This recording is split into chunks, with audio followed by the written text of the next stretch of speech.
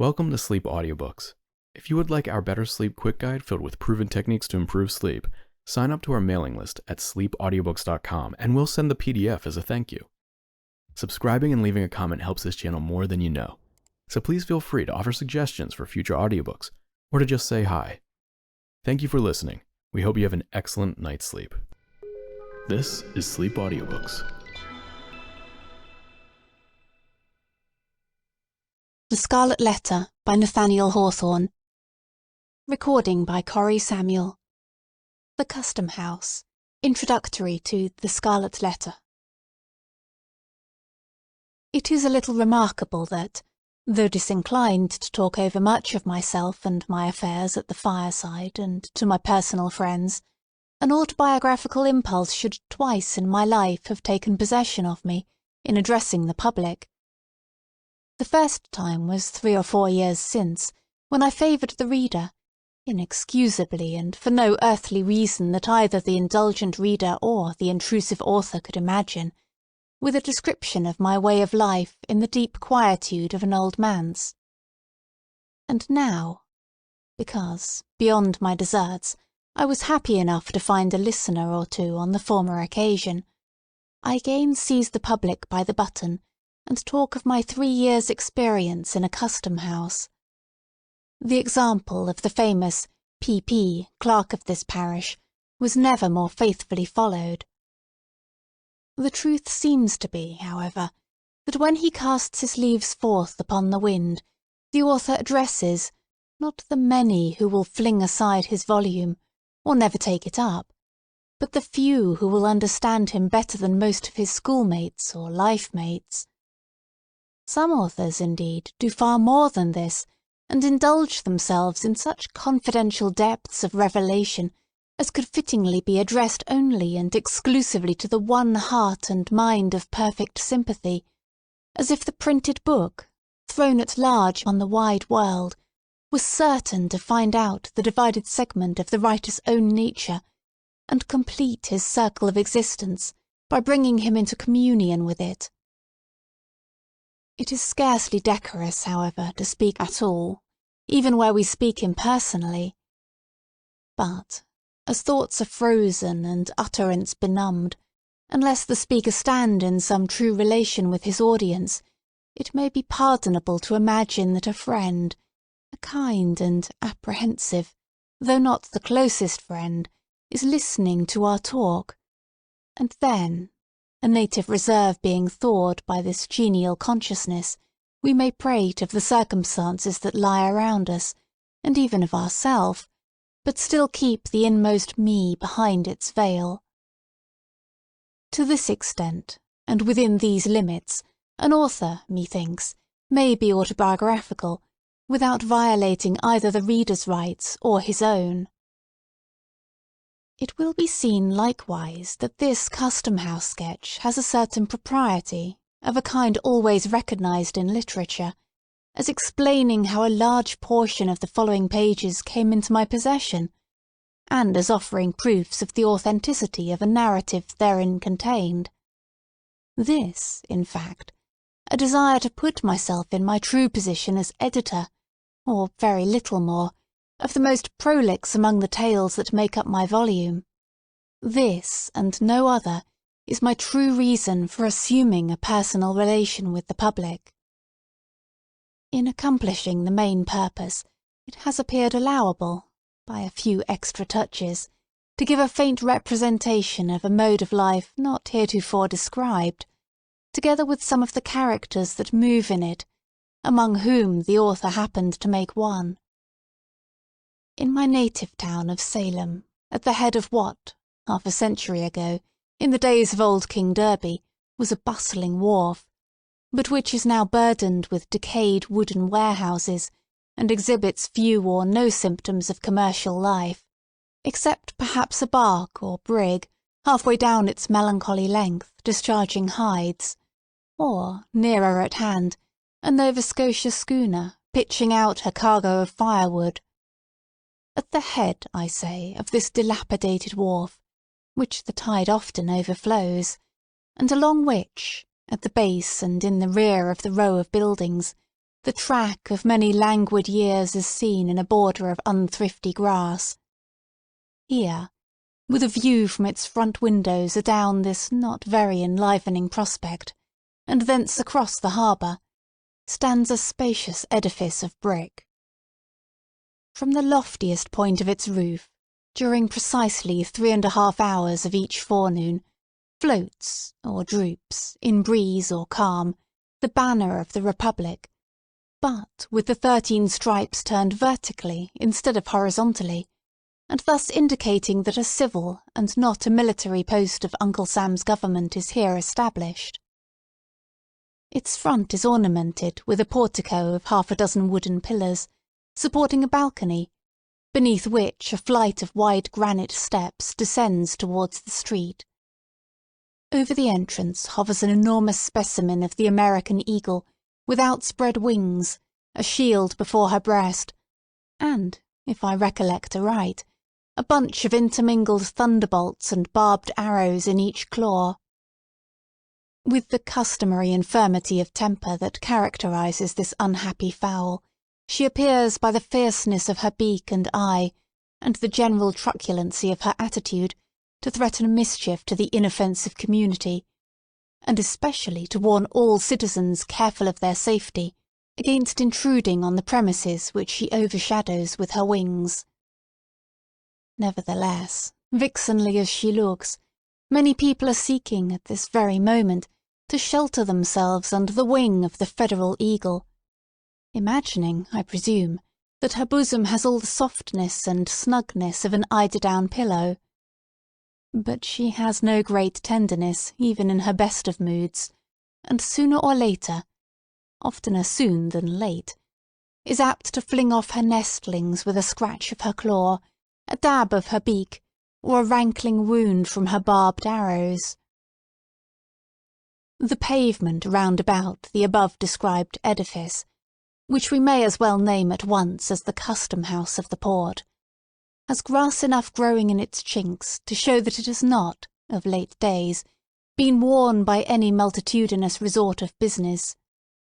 In some months of the year, however, there often chances a forenoon when affairs move onward with a livelier tread.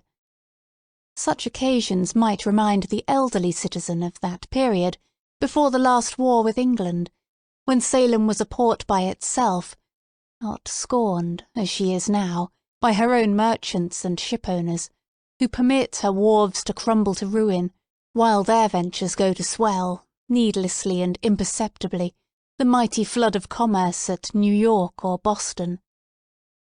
On some such morning, when 3 or 4 vessels happen to have arrived at once, usually from Africa or South America, or to be on the verge of their departure thitherward, there is a sound of frequent feet passing briskly up and down the granite steps.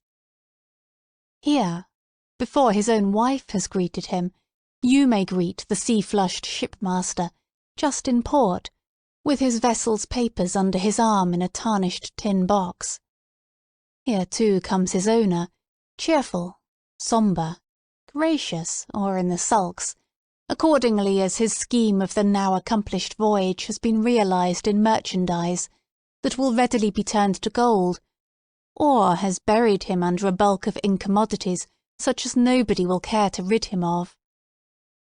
Here, likewise, the germ of the wrinkle-browed, grizzly-bearded, careworn merchant, we have the smart young clerk, who gets the taste of traffic as a wolf-cub does of blood, and already sends adventures in his master's ships, when he had better be sailing mimic-boats upon a mill-pond. Another figure in the scene is the outward-bound sailor, in quest of a protection, or the recently arrived one, pale and feeble, seeking a passport to the hospital. Nor must we forget the captains of the rusty little schooners that bring firewood from the British provinces, a rough-looking set of tarpaulins, without the alertness of the Yankee aspect, but contributing an item of no slight importance to our decaying trade. Cluster all these individuals together, as they sometimes were, with other miscellaneous ones to diversify the group, and, for the time being, it made the Custom-house a stirring scene. More frequently, however, on ascending the steps, you would discern, in the entry if it was summer-time, or in their appropriate rooms if wintry or inclement weather, a row of venerable figures, sitting in old-fashioned chairs, which were tipped on their hind legs back against the wall. Oftentimes they were asleep, but occasionally might be heard talking together, in voices between a speech and a snore, and with that lack of energy that distinguishes the occupants of almshouses and all other human beings who depend for subsistence on charity, on monopolised labour, or on anything else but their own independent exertions. These old gentlemen, seated, like Matthew, at the receipt of custom, but not very liable to be summoned thence, like him, for apostolic errands, were custom-house officers. Furthermore, on the left hand as you enter the front door, is a certain room or office, about 15 feet square, and of a lofty height, with 2 of its arched windows commanding a view of the aforesaid dilapidated wharf, and the third looking across a narrow lane, and along a portion of Derby Street. All 3 give glimpses of the shops of grocers, block-makers, slop-sellers, and ship-chandlers, around the doors of which are generally to be seen, laughing and gossiping, clusters of old salts and such other wharf-rats as haunt the Wapping of a seaport. The room itself is cobwebbed and dingy with old paint. Its floor is strewn with grey sand, in a fashion that has elsewhere fallen into long disuse, and it is easy to conclude, from the general slovenliness of the place, that this is a sanctuary into which womankind, with her tools of magic, the broom and mop, has very infrequent access. In the way of furniture, there is a stove with a voluminous funnel, an old pine desk with a 3-legged stool beside it, 2 or 3 wooden-bottom chairs, exceedingly decrepit and infirm, and, not to forget the library, on some shelves a score or 2 of volumes of the Acts of Congress and a bulky digest of the revenue laws. A tin pipe ascends through the ceiling and forms a medium of vocal communication with other parts of the edifice. And here, some 6 months ago, pacing from corner to corner, or lounging on the long-legged stool, with his elbow on the desk and his eyes wandering up and down the columns of the morning newspaper, you might have recognised, honoured reader, the same individual who welcomed you into his cheery little study, where the sunshine glimmered so pleasantly through the willow branches on the western side of the old manse. But now, should you go thither to seek him, you would inquire in vain for the loco-foco surveyor. The besom of reform hath swept him out of office, and a worthier successor wears his dignity and pockets his emoluments. This old town of Salem, my native place, though I have dwelt much away from it both in boyhood and maturer years, possesses, or did possess, a hold on my affection, the force of which I have never realised during my seasons of actual residence here. Indeed, so far as its physical aspect is concerned, with its flat, unvaried surface, covered chiefly with wooden houses, few or none of which pretend to architectural beauty, its irregularity, which is neither picturesque nor quaint, but only tame, its long and lazy street, lounging wearisomely through the whole extent of the peninsula, with Gallows Hill and New Guinea at one end, and a view of the almshouse at the other. Such being the features of my native town, it would be quite as reasonable to form a sentimental attachment to a disarranged checkerboard. And yet, though invariably happiest elsewhere, there is within me a feeling for old Salem, which, in lack of a better phrase, I must be content to call affection.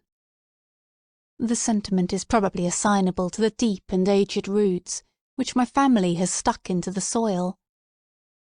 It is now nearly 2 centuries and a quarter since the original Briton, the earliest emigrant of my name, made his appearance in the wild and forest-bordered settlement which has since become a city. And here his descendants have been born and died, and have mingled their earthly substance with the soil, until no small portion of it must necessarily be akin to the mortal frame wherewith, for a little while, I walk the streets. In part, therefore, the attachment of which I speak is the mere sensuous sympathy of dust for dust. Few of my countrymen can know what it is, nor, as frequent transplantation is perhaps better for the stock, need they consider it desirable to know. But the sentiment has likewise its moral quality. The figure of that first ancestor, invested by family tradition with a dim and dusky grandeur, was present to my boyish imagination as far back as I can remember. It still haunts me, and induces a sort of home feeling with the past, which I scarcely claim in reference to the present phase of the town. I seem to have a stronger claim to a residence here, on account of this grave, bearded, sable-cloaked and steeple-crowned progenitor, who came so early, with his Bible and his sword, and trod the unworn street with such a stately port, and made so large a figure, as a man of war and peace, a stronger claim than for myself, whose name is seldom heard and my face hardly known. He was a soldier, legislator, judge. He was a ruler in the church. He had all the puritanic traits, both good and evil. He was likewise a bitter persecutor, as witness the Quakers, who have remembered him in their histories, and relate an incident of his hard severity towards a woman of their sect, which will last longer, it is to be feared, than any record of his better deeds, although these were many. His son, too, inherited the persecuting spirit, and made himself so conspicuous in the martyrdom of the witches, that their blood may fairly be said to have left a stain upon him. So deep a stain, indeed, that his dry old bones, in the Charter Street burial ground, must still retain it, if they have not crumbled utterly to dust. I know not whether these ancestors of mine bethought themselves to repent, and ask pardon of heaven for their cruelties, or whether they are now groaning under the heavy consequences of them in another state of being. At all events, I, the present writer, as their representative, hereby take shame upon myself for their sakes, and pray that any curse incurred by them, as I have heard, and as the dreary and unprosperous condition of the race for many a long year back would argue to exist, may be now and henceforth removed.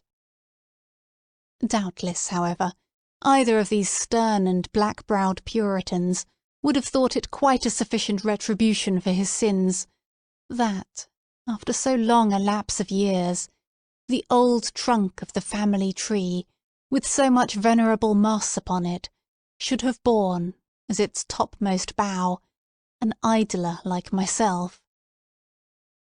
No aim that I have ever cherished would they recognise as laudable, no success of mine, if my life, beyond its domestic scope, had ever been brightened by success, would they deem otherwise than worthless, if not positively disgraceful.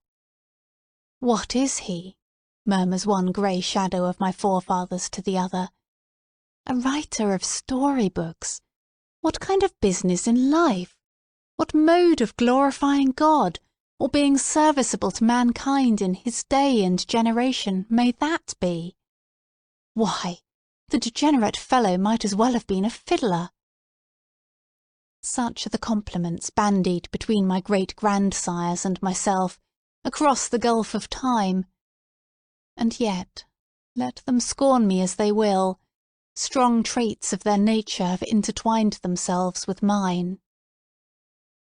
Planted deep, in the town's earliest infancy and childhood, by these two earnest and energetic men, the race has ever since subsisted here, always, too, in respectability, never, so far as I have known, disgraced by a single unworthy member, but seldom or never, on the other hand, after the first 2 generations, performing any memorable deed, or so much as putting forward a claim to public notice. Gradually they have sunk almost out of sight, as old houses, here and there about the streets, get covered halfway to the eaves by the accumulation of new soil. From father to son, for above 100 years, they followed the sea, a grey-headed shipmaster in each generation, retiring from the quarterdeck to the homestead, while a boy of 14 took the hereditary place before the mast, confronting the salt spray and the gale which had blustered against his sire and grandsire. The boy, also in due time, passed from the forecastle to the cabin, spent a tempestuous manhood, and returned from his world wanderings, to grow old and die, and mingle his dust with the natal earth. This long connection of a family with one spot, as its place of birth and burial, creates a kindred between the human being and the locality, quite independent of any charm in the scenery or moral circumstances that surround him. It is not love, but instinct. The new inhabitant, who came himself from a foreign land, or whose father or grandfather came, has little claim to be called a Salemite. He has no conception of the oyster-like tenacity with which an old settler, over whom his 3rd century is creeping, clings to the spot where his successive generations have been embedded.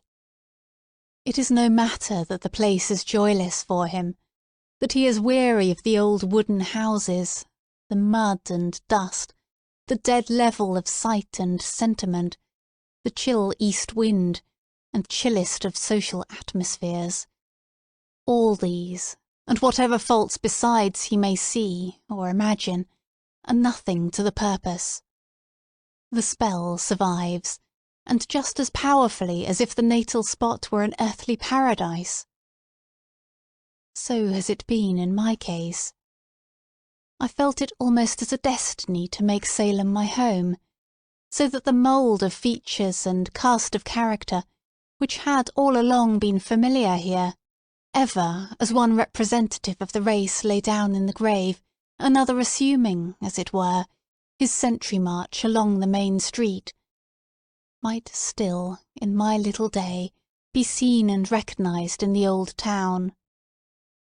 Nevertheless, this very sentiment is an evidence that the connection, which has become an unhealthy one, should at least be severed.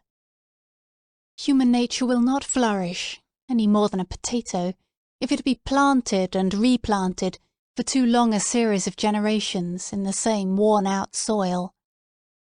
My children have had other birthplaces, and, so far as their fortunes may be within my control, shall strike their roots into unaccustomed earth.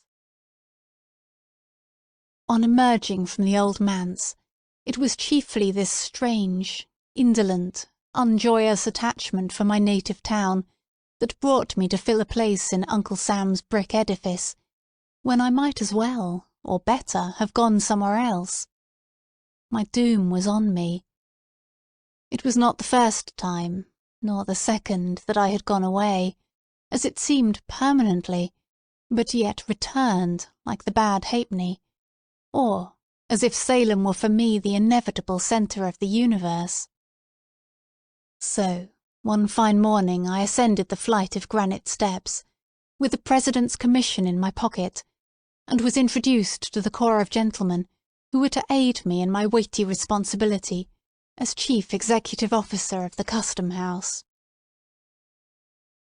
I doubt greatly, or rather I do not doubt at all, whether any public functionary of the United States, either in the civil or military line, has ever had such a patriarchal body of veterans under his orders as myself. The whereabouts of the oldest inhabitant was at once settled when I looked at them. For upwards of 20 years before this epoch, the independent position of the collector had kept the Salem Custom-house out of the whirlpool of political vicissitude which makes the tenure of office generally so fragile.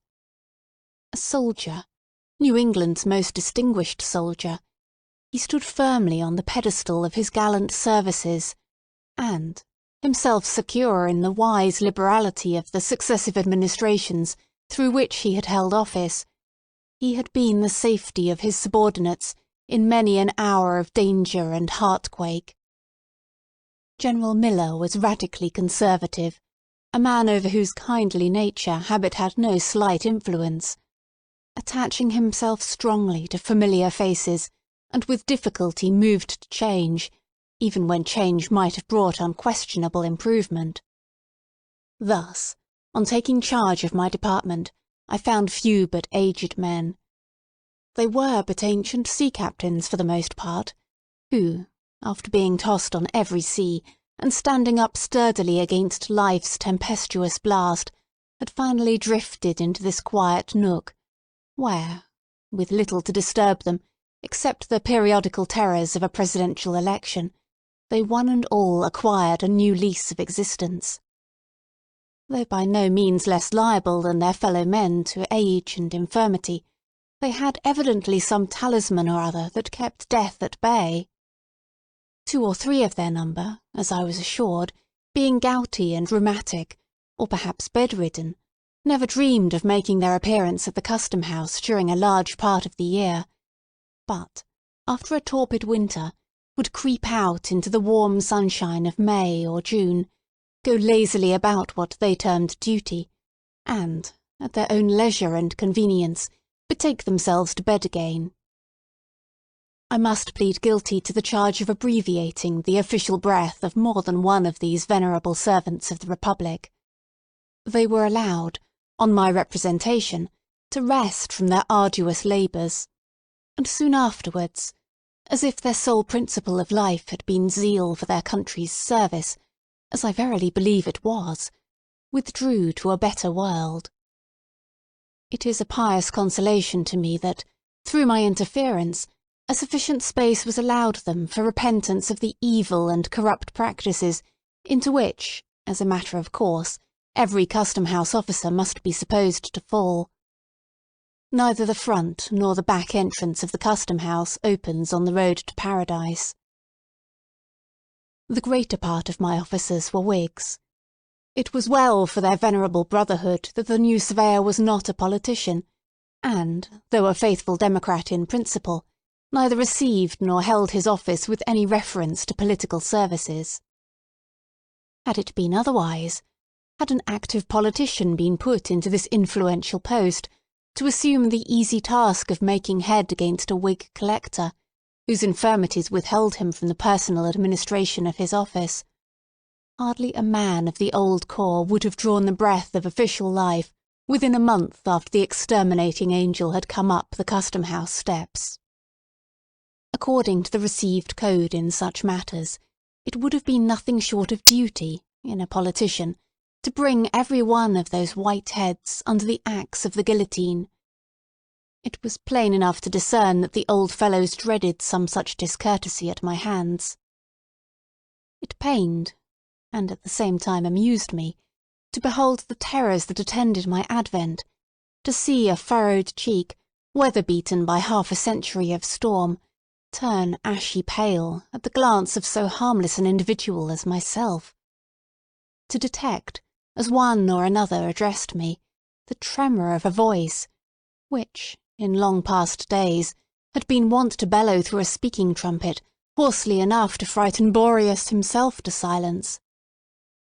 They knew, these excellent old persons, that, by all established rule, and, as regarded some of them, weighed by their own lack of efficiency for business, they ought to have given place to younger men, more orthodox in politics, and altogether fitter than themselves to serve our common uncle.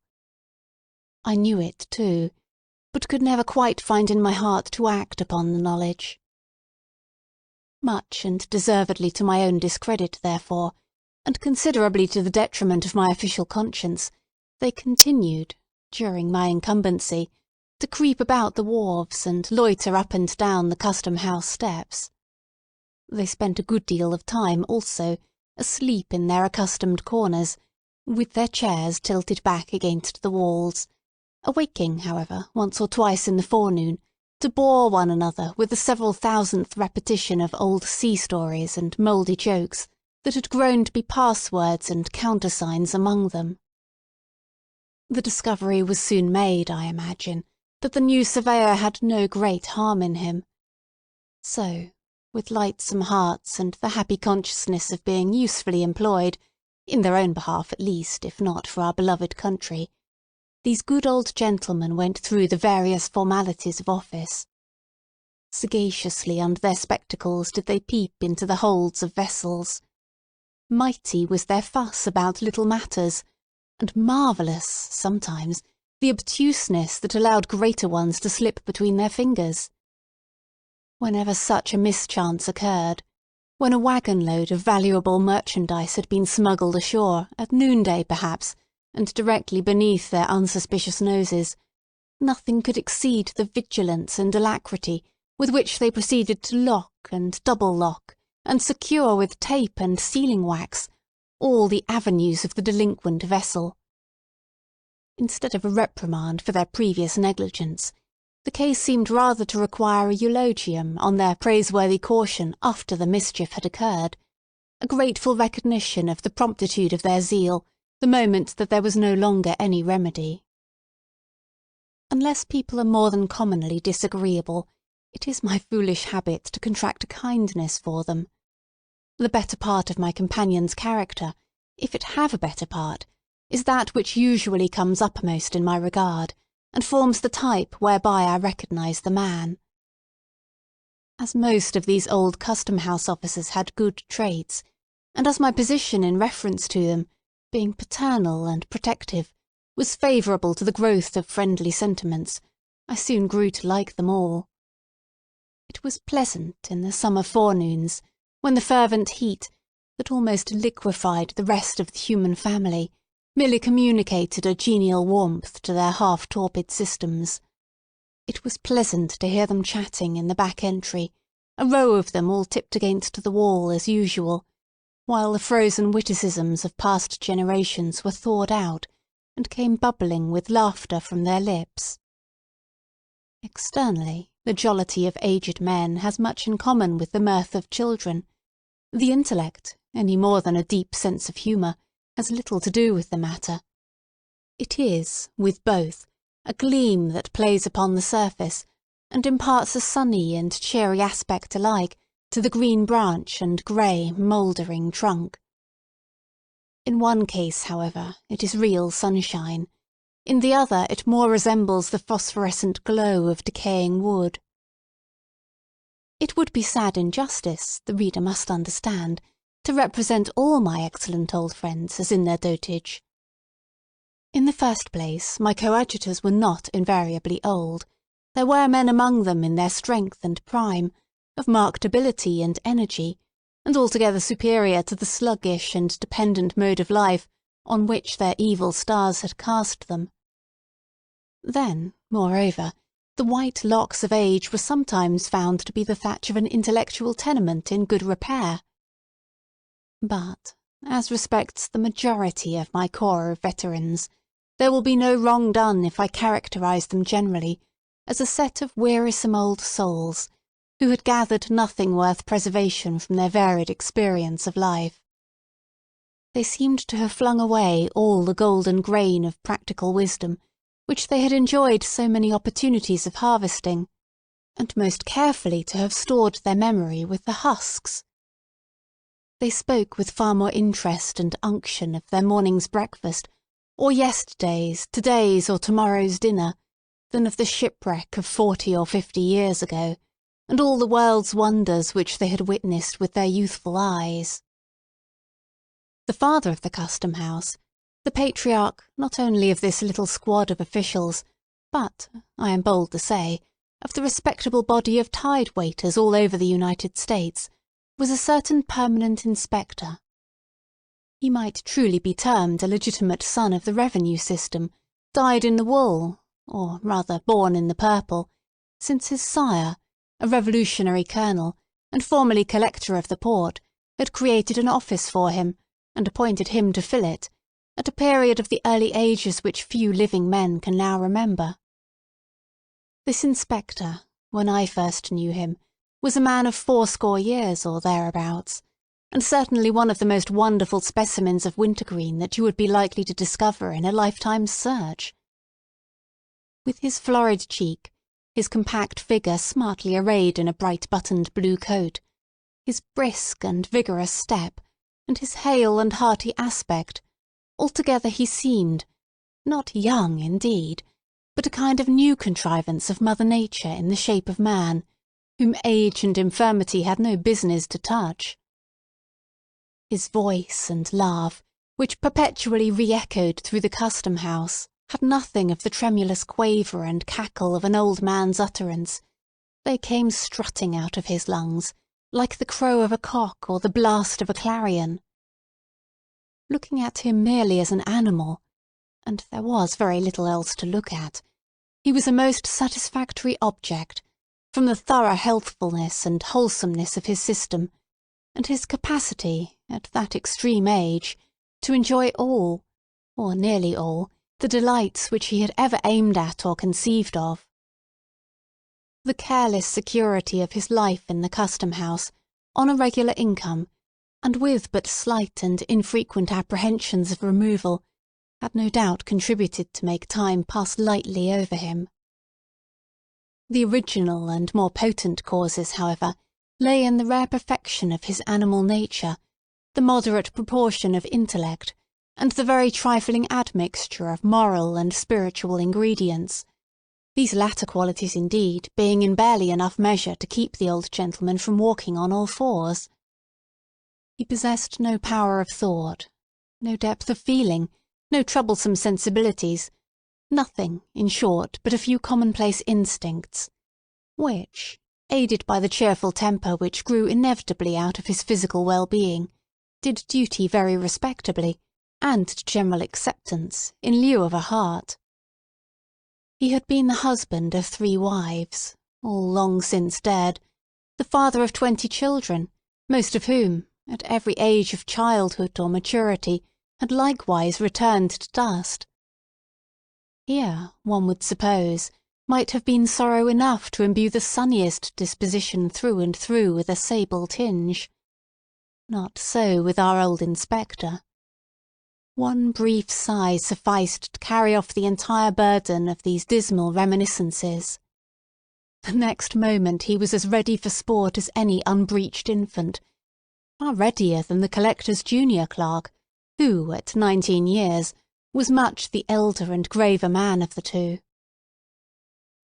I used to watch and study this patriarchal personage, with, I think, livelier curiosity than any other form of humanity there presented to my notice. He was, in truth, a rare phenomenon, so perfect, in one point of view, so shallow, so delusive, so impalpable, such an absolute nonentity in every other.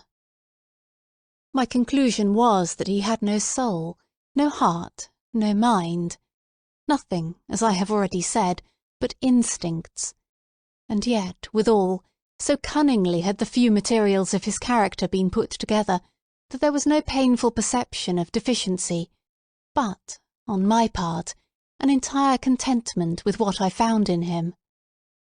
It might be difficult, and it was so, to conceive how he should exist hereafter, so earthly and sensuous did he seem.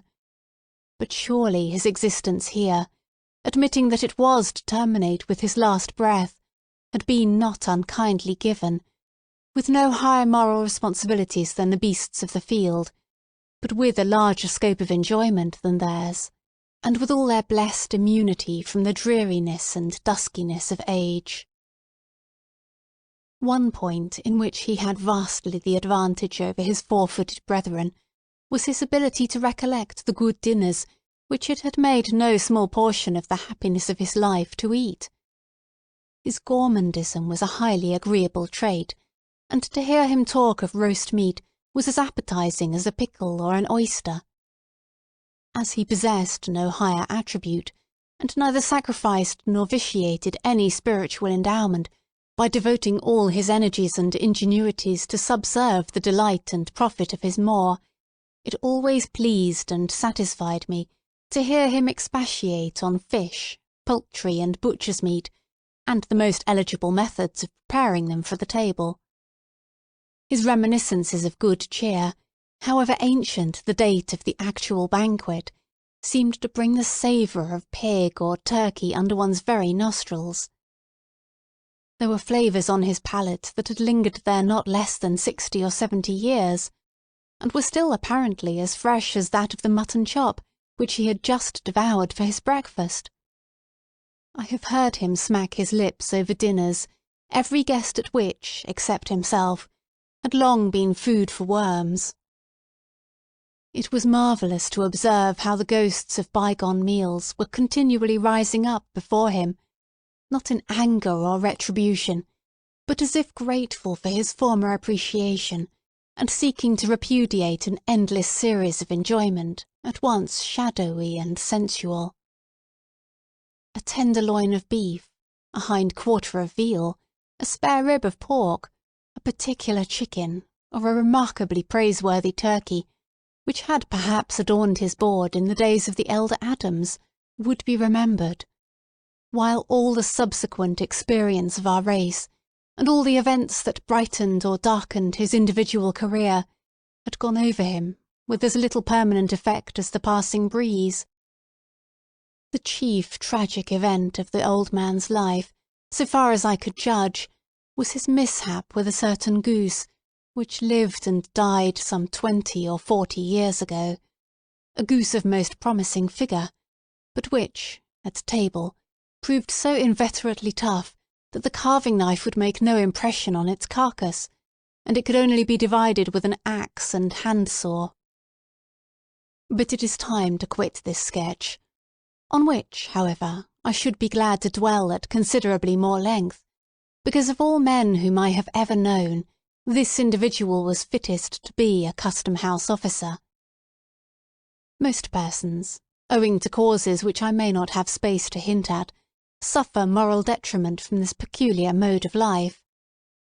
The old inspector was incapable of it, and, were he to continue in office to the end of time, would be just as good as he was then, and sit down to dinner with just as good an appetite. There is one likeness, without which my gallery of custom-house portraits would be strangely incomplete, but which my comparatively few opportunities for observation enable me to sketch only in the merest outline. It is that of the collector, our gallant old general, who, after his brilliant military service, subsequently to which he had ruled over a wild western territory, had come hither, 20 years before, to spend the decline of his varied and honourable life. The brave soldier had already numbered, nearly or quite, his 80 years and 10, and was pursuing the remainder of his earthly march, burdened with infirmities which even the martial music of his own spirit-stirring recollections could do little towards lightening. The step was palsied now, that had been foremost in the charge. It was only with the assistance of a servant, and by leaning his hand heavily on the iron balustrade, that he could slowly and painfully ascend the custom-house steps, and, with a toilsome progress across the floor, attain his customary chair by the fireplace. There he used to sit, gazing with a somewhat dim serenity of aspect at the figures that came and went, amid the rustle of papers, the administering of oaths, the discussion of business, and the casual talk of the office, all which sounds and circumstances seemed but indistinctly to impress his senses, and hardly to make their way into his inner sphere of contemplation.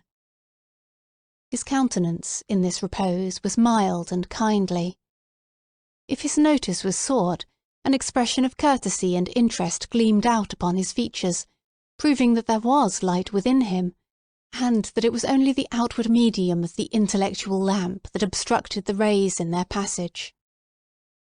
The closer you penetrated to the substance of his mind, the sounder it appeared. When no longer called upon to speak or listen, either of which operations cost him an evident effort, his face would briefly subside into its former not uncheerful quietude. It was not painful to behold this look, for, though dim, it had not the imbecility of decaying age. The framework of his nature, originally strong and massive, was not yet crumpled into ruin. To observe and define his character, however, under such disadvantages, was as difficult a task as to trace out and build up anew, in imagination, an old fortress like Ticonderoga, from a view of its grey and broken ruins. Here and there, perchance, the walls may remain almost complete, but elsewhere may be only a shapeless mound, cumbrous with its very strength and overgrown, through long years of peace and neglect, with grass and alien weeds. Nevertheless, looking at the old warrior with affection, for, slight as was the communication between us, my feeling towards him, like that of all bipeds and quadrupeds who knew him, might not improperly be termed so, I could discern the main points of his portrait. It was marked with the noble and heroic qualities which showed it to be not a mere accident, but of good right, that he had won a distinguished name. His spirit could never, I conceive, have been characterized by an uneasy activity. It must, at any period of his life, have required an impulse to set him in motion. But, once stirred up, with obstacles to overcome and an adequate object to be attained, it was not in the man to give out or fail. The heat that had formerly pervaded his nature, and which was not yet extinct, was never of the kind that flashes and flickers in a blaze, but rather a deep red glow, as of iron in a furnace. Weight, solidity, firmness, this was the expression of his repose, even in such decay as had crept untimely over him at the period of which I speak.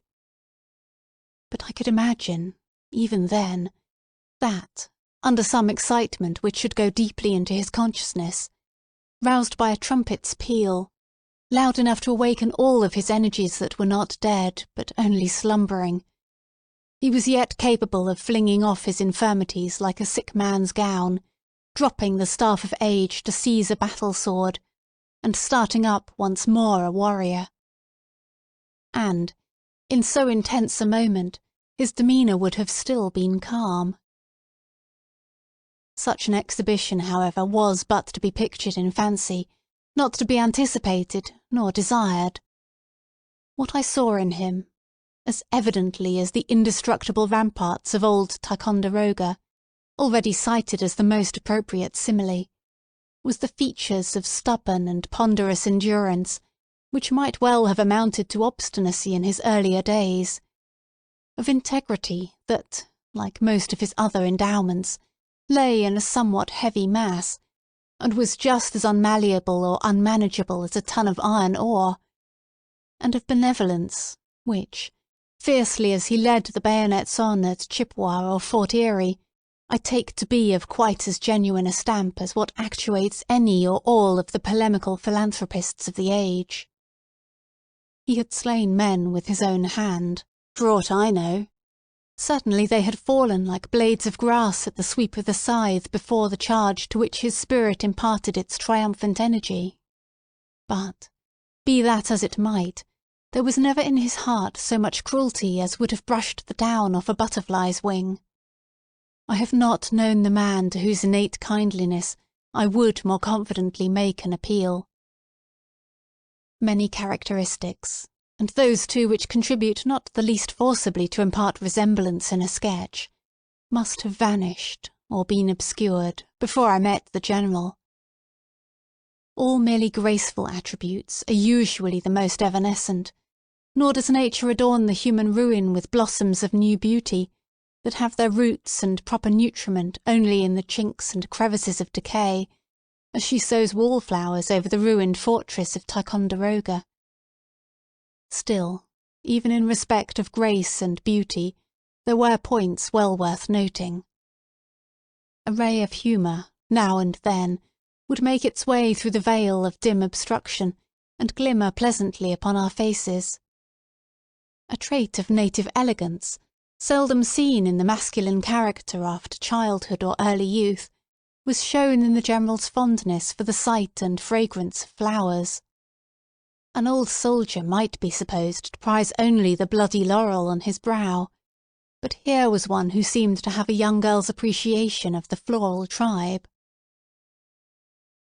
There, beside the fireplace, the brave old general used to sit, while the surveyor, though seldom, when it could be avoided, taking upon himself the difficult task of engaging him in conversation, was fond of standing at a distance and watching his quiet and almost slumberous countenance. He seemed away from us, although we saw him but a few yards off, remote, though we passed close beside his chair, unattainable, though we might have stretched forth our hands and touched his own. It might be that he lived a more real life within his thoughts than amid the unappropriate environment of the collector's office. The evolutions of the parade, the tumult of the battle, the flourish of old heroic music heard 30 years before. Such scenes and sounds, perhaps, were all alive before his intellectual sense. Meanwhile, the merchants and shipmasters, the spruce clerks and uncouth sailors, entered and departed. The bustle of this commercial and custom-house life kept up its little murmur round about him, and neither with the men nor their affairs did the general appear to sustain the most distant relation.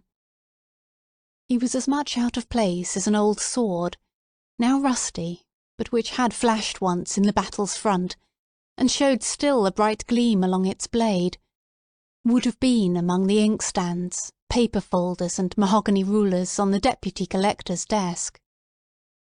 There was one thing that much aided me in renewing and recreating the stalwart soldier of the Niagara frontier, the man of true and simple energy. It was the recollection of those memorable words of his, "I'll try, sir," spoken on the very verge of a desperate and heroic enterprise, and breathing the soul and spirit of New England hardihood, comprehending all perils and encountering all. If, in our country, valour were rewarded by heraldic honour, this phrase, which it seems so easy to speak, but which only he, with such a task of danger and glory before him, has ever spoken, would be the best and fittest of all mottos for the general's shield of arms. It contributes greatly towards a man's moral and intellectual health to be brought into habits of companionship with individuals unlike himself, who care little for his pursuits, and whose sphere and abilities he must go out of himself to appreciate.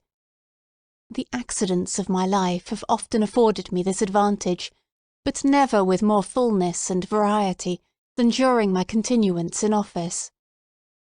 There was one man especially, the observation of whose character gave me a new idea of talent. His gifts were emphatically those of a man of business, prompt, acute, clear-minded, with an eye that saw through all perplexities, and a faculty of arrangement that made them vanish as if by the waving of an enchanter's wand.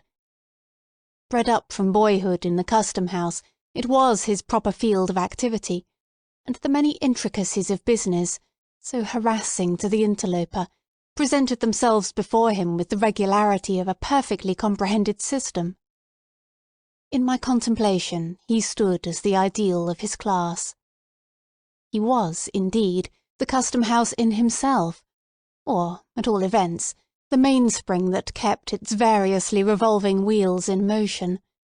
For, in an institution like this, where its officers are appointed to subserve their own profit and convenience, and seldom with a leading reference to their fitness for the duty to be performed, they must perforce seek elsewhere the dexterity which is not in them. Thus, by an inevitable necessity, as a magnet attracts steel filings, so did our man of business draw to himself the difficulties which everybody met with. With an easy condescension, and kind forbearance towards our stupidity, which, to his order of mind, must have seemed little short of crime, would he, forthwith, by the merest touch of his finger, make the incomprehensible as clear as daylight. The merchants valued him not less than we, his esoteric friends. His integrity was perfect. It was a law of nature with him, rather than a choice or a principle, nor can it be otherwise than the main condition of an intellect so remarkably clear and accurate as his, to be honest and regular in the administration of affairs. A stain on his conscience, as to anything that came within the range of his vocation, would trouble such a man very much in the same way, though to a far greater degree, than an error in the balance of an account, or an ink blot on the fair page of a book of record. Here, in a word, and it is a rare instance in my life, I had met with a person thoroughly adapted to the situation which he held. Such were some of the people with whom I now found myself connected. I took it in good part, at the hands of Providence, that I was thrown into a position so little akin to my past habits, and set myself seriously to gather from it whatever profit was to be had. After my fellowship of toil and impracticable schemes with the dreamy brethren of Brook Farm, after living for 3 years within the subtle influence of an intellect like Emerson's, after those wild, free days on the Assabeth, indulging fantastic speculations, beside our fire of fallen boughs, with Ellery Channing, after talking with Thoreau about pine trees and Indian relics in his hermitage at Walden, after growing fastidious by sympathy with the classic refinement of Hillard's culture, after becoming imbued with poetic sentiment at Longfellow's hearthstone, it was time, at length, that I should exercise other faculties of my nature, and nourish myself with food for which I had hitherto had little appetite. Even the old inspector was desirable, as a change of diet, to a man who had known Alcott. I looked upon it as an evidence, in some measure, of a system naturally well balanced, and lacking no essential part of a thorough organisation, that, with such associates to remember, I could mingle at once with men of altogether different qualities, and never murmur at the change. Literature, its exertions and objects, were now of little moment in my regard. I cared not at this period for books, they were apart from me. Nature, except it were human nature, the nature that is developed in earth and sky, was, in one sense, hidden from me, and all the imaginative delight wherewith it had been spiritualized passed away out of my mind. A gift, a faculty, if it had not been departed, was suspended and inanimate within me. There would have been something sad, unutterably dreary in all this, had I not been conscious that it lay at my own option to recall whatever was valuable in the past. It might be true, indeed, that this was a life which could not, with impunity, be lived too long, else it might make me permanently other than I had been, without transforming me into any shape which it would be worth my while to take. But I never considered it as other than a transitory life. There was always a prophetic instinct, a low whisper in my ear, that within no long period, and whenever a new change of custom should be essential to my good, change would come. Meanwhile, there I was, a surveyor of the revenue, and, so far as I have been able to understand, as good a surveyor as need be. A man of thought, fancy, and sensibility, had he 10 times the surveyor's proportion of those qualities, may, at any time, be a man of affairs, if he will only choose to give himself the trouble. My fellow officers, and the merchants and sea captains with whom my official duties brought me into any manner of connection, viewed me in no other light, and probably knew me in no other character. None of them, I presume, had ever read a page of my inditing, or would have cared a fig the more for me if they had read them all. Nor would it have mended the matter in the least, had those same unprofitable pages been written with a pen like those of Burns or of Chaucer, each of whom was a custom-house officer in his day, as well as I. It is a good lesson, though it may often be a hard one, for a man who has dreamed of literary fame, and of making for himself a rank among the world's dignitaries by such means, to step aside out of the narrow circle in which his claims are recognised, and to find how utterly devoid of significance, beyond that circle, is all that he achieves and all he aims at. I know not that I especially needed the lesson, either in the way of warning or rebuke, but at any rate I learned it thoroughly. Nor, it gives me pleasure to reflect, did the truth, as it came home to my perception, ever cost me a pang, or require to be thrown off in a sigh. In the way of literary talk, it is true, the naval officer, an excellent fellow, who came into the office with me and went out only a little later, would often engage me in a discussion about one or other of his favourite topics, Napoleon or Shakespeare. The collector's junior clerk, too, a young gentleman, who, it was whispered, occasionally covered a sheet of Uncle Sam's letter paper with what, at the distance of a few yards, looked very much like poetry, used now and then to speak to me of books, as matters with which I might possibly be conversant.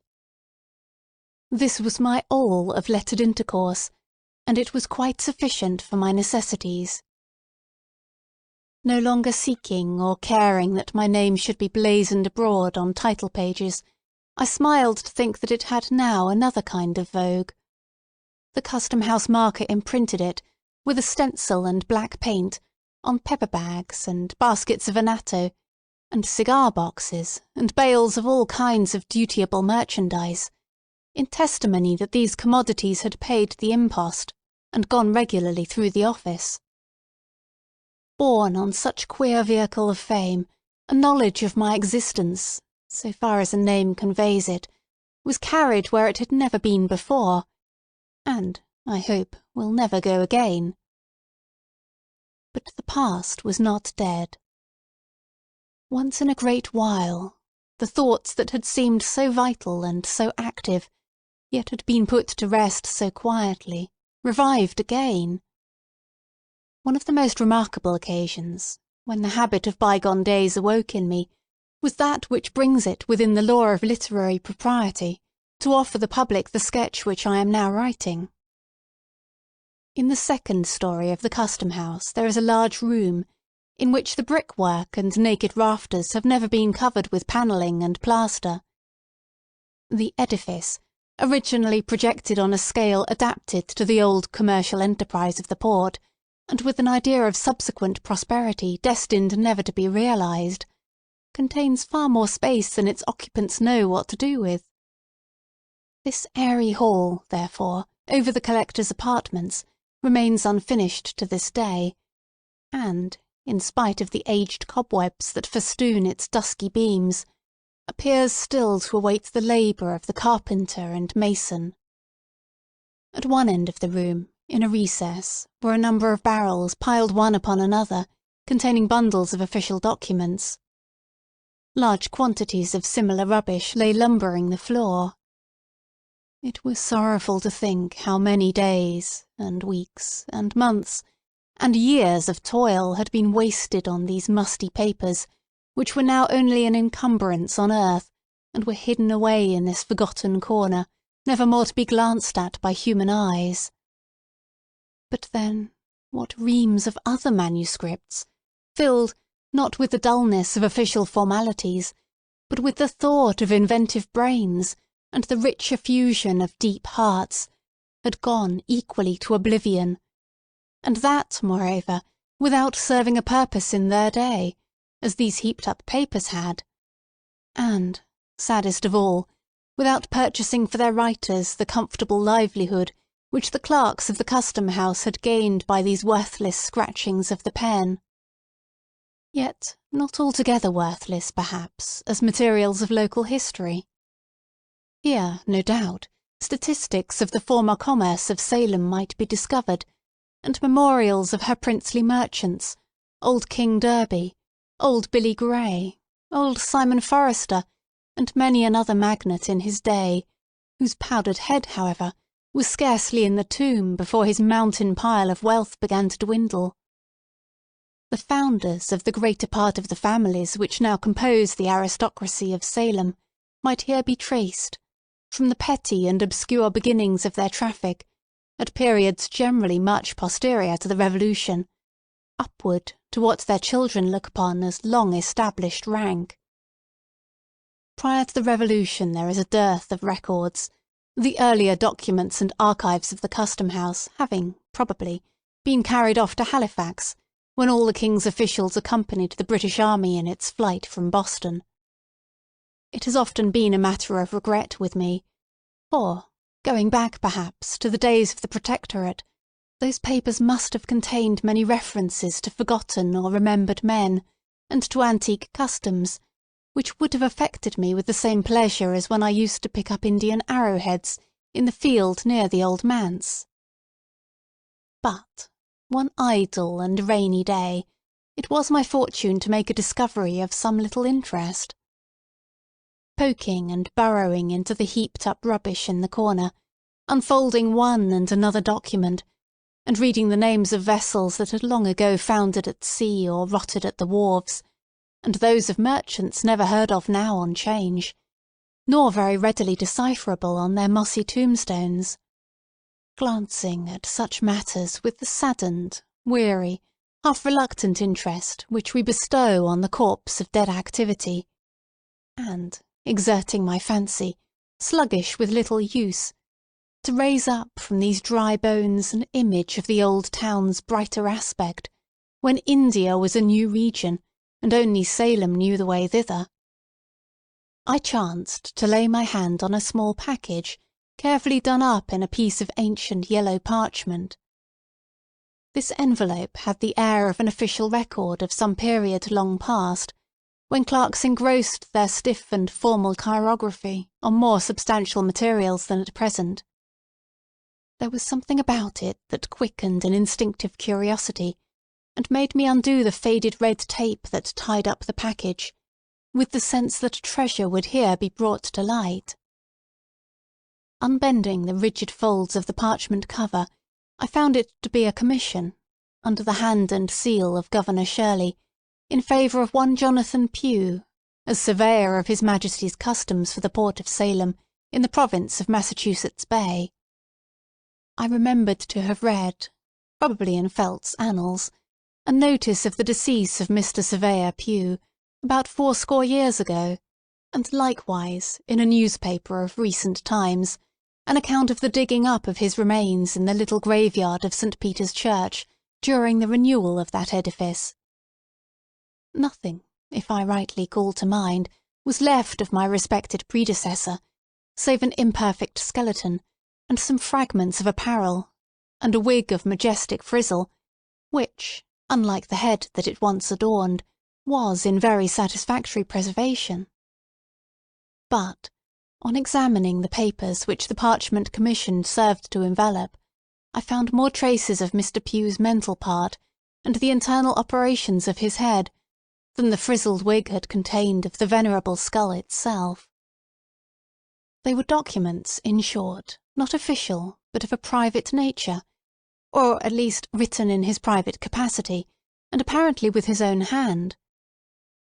I could account for their being included in the heap of Custom-house lumber only by the fact that Mr. Pugh's death had happened suddenly, and that these papers, which he probably kept in his official desk, had never come to the knowledge of his heirs, or were supposed to relate to the business of the revenue. On the transfer of the archives to Halifax, this package, proving to be of no public concern, was left behind, and had remained ever since unopened. The ancient surveyor, being little molested, I suppose, at that early day, with business pertaining to his office, seems to have devoted some of his many leisure hours to researches as a local antiquarian, and other inquisitions of a similar nature. These supplied material for petty activity to a mind that would otherwise have been eaten up with rust. A portion of his facts, by the by, did me good service in the preparation of the article entitled Main Street, included in the present volume. The remainder may perhaps be applied to purposes equally valuable hereafter, or, not impossibly, may be worked up, so far as they go, into a regular history of Salem, should my veneration for the natal soil ever impel me to so pious a task. Meanwhile they shall be at the command of any gentleman, inclined and competent, to take the unprofitable labour off my hands. As a final disposition, I contemplate depositing them with the Essex Historical Society. But the object that most drew my attention to the mysterious package was a certain affair of fine red cloth, much worn and faded. There were traces about it of gold embroidery, which, however, was greatly frayed and defaced, so that none, or very little, of the glitter was left.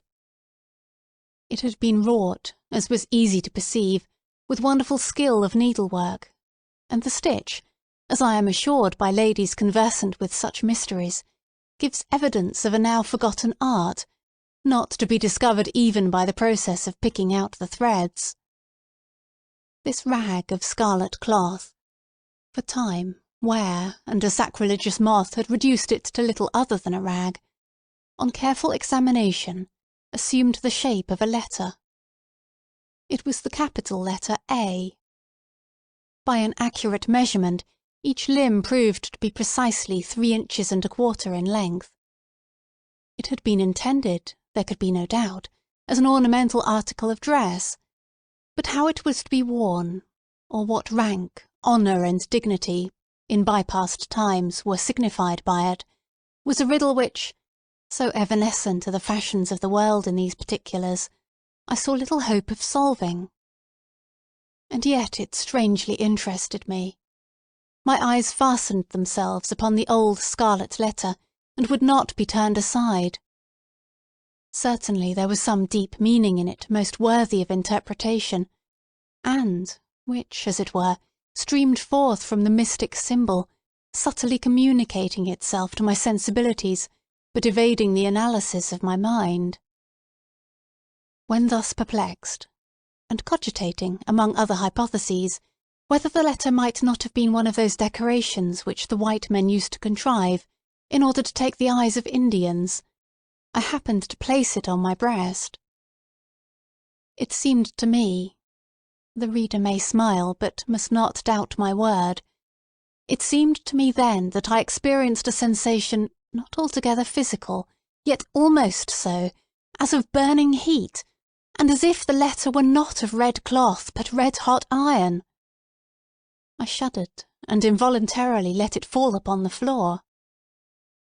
In the absorbing contemplation of the Scarlet Letter, I had hitherto neglected to examine a small roll of dingy paper, around which it had been twisted. This I now opened, and had the satisfaction to find recorded by the old surveyor's pen a reasonably complete explanation of the whole affair. There were several foolscap sheets, containing many particulars, respecting the life and conversation of one Hester Prynne, who appeared to have been a rather noteworthy personage in the view of our ancestors. She had flourished during the period between the early days of Massachusetts and the close of the 17th century. Aged persons, alive in the time of Mr. Surveyor Pugh, and from whose oral testimony he had made up his narrative, remembered her, in their youth, as a very old but not decrepit woman, of a stately and solemn aspect.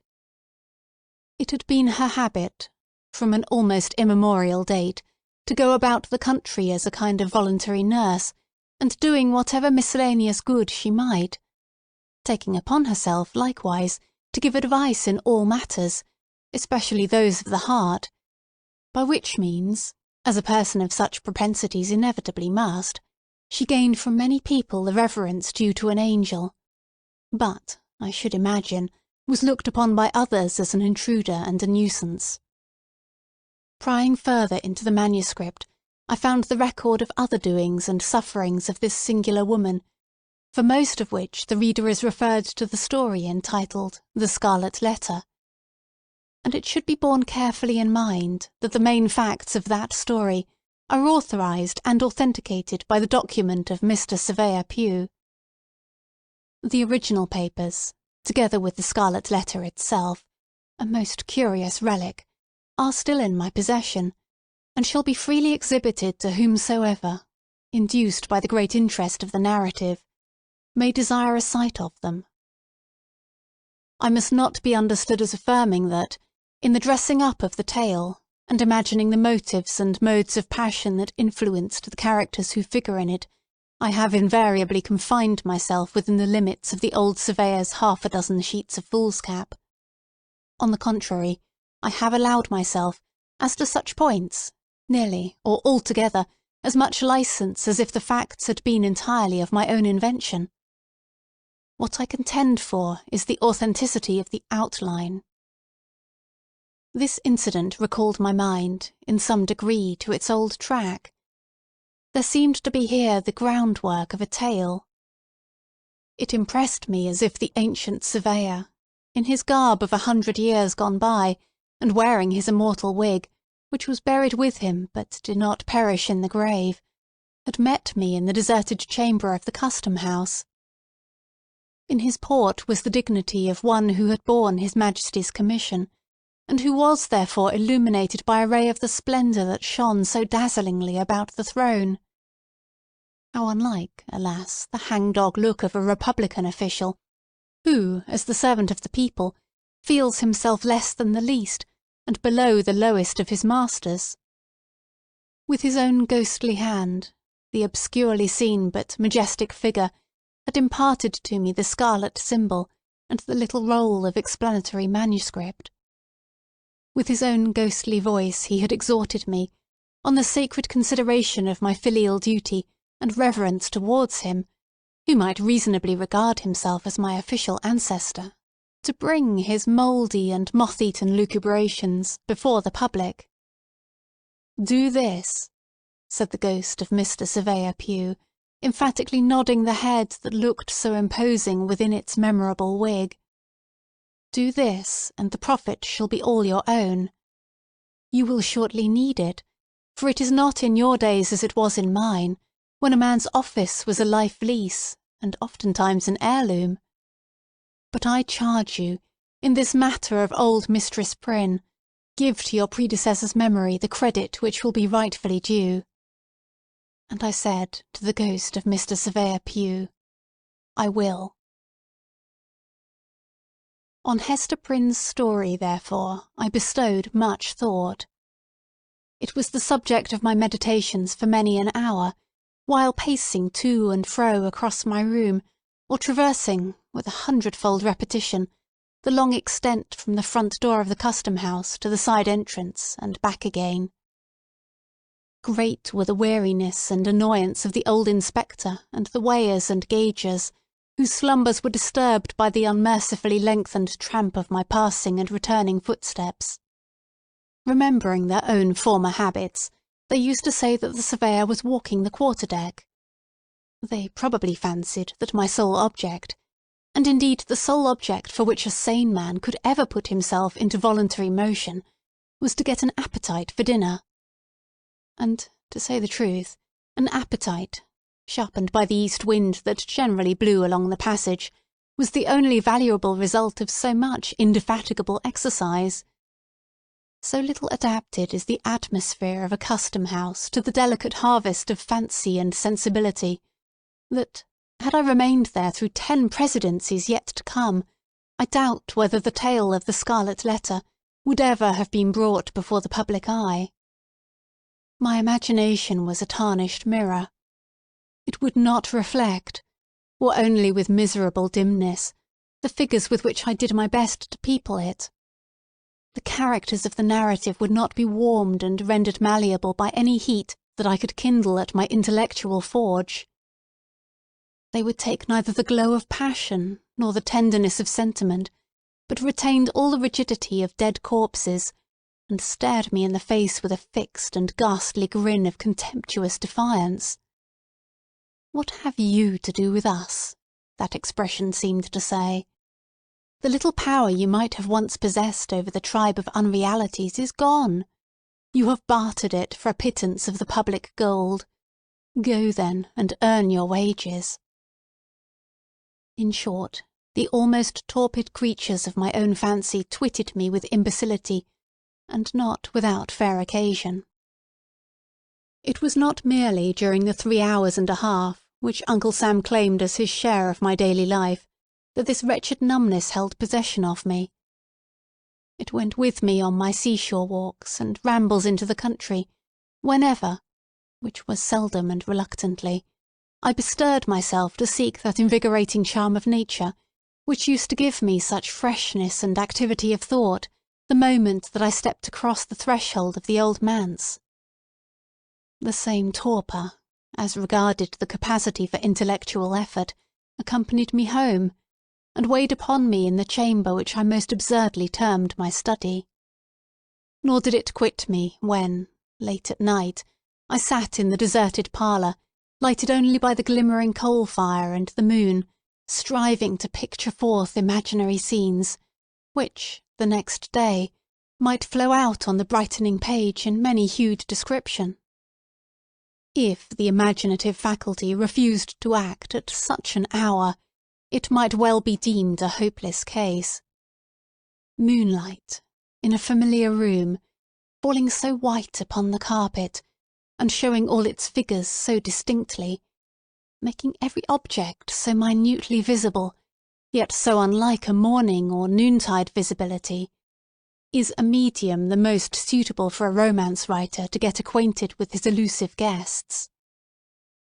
There is the little domestic scenery of the well-known apartment, the chairs, with each its separate individuality, the centre-table sustaining a work-basket, a volume or two, and an extinguished lamp, the sofa, the bookcase, the picture on the wall.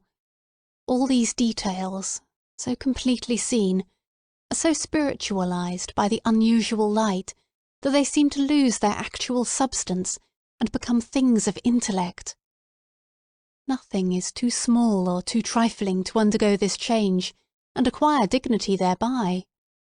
A child's shoe, the doll seated in her little wicker carriage, the hobby-horse, whatever, in a word, has been used or played with during the day, is now invested with a quality of strangeness and remoteness, though still almost as vividly present as by daylight.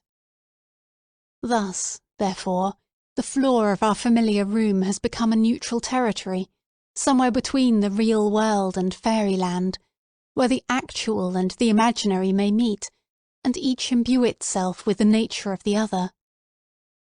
Ghosts might enter here without affrighting us.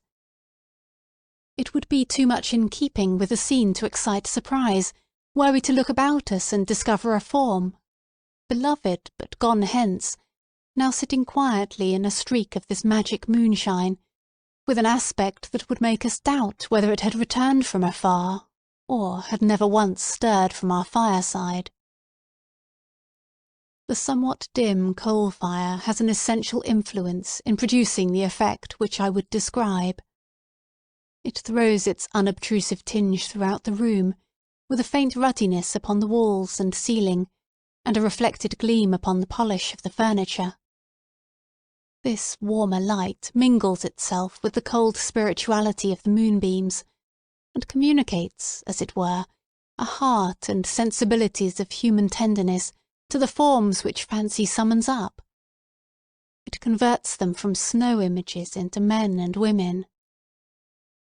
Glancing at the looking-glass, we behold, deep within its haunted verge, the smouldering glow of the half-extinguished anthracite, the white moonbeams on the floor, and a repetition of all the gleam and shadow of the picture, with one remove further from the actual and nearer to the imaginative. Then, at such an hour, and with this scene before him, if a man, sitting all alone, cannot dream strange things, and make them look like truth, he need never try to write romances. But for myself, during the whole of my custom-house experience, moonlight and sunshine and the glow of firelight were just alike in my regard, and neither of them was of one whit more avail than the twinkle of a tallow candle. An entire class of susceptibilities, and a gift connected with them, of no great richness or value, but the best I had, was gone from me. It is my belief, however, that had I attempted a different order of composition, my faculties would not have been found so pointless and inefficacious.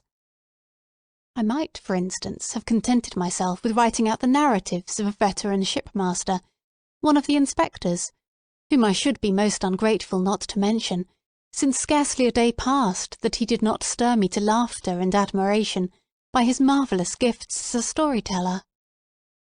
Could I have preserved the picturesque force of his style, and the humorous colouring which nature taught him how to throw over his descriptions, the result, I honestly believe, would have been something new in literature. Or I might readily have found a more serious task. It was a folly, with the materiality of this daily life pressing so intrusively upon me, to attempt to fling myself back into another age, or to insist on creating the semblance of a world out of airy matter, when, at every moment, the impalpable beauty of my soap bubble was broken by the rude contact of some actual circumstance. The wiser effort would have been to diffuse thought and imagination through the opaque substance of to-day, and thus to make it a bright transparency, to spiritualize the burden that began to weigh so heavily, to seek, resolutely, the true and indestructible value that lay hidden in the petty and wearisome incidents and ordinary characters with which I was now conversant. The fault was mine. The page of life that was spread out before me seemed dull and commonplace, only because I had not fathomed its deeper import. A better book than I shall ever write was there, leaf after leaf presenting itself to me, just as it was written out by the reality of the flitting hour, and vanishing as fast as written, only because my brain wanted the insight, and my hand the cunning, to transcribe it. At some future day, it may be, I shall remember a few scattered fragments and broken paragraphs, and write them down, and find the letters turn to gold upon the page. These perceptions had come too late. At the instant I was only conscious that what would have been a pleasure once was now a hopeless toil. There was no occasion to make much moan about this state of affairs. I had ceased to be a writer of tolerably poor tales and essays, and had become a tolerably good surveyor of the customs. That was all. But, nevertheless, it is anything but agreeable to be haunted by a suspicion that one's intellect is dwindling away, or exhaling, without your consciousness, like ether out of a phial, so that, at every glance, you find a smaller and less volatile residuum. Of the fact there could be no doubt, and, examining myself and others, I was led to conclusions, in reference to the effect of public office on the character, not very favourable to the mode of life in question. In some other form, perhaps, I may hereafter develop these effects. Suffice it here to say that a custom-house officer of long continuance can hardly be a very praiseworthy or respectable personage, for many reasons. One of them, the tenure by which he holds his situation, and another, the very nature of his business, which, though I trust an honest one, is of such a sort that he does not share in the united effort of mankind. An effect, which I believe to be observable, more or less, in every individual who has occupied the position, is, that while he leans on the mighty arm of the Republic, his own proper strength departs from him.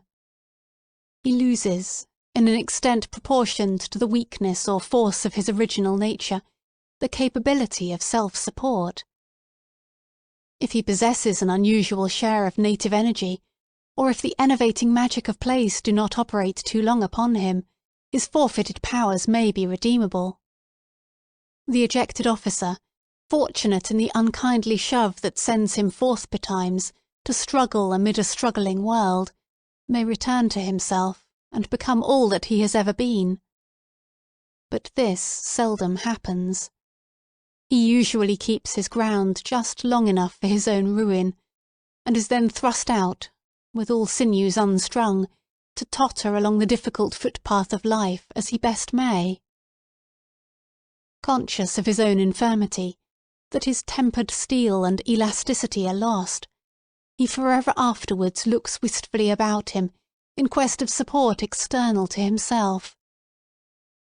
His pervading and continual hope, a hallucination, which, in the face of all discouragement and making light of impossibilities, haunts him while he lives, and, I fancy, like the convulsive throes of the cholera, torments him for a brief space after death, is that, finally, and in no long time, by some happy coincidence of circumstances, he shall be restored to office.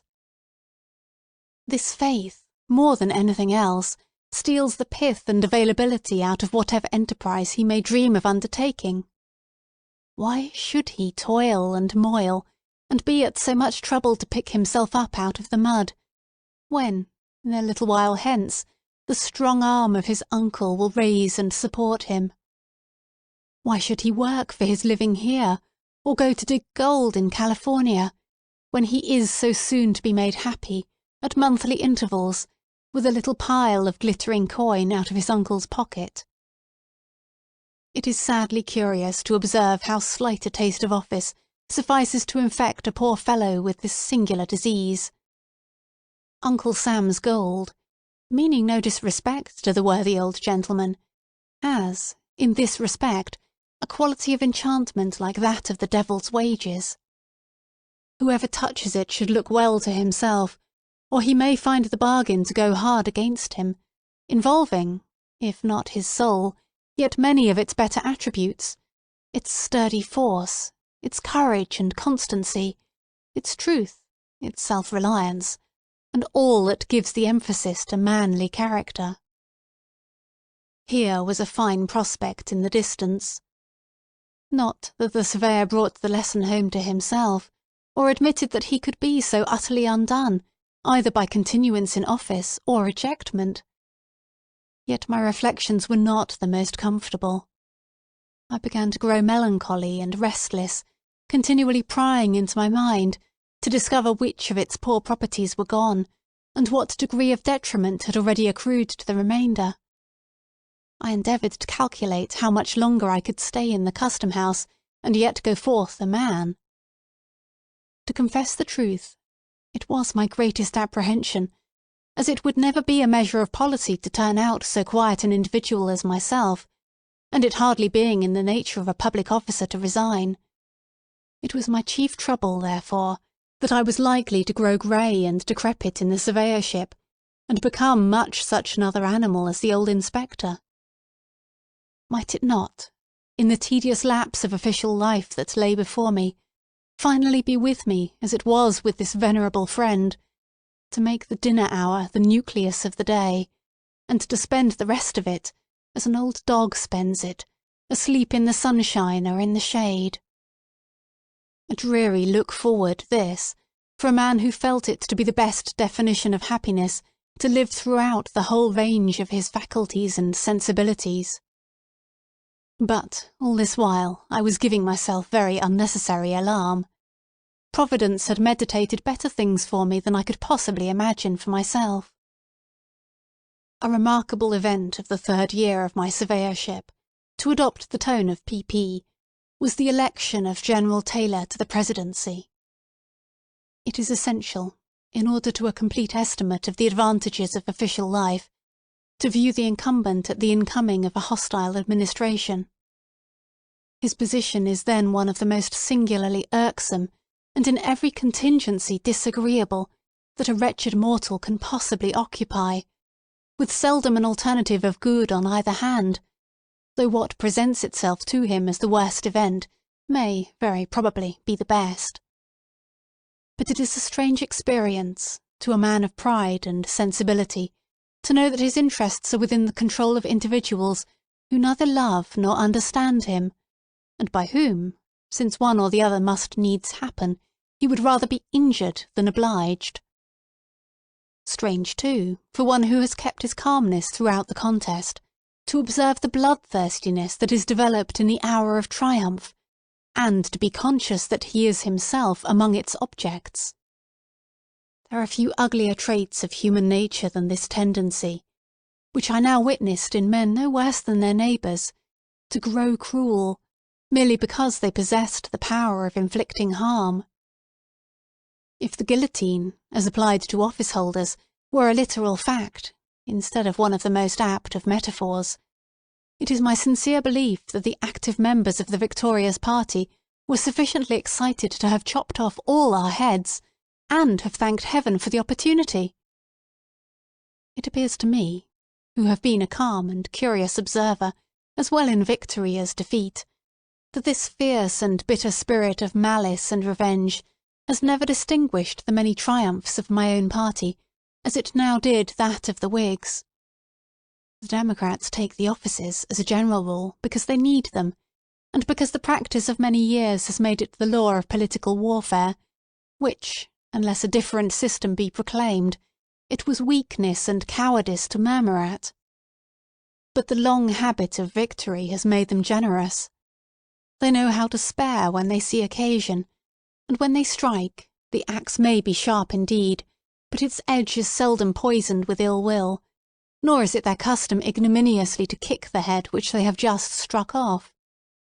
In short, unpleasant as was my predicament, at best I saw much reason to congratulate myself that I was on the losing side rather than the triumphant one. If, heretofore, I had been none of the warmest of partisans, I began now, at the season of peril and adversity, to be pretty acutely sensible with which party my predilections lay. Nor was it without something like regret and shame that, according to a reasonable calculation of chances, I saw my own prospect of retaining office to be better than those of my democratic brethren. But who can see an inch into futurity beyond his nose? My own head was the first that fell. The moment when a man's head drops off is seldom or never, I am inclined to think, precisely the most agreeable of his life. Nevertheless, like the greater part of our misfortunes, even so serious a contingency brings its remedy and consolation with it, if the sufferer will but make the best rather than the worst of the accident which has befallen him. In my particular case the consolatory topics were close at hand, and, indeed, had suggested themselves to my meditations a considerable time before it was requisite to use them. In view of my previous weariness of office, and vague thoughts of resignation, my fortune somewhat resembled that of a person who should entertain an idea of committing suicide, and although beyond his hopes, meet with the good hap to be murdered. In the Custom-house, as before in the old manse, I had spent 3 years, term long enough to rest a weary brain, long enough to break off old intellectual habits and make room for new ones, long enough, and too long, to have lived in an unnatural state, doing what was really of no advantage nor delight to any human being, and withholding myself from toil that would, at least, have stilled an unquiet impulse in me. Then, moreover, as regarded his unceremonious ejectment, the late surveyor was not altogether ill-pleased to be recognised by the Whigs as an enemy, since his inactivity in political affairs, his tendency to roam, at will, in that broad and quiet field where all mankind may meet, rather than confine himself to those narrow paths where brethren of the same household must diverge from one another, had sometimes made it questionable with his brother Democrats whether he was a friend. Now, after he had won the crown of martyrdom, though with no longer a head to wear it on, the point might be looked upon as settled. Finally, little heroic as he was, it seemed more decorous to be overthrown in the downfall of the party with which he had been content to stand, than to remain a forlorn survivor when so many worthier men were falling. And at last, after subsisting for 4 years on the mercy of a hostile administration, be compelled then to define his position anew, and claim the yet more humiliating mercy of a friendly one. Meanwhile the press had taken up my affair, and kept me for a week or two careering through the public prints, in my decapitated state, like Irving's headless horseman, ghastly and grim, and longing to be buried, as a political dead man ought. So much for my figurative self. The real human being, all this time, with his head safely on his shoulders, had brought himself to the comfortable conclusion that everything was for the best, and making an investment in ink, paper, and steel pens, had opened his long disused writing desk, and was again a literary man. Now it was that the lucubrations of my ancient predecessor, Mr. Surveyor Pugh, came into play. Rusty through long idleness, some little space was requisite before my intellectual machinery could be brought to work upon the tale with an effect in any degree satisfactory. Even yet, though my thoughts were ultimately much absorbed in the task, it wears, to my eye, a stern and sombre aspect, too much ungladdened by genial sunshine, too little relieved by the tender and familiar influences which soften almost every scene of nature and real life, and undoubtedly should soften every picture of them. This uncaptivating effect is perhaps due to the period of hardly accomplished revolution and still seething turmoil in which the story shaped itself. It is no indication, however, of a lack of cheerfulness in the writer's mind, for he was happier while straying through the gloom of these sunless fantasies than at any time since he had quitted the old manse. Some of the briefer articles, which contribute to make up the volume, have likewise been written since my involuntary withdrawal from the toils and honours of public life, and the remainder are gleaned from annuals and magazines of such antique date that they have gone round the circle and come back to novelty again. Keeping up the metaphor of the political guillotine, the whole may be considered as the posthumous papers of a decapitated surveyor, and the sketch which I am now bringing to a close, if too autobiographical for a modest person to publish in his lifetime, will readily be excused in a gentleman who writes from beyond the grave. Peace be with all the world, my blessing on my friends, my forgiveness to my enemies, for I am in the realm of quiet. The life of the Custom-house lies like a dream behind me. The old inspector, who, by the by, I regret to say, was overthrown and killed by a horse some time ago, else he would certainly have lived forever. He, and all those other venerable personages who sat with him at the receipt of custom, are but shadows in my view, white-headed and wrinkled images, which my fancy used to sport with, and has now flung aside for ever. The merchants, Pingree, Phillips, Shepherd, Upton, Kimball, Bertram, Hunt, these and many other names, which had such classic familiarity for my ear 6 months ago, these men of traffic, who seemed to occupy so important a position in the world, how little time has it required to disconnect me from them all, not merely in act, but recollection? It is with an effort that I recall the figures and appellations of these few. Soon, likewise, my old native town will loom upon me through the haze of memory, a mist brooding over and around it, as if it were no portion of the real earth, but an overgrown village in cloudland, with only imaginary inhabitants to people its wooden houses and walk its homely lanes, and the unpicturesque prolixity of its main street. Henceforth it ceases to be a reality of my life. I am a citizen of somewhere else. My good townspeople will not much regret me, for, though it has been as dear an object as any, in my literary efforts, to be of some importance in their eyes, and to win myself a pleasant memory in this abode and burial place of so many of my forefathers, there has never been, for me, the genial atmosphere which a literary man requires in order to ripen the best harvest of his mind. I shall do better amongst other faces, and these familiar ones, it need hardly be said, will do just as well without me. It may be, however, O transporting and triumphant thought, that the great-grandchildren of the present race may sometimes think kindly of the scribbler of bygone days, when the antiquary of days to come, among the sights memorable in the town's history, shall point out the locality of the town pump. Chapter 1. The Prison Door. A throng of bearded men, in sad-coloured garments and grey steeple-crowned hats, intermixed with women, some wearing hoods and others bareheaded, was assembled in front of a wooden edifice, the door of which was heavily timbered with oak and studded with iron spikes.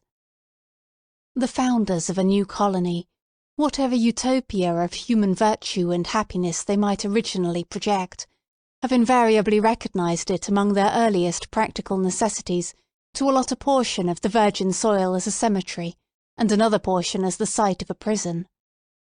In accordance with this rule, it may safely be assumed that the forefathers of Boston had built the first prison house somewhere in the vicinity of Cornhill, almost as seasonably as they marked out the first burial ground, on Isaac Johnson's lot, and round about his grave, which subsequently became the nucleus of all the congregated sepulchres in the old churchyard of King's Chapel. Certain it is that, some 15 or 20 years after the settlement of the town, the wooden jail was already marked with weather stains and other indications of age, which gave a yet darker aspect to its beetle-browed and gloomy front. The rust on the ponderous ironwork of its oaken door looked more antique than anything else in the New World. Like all that pertains to crime, it seemed never to have known a youthful era. Before this ugly edifice, and between it and the wheel track of the street, was a grass plot, much overgrown with burdock, pigweed, apple peru, and such unsightly vegetation, which evidently found something congenial in the soil that had so early borne the black flower of civilized society, a prison.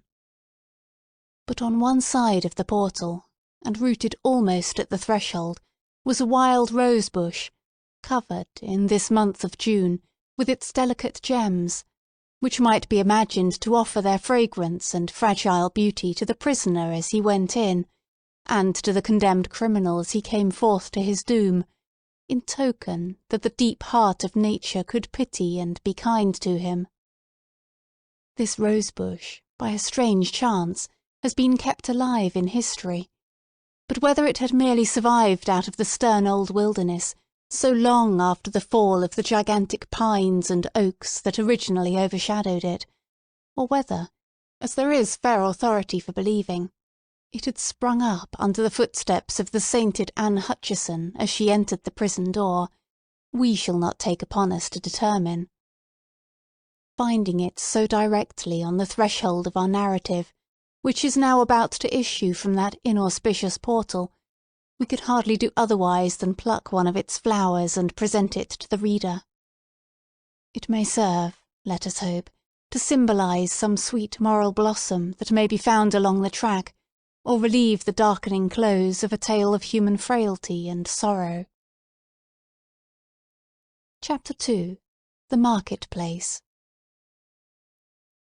The grass plot before the jail, in Prison Lane, on a certain summer morning, not less than 2 centuries ago, was occupied by a pretty large number of the inhabitants of Boston, all with their eyes intently fastened on the iron-clamped oaken door.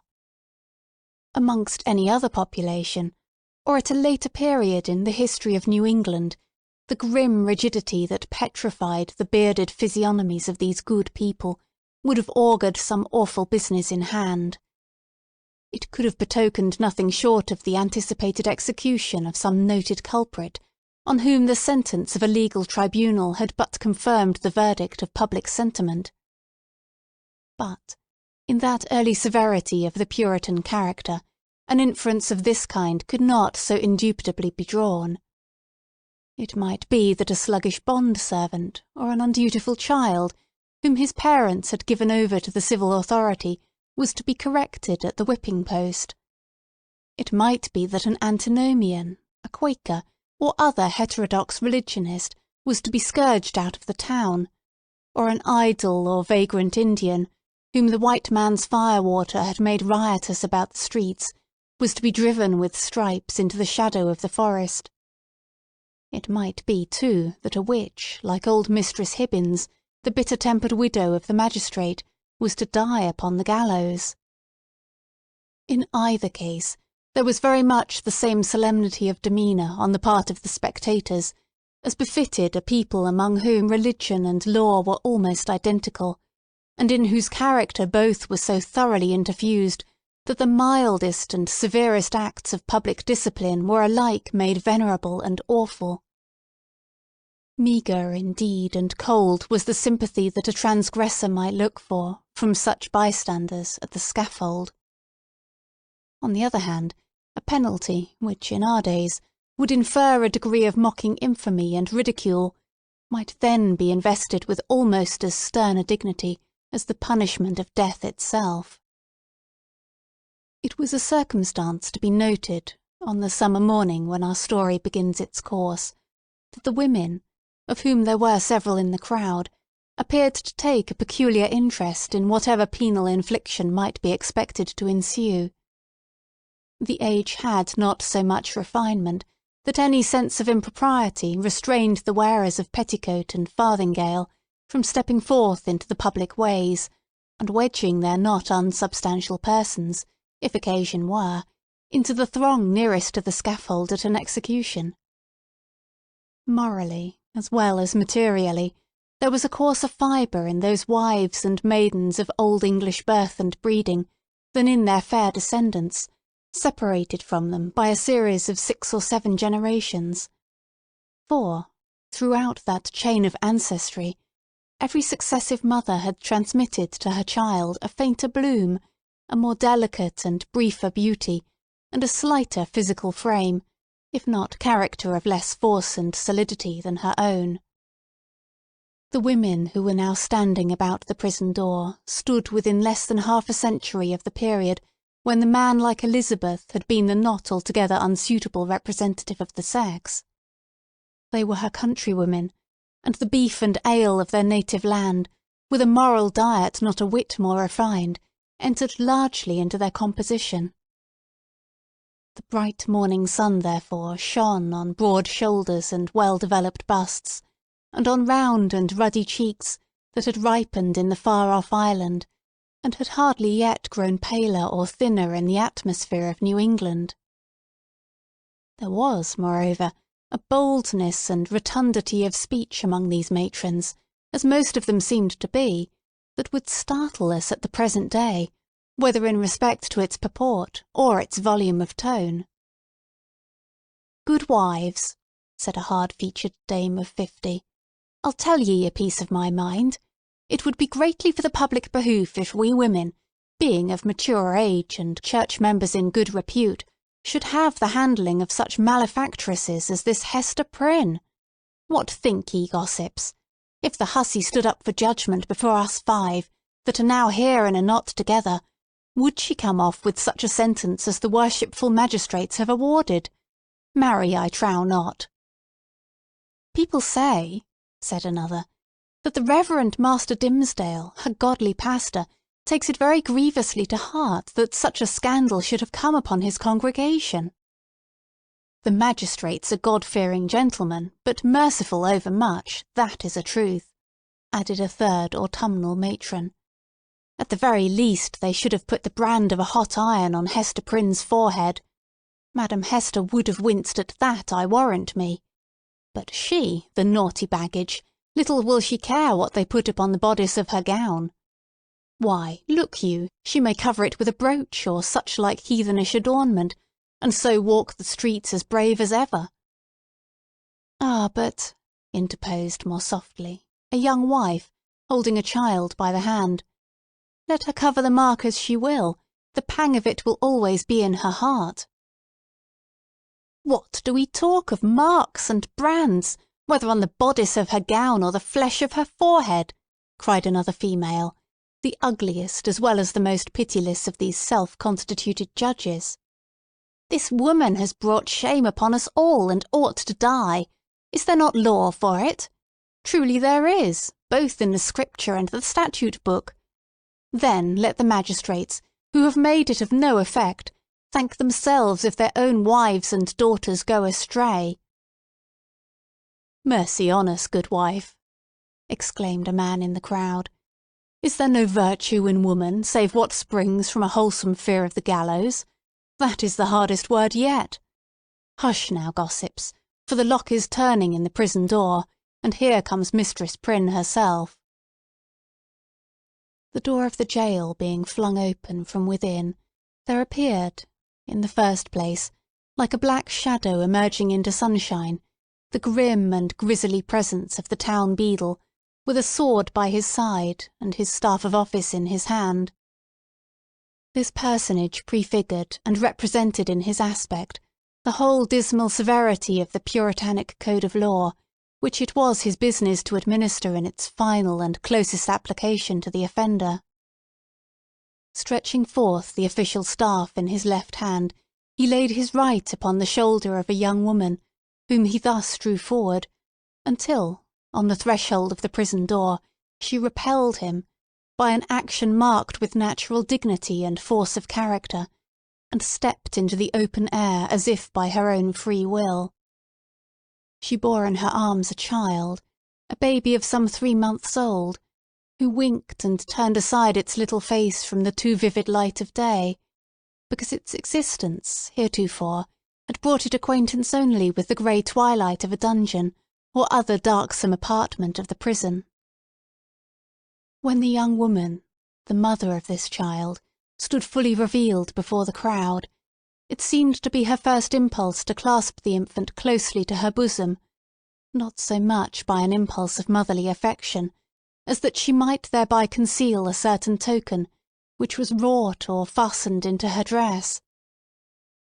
In a moment, however, wisely judging that one token of her shame would but poorly serve to hide another, she took the baby on her arm, and, with a burning blush, and yet a haughty smile, and a glance that would not be abashed, looked around at her townspeople and neighbours. On the breast of her gown, in fine red cloth, surrounded with an elaborate embroidery and fantastic flourishes of gold thread, appeared the letter A.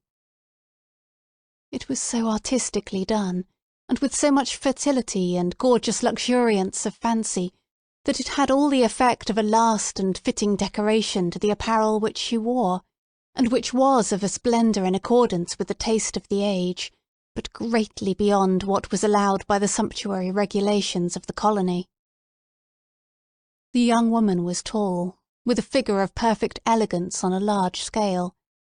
She had dark and abundant hair, so glossy that it threw off the sunshine with a gleam, and a face which, besides being beautiful from regularity of feature and richness of complexion, had the impressiveness belonging to a marked brow and deep black eyes.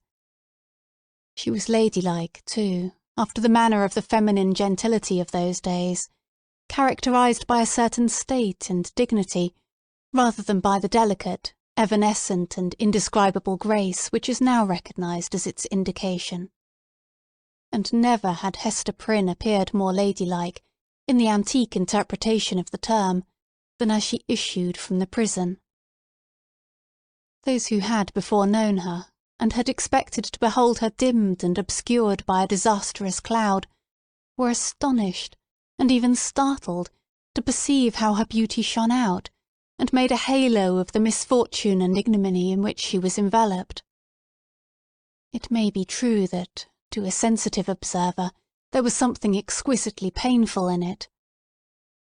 Her attire, which indeed she had wrought for the occasion in prison, and had modelled much after her own fancy, seemed to express the attitude of her spirit, the desperate recklessness of her mood, by its wild and picturesque peculiarity. But the point which drew all eyes, and, as it were, transfigured the wearer, so that both men and women who had been familiarly acquainted with Hester Prynne were now impressed as if they beheld her for the first time, was that Scarlet Letter, so fantastically embroidered and illuminated upon her bosom. It had the effect of a spell, taking her out of the ordinary relations with humanity, and enclosing her in a sphere by herself. "She hath good skill at her needle, that's certain," remarked one of her female spectators. "But did ever a woman, before this brazen hussy, contrive such a way of showing it? Why, gossips, what is it but to laugh in the faces of our godly magistrates, and make a pride out of what they, worthy gentlemen, meant for a punishment. It were well, muttered the most iron-visaged of the old dames, if we stripped Madam Hester's rich gown off her dainty shoulders, and as for the red letter which she hath stitched so curiously, I'll bestow a rag of mine own rheumatic flannel to make a fitter one. Oh, peace, neighbours, peace, whispered their youngest companion. Do not let her hear you. Not a stitch in that embroidered letter but she has felt it in her heart. The grim beadle now made a gesture with his staff. Make way, good people, make way in the king's name, cried he. Open a passage, and I promise ye, Mistress Prynne shall be set where man, woman, and child may have a fair sight of her brave apparel from this time till an hour past meridian. A blessing on the righteous colony of the Massachusetts, where iniquity is dragged out into the sunshine. Come along, Madam Hester, and show your scarlet letter in the market-place. A lane was forthwith opened through the crowd of spectators. Preceded by the beadle, and attended by an irregular procession of stern-browed men and unkindly-visaged women, Hester Prynne set forth towards the place appointed for her punishment. A crowd of eager and curious schoolboys, understanding little of the matter in hand, except that it gave them a half-holiday, ran before her progress, turning their heads continually to stare into her face, and at the winking baby in her arms, and at the ignominious letter on her breast. It was no great distance, in those days, from the prison door to the market-place. Measured by the prisoner's experience, however, it might be reckoned a journey of some length, for haughty as her demeanour was, she perchance underwent an agony from every footstep of those that thronged to see her, as if her heart had been flung into the street for them all to spurn and trample upon. In our nature, however, there is a provision, alike marvellous and merciful, that the sufferer should never know the intensity of what he endures by its present torture, but chiefly by the pang that rankles after it. With an almost serene deportment, therefore, Hester Prynne passed through this portion of her ordeal, and came to a sort of scaffold at the western extremity of the market-place. It stood nearly beneath the eaves of Boston's earliest church, and appeared to be a fixture there. In fact, this scaffold constituted a portion of a penal machine, which now, for 2 or 3 generations past, has been merely historical and traditionary among us, but was held, in the old time, to be as effectual an agent, in the promotion of good citizenship, as ever was the guillotine among the terrorists of France. It was, in short, the platform of the pillory, and above it rose the framework of that instrument of discipline, so fashioned as to confine the human head in its tight grasp, and thus hold it up to the public gaze. The very ideal of ignominy was embodied and made manifest in this contrivance of wood and iron. There can be no outrage, methinks, against our common nature, whatever be the delinquencies of the individual, no outrage more flagrant than to forbid the culprit to hide his face for shame, as it was the essence of this punishment to do. In Hester Prynne's instance, however, as not unfrequently in other cases, her sentence bore that she should stand a certain time upon the platform, but without undergoing that gripe around the neck and confinement of the head, the proneness to which was the most devilish characteristic of this ugly engine. Knowing well her part, she ascended a flight of wooden steps, and was thus displayed to the surrounding multitude at about the height of a man's shoulders above the crowd.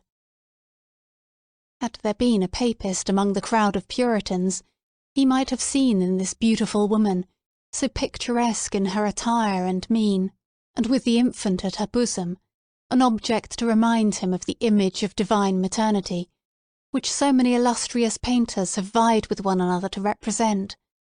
Something which should remind him, indeed, but only by contrast, of that sacred image of sinless motherhood, whose infant was to redeem the world.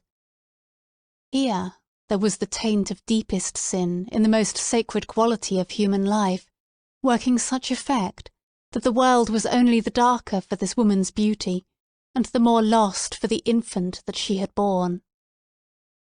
The scene was not without a mixture of awe, such as must always invest the spectacle of guilt and shame in a fellow creature, before society shall have grown corrupt enough to smile instead of shuddering at it. The witnesses of Hester Prynne's disgrace had not yet passed beyond their simplicity. They were stern enough to look upon her death, had that been the sentence, without a murmur at its severity, but had none of the heartlessness of another social state, which would find only a theme for jest in an exhibition like the present. Even had there been a disposition to turn the matter into ridicule, it must have been repressed and overpowered by the solemn presence of men no less dignified than the governor, and several of his councillors, a judge, a general, and the ministers of the town, all of whom sat or stood in a balcony of the meeting-house, looking down upon the platform. When such personages could constitute a part of the spectacle, without risking the majesty or reverence of rank and office, it was safely to be inferred that the infliction of a legal sentence would have an earnest and effectual meaning. Accordingly, the crowd was sombre and grave. The unhappy culprit sustained herself as best a woman might, under the heavy weight of 1,000 unrelenting eyes, all fastened upon her, and concentrated at her bosom. It was almost intolerable to be borne. Of an impulsive and passionate nature, she had fortified herself to encounter the stings and venomous stabs of public contumely, wreaking itself in every variety of insult. But there was a quality so much more terrible in the solemn mood of the popular mind, that she longed rather to behold all those rigid countenances contorted with scornful merriment, and herself the object. Had a roar of laughter burst from the multitude, each man, each woman, each little shrill-voiced child contributing their individual parts, Hester Prynne might have repaid them all with a bitter and disdainful smile. But, under the leaden infliction which it was her doom to endure, she felt, at moments, as if she must needs shriek out with the full power of her lungs, and cast herself from the scaffold down upon the ground, or else go mad at once. Yet there were intervals when the whole scene, in which she was the most conspicuous object, seemed to vanish from her eyes, or at least glimmered indistinctly before them, like a mass of imperfectly shaped and spectral images. Her mind, and especially her memory, was preternaturally active, and kept bringing up other scenes than this roughly hewn street of a little town, on the edge of the western wilderness. Other faces than were lowering upon her from beneath the brims of those steeple-crowned hats. Reminiscences, the most trifling and immaterial, passages of infancy and school-days, sports, childish quarrels, and the little domestic traits of her maiden years, came swarming back upon her, intermingled with recollections of whatever was gravest in her subsequent life. One picture precisely as vivid as another, as if all were of similar importance, or all alike a play. Possibly it was an instinctive device of her spirit to relieve itself by the exhibition of these phantasmagoric forms from the cruel weight and hardness of the reality.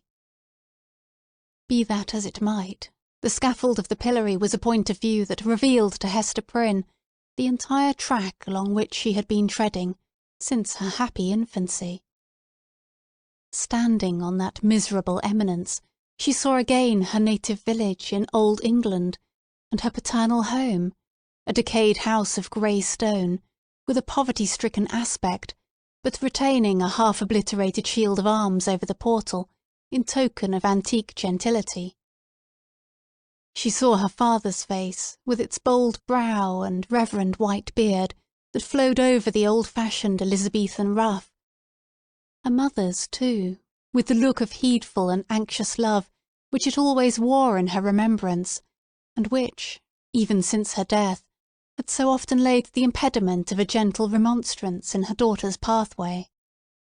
She saw her own face, glowing with girlish beauty, and illuminating all the interior of the dusky mirror in which she had been wont to gaze at it. There she beheld another countenance, of a man well stricken in years, a pale, thin, scholar-like visage, with eyes dim and bleared by the lamplight that had served them to pore over many ponderous books. Yet those same bleared optics had a strange penetrating power when it was their owner's purpose to read the human soul. This figure of the study and the cloister, as Hester Prynne's womanly fancy failed not to recall, was slightly deformed, with the left shoulder a trifle higher than the right. Next rose before her in memory's picture gallery the intricate and narrow thoroughfares, the tall grey houses, the huge cathedrals and the public edifices, ancient in date and quaint in architecture, of a continental city, where new life had awaited her, still in connection with the misshapen scholar, a new life, but feeding itself on time-worn materials, like a tuft of green moss on a crumbling wall. Lastly, in lieu of these shifting scenes, came back the rude market-place of the Puritan settlement, with all the townspeople assembled, and levelling their stern regards at Hester Prynne, yes, at herself, who stood on the scaffold of the pillory, an infant on her arm, and the letter A, in scarlet, fantastically embroidered with gold thread, upon her bosom. Could it be true? She clutched the child so fiercely to her breast that it sent forth a cry. She turned her eyes downward at the scarlet letter, and even touched it with her finger, to assure herself that the infant and the shame were real. Yes, these were her realities. All else had vanished. Chapter 3. The Recognition. From this intense consciousness of being the object of severe and universal observation, the wearer of the scarlet letter was at length relieved by discerning, on the outskirts of the crowd, a figure which irresistibly took possession of her thoughts.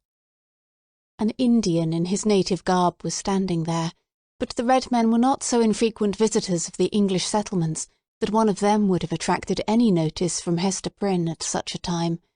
Much less would he have excluded all other objects and ideas from her mind. By the Indian's side, and evidently sustaining a companionship with him, stood a white man, clad in a strange disarray of civilized and savage costume. He was small in stature, with a furrowed visage, which as yet could hardly be termed aged. There was a remarkable intelligence in his features, as of a person who had so cultivated his mental part that it could not fail to mould the physical to itself, and become manifest by unmistakable tokens. Although, by a seemingly careless arrangement of his heterogeneous garb, he had endeavoured to conceal or abate the peculiarity, it was sufficiently evident to Hester Prynne that one of this man's shoulders rose higher than the other.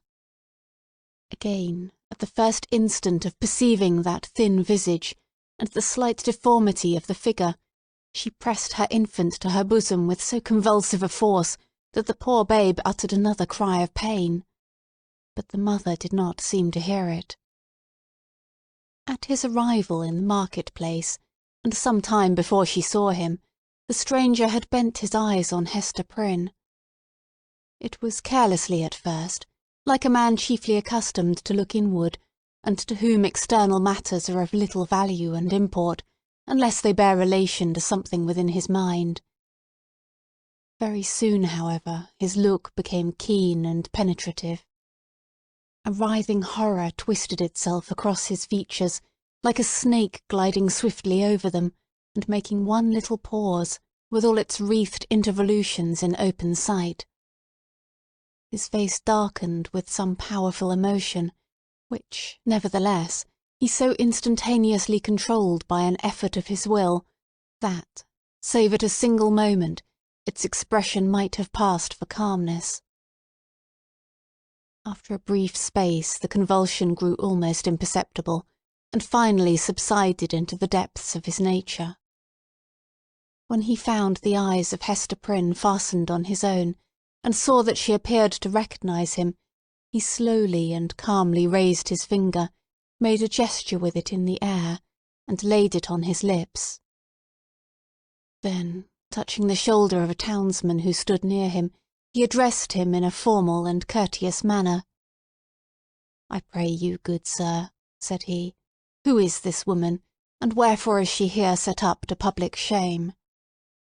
"You must needs be a stranger in this region, friend," answered the townsman, looking curiously at the questioner and his savage companion.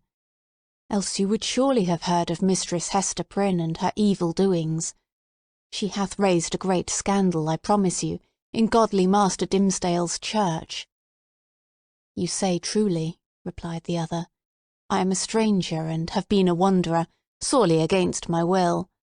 I have met with grievous mishaps by sea and land, and have been long held in bonds among the heathen folk to the southward, and am now brought hither by this Indian to be redeemed out of my captivity. Will it please you, therefore, to tell me of Hester Prynne's, have I her name rightly, of this woman's offences, and what has brought her to yonder scaffold?" "Truly, friend, and methinks it must gladden your heart, after your troubles and sojourn in the wilderness," said the townsman, "to find yourself at length in a land where iniquity is searched out and punished in the sight of rulers and people, as here in our godly New England. Yonder woman, sir, you must know, was the wife of a certain learned man, English by birth, but who had long ago dwelt in Amsterdam, whence, some good time agone, he was minded to cross over and cast in his lot with us of the Massachusetts. To this purpose he sent his wife before him, remaining himself to look after some necessary affairs. Marry, good sir, in some 2 years or less that the woman has been a dweller here in Boston, no tidings have come of this learned gentleman, Master Prynne, and his young wife, look you, being left to her own misguidance." "Ah, aha, I conceive you," said the stranger with a bitter smile.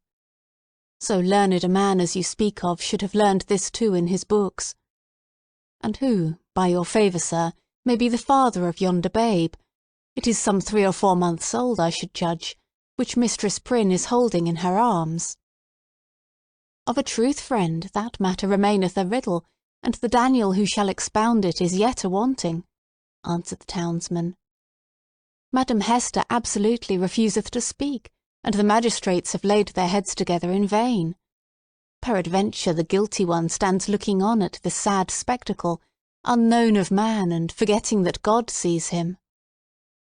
"The learned man," observed the stranger with another smile, "should come himself to look into the mystery."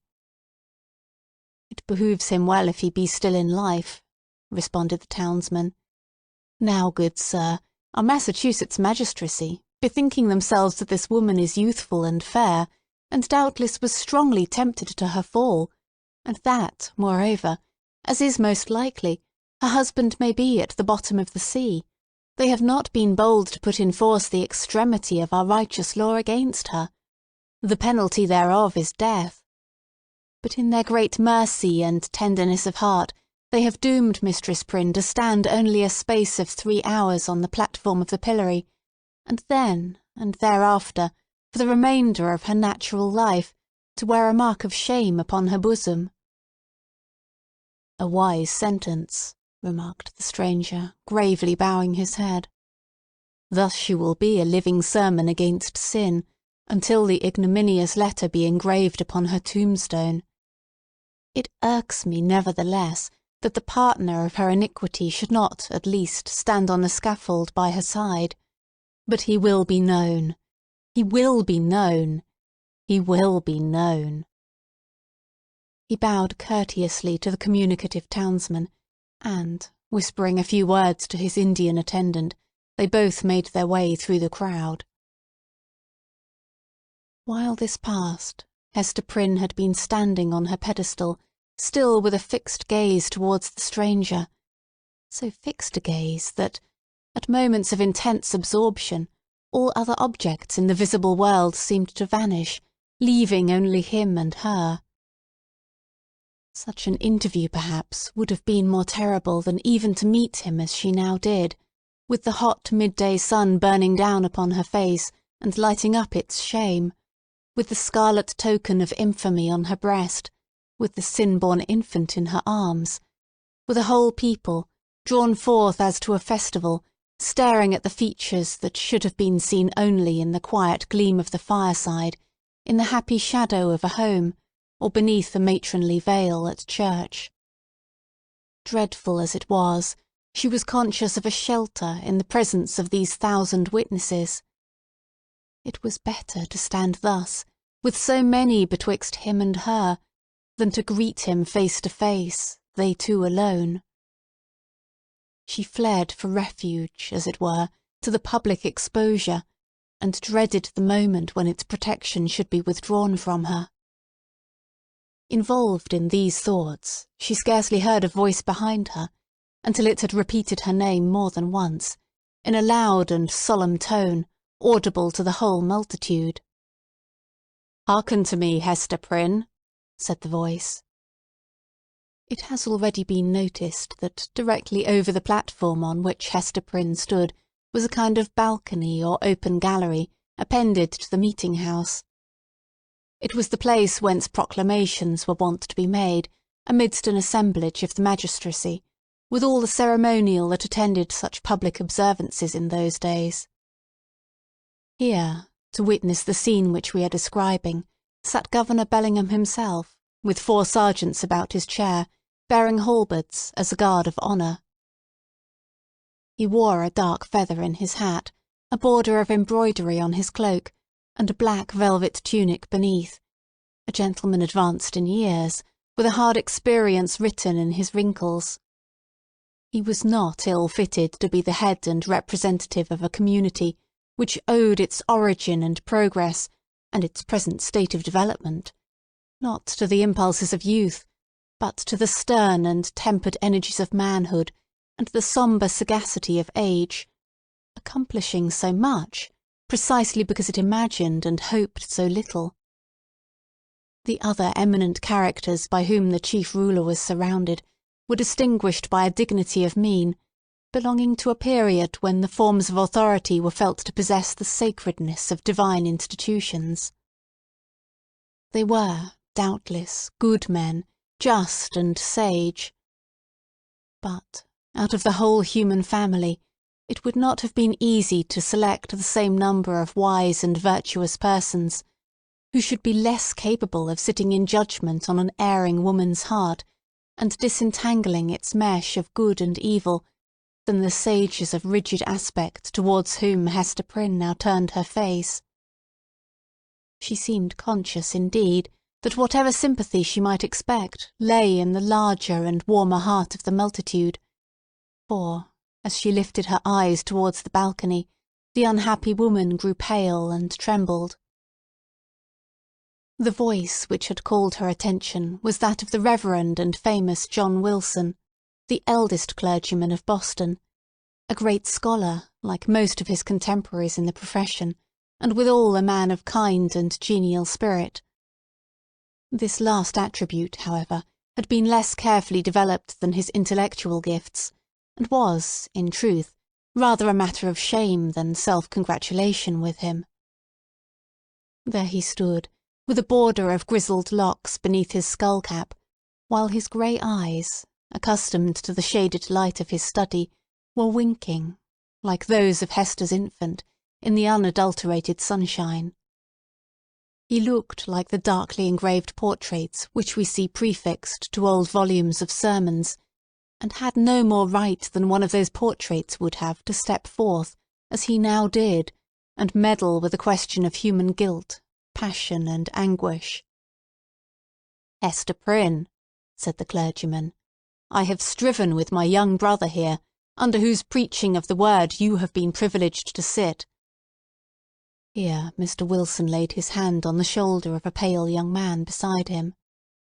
"I have sought, I say, to persuade this godly youth that he should deal with you, here in the face of heaven, and before these wise and upright rulers, and in hearing of all the people, as touching the vileness and blackness of your sin.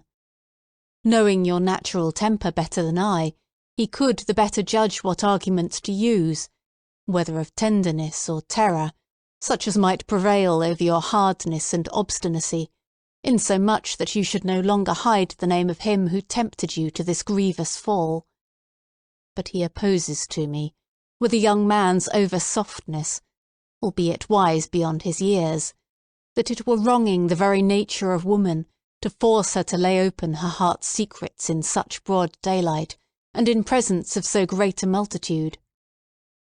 Truly, as I sought to convince him, the shame lay in the commission of the sin, and not in the showing of it forth. What say you to it, once again, brother Dimmesdale? Must it be thou or I that shall deal with this poor sinner's soul?" There was a murmur among the dignified and reverend occupants of the balcony, and Governor Bellingham gave expression to its purport, speaking in an authoritative voice, though tempered with respect towards the youthful clergyman whom he addressed. "Good Master Dimmesdale," said he, "the responsibility of this woman's soul lies greatly with you. It behooves you, therefore, to exhort her to repentance and to confession as a proof and consequence thereof." The directness of this appeal drew the eyes of the whole crowd upon the Reverend Mr. Dimmesdale, a young clergyman, who had come from one of the great English universities, bringing all the learning of the age into our wild forest land. His eloquence and religious fervour had already given the earnest of high eminence in his profession. He was a person of very striking aspect, with a white, lofty, and impending brow, large, brown, melancholy eyes, and a mouth which, unless when he forcibly compressed it, was apt to be tremulous, expressing both nervous sensibility and a vast power of self-restraint. Notwithstanding his high native gifts and scholar-like attainments, there was an air about this young minister, an apprehensive, a startled, a half-frightened look, as of a being who felt himself quite astray, and at a loss in the pathway of human existence, and could only be at ease in some seclusion of his own. Therefore, so far as his duties would permit, he trod in the shadowy by-paths, and thus kept himself simple and childlike, coming forth, when occasion was, with a freshness and fragrance and dewy purity of thought, which, as many people said, affected them like the speech of an angel. Such was the young man whom the Reverend Mr. Wilson and the Governor had introduced so openly to the public notice, bidding him speak, in the hearing of all men, to that mystery of a woman's soul, so sacred even in its pollution. The trying nature of his position drove the blood from his cheek, and made his lips tremulous. "Speak to the woman, my brother," said Mr. Wilson. "It is of moment to her soul, and, therefore, as the worshipful Governor says, momentous to thine own, in whose charge hers is. Exhort her to confess the truth." The Reverend Mr. Dimmesdale bent his head in silent prayer, as it seemed, and then came forward. "Hester Prynne," said he, leaning over the balcony, and looking down steadfastly into her eyes, "thou hearest what this good man says, and seest the accountability under which I labour. If thou feelest it to be for thy soul's peace, and that thy earthly punishment will thereby be made more effectual to salvation, I charge thee to speak out the name of thy fellow sinner and fellow sufferer. Be not silent from any mistaken pity and tenderness for him, for believe me, Hester, though he were to step down from a high place and stand there beside thee, on thy pedestal of shame, yet better were it so than to hide a guilty heart through life. What can thy silence do for him, except it tempt him, yea, compel him, as it were, to add hypocrisy to sin? Heaven hath granted thee an open ignominy, that thereby thou mayest work out an open triumph over the evil within thee and the sorrow without. Take heed how thou deniest to him, who perchance hath not the courage to grasp it for himself, the bitter but wholesome cup that is now presented to thy lips." The young pastor's voice was tremulously sweet, rich, deep, and broken. The feeling that it so evidently manifested, rather than the direct purport of the words, caused it to vibrate within all hearts, and brought the listeners into one accord of sympathy. Even the poor baby at Hester's bosom was affected by the same influence, for it directed its hitherto vacant gaze towards Mr. Dimmesdale, and held up its little arms, with a half-pleased, half-plaintive murmur. So powerful seemed the minister's appeal, that the people could not believe but that Hester Prynne would speak out the guilty name, or else that the guilty one himself, in whatever high or lowly place he stood, would be drawn forth by an inward and inevitable necessity, and compelled to ascend the scaffold. Hester shook her head. "Woman, transgress not beyond the limits of heaven's mercy," cried the Reverend Mr. Wilson more harshly than before. "That little babe hath been gifted with a voice, to second and confirm the counsel which thou hast heard. Speak out the name. That and thy repentance may avail to take the scarlet letter off thy breast." "Never," replied Hester Prynne, looking not at Mr. Wilson, but into the deep and troubled eyes of the younger clergyman. "It is too deeply branded. Ye cannot take it off, and would that I might endure his agony as well as mine."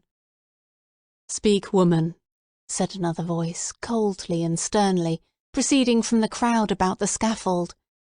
"Speak, and give your child a father." "I will not speak," answered Hester, turning pale as death, but responding to this voice, which she too surely recognised. "And my child must seek a heavenly father. She shall never know an earthly one."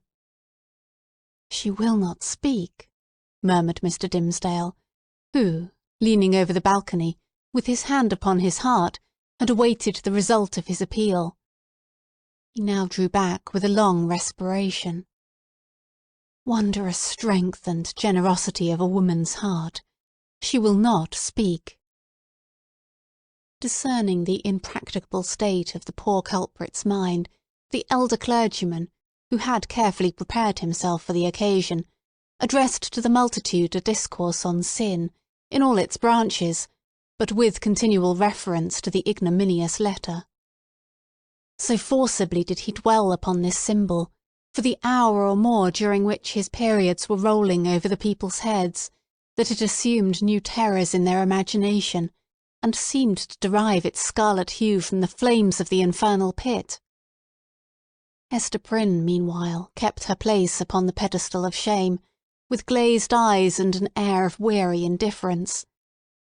She had borne that morning all that nature could endure, and as her temperament was not of the order that escapes from too intense suffering by a swoon, her spirit could only shelter itself beneath a stony crust of insensibility, while the faculties of animal life remained entire. In this state, the voice of the preacher thundered remorselessly, but unavailingly, upon her ears. The infant, during the latter part of her ordeal, pierced the air with its wailings and screams. She strove to hush it mechanically, but seemed scarcely to sympathise with its trouble. With the same hard demeanour, she was led back to prison, and vanished from the public gaze within its iron-clamped portal. It was whispered by those who peered after her that the scarlet letter threw a lurid gleam along the dark passageway of the interior. Chapter 4. The Interview. After her return to the prison, Hester Prynne was found to be in a state of nervous excitement that demanded constant watchfulness, lest she should perpetrate violence on herself, or do some half-frenzied mischief to the poor babe. As night approached, it proving impossible to quell her insubordination by rebuke or threats of punishment, Master Brackett, the gaoler, thought fit to introduce a physician. He described him as a man of skill in all Christian modes of physical science, and likewise familiar with whatever the savage people could teach in respect to medicinal herbs and roots that grew in the forest. To say the truth, there was much need of professional assistance, not merely for Hester herself, but still more urgently for the child, who, drawing its sustenance from the maternal bosom, seemed to have drank in with it all the turmoil, the anguish and despair which pervaded the mother's system. It now writhed in convulsions of pain, and was a forcible type, in its little frame, of the moral agony which Hester Prynne had borne throughout the day. Closely following the jailer into the dismal apartment appeared that individual, of singular aspect, whose presence in the crowd had been of such deep interest to the wearer of the Scarlet Letter. He was lodged in the prison, not as suspected of any offence, but as the most convenient and suitable mode of disposing of him, until the magistrates should have conferred with the Indian sagamores respecting his ransom. His name was announced as Roger Chillingworth. The jailer, after ushering him into the room, remained a moment, marvelling at the comparative quiet that followed his entrance, for Hester Prynne had immediately become as still as death, although the child continued to moan. "Prithee, friend, leave me alone with my patient," said the practitioner. "Trust me, good jailer, you shall briefly have peace in your house, and I promise you Mistress Prynne shall hereafter be more amenable to just authority than you may have found her heretofore." "Nay, if your worship can accomplish that," answered Master Brackett, "I shall own you for a man of skill indeed. Verily the woman hath been like a possessed one, and there lacks little that I should take in hand to drive Satan out of her with stripes." The stranger had entered the room with the characteristic quietude of the profession to which he announced himself as belonging. Nor did his demeanour change, when the withdrawal of the prison-keeper left him face to face with the woman, whose absorbed notice of him, in the crowd, had intimated so close a relation between himself and her. His first care was given to the child, whose cries indeed, as she lay writhing on the trundle-bed, made it of peremptory necessity to postpone all other business to the task of soothing her. He examined the infant carefully, and then proceeded to unclasp a leathern case, which he took from beneath his dress. It appeared to contain medical preparations, one of which he mingled with a cup of water. "My old studies in alchemy," observed he, "and my sojourn, for above a year past, among a people well versed in the kindly properties of simples, have made a better physician of me than many that claim the medical degree. Here, woman, the child is yours, she is none of mine, neither will she recognise my voice or aspect as a father's. Administer this draught, therefore, with thine own hand." Hester repelled the offered medicine, at the same time gazing with strongly marked apprehension into his face. "Wouldst thou avenge thyself on the innocent babe?" whispered she. "Foolish woman," responded the physician, half coldly, half soothingly. "What should ail me to harm this misbegotten and miserable babe? The medicine is potent for good, and were it my child, yea, mine own as well as thine, I could do no better for it." As she still hesitated, being, in fact, in no reasonable state of mind, he took the infant in his arms and himself administered the draught. It soon proved its efficacy and redeemed the leech's pledge. The moans of the little patient subsided, its convulsive tossings gradually ceased, and in a few moments, as is the custom of young children after relief from pain, it sank into a profound and dewy slumber. The physician, as he had a fair right to be termed, next bestowed his attention on the mother. With calm and intent scrutiny he felt her pulse, looked into her eyes, a gaze that made her heart shrink and shudder, because so familiar, and yet so strange and cold. And, finally, satisfied with his investigation, proceeded to mingle another draught.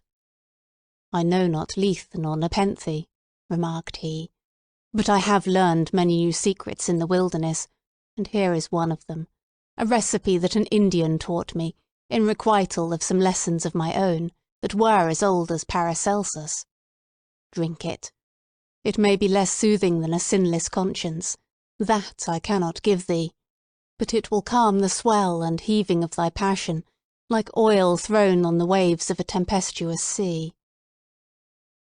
He presented the cup to Hester, who received it with a slow, earnest look into his face, not precisely a look of fear, yet full of doubt and questioning as to what his purposes might be.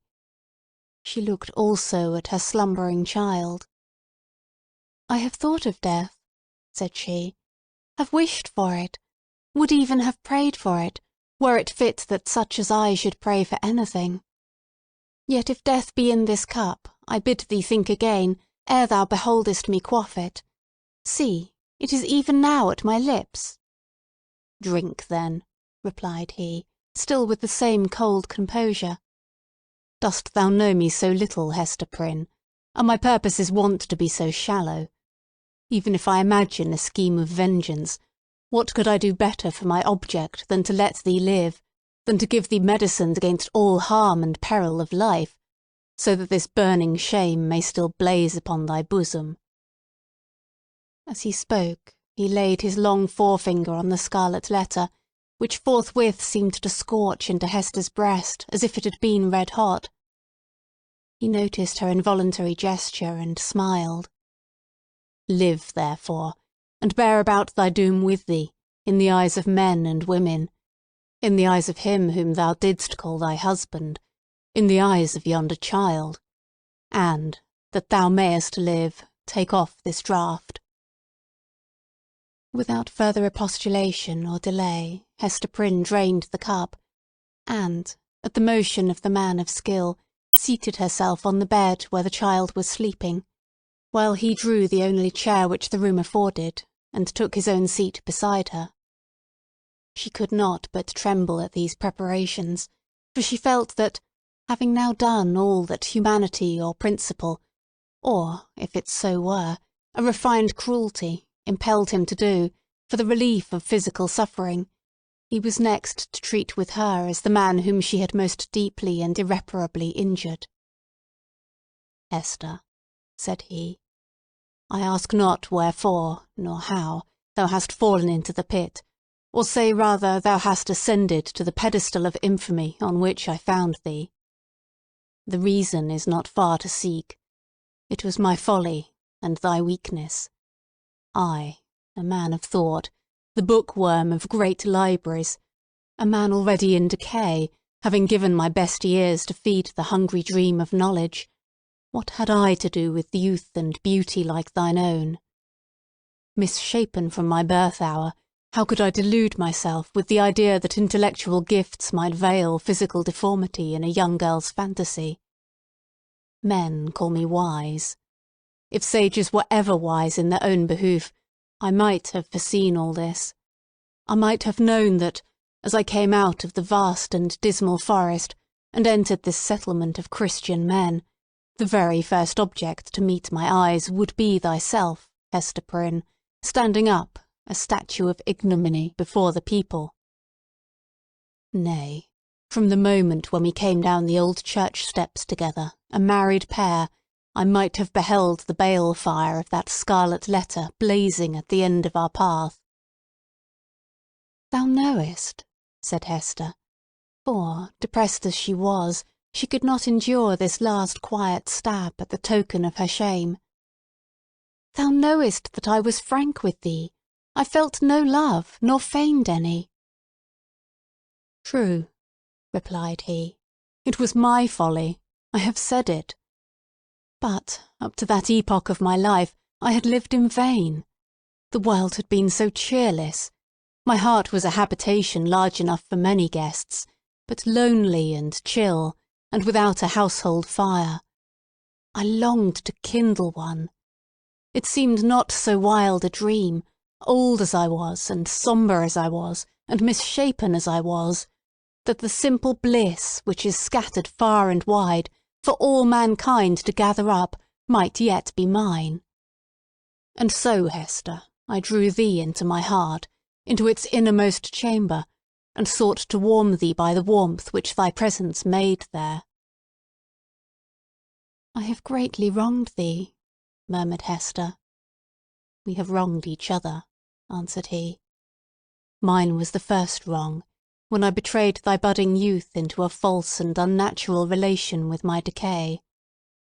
Therefore, as a man who has not thought and philosophized in vain, I seek no vengeance, plot no evil against thee. Between thee and me the scale hangs fairly balanced. But, Hester, the man lives who has wronged us both. Who is he?" "Ask me not," replied Hester Prynne, looking firmly into his face. "That thou shalt never know." "Never, sayest thou?" rejoined he, with a smile of dark and self-relying intelligence. "Never know him? Believe me, Hester, there are few things, whether in the outward world, or, to a certain depth, in the invisible sphere of thought, few things hidden from the man who devotes himself earnestly and unreservedly to the solution of a mystery. Thou mayest cover up thy secret from the prying multitude. Thou mayest conceal it too from the ministers and magistrates, even as thou didst this day, when they sought to wrench the name out of thy heart and give thee a partner on thy pedestal. But, as for me, I come to the inquest with other senses than they possess. I shall seek this man as I have sought truth in books, as I have sought gold in alchemy. There is a sympathy that will make me conscious of him. I shall see him tremble. I shall feel myself shudder, suddenly and unawares. Sooner or later he must needs be mine." The eyes of the wrinkled scholar glowed so intensely upon her that Hester Prynne clasped her hands over her heart, dreading lest he should read the secret there at once. "Thou wilt not reveal his name? Not the less he is mine," resumed he, with a look of confidence, as if destiny were at one with him. "He bears no letter of infamy wrought into his garment as thou dost, but I shall read it on his heart. Yet fear not for him. Think not that I shall interfere with heaven's own method of retribution, or, to my own loss, betray him to the gripe of human law. Neither do thou imagine that I shall contrive aught against his life, no, nor against his fame, if, as I judge, he be a man of fair repute. Let him live. Let him hide himself in outward honour if he may. Not the less he shall be mine." "Thy acts are like mercy," said Hester, bewildered and appalled. "But thy words interpret thee as a terror." "One thing, thou that wast my wife, I would enjoin upon thee," continued the scholar. "Thou hast kept the secret of thy paramour. Keep, likewise, mine. There are none in this land that know me. Breathe not to any human soul that thou didst ever call me husband. Here, on this wild outskirt of the earth, I shall pitch my tent, for, elsewhere a wanderer, and isolated from human interests, I find here a woman, a man, a child, amongst whom and myself there exist the closest ligaments. No matter whether of love or hate, no matter whether of right or wrong. Thou and thine, Hester Prynne, belong to me. My home is where thou art, and where he is. But betray me not." "Wherefore dost thou desire it?" inquired Hester, shrinking, she hardly knew why, from this secret bond. "Why not announce thyself openly, and cast me off at once?" "It may be," he replied, "because I will not encounter the dishonour that besmirches the husband of a faithless woman. It may be for other reasons. Enough. It is my purpose to live and die unknown. Let, therefore, thy husband be to the world as one already dead, and of whom no tidings shall ever come. Recognise me not, by word, by sign, by look. Breathe not the secret, above all, to the man thou wottest of. Shouldst thou fail me in this, beware. His fame, his position, his life will be in my hands. Beware." "I will keep thy secret, as I have his," said Hester. "Swear it," rejoined he. And she took the oath. "And now, Mistress Prynne," said old Roger Chillingworth, as he was hereafter to be named, "I leave thee alone with thy infant and the Scarlet Letter. How is it, Hester? Doth thy sentence bind thee to wear the token in thy sleep? Art thou not afraid of nightmares and hideous dreams?" "Why dost thou smile so at me?" inquired Hester, troubled at the expression of his eyes. "Art thou like the black man that haunts the forest round us? Hast thou enticed me into a bond that will prove the ruin of my soul?" "Not thy soul," he answered, with another smile. "No, not thine." Chapter 5. Hester at her Needle. Hester Prynne's term of confinement was now at an end. Her prison door was thrown open, and she came forth into the sunshine, which, falling on all alike, seemed to her sick and morbid heart as if meant for no other purpose than to reveal the scarlet letter on her breast. Perhaps there was a more real torture in her first unattended footsteps from the threshold of the prison than even in the procession and spectacle that have been described, where she was made the common infamy, at which all mankind was summoned to point its finger.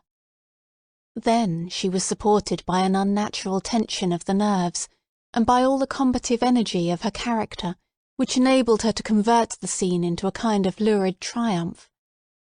It was, moreover, a separate and insulated event, to occur but once in her lifetime, and to meet which, therefore, reckless of economy, she might call up the vital strength that would have sufficed for many quiet years. The very law that condemned her, a giant of stern features, but with vigour to support as well as annihilate in his iron arm, had held her up through the terrible ordeal of her ignominy. But now, with this unattended walk from her prison door, began the daily custom, and she must either sustain and carry it forward by the ordinary resources of her nature, or sink beneath it. She could no longer borrow from the future to help her through the present grief. Tomorrow would bring its own trial with it, so would the next day, and so would the next, each its own trial, and yet the very same that was now so unutterably grievous to be borne. The days of the far-off future would toil onward, still with the same burden for her to take up and bear along with her, but never to fling down. For the accumulating days and added years would pile up their misery upon the heap of shame. Throughout them all, giving up her individuality, she would become the general symbol at which the preacher and moralist might point, and in which they might vivify and embody their images of woman's frailty and sinful passion. Thus the young and pure would be taught to look at her, with the scarlet letter flaming on her breast, at her, the child of honourable parents, at her, the mother of a babe, that would hereafter be a woman, at her, who had once been innocent, as the figure, the body, the reality of sin. And over her grave, the infamy that she must carry thither would be her only monument. It may seem marvellous that, with the world before her, kept by no restrictive clause of her condemnation within the limits of the Puritan settlement, so remote and so obscure, free to return to her birthplace, or to any other European land, and there hide her character and identity under a new exterior, as completely as if emerging into another state of being, and having also the passes of the dark, inscrutable forest open to her, where the wildness of her nature might assimilate itself with a people whose customs and life were alien from the law that had condemned her.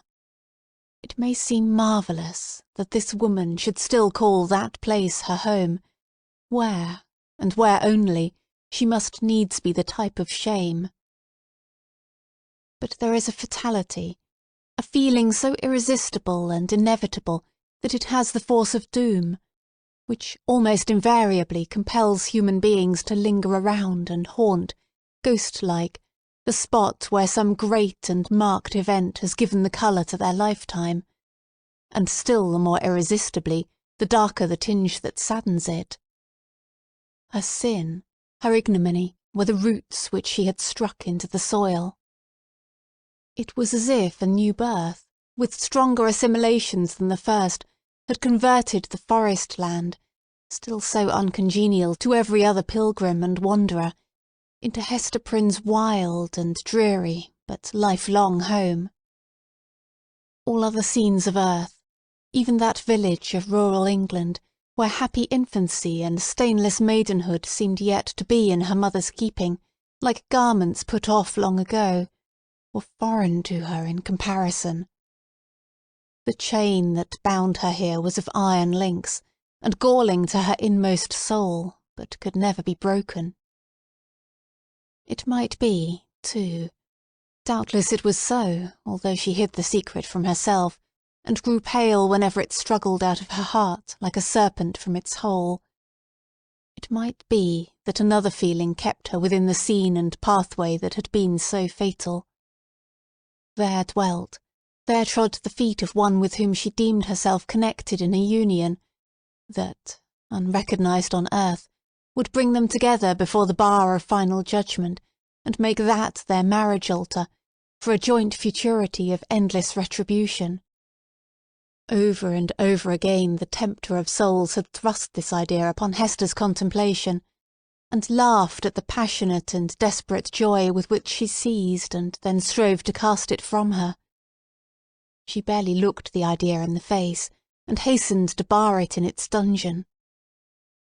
What she compelled herself to believe, what, finally, she reasoned upon as her motive for continuing a resident of New England, was half a truth and half a self-delusion.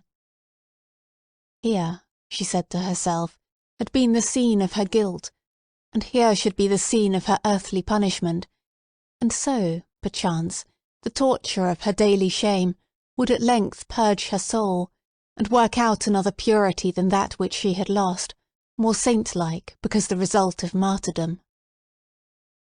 Hester Prynne, therefore, did not flee.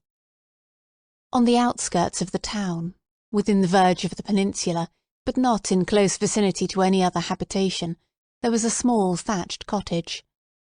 It had been built by an earlier settler, and abandoned because the soil about it was too sterile for cultivation, while its comparative remoteness put it out of the sphere of that social activity which already marked the habits of the emigrants.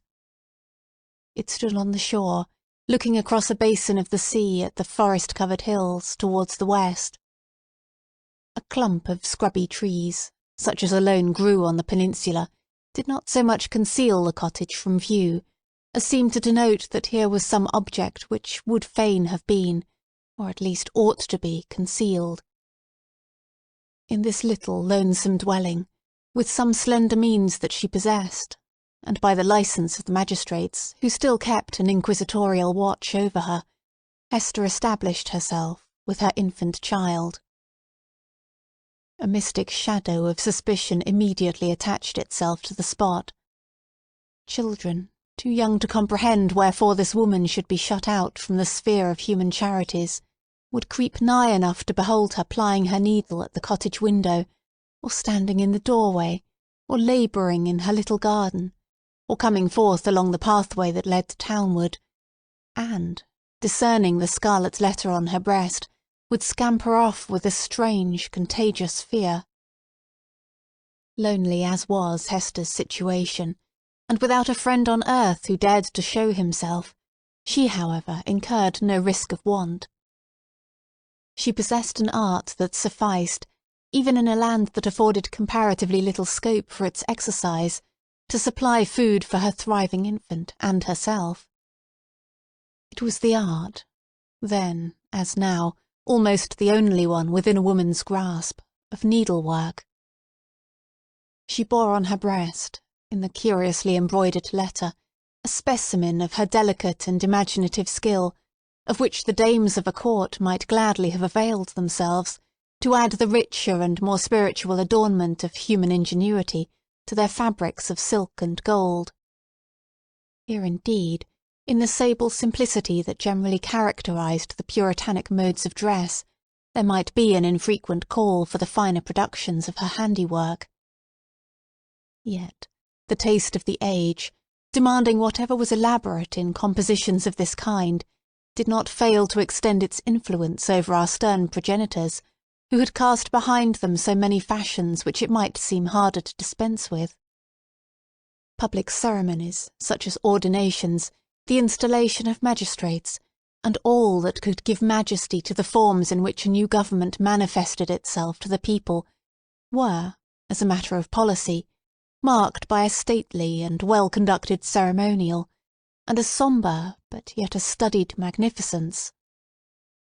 Deep ruffs, painfully wrought bands, and gorgeously embroidered gloves were all deemed necessary to the official state of men assuming the reins of power, and were readily allowed to individuals dignified by rank or wealth, even while sumptuary laws forbade these and similar extravagances to the plebeian order.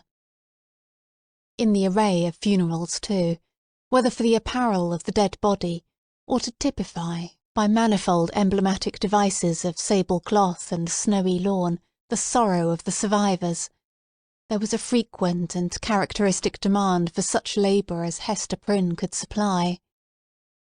Baby linen, for babies then wore robes of state, afforded still another possibility of toil and emolument.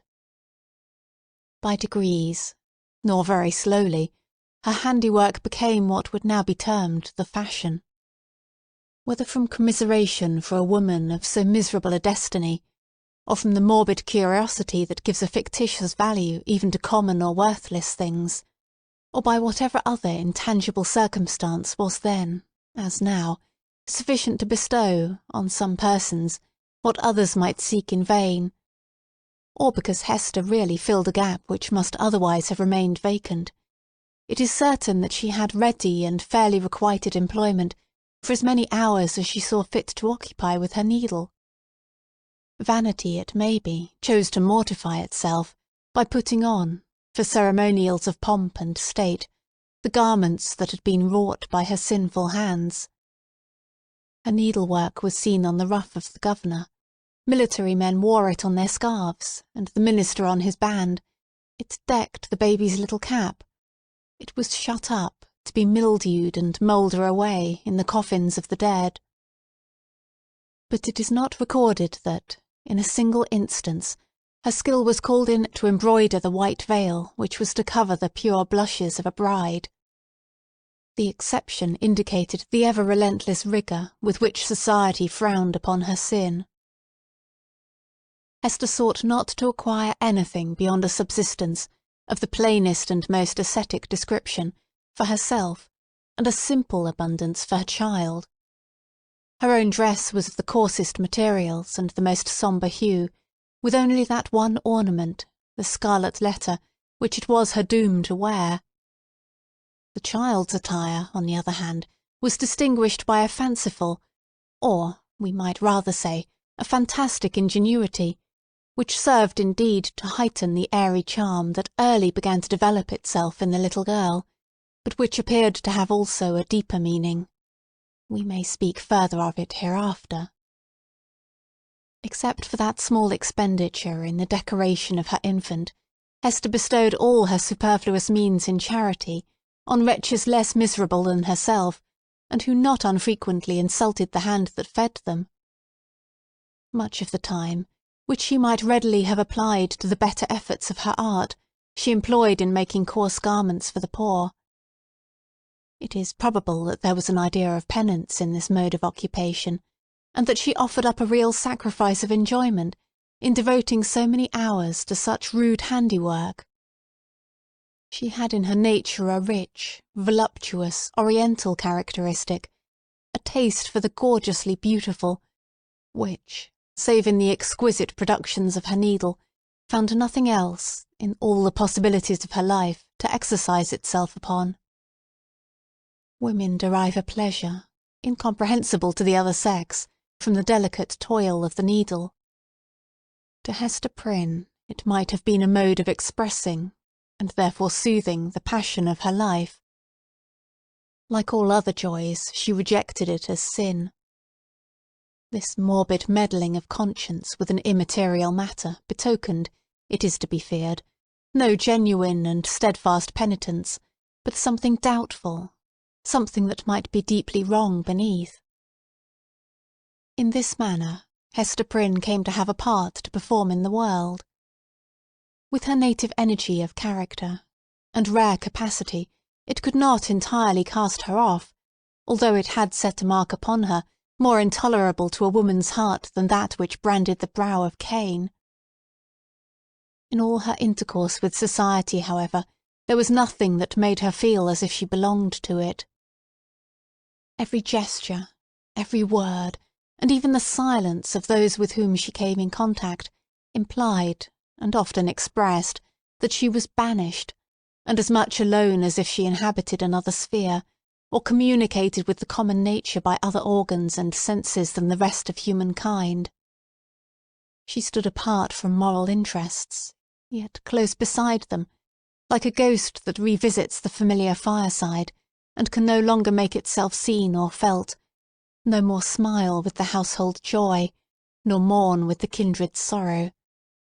Or, should it succeed in manifesting its forbidden sympathy, awaking only terror and horrible repugnance.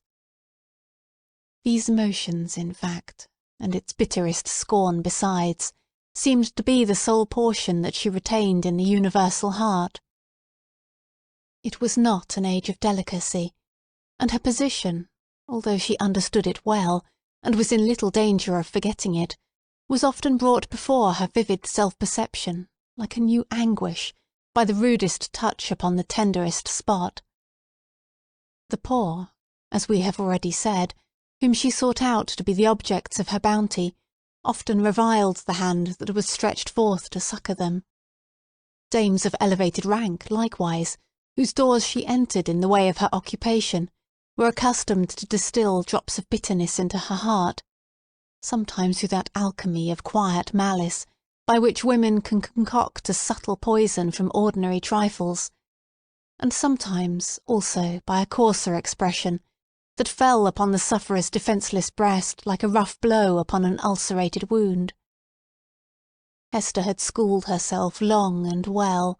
She never responded to these attacks, save by a flush of crimson that rose irrepressibly over her pale cheek, and again subsided into the depths of her bosom. She was patient, a martyr indeed, but she forbore to pray for enemies, lest, in spite of her forgiving aspirations, the words of the blessing should stubbornly twist themselves into a curse. Continually, and in 1,000 other ways, did she feel the innumerable throbs of anguish that had been so cunningly contrived for her by the undying, the ever-active sentence of the Puritan tribunal. Clergymen paused in the street to address words of exhortation that brought a crowd, with its mingled grin and frown, round the poor sinful woman.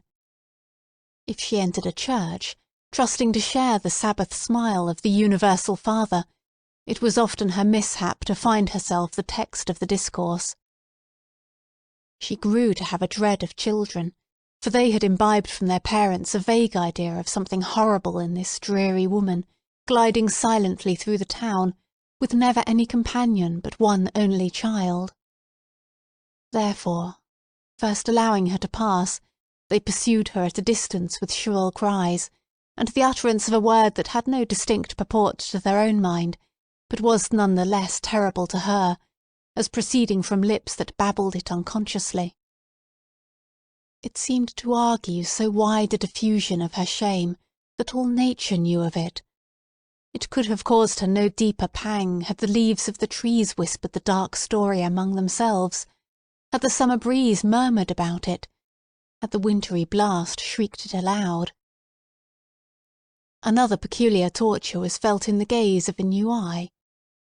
When strangers looked curiously at the Scarlet Letter, and none ever failed to do so, they branded it afresh into Hester's soul, so that, oftentimes, she could scarcely refrain, yet always did refrain, from covering the symbol with her hand. But then again, an accustomed eye had likewise its own anguish to inflict. Its cool stare of familiarity was intolerable. From first to last, in short, Hester Prynne had always this dreadful agony in feeling a human eye upon the token. The spot never grew callous. It seemed, on the contrary, to grow more sensitive with daily torture. But sometimes, once in many days, or perchance in many months, she felt an eye, a human eye, upon the ignominious brand, that seemed to give a momentary relief, as if half of her agony were shared. The next instant back it all rushed again, with still a deeper throb of pain, for, in that brief interval, she had sinned anew. Had Hester sinned alone? Her imagination was somewhat affected, and, had she been of a softer moral and intellectual fibre, would have been still more so, by the strange and solitary anguish of her life. Walking to and fro, with those lonely footsteps, in the little world with which she was outwardly connected, it now and then appeared to Hester, if altogether fancy, it was nevertheless too potent to be resisted. She felt, or fancied then, that the Scarlet Letter had endowed her with a new sense. She shuddered to believe, yet could not help believing, that it gave her a sympathetic knowledge of the hidden sin in other hearts. She was terror-stricken by the revelations that were thus made. What were they? Could they be other than the insidious whispers of the bad angel, who would fain have persuaded the struggling woman, as yet only half his victim, that the outward guise of purity was but a lie, and that, if truth were everywhere to be shown, a Scarlet Letter would blaze forth on many a bosom besides Hester Prynne's? Or must she receive those intimations, so obscure, yet so distinct, as truth? In all her miserable experience there was nothing else so awful and so loathsome as this sense. It perplexed as well as shocked her, by the irreverent inopportuneness of the occasions that brought it into vivid action. Sometimes the red infamy upon her breast would give a sympathetic throb as she passed near a venerable minister or magistrate, the model of piety and justice, to whom that age of antique reverence looked up, as to a mortal man in fellowship with angels. What evil thing is at hand? Would Hester say to herself. Lifting her reluctant eyes, there would be nothing human within the scope of view, save the form of this earthly saint. Again a mystic sisterhood would contumaciously assert itself, as she met the sanctified frown of some matron, who, according to the rumour of all tongues, had kept cold snow within her bosom throughout life. That unsunned snow in the matron's bosom, and the burning shame on Hester Prynne's, what had the two in common? Or, once more, the electric thrill would give her warning. Behold, Hester, here is a companion. And looking up, she would detect the eyes of a young maiden glancing at the Scarlet Letter, shyly and aside, and quickly averted with a faint, chill crimson in her cheeks, as if her purity were somewhat sullied by that momentary glance. O fiend, whose talisman was that fatal symbol, wouldst thou leave nothing, whether in youth or age, for this poor sinner to revere? Such loss of faith is ever one of the saddest results of sin. Be it accepted as a proof that all was not corrupt in this poor victim of her own frailty, and man's hard law, that Hester Prynne yet struggled to believe that no fellow mortal was guilty like herself.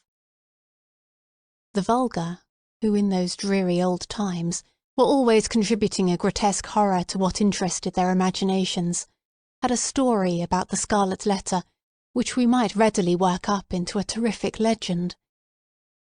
They averred that the symbol was not mere scarlet cloth, tinged in an earthly dye-pot, but was red-hot with infernal fire, and could be seen glowing all alight whenever Hester Prynne walked abroad in the night-time.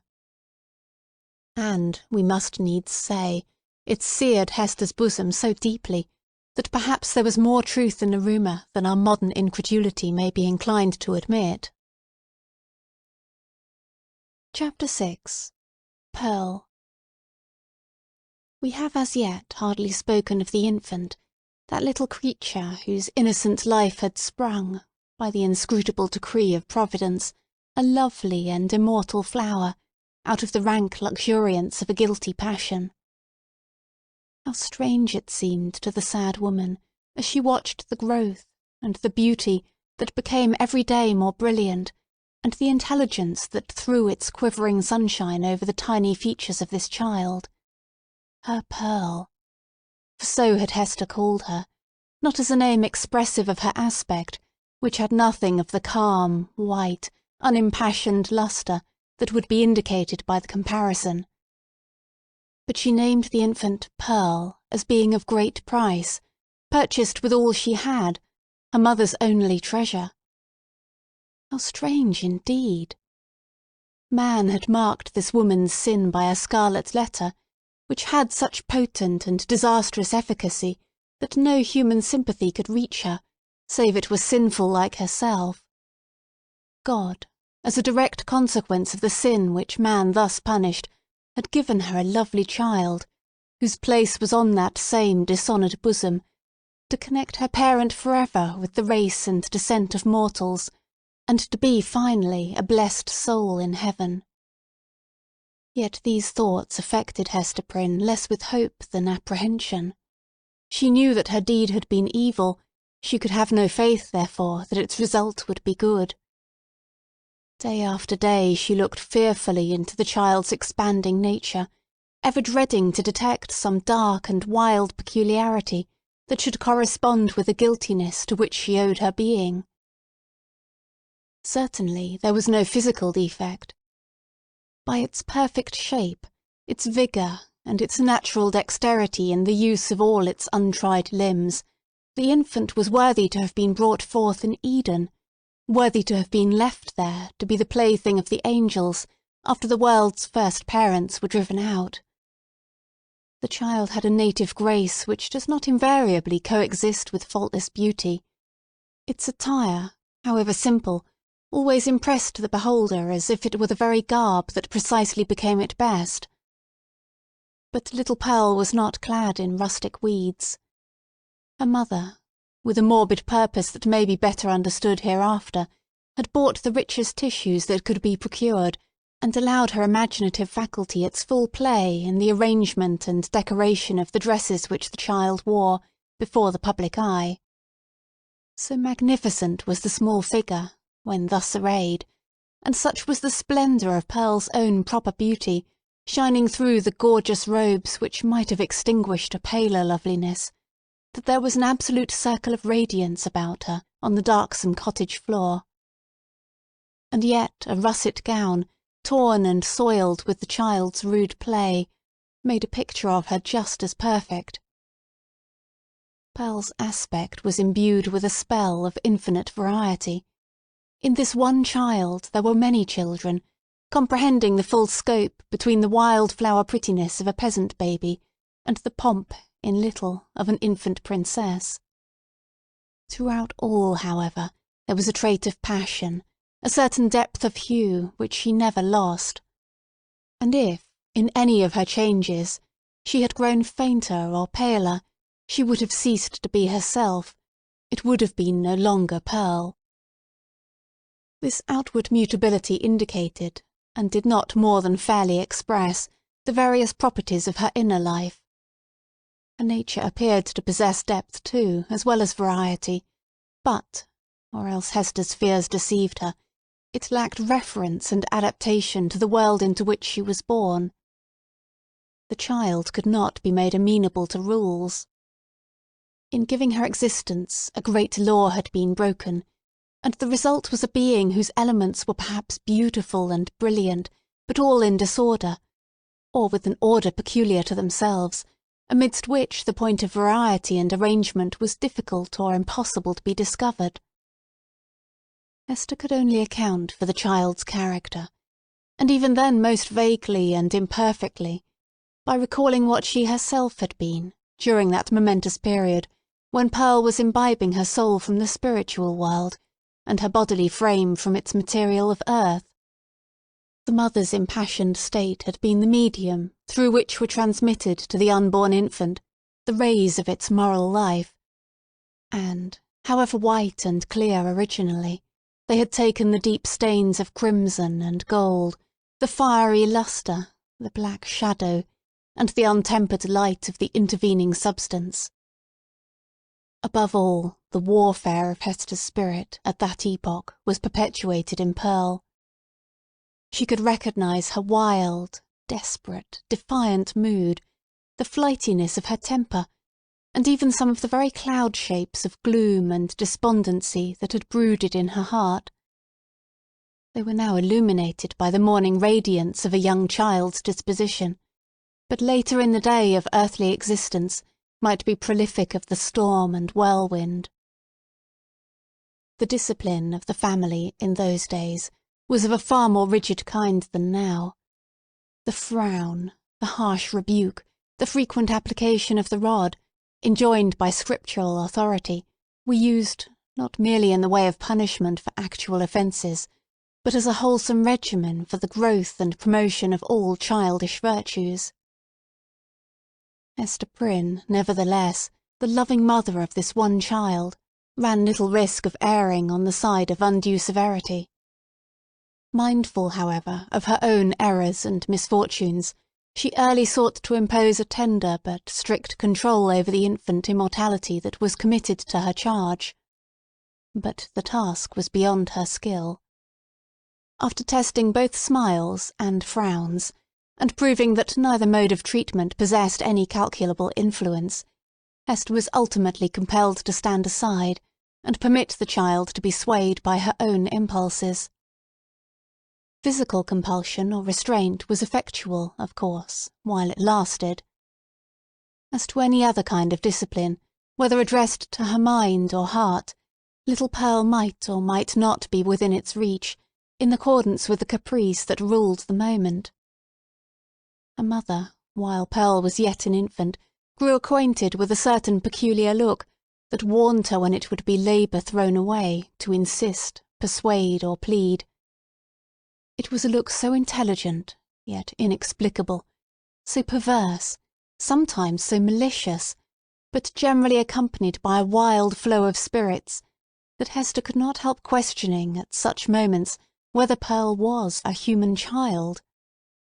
She seemed rather an airy sprite, which, after playing its fantastic sports for a little while upon the cottage floor, would flit away with a mocking smile. Whenever that look appeared in her wild, bright, deeply black eyes, it invested her with a strange remoteness and intangibility. It was as if she were hovering in the air, and might vanish, like a glimmering light, that comes we know not whence, and goes we know not whither. Beholding it, Hester was constrained to rush towards the child, to pursue the little elf in the flight which he invariably began, to snatch her to her bosom with a close pressure and earnest kisses, not so much from overflowing love as to assure herself that Pearl was flesh and blood, and not utterly delusive. But Pearl's laugh, when she was caught, though full of merriment and music, made her mother more doubtful than before. Heart-smitten at this bewildering and baffling spell, that so often came between herself and her sole treasure, whom she had bought so dear, and who was all her world, Hester sometimes burst into passionate tears. Then perhaps, for there was no foreseeing how it might affect her, Pearl would frown and clench her little fist, and harden her small features into a stern, unsympathizing look of discontent. Not seldom she would laugh anew, and louder than before, like a thing incapable and unintelligent of human sorrow. Or, but this more rarely happened, she would be convulsed with a rage of grief, and sob out her love for her mother in broken words, and seem intent on proving that she had a heart by breaking it. Yet Hester was hardly safe in confiding herself to that gusty tenderness. It passed as suddenly as it came. Brooding over all these matters, the mother felt like one who has evoked a spirit, but, by some irregularity in the process of conjuration, has failed to win the master-word that should control this new and incomprehensible intelligence. Her only real comfort was when the child lay in the placidity of sleep. Then she was sure of her, and tasted hours of quiet, sad, delicious happiness, until, perhaps with that perverse expression glimmering from beneath her opening lids, little Pearl awoke. How soon, with what strange rapidity indeed, did Pearl arrive at an age that was capable of social intercourse beyond the mother's ever-ready smile and nonsense words? And then what happiness would it have been could Hester Prynne have heard her clear, bird-like voice mingling with the uproar of other childish voices, and have distinguished and unravelled her own darling's tones, amid all the entangled outcry of a group of sportive children. But this could never be.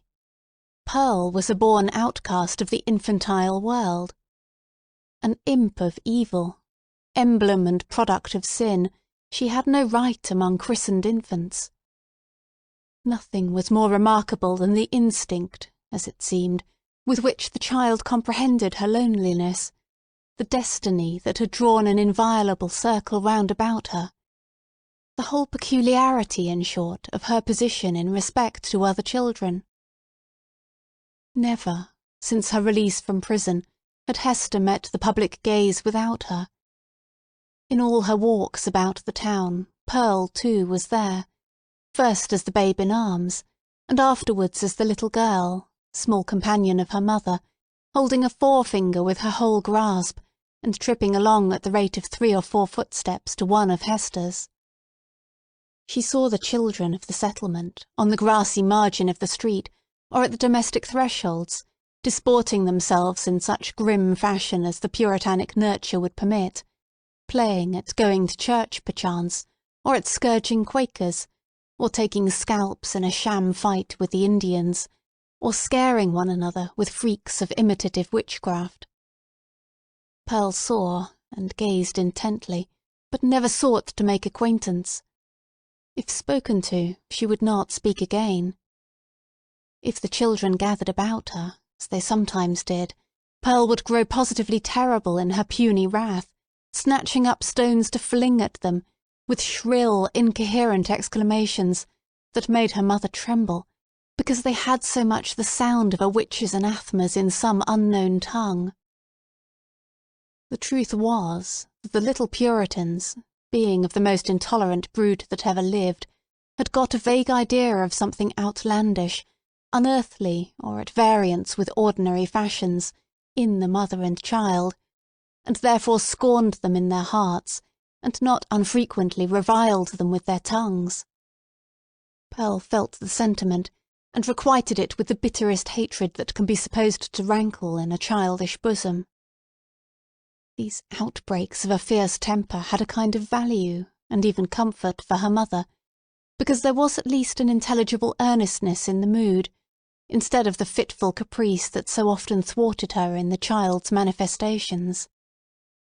It appalled her, nevertheless, to discern here, again, a shadowy reflection of the evil that had existed in herself. All this enmity and passion had Pearl inherited, by inalienable right, out of Hester's heart. Mother and daughter stood together in the same circle of seclusion from human society, and in the nature of the child seemed to be perpetuated those unquiet elements that had distracted Hester Prynne before Pearl's birth, but had since begun to be soothed away by the softening influences of maternity. At home, within and around her mother's cottage, Pearl wanted not a wide and various circle of acquaintance. The spell of life went forth from her ever-creative spirit, and communicated itself to 1,000 objects, as a torch kindles a flame wherever it may be applied. The unlikeliest materials, a stick, a bunch of rags, a flower, were the puppets of Pearl's witchcraft, and, without undergoing any outward change, became spiritually adapted to whatever drama occupied the stage of her inner world.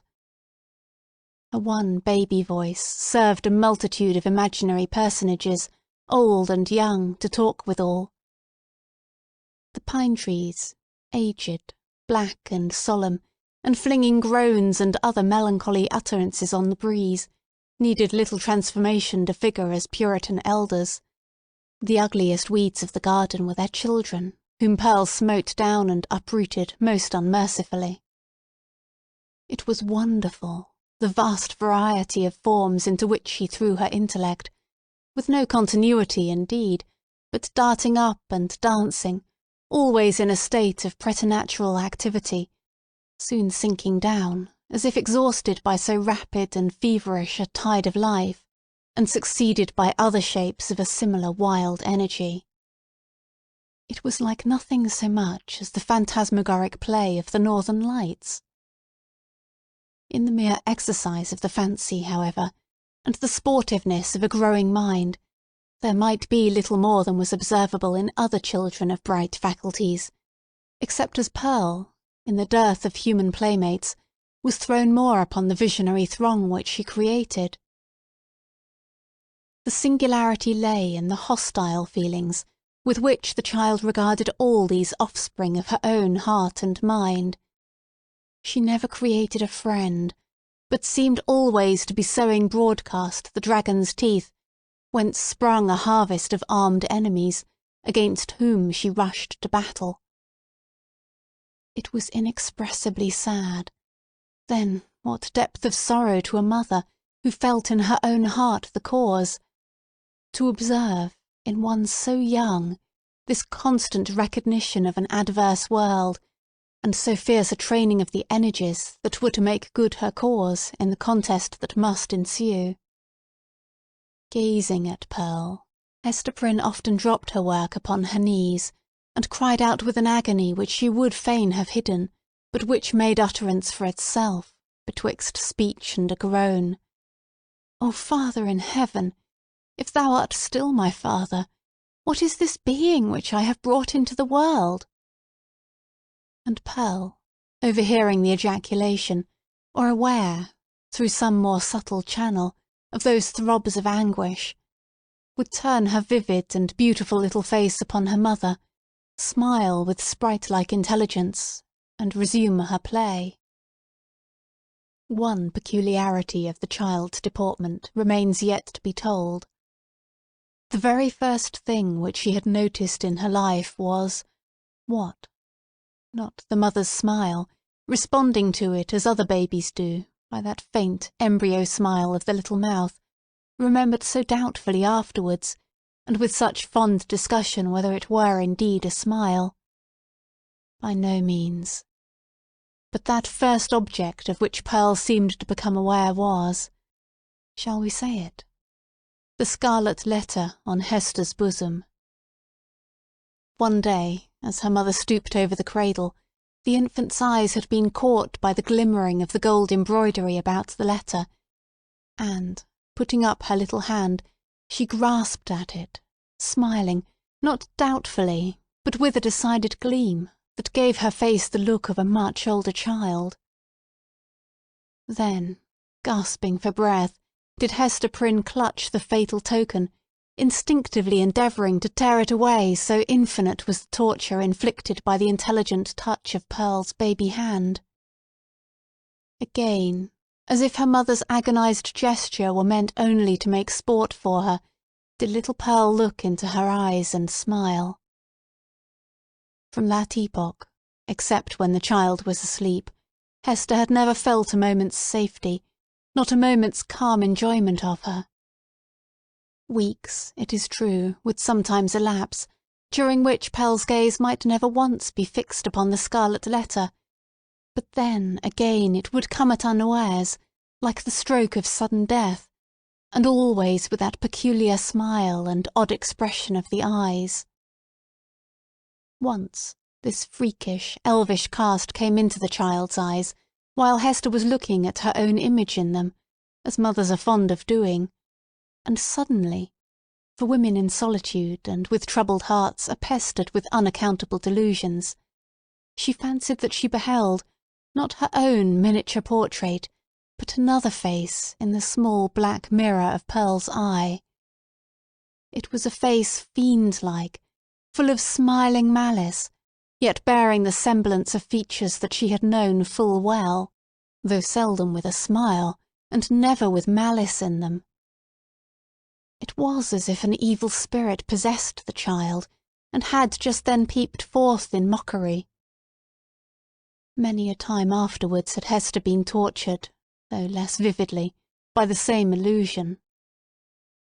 In the afternoon of a certain summer's day, after Pearl grew big enough to run about, she amused herself with gathering handfuls of wild flowers and flinging them, one by one, at her mother's bosom, dancing up and down like a little elf whenever she hit the Scarlet Letter.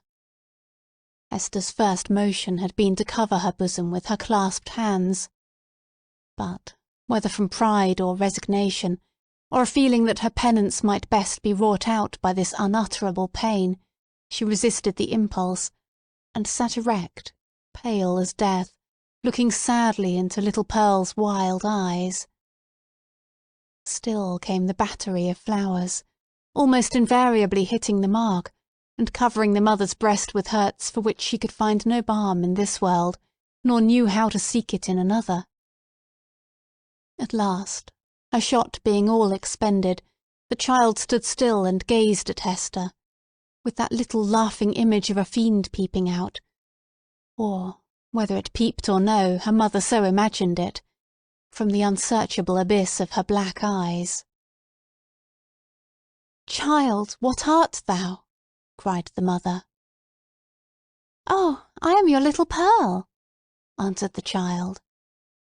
But, while she said it, Pearl laughed, and began to dance up and down, with the humoursome gesticulation of a little imp whose next freak might be to fly up the chimney. "Art thou my child, in very truth?" asked Hester. Nor did she put the question altogether idly, but, for the moment, with a portion of genuine earnestness, for, such was Pearl's wonderful intelligence, that her mother half doubted whether she were not acquainted with the secret spell of her existence, and might not now reveal herself. "Yes, I am little Pearl," repeated the child, continuing her antics. "Thou art not my child. Thou art no Pearl of mine," said the mother, half playfully, for it was often the case that a sportive impulse came over her in the midst of her deepest suffering. "Tell me, then, what thou art, and who sent thee hither." "Tell me, mother," said the child seriously, coming up to Hester and pressing herself close to her knees. "Do thou tell me." "Thy heavenly Father sent thee," answered Hester Prynne. But she said it with a hesitation that did not escape the acuteness of the child. Whether moved only by her ordinary freakishness, or because an evil spirit prompted her, she put up her small forefinger and touched the Scarlet Letter. "He did not send me," cried she positively. "I have no heavenly Father." "Hush, Pearl, hush! Thou must not talk so," answered the mother, suppressing a groan. "He sent us all into this world. He sent even me, thy mother. Then, much more, thee. Or if not, thou strange and elfish child, whence didst thou come?" "Tell me, tell me," repeated Pearl, no longer seriously, but laughing and capering about the floor. "It is thou that must tell me." But Hester could not resolve the query, being herself in a dismal labyrinth of doubt. She remembered, betwixt a smile and a shudder, the talk of the neighbouring townspeople, who, seeking vainly elsewhere for the child's paternity, and observing some of her odd attributes, had given out that poor little Pearl was a demon offspring, such as, ever since old Catholic times, had occasionally been seen on earth through the agency of their mother's sin, and to promote some foul and wicked purpose. Luther, according to the scandal of his monkish enemies, was a brat of that hellish breed, nor was Pearl the only child to whom this inauspicious origin was assigned among the New England Puritans. Chapter 7. The Governor's Hall. Hester Prynne went one day to the mansion of Governor Bellingham with a pair of gloves, which she had fringed and embroidered to his order, and which were to be worn on some great occasion of state, for, though the chances of a popular election had caused this former ruler to descend a step or two from the highest rank, he still held an honourable and influential place among the colonial magistracy. Another, and far more important reason than the delivery of a pair of embroidered gloves impelled Hester, at this time, to seek an interview with a personage of so much power and activity in the affairs of the settlement. It had reached her ears that there was a design on the part of some of the leading inhabitants, cherishing the more rigid order of principles in religion and government, to deprive her of her child. On the supposition that Pearl, as already hinted, was of demon origin, these good people not unreasonably argued that a Christian interest in a mother's soul required them to remove such a stumbling block from her path. If the child, on the other hand, were really capable of moral and religious growth, and possessed the elements of ultimate salvation, then, surely, it would enjoy all the fairer prospect of these advantages by being transferred to wiser and better guardianship than Hester Prynne's. Among those who promoted the design, Governor Bellingham was said to be one of the most busy. It may appear singular, and indeed not a little ludicrous, that an affair of this kind, which in later days would have been referred to no higher jurisdiction than that of the select men of the town, should then have been a question publicly discussed, and on which statesmen of eminence took sides. At that epoch of pristine simplicity, however, matters of even slighter public interest, and of far less intrinsic weight than the welfare of Hester and her child, were strangely mixed up with the deliberations of legislators and acts of state. The period was hardly, if at all, earlier than that of our story, when a dispute concerning the right of property in a pig not only caused a fierce and bitter contest in the legislative body of the colony, but resulted in an important modification of the framework itself of the legislature.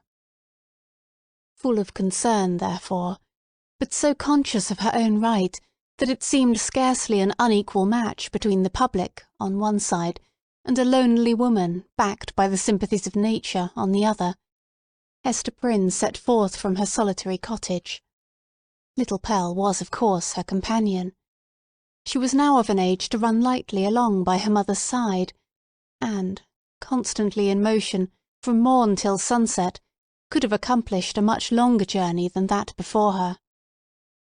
Often, nevertheless, more from caprice than necessity, she demanded to be taken up in arms, but was soon as imperious to be set down again, and frisked onward before Hester on the grassy pathway, with many a harmless trip and tumble.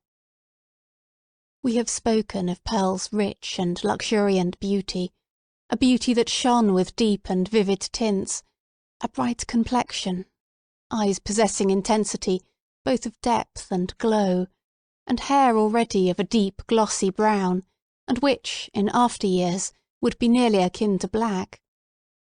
There was fire in her and throughout her. She seemed the unpremeditated offshoot of a passionate moment. Her mother, in contriving the child's garb, had allowed the gorgeous tendencies of her imagination their full play, arraying her in a crimson velvet tunic of a peculiar cut, abundantly embroidered with fantasies and flourishes of gold thread. So much strength of colouring, which must have given a wan and pallid aspect to cheeks of a fainter bloom, was admirably adapted to Pearl's beauty, and made her the very brightest little jet of flame that ever danced upon the earth. But it was a remarkable attribute of this garb, and indeed of the child's whole appearance, that it irresistibly and inevitably reminded the beholder of the token which Hester Prynne was doomed to wear upon her bosom. It was the Scarlet Letter in another form, the Scarlet Letter endowed with life. The mother herself, as if the red ignominy was so deeply scorched into her brain that all her conceptions assumed its form, had carefully wrought out the similitude, lavishing many hours of morbid ingenuity to create an analogy between the object of her affection and the emblem of her guilt and torture. But, in truth, Pearl was the one as well as the other, and only in consequence of that identity had Hester contrived so perfectly to represent the Scarlet Letter in her appearance. As the two wayfarers came within the precincts of the town, the children of the Puritans looked up from their play, or what passed for play with those sombre little urchins, and spake gravely one to another. "Behold, verily, there is the woman of the Scarlet Letter, and, of a truth, moreover, there is the likeness of the Scarlet Letter running along by her side. Come, therefore, and let us fling mud at them." But Pearl, who was a dauntless child, after frowning, stamping her foot, and shaking her little hand with a variety of threatening gestures, suddenly made a rush at the knot of her enemies, and put them all to flight. She resembled, in her fierce pursuit of them, an infant pestilence, the scarlet fever, or some such half-fledged angel of judgment, whose mission was to punish the sins of the rising generation. She screamed and shouted too, with a terrific volume of sound, which, doubtless, caused the hearts of the fugitives to quake within them. The victory accomplished, Pearl returned quietly to her mother, and looked up, smiling, into her face. Without further adventure they reached the dwelling of Governor Bellingham.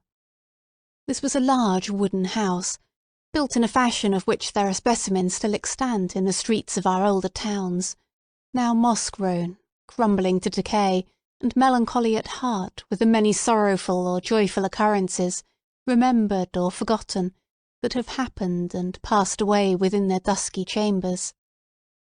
Then, however, there was the freshness of the passing year on its exterior, and the cheerfulness, gleaming forth from the sunny windows, of a human habitation into which death had never entered. It had, indeed, a very cheery aspect, the walls being overspread with a kind of stucco in which fragments of broken glass were plentifully intermixed, so that, when the sunshine fell aslantwise over the front of the edifice, it glittered and sparkled as if diamonds had been flung against it by the double handful. The brilliancy might have befitted Aladdin's palace, rather than the mansion of a grave old Puritan ruler. It was further decorated with strange and seemingly cabalistic figures and diagrams, suitable to the quaint taste of the age, which had been drawn in the stucco when newly laid on, and had now grown hard and durable, for the admiration of after-times.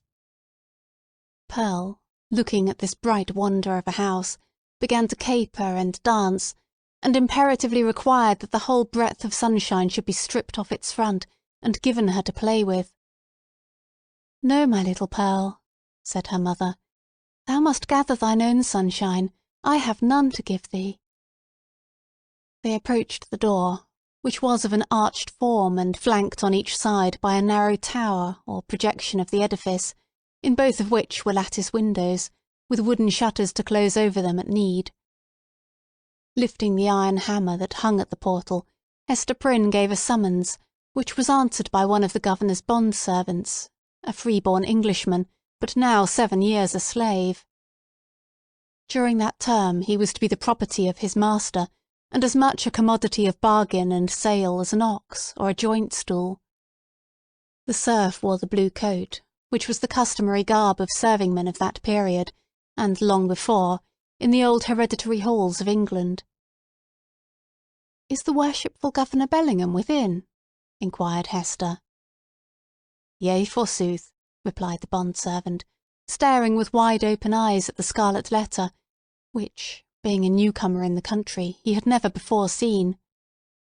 "Yea, his honourable worship is within, but he hath a godly minister or two with him, and likewise a leech. Ye may not see his worship now." "Nevertheless, I will enter," answered Hester Prynne, and the bond-servant, perhaps judging from the decision of her air, and the glittering symbol in her bosom, that she was a great lady in the land, offered no opposition. So the mother and little Pearl were admitted into the hall of entrance.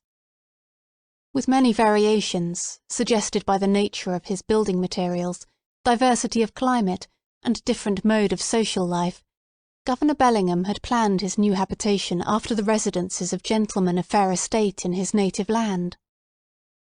Here, then, was a wide and reasonably lofty hall, extending through the whole depth of the house, and forming a medium of general communication, more or less directly, with all the other apartments.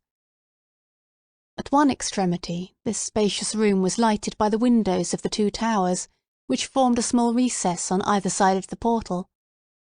At the other end, though partly muffled by a curtain, it was more powerfully illuminated by one of those embowed hall windows which we read of in old books, and which was provided with a deep and cushioned seat.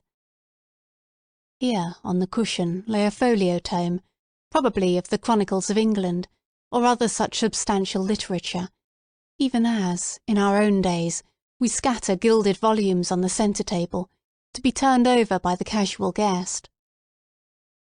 The furniture of the hall consisted of some ponderous chairs, the backs of which were elaborately carved with wreaths of oaken flowers, and likewise a table in the same taste, the whole being of the Elizabethan age, or perhaps earlier, and heirlooms, transferred hither from the governor's paternal home. On the table, in token that the sentiment of old English hospitality had not been left behind, stood a large pewter tankard, at the bottom of which, had Hester or Pearl peeped into it, they might have seen the frothy remnant of a recent draught of ale. On the wall hung a row of portraits, representing the forefathers of the Bellingham lineage, some with armour on their breasts, and others with stately ruffs and robes of peace. All were characterised by the sternness and severity which old portraits so invariably put on, as if they were the ghosts, rather than the pictures, of departed worthies, and were gazing with harsh and intolerant criticism at the pursuits and enjoyments of living men.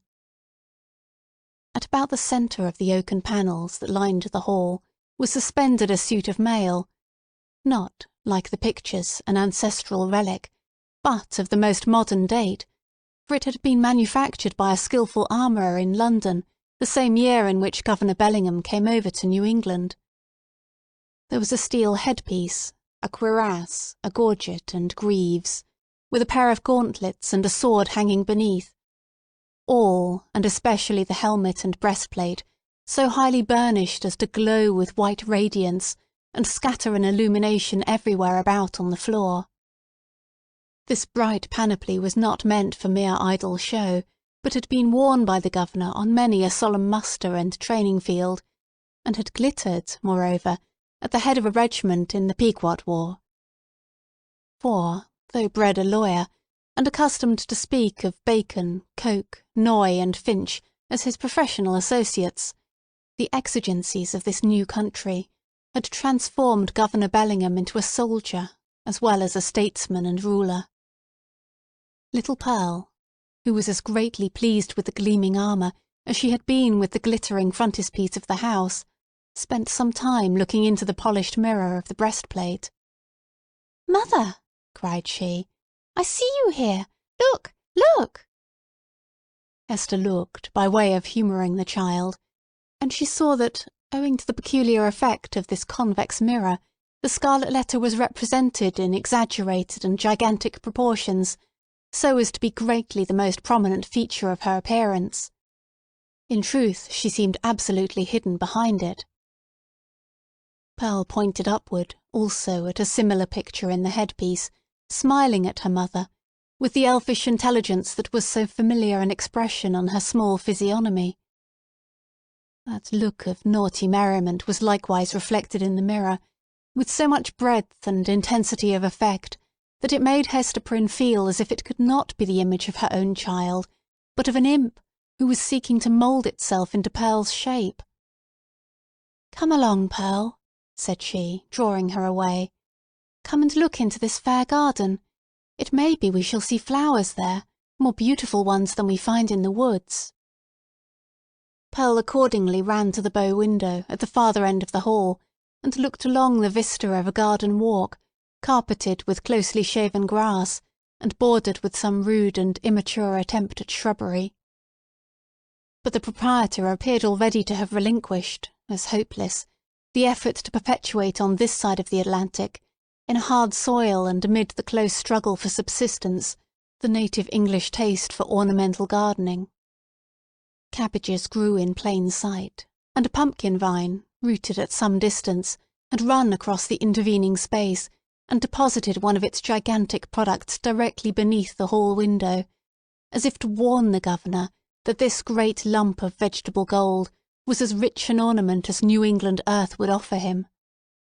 There were a few rose bushes, however, and a number of apple trees, probably the descendants of those planted by the Reverend Mr. Blackstone, the first settler of the peninsula, that half-mythological personage who rides through our early annals seated on the back of a bull. Pearl, seeing the rose bushes, began to cry for a red rose, and would not be pacified. "Hush, child, hush," said her mother earnestly. "Do not cry, dear little Pearl. I hear voices in the garden. The governor is coming, and gentlemen along with him." In fact, down the vista of the garden avenue, a number of persons were seen approaching towards the house. Pearl, in utter scorn of her mother's attempt to quiet her, gave an eldritch scream, and then became silent, not from any notion of obedience, but because the quick and mobile curiosity of her disposition was excited by the appearance of these new personages. Chapter 8. The Elf Child and the Minister. Governor Bellingham, in a loose gown and easy cap, such as elderly gentlemen loved to endue themselves with in their domestic privacy, walked foremost, and appeared to be showing off his estate and expatiating on his projected improvements. The wide circumference of an elaborate ruff beneath his grey beard, in the antiquated fashion of King James's reign, caused his head to look not a little like that of John the Baptist in a charger. The impression made by his aspect, so rigid and severe, and frostbitten with more than autumnal age, was hardly in keeping with the appliances of worldly enjoyment wherewith he had evidently done his utmost to surround himself. But it is an error to suppose that our grave forefathers, though accustomed to speak and think of human existence as a state merely of trial and warfare, and though unfeignedly prepared to sacrifice goods and life at the behest of duty, made it a matter of conscience to reject such means of comfort, or even luxury, as lay fairly within their grasp. This creed was never taught, for instance, by the venerable pastor, John Wilson, whose beard, white as a snowdrift, was seen over Governor Bellingham's shoulder, while its wearer suggested that pears and peaches might yet be naturalized in the New England climate, and that purple grapes might possibly be compelled to flourish against the sunny garden wall. The old clergyman, nurtured at the rich bosom of the English Church, had a long-established and legitimate taste for all good and comfortable things, and however stern he might show himself in the pulpit, or in his public reproof of such transgressions as that of Hester Prynne, still the genial benevolence of his private life had won him warmer affection than was accorded to any of his professional contemporaries. Behind the governor and Mr. Wilson came two other guests, one, the Reverend Arthur Dimmesdale, whom the reader may remember as having taken a brief and reluctant part in the scene of Hester Prynne's disgrace, and, in close companionship with him, old Roger Chillingworth, a person of great skill in physic, who, for 2 or 3 years past, had been settled in the town. It was understood that this learned man was the physician as well as friend of the young minister, whose health had severely suffered of late by his too unreserved self-sacrifice to the labours and duties of the pastoral relation. The governor, in advance of his visitors, ascended 1 or 2 steps, and throwing open the leaves of the great hall window, found himself close to little Pearl. The shadow of the curtain fell on Hester Prynne and partially concealed her. "What have we here?" said Governor Bellingham, looking with surprise at the scarlet little figure before him. "I profess I have never seen the like since my days of vanity, in old King James's time, when I was wont to esteem it a high favour to be admitted to a court masque.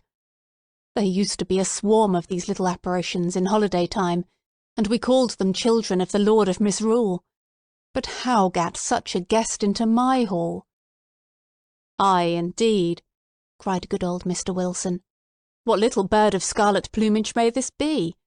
Methinks I have seen just such figures when the sun has been shining through a richly painted window, and tracing out the golden and crimson images across the floor. But that was in the old land. Prithee, young one, who art thou, and what has ailed thy mother to bedizen thee in this strange fashion? Art thou a Christian child, ha? Dost thou know thy catechism?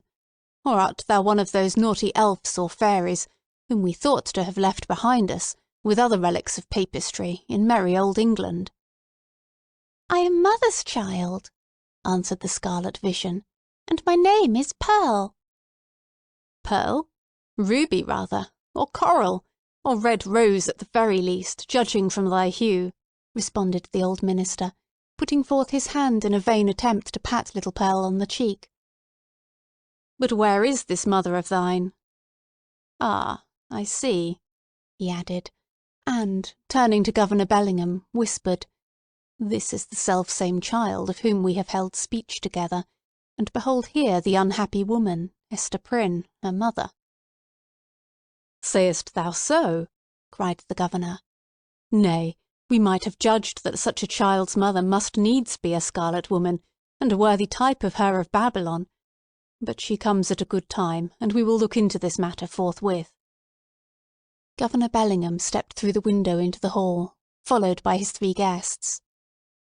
Hester Prynne, said he, fixing his naturally stern regard on the wearer of the Scarlet Letter, there hath been much question concerning thee of late. The point hath been weightily discussed, whether we, that are of authority and influence, do well discharge our consciences by trusting an immortal soul, such as there is in yonder child, to the guidance of one who hath stumbled and fallen amid the pitfalls of this world. Speakest thou, the child's own mother? Were it not, thinkest thou, for thy little one's temporal and eternal welfare, that she should be taken out of thy charge, and clad soberly, and disciplined strictly, and instructed in the truths of heaven and earth? What canst thou do for the child in this kind? I can teach my little Pearl what I have learned from this, answered Hester Prynne, laying her finger on the red token. Woman, it is thy badge of shame, replied the stern magistrate. It is because of the stain which that letter indicates that we would transfer thy child to other hands. Nevertheless, said the mother calmly, though growing more pale, this badge hath taught me, it daily teaches me, it is teaching me at this moment, lessons whereof my child may be the wiser and better, albeit they can profit nothing to myself. We will judge warily, said Bellingham, and look well what we are about to do. Good Master Wilson, I pray you, examine this Pearl, since that is her name, and see whether she hath had such Christian nurture as befits a child of her age. The old minister seated himself in an armchair, and made an effort to draw Pearl betwixt his knees. But the child, unaccustomed to the touch or familiarity of any but her mother, escaped through the open window, and stood on the upper step, looking like a wild tropical bird of rich plumage, ready to take flight into the upper air. Mr. Wilson, not a little astonished at this outbreak, for he was a grandfatherly sort of personage, and usually a vast favourite with children, essayed, however, to proceed with the examination. Pearl, said he with great solemnity, thou must take heed to instruction, that so, in due season, thou mayest wear in thy bosom the pearl of great price. Canst thou tell me, my child, who made thee? Now Pearl knew well enough who made her, for Hester Prynne, the daughter of a pious home, very soon after her talk with the child about her heavenly Father, had begun to inform her of those truths which the human spirit, at whatever stage of immaturity, imbibes with such eager interest. Pearl, therefore, so large were the attainments of her 3 years' lifetime, could have borne a fair examination in the New England Primer, or the first column of the Westminster Catechisms, although unacquainted with the outward form of either of those celebrated works.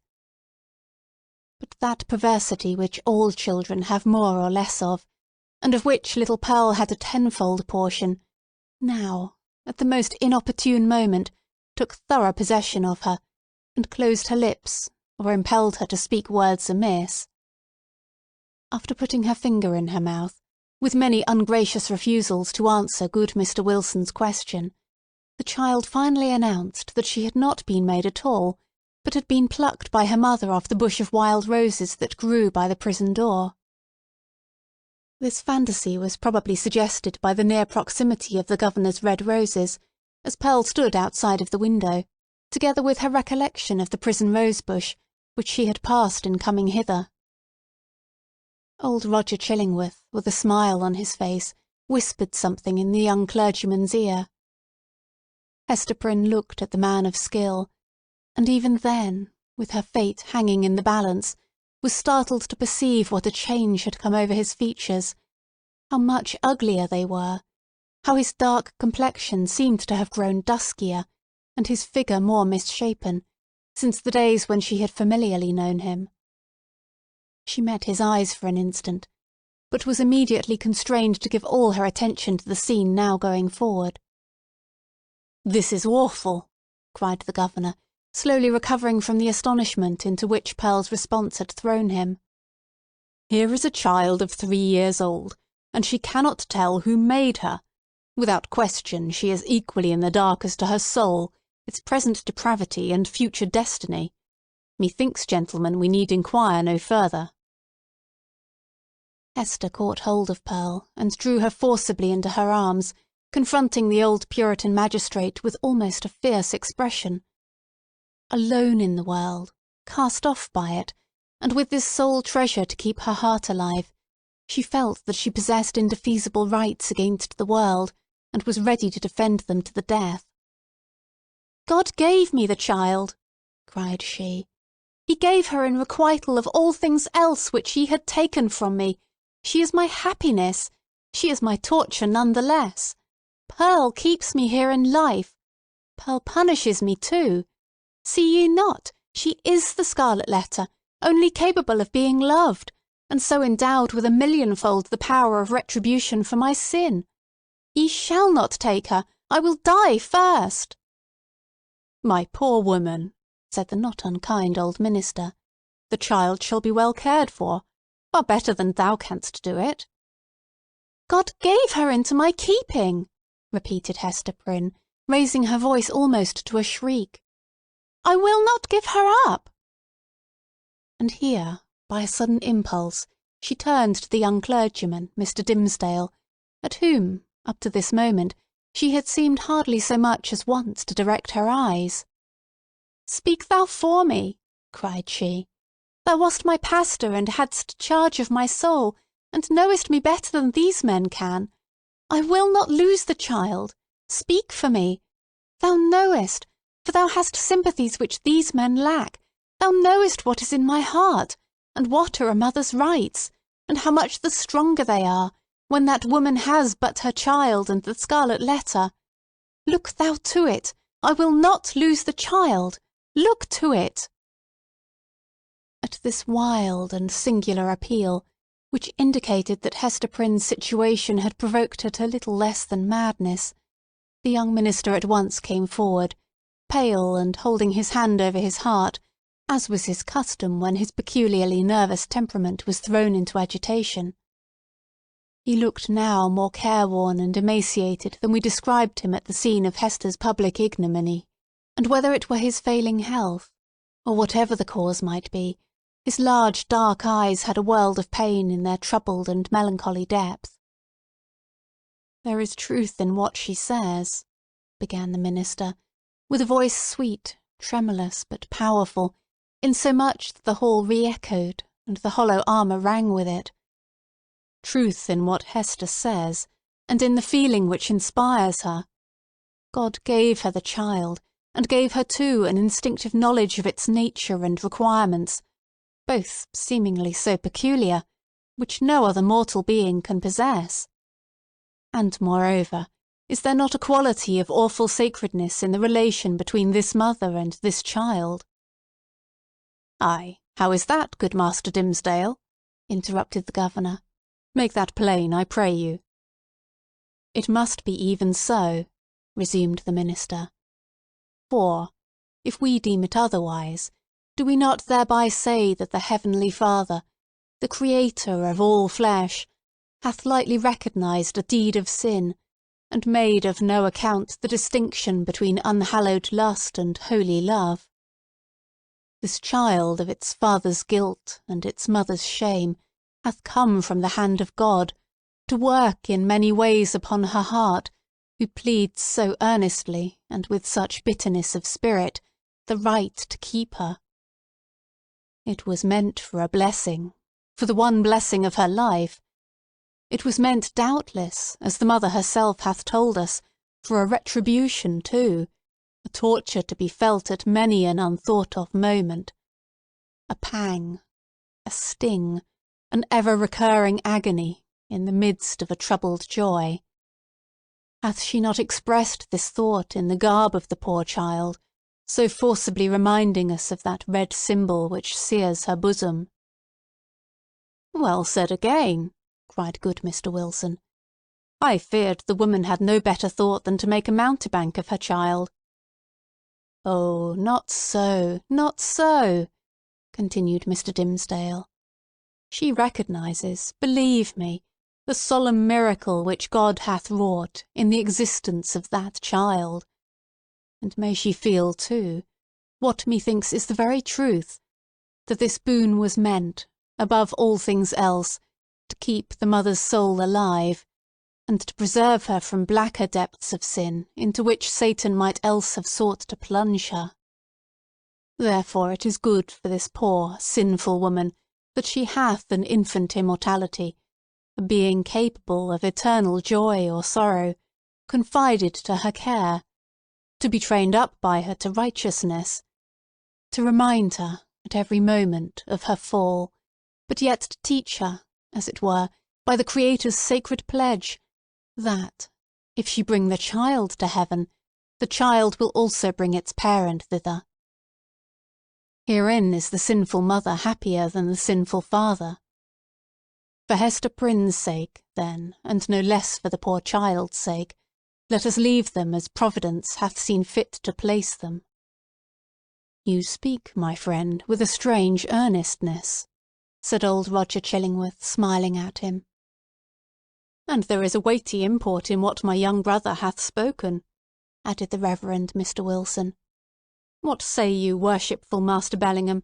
Hath he not pleaded well for the poor woman?" "Indeed hath he," answered the magistrate, "and hath adduced such arguments that we will even leave the matter as it now stands. So long, at least, as there shall be no further scandal in the woman. Care must be had, nevertheless, to put the child to due and stated examination in the catechism, at thy hands or Master Dimmesdale's. Moreover, at proper season, the tithing men must take heed that she go both to school and to meeting." The young minister, on ceasing to speak, had withdrawn a few steps from the group, and stood with his face partially concealed in the heavy folds of the window curtain, while the shadow of his figure, which the sunlight cast upon the floor, was tremulous with the vehemence of his appeal. Pearl, that wild and flighty little elf, stole softly towards him, and taking his hand in the grasp of both her own, laid her cheek against it, a caress so tender, and withal so unobtrusive, that her mother, who was looking on, asked herself, "Is that my Pearl?" Yet she knew that there was love in the child's heart, though it mostly revealed itself in passion, and hardly twice in her lifetime had been softened by such gentleness as now. The minister—for, save the long-sought regards of woman, nothing is sweeter than these marks of childish preference—accorded spontaneously by a spiritual instinct, and therefore seeming to imply in us something truly worthy to be loved. The minister looked round, laid his hand on the child's head, hesitated an instant, and then kissed her brow. Little Pearl's unwonted mood of sentiment lasted no longer. She laughed and went capering down the hall, so airily that old Mr. Wilson raised a question whether even her tiptoes touched the floor. "The little baggage hath witchcraft in her, I profess," said he to Mr. Dimmesdale.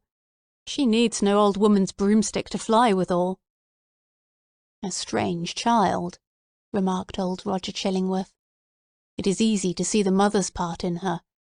Would it be beyond a philosopher's research, think ye, gentlemen, to analyse that child's nature, and, from its make and mould, to give a shrewd guess at the father?"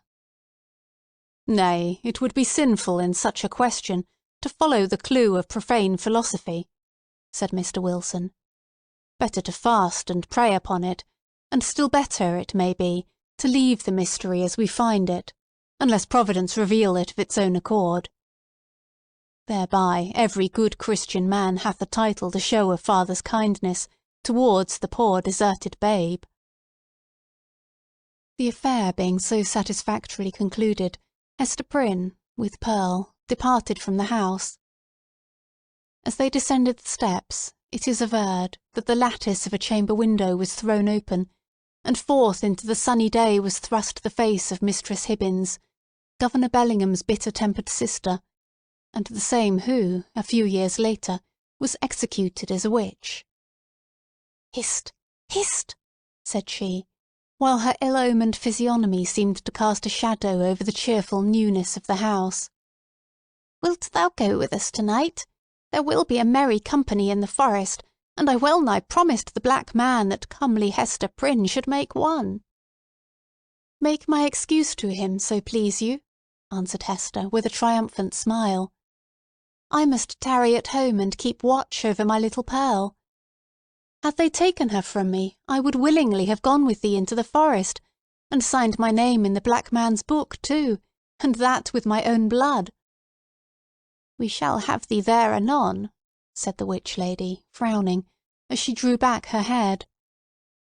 But here, if we suppose this interview betwixt Mistress Hibbins and Hester Prynne to be authentic and not a parable, was already an illustration of the young minister's argument against sundering the relation of a fallen mother to the offspring of her frailty. Even thus early had the child saved her from Satan's snare. Chapter 9. The Leech. Under the appellation of Roger Chillingworth, the reader will remember, was hidden another name, which its former wearer had resolved should never more be spoken. It has been related how, in the crowd that witnessed Hester Prynne's ignominious exposure, stood a man, elderly, travel-worn, who, just emerging from the perilous wilderness, beheld the woman, in whom he hoped to find embodied the warmth and cheerfulness of home, set up as a type of sin before the people. Her matronly fame was trodden under all men's feet. Infamy was babbling around her in the public market-place. For her kindred, should the tidings ever reach them, and for the companions of her unspotted life, there remained nothing but the contagion of her dishonour, which would not fail to be distributed in strict accordance and proportion with the intimacy and sacredness of their previous relationship. Then why, since the choice was with himself, should the individual, whose connection with the fallen woman had been the most intimate and sacred of them all, come forward to vindicate his claim to an inheritance so little desirable? He resolved not to be pilloried beside her on her pedestal of shame. Unknown to all but Hester Prynne, and possessing the lock and key of her silence, he chose to withdraw his name from the roll of mankind, and, as regarded his former ties and interests, to vanish out of life as completely as if he indeed lay at the bottom of the ocean, whither rumour had long ago consigned him. This purpose once effected, new interests would immediately spring up, and likewise a new purpose. Dark, it is true, if not guilty, but of force enough to engage the full strength of his faculties.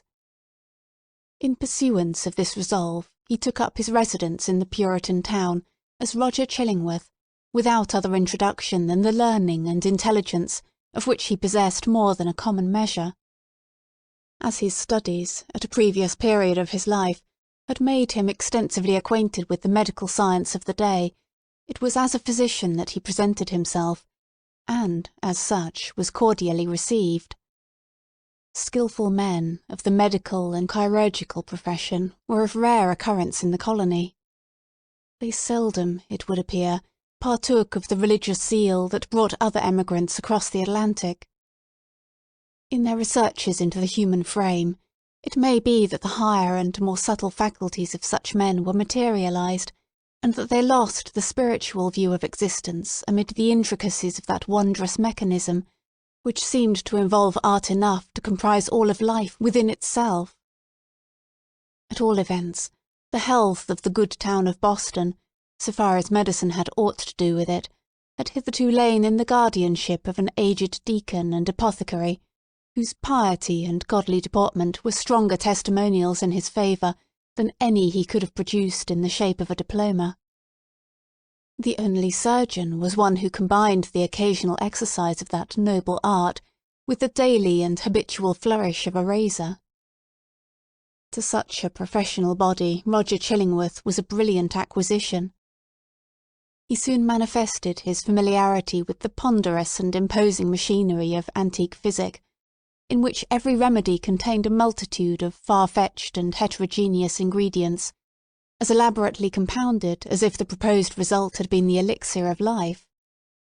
In his Indian captivity, moreover, he had gained much knowledge of the properties of native herbs and roots, nor did he conceal from his patients that these simple medicines, nature's boon to the untutored savage, had quite as large a share of his own confidence as the European pharmacopoeia, which so many learned doctors had spent centuries in elaborating. This learned stranger was exemplary, as regarded at least the outward forms of a religious life, and, early after his arrival, had chosen for his spiritual guide the Reverend Mr. Dimmesdale. The young divine, whose scholar-like renown still lived in Oxford, was considered by his more fervent admirers as little less than a heaven-ordained apostle, destined, should he live and labour for the ordinary term of life, to do as great deeds for the now feeble New England Church as the early fathers had achieved for the infancy of the Christian faith. About this period, however, the health of Mr. Dimmesdale had evidently begun to fail. By those best acquainted with his habits, the paleness of the young minister's cheek was accounted for by his too earnest devotion to study, his scrupulous fulfilment of parochial duty, and, more than all, by the fasts and vigils of which he made a frequent practice, in order to keep the grossness of this earthly state from clogging and obscuring his spiritual lamp. Some declared that, if Mr. Dimmesdale were really going to die, it was cause enough that the world was not worthy to be any longer trodden by his feet.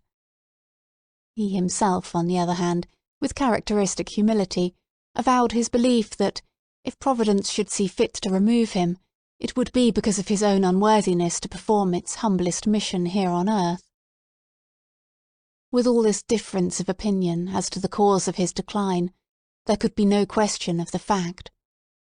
His form grew emaciated. His voice, though still rich and sweet, had a certain melancholy prophecy of decay in it. He was often observed, on any slight alarm or other sudden accident, to put his hand over his heart, with first a flush and then a paleness indicative of pain. Such was the young clergyman's condition, and so imminent the prospect that his dawning light would be extinguished, all untimely, when Roger Chillingworth made his advent to the town. His first entry on the scene, few people could tell whence, dropping down as it were out of the sky, or starting from the nether earth, had an aspect of mystery which was easily heightened to the miraculous. He was now known to be a man of skill. It was observed that he gathered herbs and the blossoms of wild flowers, and dug up roots and plucked off twigs from the forest trees, like one acquainted with hidden virtues in what was valueless to common eyes. He was heard to speak of Sir Kenelm Digby and other famous men, whose scientific attainments were esteemed hardly less than supernatural, as having been his correspondents or associates. Why, with such rank in the learned world, had he come hither? What could he, whose sphere was in great cities, be seeking in the wilderness? In answer to this query a rumour gained ground, and, however absurd, was entertained by some very sensible people, that heaven had wrought an absolute miracle by transporting an eminent doctor of physic from a German university bodily through the air, and setting him down at the door of Mr. Dimmesdale's study. Individuals of wiser faith, indeed, who knew that heaven promotes its purposes without aiming at the stage effect of what is called miraculous interposition, were inclined to see a providential hand in Roger Chillingworth's so opportune arrival. This idea was countenanced by the strong interest which the physician ever manifested in the young clergyman. He attached himself to him as a parishioner, and sought to win a friendly regard and confidence from his naturally reserved sensibility. He expressed great alarm at his pastor's state of health, but was anxious to attempt the cure, and, if early undertaken, seemed not despondent of a favourable result. The elders, the deacons, the motherly dames, and the young and fair maidens of Mr. Dimmesdale's flock were alike importunate that he should make trial of the physician's frankly offered skill. Mr. Dimmesdale gently repelled their entreaties. "I need no medicine," said he. But how could the young minister say so, when, with every successive Sabbath, his cheek was paler and thinner, and his voice more tremulous than before, when it had now become a constant habit, rather than a casual gesture, to press his hand over his heart? Was he weary of his labours? Did he wish to die? These questions were solemnly propounded to Mr. Dimmesdale by the elder ministers of Boston and the deacons of his church, who, to use their own phrase, dealt with him, on the sin of rejecting the aid which Providence so manifestly held out. He listened in silence, and finally promised to confer with the physician. "Were it God's will," said the Reverend Mr. Dimmesdale, when, in fulfilment of this pledge, he requested old Roger Chillingworth's professional advice, "I could be well content that my labours, and my sorrows, and my sins, and my pains, should shortly end with me, and what is earthly of them be buried in my grave, and the spiritual go with me to my eternal state, rather than that you should put your skill to the proof in my behalf." "Ah," replied Roger Chillingworth, with that quietness which, whether imposed or natural, marked all his deportment, "it is thus that a young clergyman is apt to speak. Youthful men, not having taken a deep root, give up their hold of life so easily. And saintly men, who walk with God on earth, would fain be away, to walk with him on the golden pavements of the New Jerusalem." "Nay," rejoined the young minister, putting his hand to his heart, with a flush of pain flitting over his brow. "Were I worthier to walk there, I could be better content to toil here." "Good men ever interpret themselves too meanly," said the physician. In this manner, the mysterious old Roger Chillingworth became the medical adviser of the Reverend Mr. Dimmesdale. As not only the disease interested the physician, but he was strongly moved to look into the character and qualities of the patient, these two men, so different in age, came gradually to spend much time together. For the sake of the minister's health, and to enable the leech to gather plants with healing balm in them, they took long walks on the seashore or in the forest, mingling various talk with the plash and murmur of the waves, and the solemn wind anthem among the tree-tops. Often, likewise, one was the guest of the other in his place of study and retirement. There was a fascination for the minister in the company of the man of science, in whom he recognised an intellectual cultivation of no moderate depth or scope, together with a range and freedom of ideas that he would have vainly looked for among the members of his own profession. In truth, he was startled, if not shocked, to find this attribute in the physician. Mr. Dimmesdale was a true priest, a true religionist, with the reverential sentiment largely developed, and an order of mind that impelled itself powerfully along the track of a creed, and wore its passage continually deeper with the lapse of time. In no state of society would he have been what is called a man of liberal views. It would always be essential to his peace to feel the pressure of a faith about him, supporting while it confined him within its iron framework. Not the less, however, though with a tremulous enjoyment, did he feel the occasional relief of looking at the universe through the medium of another kind of intellect than those with which he habitually held converse. It was as if a window were thrown open, admitting a freer atmosphere into the close and stifled study, where his life was wasting itself away, amid lamplight, or obstructed day-beams, and the musty fragrance, be it sensual or moral, that exhales from books. But the air was too fresh and chill to be long breathed with comfort. So the minister, and the physician with him, withdrew again within the limits of what their church defined as orthodox. Thus Roger Chillingworth scrutinised his patient carefully, both as he saw him in his ordinary life, keeping an accustomed pathway in the range of thoughts familiar to him, and as he appeared when thrown amidst other moral scenery, the novelty of which might call out something new to the surface of his character. He deemed it essential, it would seem, to know the man, before attempting to do him good. Wherever there is a heart and an intellect, the diseases of the physical frame are tinged with the peculiarities of these. In Arthur Dimmesdale, thought and imagination were so active, and sensibility so intense, that the bodily infirmity would be likely to have its groundwork there. So Roger Chillingworth, the man of skill, the kind and friendly physician, strove to go deep into his patient's bosom, delving among his principles, prying into his recollections, and probing everything with a cautious touch, like a treasure-seeker in a dark cavern. Few secrets can escape an investigator who has opportunity and licence to undertake such a quest, and skill to follow it up.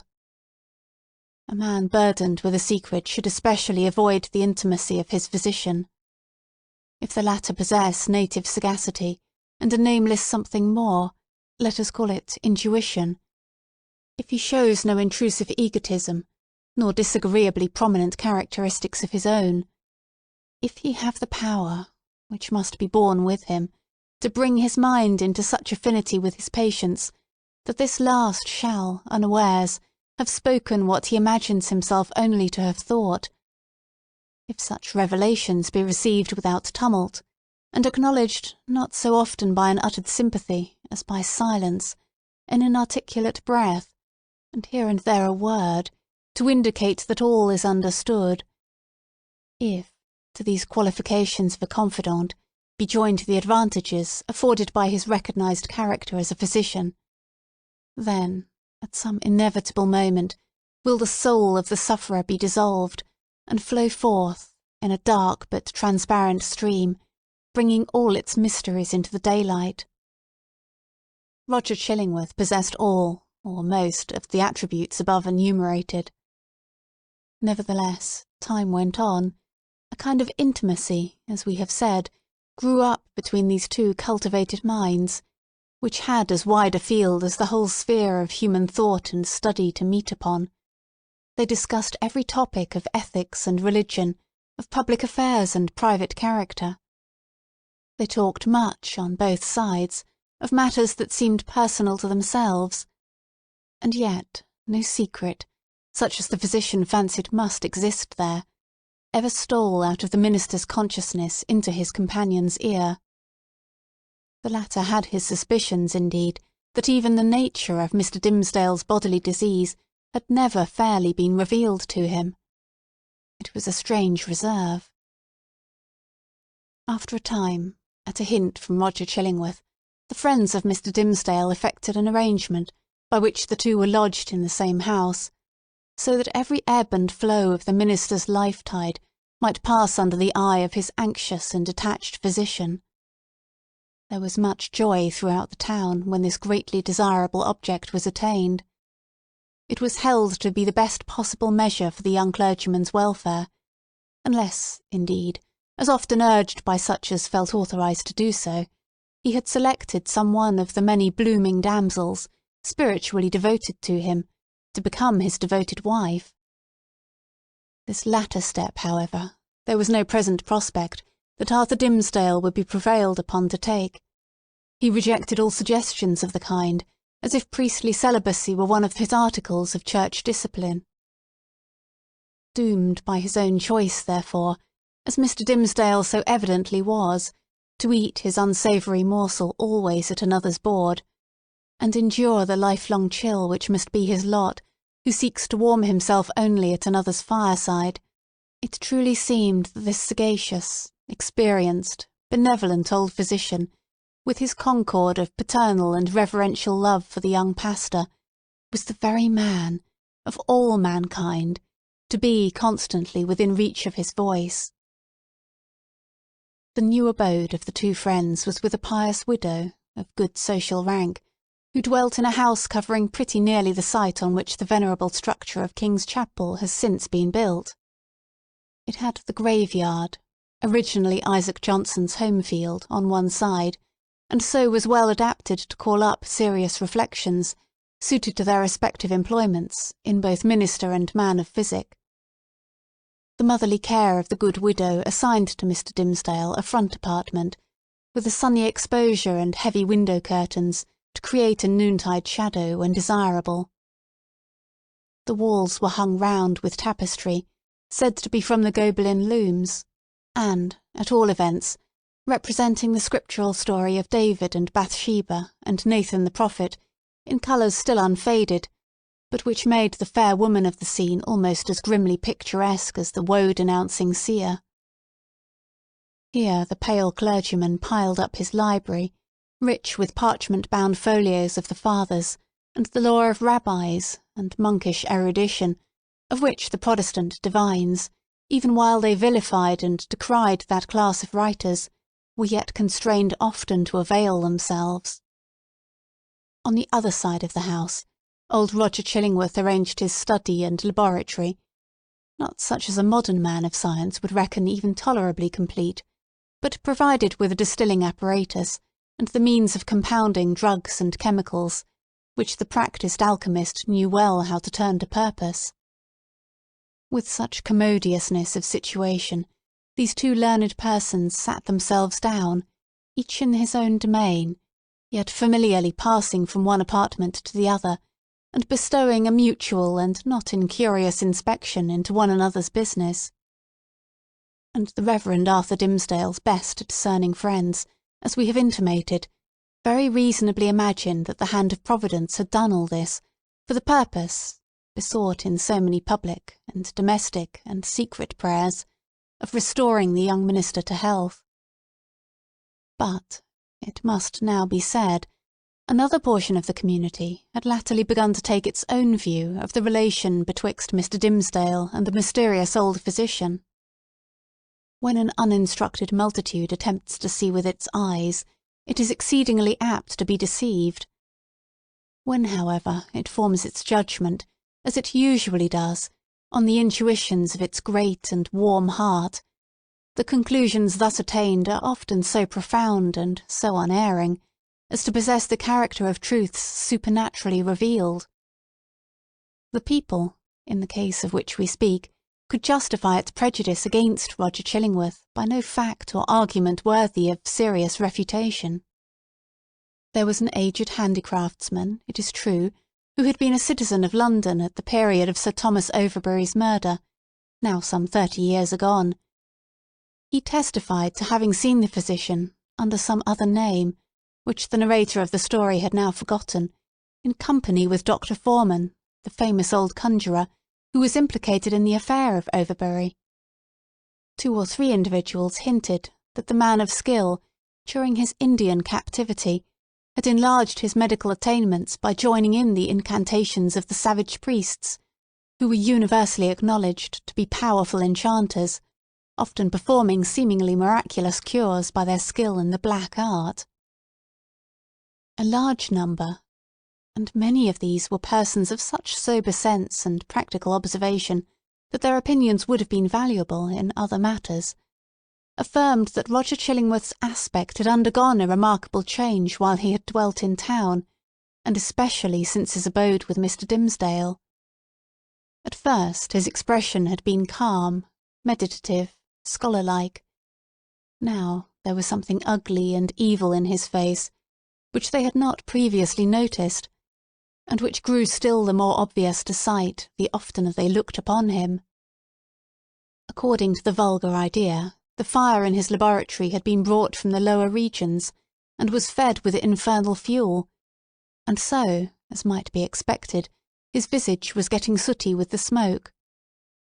To sum up the matter, it grew to be a widely diffused opinion that the Reverend Arthur Dimmesdale, like many other personages of especial sanctity in all ages of the Christian world, was haunted either by Satan himself or Satan's emissary in the guise of old Roger Chillingworth. This diabolical agent had the divine permission, for a season, to burrow into the clergyman's intimacy and plot against his soul. No sensible man, it was confessed, could doubt on which side the victory would turn. The people looked, with an unshaken hope, to see the minister come forth out of the conflict, transfigured with the glory which he would unquestionably win. Meanwhile, nevertheless, it was sad to think of the perchance mortal agony through which he must struggle towards his triumph. Alas, to judge from the gloom and terror in the depths of the poor minister's eyes, the battle was a sore one, and the victory anything but secure. Chapter 10. The Leech and His Patient. Old Roger Chillingworth, throughout life, had been calm in temperament, kindly, though not of warm affections, but ever, and in all his relations with the world, a pure and upright man. He had begun an investigation, as he imagined, with the severe and equal integrity of a judge, desirous only of truth, even as if the question involved no more than the air-drawn lines and figures of a geometrical problem, instead of human passions and wrongs inflicted on himself. But, as he proceeded, a terrible fascination, a kind of fierce, though still calm necessity, seized the old man within its gripe, and never set him free again until he had done all its bidding. He now dug into the poor clergyman's heart, like a miner searching for gold, or, rather, like a sexton delving into a grave, possibly in quest of a jewel that had been buried on the dead man's bosom, but likely to find nothing save mortality and corruption. Alas for his own soul, if these were what he sought. Sometimes a light glimmered out of the physician's eyes, burning blue and ominous, like the reflection of a furnace, or, let us say, like one of those gleams of ghastly fire that darted from Bunyan's awful doorway in the hillside and quivered on the pilgrim's face. The soil where this dark miner was working had perchance shown indications that encouraged him. "This man," said he at one such moment to himself, "pure as they deem him, all spiritual as he seems, hath inherited a strong animal nature from his father or his mother. Let us dig a little further in the direction of this vein." Then, after long search into the minister's dim interior, and turning over many precious materials, in the shape of high aspirations for the welfare of his race, warm love of souls, pure sentiments, natural piety, strengthened by thought and study, and illuminated by revelation, all of which invaluable gold was perhaps no better than rubbish to the seeker, he would turn back, discouraged, and begin his quest towards another point.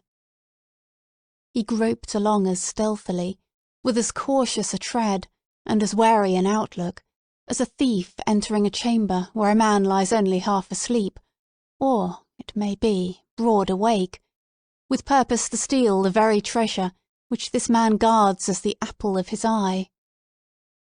In spite of his premeditated carefulness, the floor would now and then creak, his garments would rustle, the shadow of his presence, in a forbidden proximity, would be thrown across his victim. In other words, Mr. Dimmesdale, whose sensibility of nerve often produced the effect of spiritual intuition, would become vaguely aware that something inimical to his peace had thrust itself into relation with him. But old Roger Chillingworth, too, had perceptions that were almost intuitive, and when the minister threw his startled eyes towards him, there the physician sat, his kind, watchful, sympathizing, but never intrusive friend. Yet Mr. Dimmesdale would perhaps have seen this individual's character more perfectly if a certain morbidness, to which sick hearts are liable, had not rendered him suspicious of all mankind. Trusting no man as his friend, he could not recognise his enemy when the latter actually appeared. He therefore still kept up a familiar intercourse with him, daily receiving the old physician in his study, or visiting the laboratory, and, for recreation's sake, watching the processes by which weeds were converted into drugs of potency. One day, leaning his forehead on his hand and his elbow on the sill of the open window that looked towards the graveyard, he talked with Roger Chillingworth while the old man was examining a bundle of unsightly plants. "Where?" asked he, with a look askance at them, for it was the clergyman's peculiarity that he seldom, nowadays, looked straight forth at any object, whether human or inanimate. "Where, my kind doctor, did you gather those herbs, with such a dark, flabby leaf?" "Even in the graveyard here at hand," answered the physician, continuing his employment. "They are new to me. I found them growing on a grave, which bore no tombstone nor other memorial of the dead man, save these ugly weeds, that have taken upon themselves to keep him in remembrance. They grew out of his heart, and typify, it may be, some hideous secret that was buried with him, and which he had done better to confess during his lifetime." "Perchance," said Mr. Dimmesdale, "he earnestly desired it, but could not." "And wherefore?" rejoined the physician. "Wherefore not, since all the powers of nature call so earnestly for the confession of sin, that these black weeds have sprung up out of a buried heart, to make manifest an unspoken crime?" "That, good sir, is but a fantasy of yours," replied the minister. "There can be, if I forebode aright, no power, short of the divine mercy, to disclose, whether by uttered words, or by type or emblem, the secrets that may be buried with a human heart. The heart, making itself guilty of such secrets, must perforce hold them, until the day when all hidden things shall be revealed. Nor have I so read or interpreted Holy Writ as to understand that the disclosure of human thoughts and deeds, then to be made, is intended as part of the retribution. That, surely, were a shallow view of it. No, these revelations, unless I greatly err, are meant merely to promote the intellectual satisfaction of all intelligent beings, who will stand waiting, on that day, to see the dark problem of this life made plain.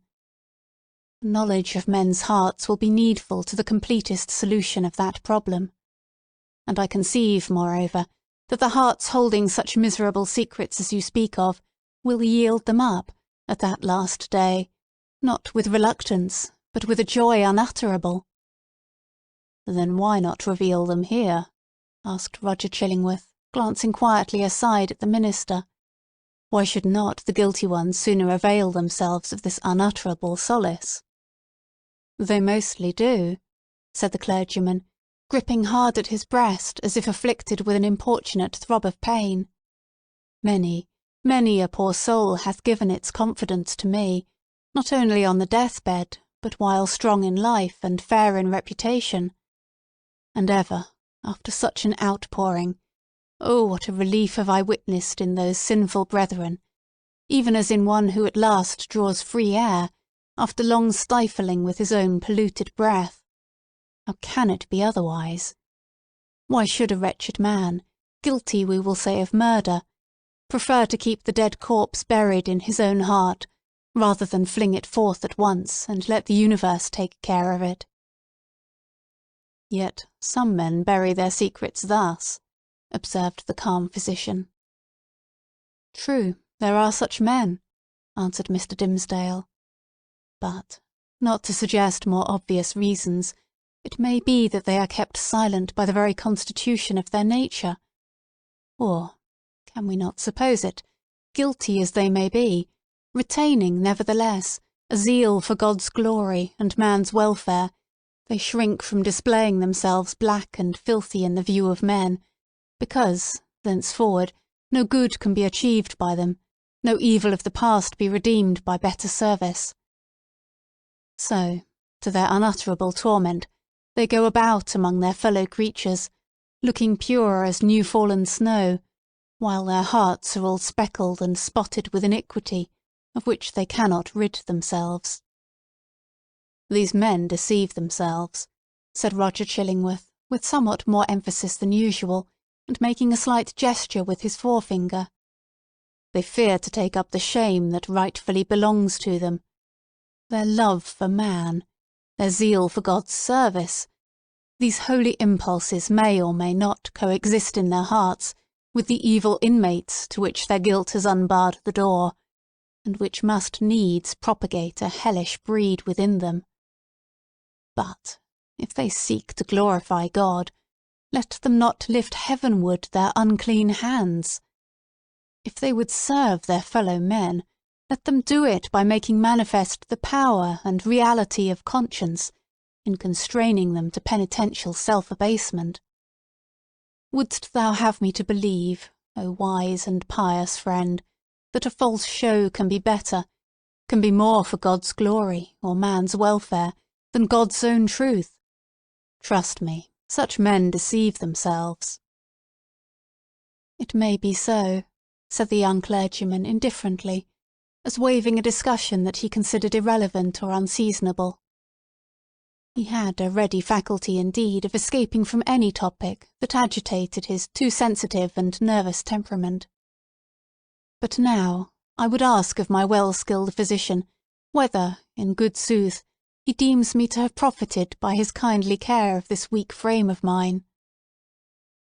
Before Roger Chillingworth could answer, they heard the clear, wild laughter of a young child's voice proceeding from the adjacent burial ground.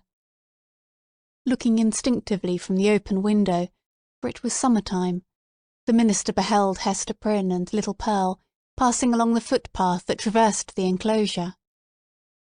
Pearl looked as beautiful as the day, but was in one of those moods of perverse merriment which, whenever they occurred, seemed to remove her entirely out of the sphere of sympathy or human contact. She now skipped irreverently from one grave to another, until, coming to the broad, flat, armorial tombstone of a departed worthy, perhaps of Isaac Johnson himself, she began to dance upon it. In reply to her mother's command and entreaty that she would behave more decorously, little Pearl paused to gather the prickly burrs from a tall burdock which grew beside the tomb. Taking a handful of these, she arranged them along the lines of the scarlet letter that decorated the maternal bosom, to which the burrs, as their nature was, tenaciously adhered. Hester did not pluck them off. Roger Chillingworth had by this time approached the window, and smiled grimly down. "There is no law nor reverence for authority, no regard for human ordinances or opinions, right or wrong, mixed up with that child's composition," remarked he, as much to himself as to his companion. "I saw her, the other day, bespatter the governor himself with water at the cattle trough in Spring Lane. What, in heaven's name, is she? Is the imp altogether evil? Hath she affections? Hath she any discoverable principle of being?" "None, save the freedom of a broken law," answered Mr. Dimmesdale in a quiet way, as if he had been discussing the point within himself. "Whether capable of good, I know not." The child probably overheard their voices, for, looking up to the window, with a bright but naughty smile of mirth and intelligence, she threw one of the prickly burrs at the Reverend Mr. Dimmesdale. The sensitive clergyman shrunk, with nervous dread, from the light missile. Detecting his emotion, Pearl clapped her little hands in the most extravagant ecstasy. Hester Prynne likewise had involuntarily looked up, And all these 4 persons, old and young, regarded one another in silence, till the child laughed aloud and shouted, "Come away, mother! Come away, or yonder old black man will catch you! He hath hold of the minister already! Come away, mother, or he will catch you! But he cannot catch little Pearl!" So she drew her mother away, skipping, dancing, and frisking fantastically among the hillocks of the dead people, like a creature that had nothing in common with a bygone and buried generation, nor owned itself akin to it. It was as if she had been made afresh, out of new elements, and must perforce be permitted to live her own life, and be a law unto herself, without her eccentricities being reckoned to her for a crime. "There goes a woman," resumed Roger Chillingworth after a pause, "who, be her demerits what they may, hath none of that mystery of hidden sinfulness which you deem so grievous to be borne. Is Hester Prynne the less miserable, think you, for that scarlet letter on her breast?" "I do verily believe it," answered the clergyman. "Nevertheless, I cannot answer for her. There was a look of pain in her face which I would gladly have been spared the sight of. But still, methinks, it must needs be better for the sufferer to be free to show his pain, as this poor woman Hester is, than to cover it up in his heart." There was another pause, and the physician began anew to examine and arrange the plants which he had gathered. "You inquired of me a little time agone," said he at length, "my judgment as touching your health." "I did," answered the clergyman, "and would gladly learn it. Speak frankly, I pray you, be it for life or death." "Freely, then, and plainly," said the physician, still busy with his plants, but keeping a wary eye on Mr. Dimmesdale. "The disorder is a strange one, not so much in itself, nor as outwardly manifested, in so far, at least, as the symptoms have been laid open to my observation. Looking daily at you, my good sir, and watching the tokens of your aspect, now for months gone by, I should deem you a man sore sick, it may be, yet not so sick but that an instructed and watchful physician might well hope to cure you. But I know not what to say. The disease is what I seem to know, yet know it not." "You speak in riddles, learned sir," said the pale minister, glancing aside out of the window. "Then, to speak more plainly," continued the physician, "and I crave pardon, sir, should it seem to require pardon, for this needful plainness of my speech. Let me ask, as your friend, as one having charge, under Providence, of your life and physical well-being, hath all the operation of this disorder been fairly laid open and recounted to me?" "How can you question it?" answered the minister. "Surely it were child's play to call in a physician and then hide the sore." "You would tell me, then, that I know all," said Roger Chillingworth deliberately, and fixing an eye, bright with intense and concentrated intelligence, on the minister's face. "Be it so. But, again, he to whom only the outward and physical evil is laid open, knoweth, oftentimes, but half the evil which he is called upon to cure. A bodily disease, which we look upon as whole and entire within itself, may, after all, be but a symptom of some ailment in the spiritual part. Your pardon once again, good sir, if my speech give the shadow of offence. You, sir, of all men whom I have known, are he whose body is the closest conjoined, and imbued, and identified, so to speak, with the spirit whereof it is the instrument." "Then I need ask no further," said the clergyman, somewhat hastily rising from his chair. "You deal not, I take it, in medicine for the soul." "Thus a sickness," continued Roger Chillingworth, going on in an unaltered tone, without heeding the interruption, but standing up and confronting the emaciated and white-cheeked minister, with his low, dark, and misshapen form. "A sickness, A sore place, if we may so call it, in your spirit, hath immediately its appropriate manifestation in your bodily frame. Would you, therefore, that your physician heal the bodily evil? How may this be, unless you first lay open to him the wound or trouble in your soul? No, not to thee, not to an earthly physician, cried Mr. Dimmesdale passionately, turning his eyes full and bright, and with a kind of fierceness on old Roger Chillingworth. Not to thee, but if it be the soul's disease, then do I commit myself to the one physician of the soul. He, if it stand with his good pleasure, can cure, or he can kill. Let him do with me as, in his justice and wisdom, he shall see good. But who art thou, that meddlest in this matter, that dares thrust himself between the sufferer and his God? With a frantic gesture he rushed out of the room. It is as well to have made this step, said Roger Chillingworth to himself, looking after the minister with a grave smile. There is nothing lost. We shall be friends again anon. But see, now, how passion takes hold upon this man, and hurrieth him out of himself. As with one passion, so with another. He hath done a wild thing ere now, this pious Master Dimmesdale, in the hot passion of his heart. It proved not difficult to re-establish the intimacy of the two companions, on the same footing and in the same degree as heretofore.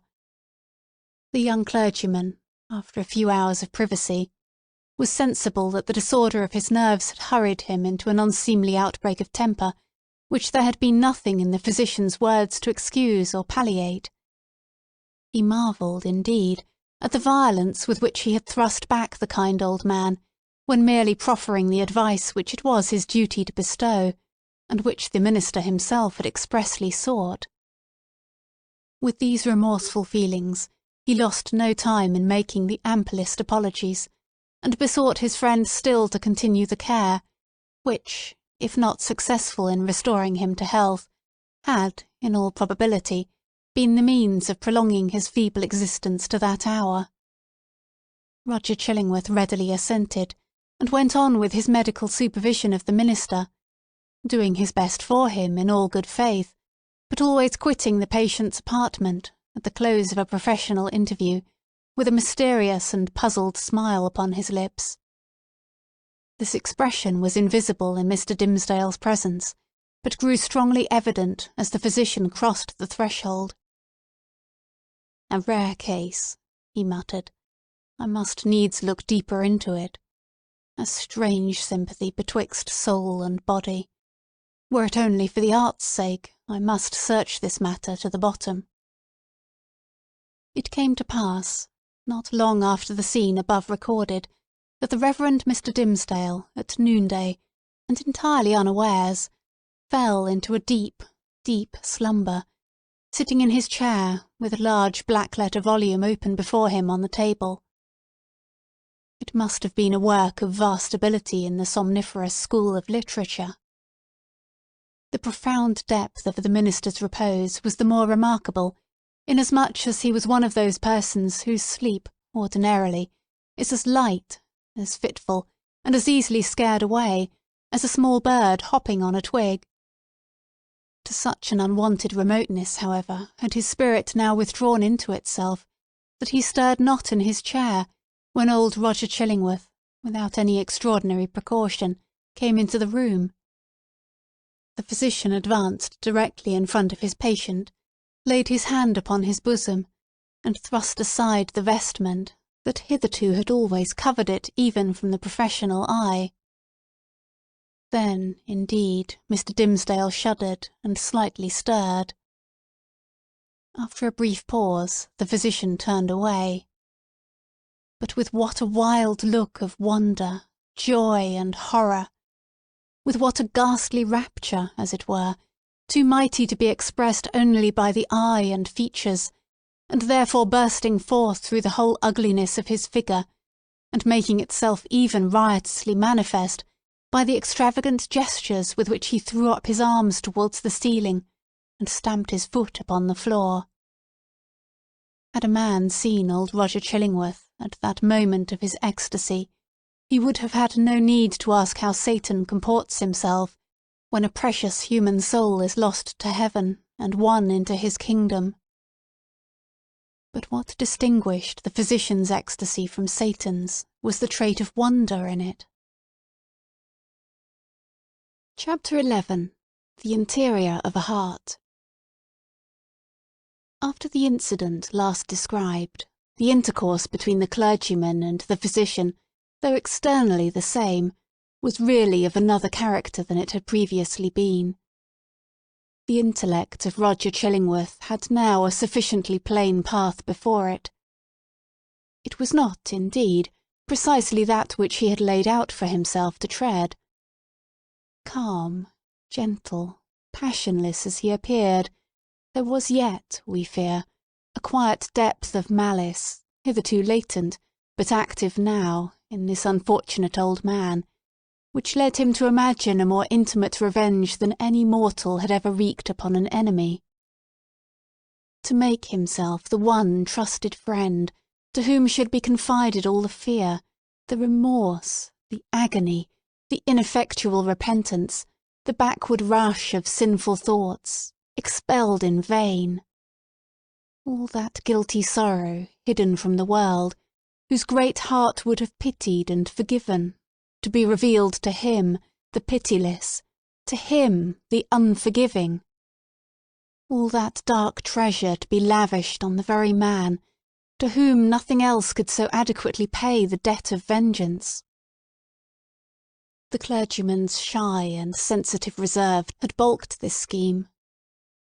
Roger Chillingworth, however, was inclined to be hardly, if at all, less satisfied with the aspect of affairs, which Providence, using the avenger and his victim for its own purposes, and, perchance, pardoning where it seemed most to punish, had substituted for his black devices. A revelation, he could almost say, had been granted to him. It mattered little, for his object, whether celestial or from what other region. By its aid, in all the subsequent relations betwixt him and Mr. Dimmesdale, not merely the external presence, but the very inmost soul of the latter seemed to be brought out before his eyes, so that he could see and comprehend its every movement. He became, thenceforth, not a spectator only, but a chief actor in the poor minister's interior world. He could play upon him as he chose. Would he arouse him with a throb of agony? The victim was forever on the rack. It needed only to know the spring that controlled the engine, and the physician knew it well. Would he startle him with sudden fear?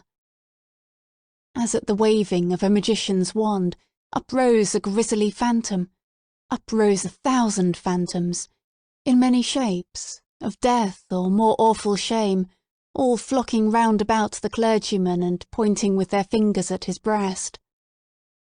All this was accomplished with a subtlety so perfect that the minister, though he had constantly a dim perception of some evil influence watching over him, could never gain a knowledge of its actual nature. True, he looked doubtfully, fearfully, even at times with horror and the bitterness of hatred, at the deformed figure of the old physician. His gestures, his gait, his grizzled beard, his slightest and most indifferent acts, the very fashion of his garments, were odious in the clergyman's sight, a token implicitly to be relied on of a deeper antipathy in the breast of the latter than he was willing to acknowledge to himself. For, as it was impossible to assign a reason for such distrust and abhorrence, so Mr. Dimmesdale, conscious that the poison of one morbid spot was infecting his heart's entire substance, attributed all his presentiments to no other cause. He took himself to task for his bad sympathies in reference to Roger Chillingworth, disregarded the lesson that he should have drawn from them, and did his best to root them out. Unable to accomplish this, he nevertheless, as a matter of principle, continued his habits of social familiarity with the old man, and thus gave him constant opportunities for perfecting the purpose to which, poor forlorn creature that he was, and more wretched than his victim, the avenger had devoted himself. While thus suffering under bodily disease, and gnawed and tortured by some black trouble of the soul, and given over to the machinations of his deadliest enemy, the Reverend Mr. Dimmesdale had achieved a brilliant popularity in his sacred office. He won it, indeed, in great part by his sorrows. His intellectual gifts, his moral perceptions, his power of experiencing and communicating emotion, were kept in a state of preternatural activity by the prick and anguish of his daily life. His fame, though still on its upward slope, already overshadowed the soberer reputations of his fellow clergymen, eminent as several of them were. There were scholars among them who had spent more years in acquiring abstruse lore, connected with the divine profession, than Mr. Dimmesdale had lived, and who might well, therefore, be more profoundly versed in such solid and valuable attainments than their youthful brother. There were men, too, of a sturdier texture of mind than his, and endowed with a far greater share of shrewd, hard, iron or granite understanding, which, duly mingled with a fair proportion of doctrinal ingredient, constitutes a highly respectable, efficacious, and unamiable variety of the clerical species. There were others again, true saintly fathers, whose faculties had been elaborated by weary toil among their books, and by patient thought, and etherealized, moreover, by spiritual communications with the better world, into which their purity of life had almost introduced these holy personages, with their garments of mortality still clinging to them. All that they lacked was the gift that descended upon the chosen disciples at Pentecost in tongues of flame, symbolizing, it would seem, not the power of speech in foreign and unknown languages, but that of addressing the whole human brotherhood in the heart's native language. These fathers, otherwise so apostolic, lacked heaven's last and rarest attestation of their office, the tongue of flame. They would have vainly sought, had they ever dreamed of seeking, to express the highest truths through the humblest medium of familiar words and images. Their voices came down, afar and indistinctly, from the upper heights where they habitually dwelt. Not improbably, it was to this latter class of men that Mr. Dimmesdale, by many of his traits of character, naturally belonged. To the high mountain peaks of faith and sanctity he would have climbed, had not the tendency been thwarted by the burden, whatever it might be, of crime or anguish, beneath which it was his doom to totter. It kept him down, on a level with the lowest, him, the man of ethereal attributes, whose voice the angels might else have listened to and answered. But this very burden it was that gave him sympathies so intimate with the sinful brotherhood of mankind, so that his heart vibrated in unison with theirs, and received their pain into itself, and sent its own throb of pain through 1,000 other hearts, in gushes of sad, persuasive eloquence. Oftenest persuasive, but sometimes terrible. The people knew not the power that moved them thus. They deemed the young clergyman a miracle of holiness. They fancied him the mouthpiece of heaven's messages of wisdom and rebuke and love. In their eyes, the very ground on which he trod was sanctified. The virgins of his church grew pale around him, victims of a passion so imbued with religious sentiment that they imagined it to be all religion, and brought it openly, in their white bosoms, as their most acceptable sacrifice before the altar. The aged members of his flock, beholding Mr. Dimmesdale's frame so feeble, while they were themselves so rugged in their infirmity, believed that he would go heavenward before them, and enjoined it upon their children, that their old bones should be buried close to their young pastor's holy grave. And all this time, perchance, when poor Mr. Dimmesdale was thinking of his grave, He questioned with himself whether the grass would ever grow on it, because an accursed thing must there be buried. It is inconceivable, the agony with which this public veneration tortured him. It was his genuine impulse to adore the truth, and to reckon all things shadow-like and utterly devoid of weight or value, that had not its divine essence as the life within their life. Then, what was he? A substance, or the dimmest of all shadows? He longed to speak out from his own pulpit, at the full height of his voice, and tell the people what he was.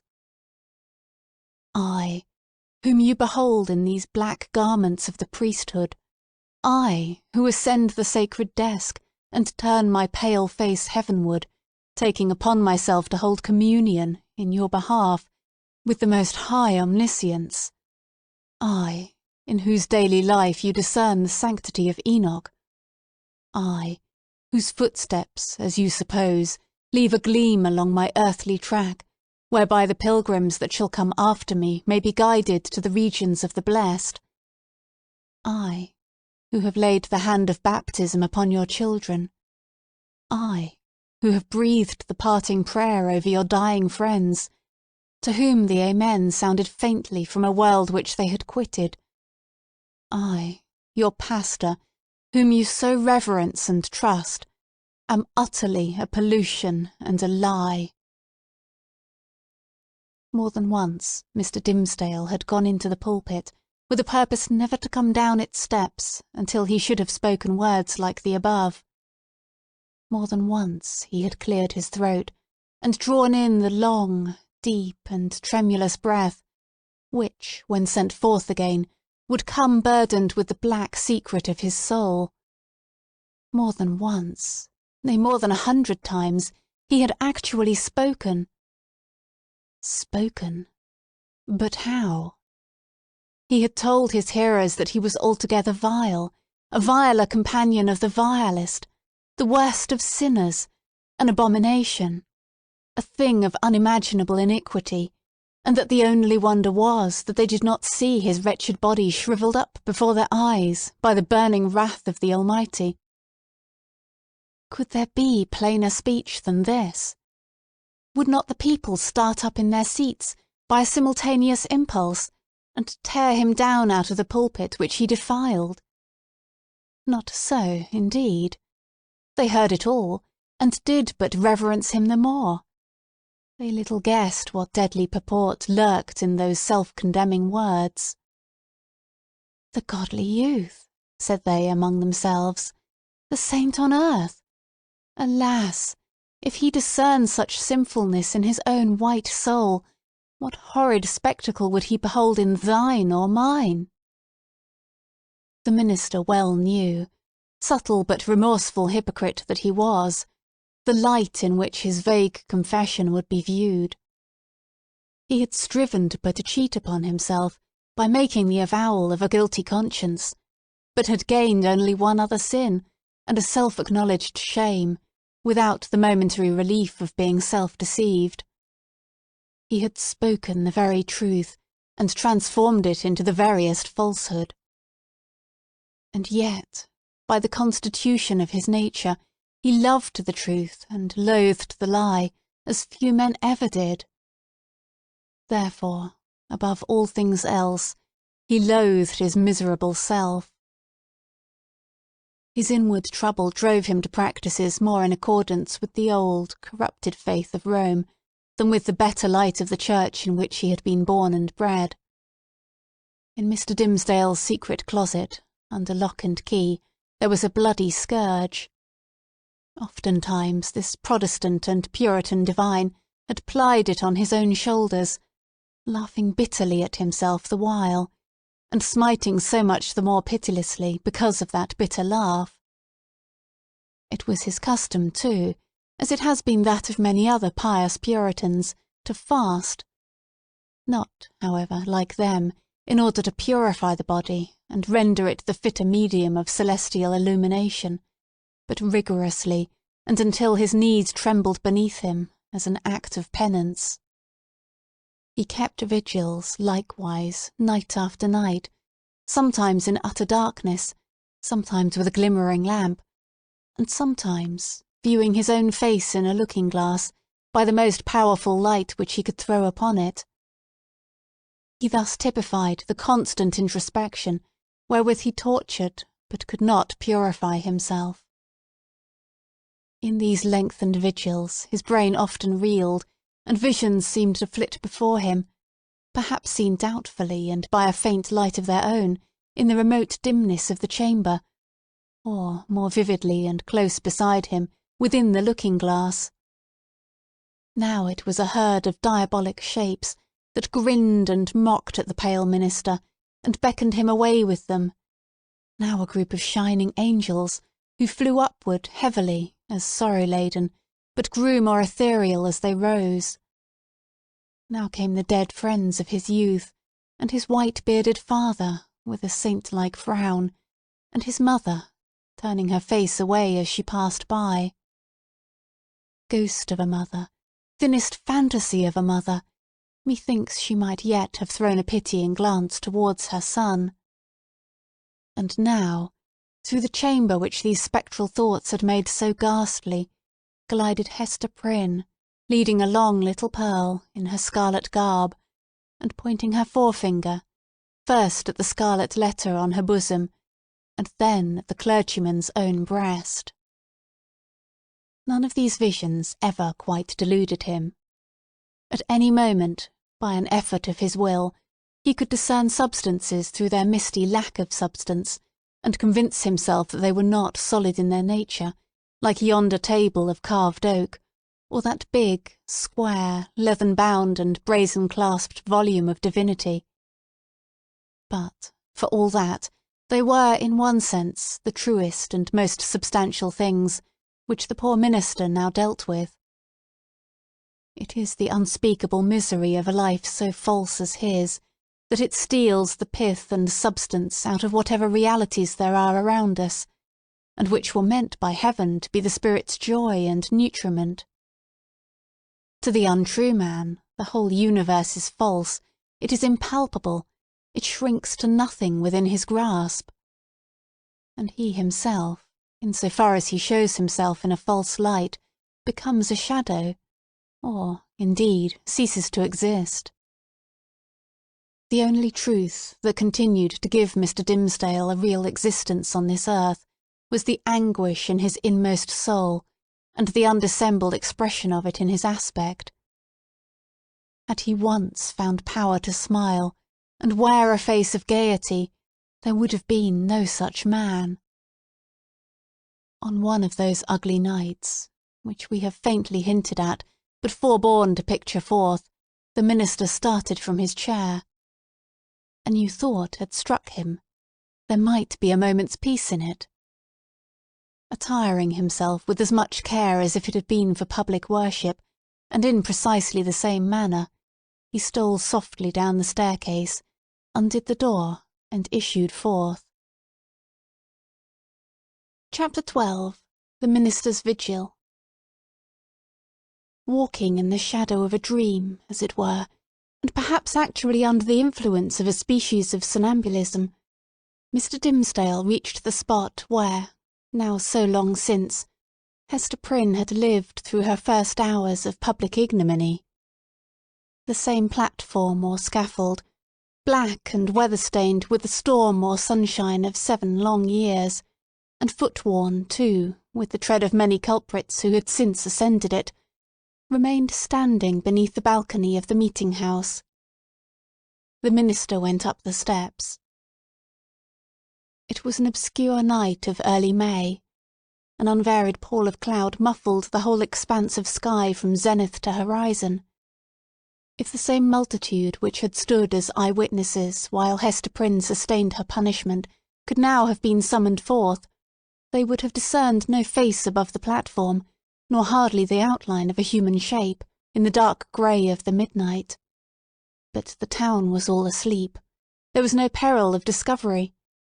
The minister might stand there, if it so pleased him, until morning should redden in the east, without other risk than that the dank and chill night air would creep into his frame, and stiffen his joints with rheumatism, and clog his throat with catarrh and cough, thereby defrauding the expectant audience of tomorrow's prayer and sermon. No eye could see him, save that ever-wakeful one which had seen him in his closet wielding the bloody scourge. Why, then, had he come hither? Was it but the mockery of penitence? A mockery indeed, but in which his soul trifled with itself. A mockery at which angels blushed and wept, while fiends rejoiced with jeering laughter. He had been driven hither by the impulse of that remorse which dogged him everywhere, and whose own sister and closely linked companion was that cowardice which invariably drew him back, with her tremulous grip, just when the other impulse had hurried him to the verge of a disclosure. Poor, miserable man! What right had infirmity like his to burden itself with crime? Crime is for the iron-nerved, who have their choice either to endure it, or, if it press too hard, to exert their fierce and savage strength for a good purpose, and fling it off at once. This feeble and most sensitive of spirits could do neither, yet continually did one thing or another, which intertwined, in the same inextricable knot, the agony of heaven-defying guilt and vain repentance. And thus, while standing on the scaffold, in this vain show of expiation, Mr. Dimmesdale was overcome with a great horror of mind, as if the universe were gazing at a scarlet token on his naked breast, right over his heart. On that spot, in very truth, there was, and there had long been, the gnawing and poisonous tooth of bodily pain.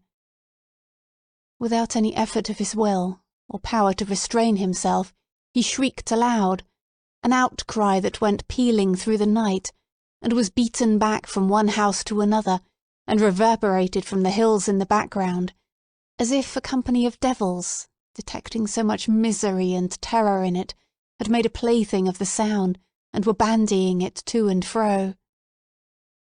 "It is done," muttered the minister, covering his face with his hands.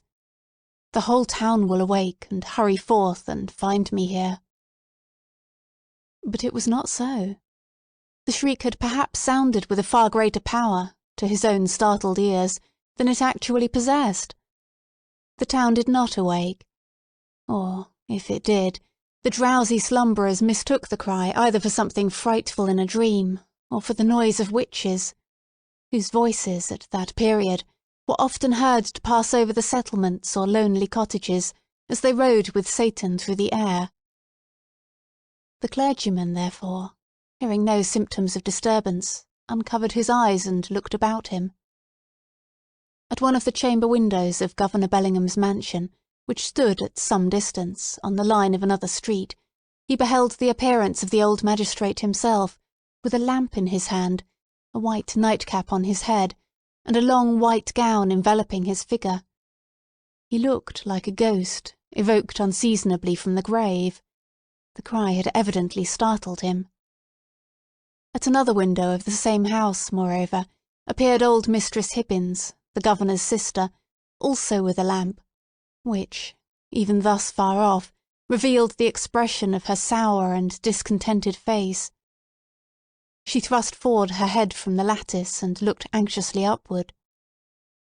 Beyond the shadow of a doubt, this venerable witch lady had heard Mr. Dimmesdale's outcry, and interpreted it, with its multitudinous echoes and reverberations, as the clamour of the fiends and night hags, with whom she was well known to make excursions into the forest. Detecting the gleam of Governor Bellingham's lamp, the old lady quickly extinguished her own and vanished.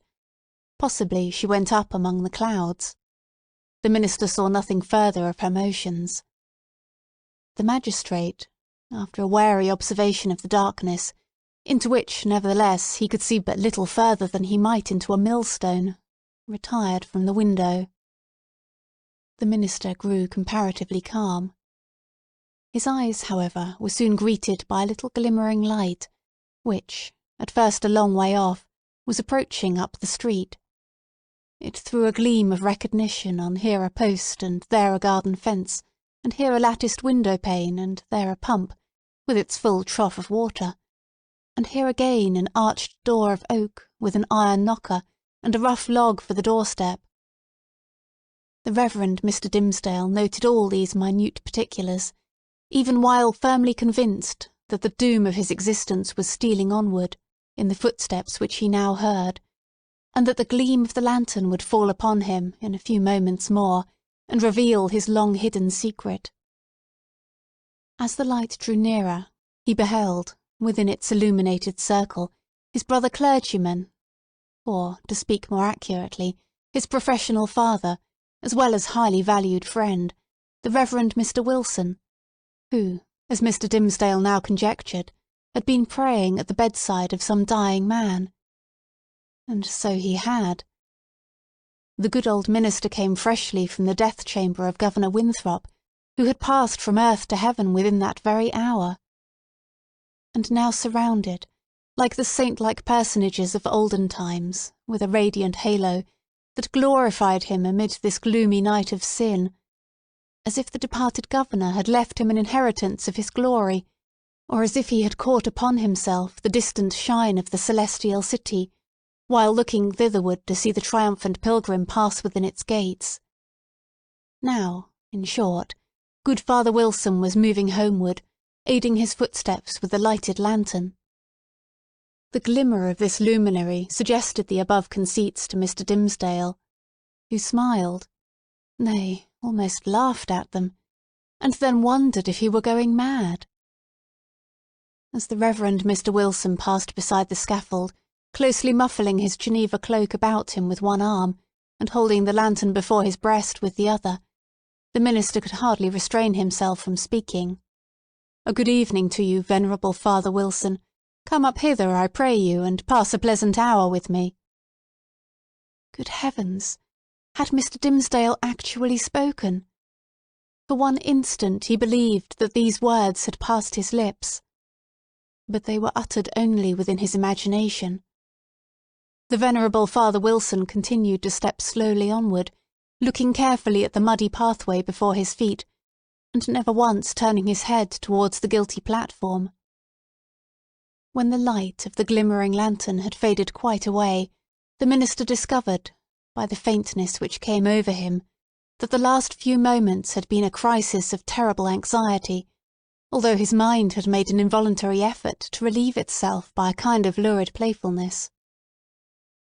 Shortly afterwards, the like grisly sense of the humorous again stole in among the solemn phantoms of his thought. He felt his limbs growing stiff with the unaccustomed chilliness of the night, and doubted whether he should be able to descend the steps of the scaffold. Morning would break and find him there. The neighbourhood would begin to rouse itself. The earliest riser, coming forth in the dim twilight, would perceive a vaguely defined figure aloft on the place of shame, and, half crazed betwixt alarm and curiosity, would go, knocking from door to door, summoning all the people to behold the ghost, as he needs must think it, of some defunct transgressor. A dusky tumult would flap its wings from one house to another.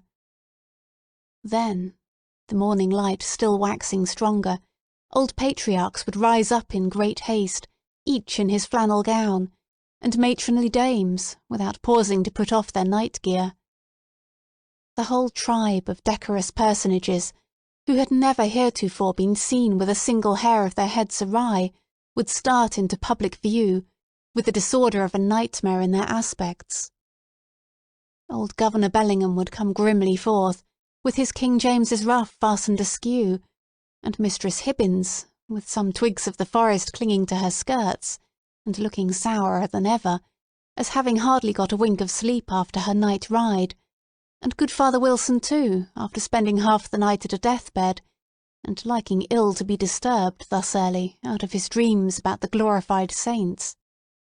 Hither, likewise, would come the elders and deacons of Mr. Dimmesdale's church, and the young virgins who so idolized their minister, and had made a shrine for him in their white bosoms, which now, by the by, in their hurry and confusion, they would scantly have given themselves time to cover with their kerchiefs. All people, in a word, would come stumbling over their thresholds and turning up their amazed and horror-stricken visages around the scaffold. Whom would they discern there, with the red eastern light upon his brow? Whom but the Reverend Arthur Dimmesdale, half frozen to death, overwhelmed with shame, and standing where Hester Prynne had stood. Carried away by the grotesque horror of this picture, the minister, unawares, and to his own infinite alarm, burst into a great peal of laughter.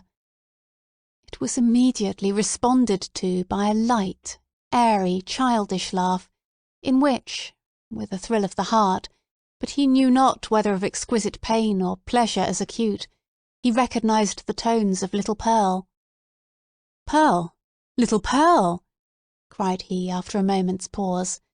Then, suppressing his voice, "Hester, Hester Prynne, are you there?" "Yes, it is Hester Prynne," she replied in a tone of surprise, and the minister heard her footsteps approaching from the sidewalk along which she had been passing. "It is I and my little Pearl." "Whence came you, Hester?" asked the minister. "What sent you hither?" "I have been watching at a deathbed," answered Hester Prynne, "at Governor Winthrop's deathbed, and have taken his measure for a robe, and am now going homeward to my dwelling." "Come up hither, Hester, thou and little Pearl," said the Reverend Mr. Dimmesdale. "Ye have both been here before, but I was not with you. Come up hither once again, and we will stand all three together." She silently ascended the steps and stood on the platform, holding little Pearl by the hand. The minister felt for the child's other hand and took it. The moment that he did so, there came what seemed a tumultuous rush of new life, other life than his own, pouring like a torrent into his heart, and hurrying through all his veins, as if the mother and the child were communicating their vital warmth to his half-torpid system. The three formed an electric chain. "Minister," whispered little Pearl. "What wouldst thou say, child?" asked Mr. Dimmesdale. "Wilt thou stand here with mother and me tomorrow noontide?" inquired Pearl. "Nay, not so, my little Pearl," answered the minister. For, with the new energy of the moment, all the dread of public exposure, that had so long been the anguish of his life, had returned upon him, and he was already trembling at the conjunction in which, with a strange joy nevertheless, he now found himself. "Not so, my child. I shall indeed stand with thy mother and thee one other day, but not tomorrow." Pearl laughed and attempted to pull away her hand, but the minister held it fast. "A moment longer, my child," said he. "But wilt thou promise," asked Pearl, "to take my hand and mother's hand tomorrow noontide?" "Not then, Pearl," said the minister, "but another time." "And what other time?" persisted the child. "At the great judgment day," whispered the minister. And, strangely enough, the sense that he was a professional teacher of the truth impelled him to answer the child so. "Then and there, before the judgment seat, thy mother and thou and I must stand together, but the daylight of this world shall not see our meeting." Pearl laughed again.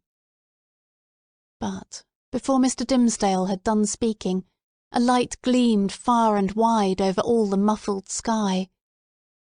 It was doubtless caused by one of those meteors, which the night watcher may so often observe burning out to waste, in the vacant regions of the atmosphere. So powerful was its radiance, that it thoroughly illuminated the dense medium of cloud betwixt the sky and earth. The great vault lightened, like the dome of an immense lamp. It showed the familiar scene of the street, with the distinctness of midday, but also with the awfulness that is always imparted to familiar objects by an unaccustomed light. The wooden houses, with their jutting stories and quaint gable peaks, the doorsteps and thresholds, with the early grass springing up about them, the garden plots, black with freshly turned earth, the wheel track, little worn, and, even in the market-place, margined with green on either side, all were visible, but with a singularity of aspect that seemed to give another moral interpretation to the things of this world than they had ever borne before. And there stood the minister, with his hand over his heart, and Hester Prynne with the embroidered letter glimmering on her bosom, and little Pearl, herself a symbol, and the connecting link between those two. They stood in the noon of that strange and solemn splendour, as if it were the light that is to reveal all secrets, and the daybreak that shall unite all who belong to one another.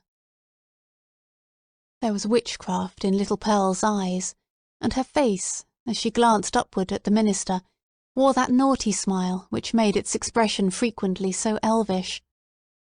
She withdrew her hand from Mr. Dimmesdale's and pointed across the street. But he clasped both his hands over his breast and cast his eyes towards the zenith. Nothing was more common, in those days, than to interpret all meteoric appearances and other natural phenomena that occurred with less regularity than the rise and set of sun and moon, as so many revelations from a supernatural source. Thus a blazing spear, a sword of flame, a bow or a sheaf of arrows, seen in the midnight sky, prefigured Indian warfare. Pestilence was known to have been foreboded by a shower of crimson light. We doubt whether any marked event, for good or evil, ever befell New England, from its settlement down to revolutionary times, of which the inhabitants had not been previously warned by some spectacle of this nature. Not seldom it had been seen by multitudes. Oftener, however, its credibility rested on the faith of some lonely eyewitness, who beheld the wonder through the coloured, magnifying and distorting medium of his imagination, and shaped it more distinctly in his afterthought. It was indeed a majestic idea, that the destiny of nations should be revealed, in these awful hieroglyphics, on the cope of heaven. A scroll so wide might not be deemed too expansive for Providence to write a people's doom upon. The belief was a favourite one with our forefathers, as betokening that their infant commonwealth was under a celestial guardianship of peculiar intimacy and strictness. But what shall we say when an individual discovers a revelation addressed to himself alone, on the same vast sheet of record? In such a case, it could only be the symptom of a highly disordered mental state, when a man, rendered morbidly self-contemplative by long, intense, and secret pain, had extended his egotism over the whole expanse of nature, until the firmament itself should appear no more than a fitting page for his soul's history and fate. We impute it, therefore, solely to the disease in his own eye and heart, that the minister, looking upward to the zenith, beheld there the appearance of an immense letter, the letter A, marked out in lines of dull red light. Not but the meteor may have shown itself at that point, burning duskily through a veil of cloud, but with no such shape as his guilty imagination gave it, or at least with so little definiteness, that another's guilt might have seen another symbol in it. There was a singular circumstance that characterized Mr. Dimmesdale's psychological state at this moment. All the time that he gazed upward to the zenith, he was, nevertheless, perfectly aware that little Pearl was pointing her finger towards Roger Chillingworth, who stood at no great distance from the scaffold. The minister appeared to see him, with the same glance that discerned the miraculous letter. To his features, as to all other objects, the meteoric light imparted a new expression, or it might well be that the physician was not careful then, as at all other times, to hide the malevolence with which he looked upon his victim. Certainly, if the meteor kindled up the sky, and disclosed the earth, with an awfulness that admonished Hester Prynne and the clergyman of the Day of Judgment, then might Roger Chillingworth have passed with them for the arch-fiend, standing there with a smile and scowl to claim his own. So vivid was the expression, or so intense the minister's perception of it, that it seemed still to remain painted on the darkness after the meteor had vanished, with an effect as if the street and all things else were at once annihilated. "Who is that man, Hester?" gasped Mr. Dimmesdale, overcome with terror. "I shiver at him. Dost thou know the man? I hate him, Hester." She remembered her oath, and was silent. "I tell thee my soul shivers at him," muttered the minister again. "Who is he? Who is he? Canst thou do nothing for me? I have a nameless horror of the man." "Minister," said little Pearl, "I can tell thee who he is." "Quickly then, child," said the minister, bending his ear close to her lips. "Quickly, and as low as thou canst whisper." Pearl mumbled something into his ear that sounded indeed like human language, but was only such gibberish as children may be heard amusing themselves with by the hour together. At all events, if it involved any secret information in regard to old Roger Chillingworth, it was in a tongue unknown to the erudite clergyman, and did but increase the bewilderment of his mind. The elvish child then laughed aloud. "Dost thou mock me now?" said the minister. "Thou wast not bold, thou wast not true," answered the child. "Thou wouldst not promise to take my hand, and mother's hand, to-morrow noontide." "Worthy sir," answered the physician, who had now advanced to the foot of the platform. "Pious Master Dimmesdale, can this be you? Well, well, indeed. We men of study, whose heads are in our books, have need to be straitly looked after. We dream in our waking moments, and walk in our sleep. Come, good sir, and my dear friend, I pray you, let me lead you home." "How knewest thou that I was here?" asked the minister fearfully. "Verily and in good faith," answered Roger Chillingworth, "I knew nothing of the matter. I had spent the better part of the night at the bedside of the worshipful Governor Winthrop, doing what my poor skill might to give him ease. He going home to a better world, I likewise was on my way homeward, when this strange light shone out. Come with me, I beseech you, reverend sir, else you will be poorly able to do Sabbath duty to-morrow. Aha! See now, how they trouble the brain, these books, these books! You should study less, good sir, and take a little pastime, or these night whimsies will grow upon you." "I will go home with you," said Mr. Dimmesdale. With a chill despondency, like one awaking, all nerveless, from an ugly dream, he yielded himself to the physician and was led away. The next day, however, being the Sabbath, he preached a discourse which was held to be the richest and most powerful, and the most replete with heavenly influences, that had ever proceeded from his lips. Souls, it is said, more souls than one, were brought to the truth by the efficacy of that sermon, and vowed within themselves to cherish a holy gratitude towards Mr. Dimmesdale throughout the long hereafter. But, as he came down the pulpit steps, the grey-bearded sexton met him, holding up a black glove, which the minister recognised as his own. "It was found," said the sexton, "this morning, on the scaffold where evildoers are set up to public shame. Satan dropped it there, I take it, intending a scurrilous jest against your reverence. But indeed he was blind and foolish, as he ever and always is. A pure hand needs no glove to cover it." "Thank you, my good friend," said the minister, gravely, but startled at heart, for, so confused was his remembrance, that he had almost brought himself to look at the events of the past night as visionary. "Yes, it seems to be my glove indeed." "And since Satan saw fit to steal it, your reverence must needs handle him without gloves henceforward," remarked the old sexton, grimly smiling. "But did your reverence hear of the portent that was seen last night? A great red letter in the sky, the letter A, which we interpret to stand for angel. For, as our good Governor Winthrop was made an angel this past night, it was doubtless held fit that there should be some notice thereof." "No," answered the minister, "I had not heard of it." Chapter 13. Another View of Hester. In her late, singular interview with Mr. Dimmesdale, Hester Prynne was shocked at the condition to which she found the clergyman reduced.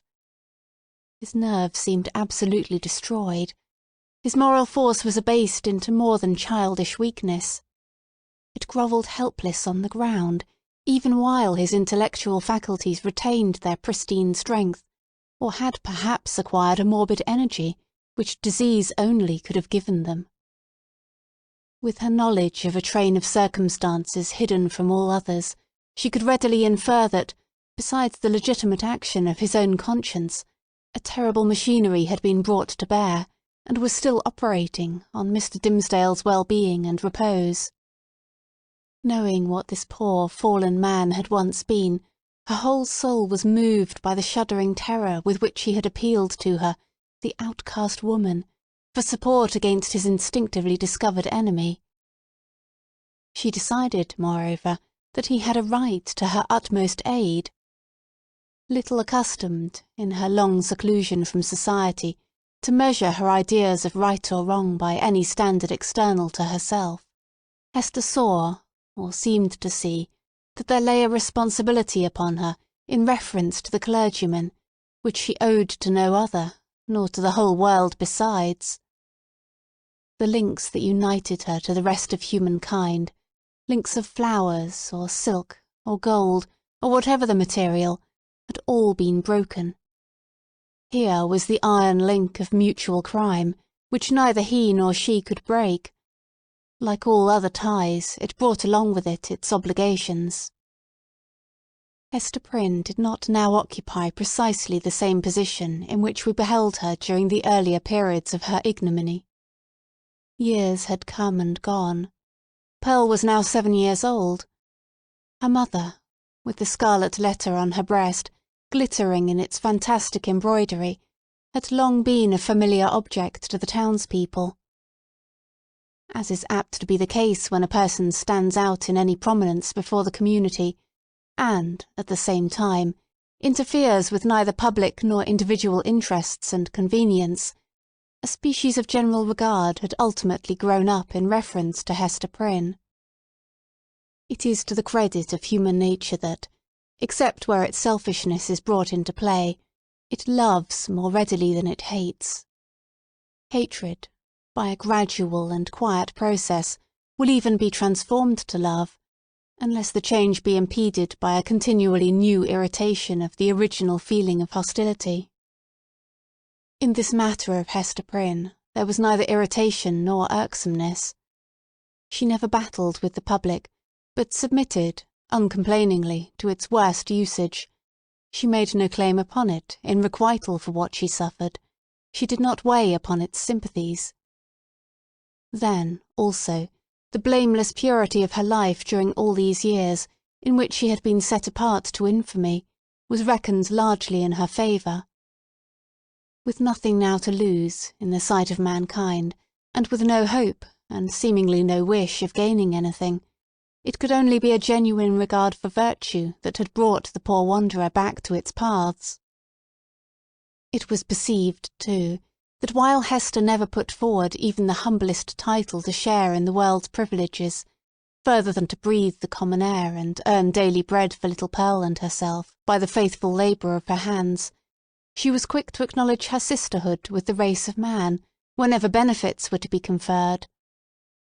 None so ready as she to give of her little substance to every demand of poverty, even though the bitter-hearted pauper threw back a gibe in requital of the food brought regularly to his door, or the garments wrought for him by the fingers that could have embroidered a monarch's robe. None so self-devoted as Hester, when pestilence stalked through the town.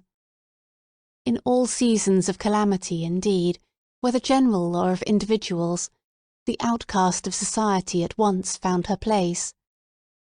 She came, not as a guest, but as a rightful inmate, into the household that was darkened by trouble, as if its gloomy twilight were a medium in which she was entitled to hold intercourse with her fellow creatures.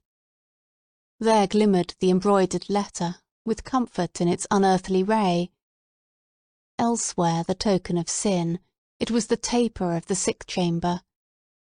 It had even thrown its gleam, in the sufferer's hard extremity, across the verge of time.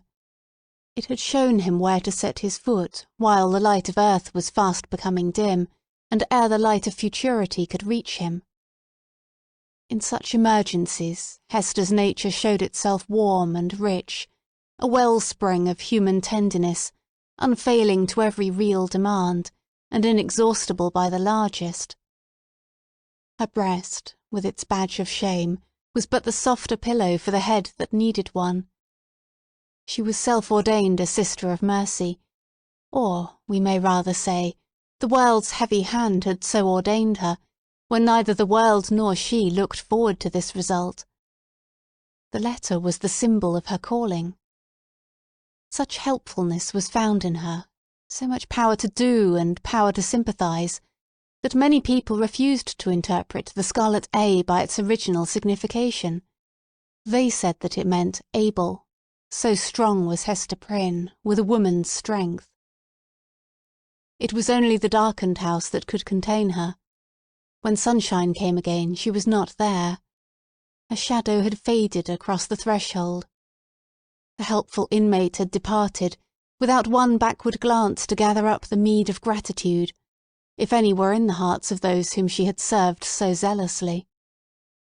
Meeting them in the street, she never raised her head to receive their greeting. If they were resolute to accost her, she laid her finger on the Scarlet Letter and passed on.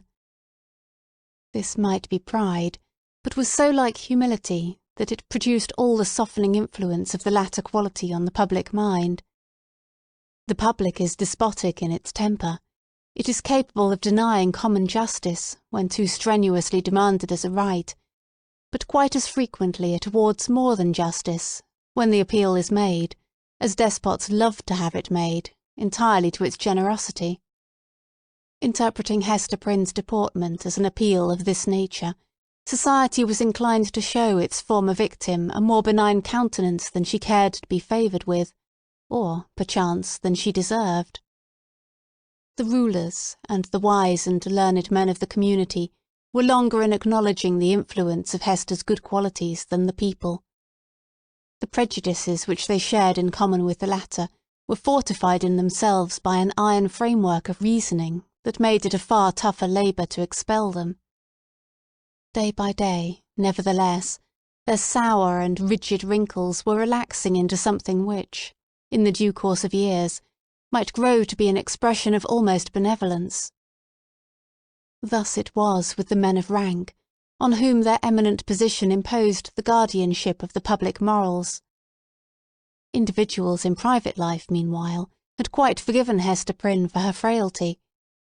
Nay, more, they had begun to look upon the Scarlet Letter as the token, not of that one sin, for which she had borne so long and dreary a penance, but of her many good deeds since. "Do you see that woman with the embroidered badge?" they would say to strangers. "It is our Hester, the town's own Hester, who is so kind to the poor, so helpful to the sick, so comfortable to the afflicted." Then, it is true, the propensity of human nature to tell the very worst of itself, when embodied in the person of another, would constrain them to whisper the black scandal of bygone years. It was none the less a fact, however, that in the eyes of the very men who spoke thus, the Scarlet Letter had the effect of a cross on a nun's bosom. It imparted to the wearer a kind of sacredness, which enabled her to walk securely amid all peril. Had she fallen among thieves, it would have kept her safe. It was reported, and believed by many, that an Indian had drawn his arrow against the badge, and that the missile struck it, but fell harmless to the ground. The effect of the symbol, or rather of the position in respect to society that was indicated by it, on the mind of Hester Prynne herself, was powerful and peculiar. All the light and graceful foliage of her character had been withered up by this red-hot brand, and had long ago fallen away, leaving a bare and harsh outline, which might have been repulsive had she possessed friends or companions to be repelled by it. Even the attractiveness of her person had undergone a similar change. It might be partly owing to the studied austerity of her dress, and partly to the lack of demonstration in her manners. It was a sad transformation, too, that her rich and luxuriant hair had either been cut off, or was so completely hidden by a cap that not a shining lock of it ever once gushed into the sunshine. It was due in part to all these causes, but still more to something else, that there seemed to be no longer anything in Hester's face for love to dwell upon, nothing in Hester's form, though majestic and statue-like, that passion would ever dream of clasping in its embrace, nothing in Hester's bosom to make it ever again the pillow of affection. Some attribute had departed from her, the permanence of which had been essential to keep her a woman.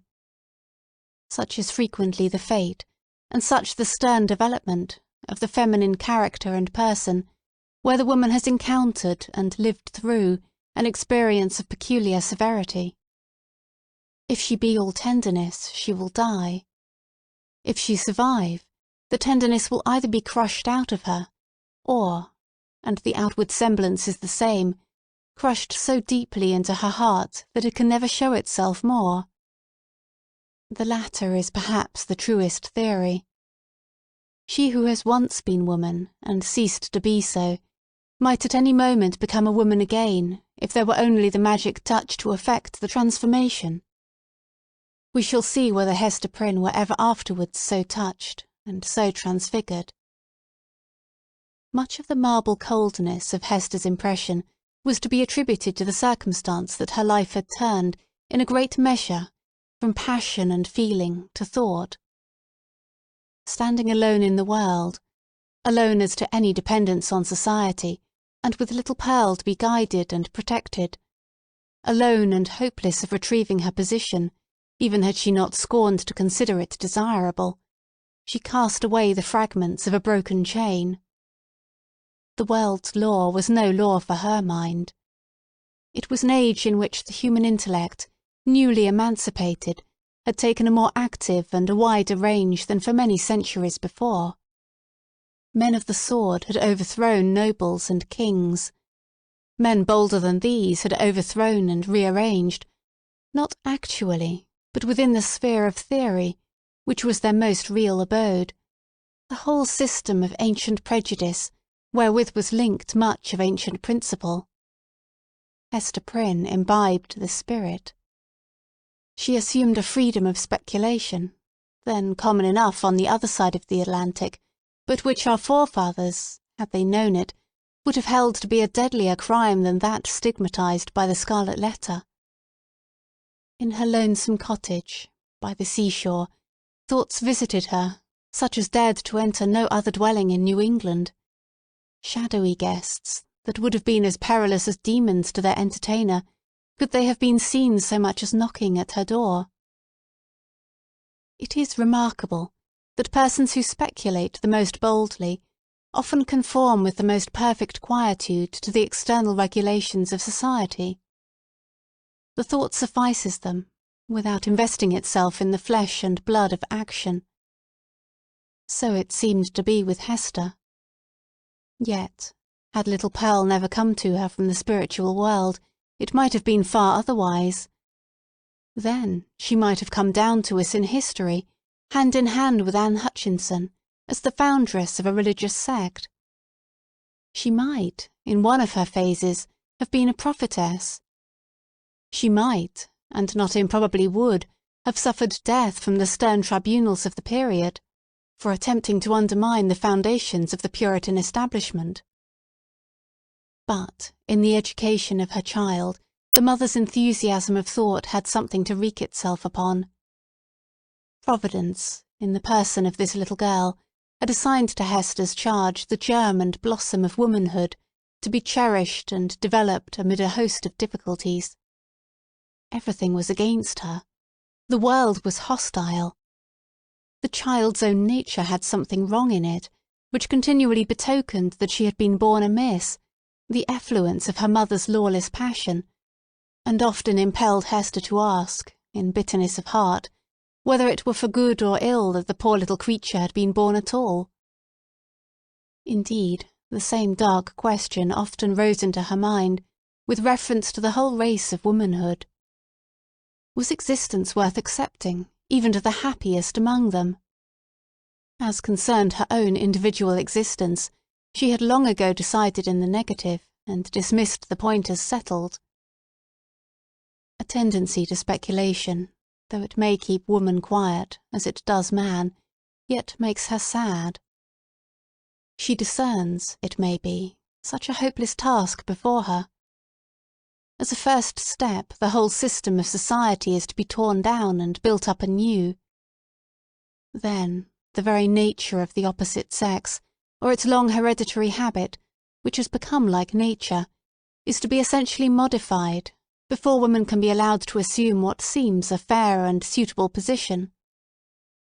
Finally, all other difficulties being obviated, woman cannot take advantage of these preliminary reforms until she herself shall have undergone a still mightier change, in which, perhaps, the ethereal essence, wherein she has her truest life, will be found to have evaporated.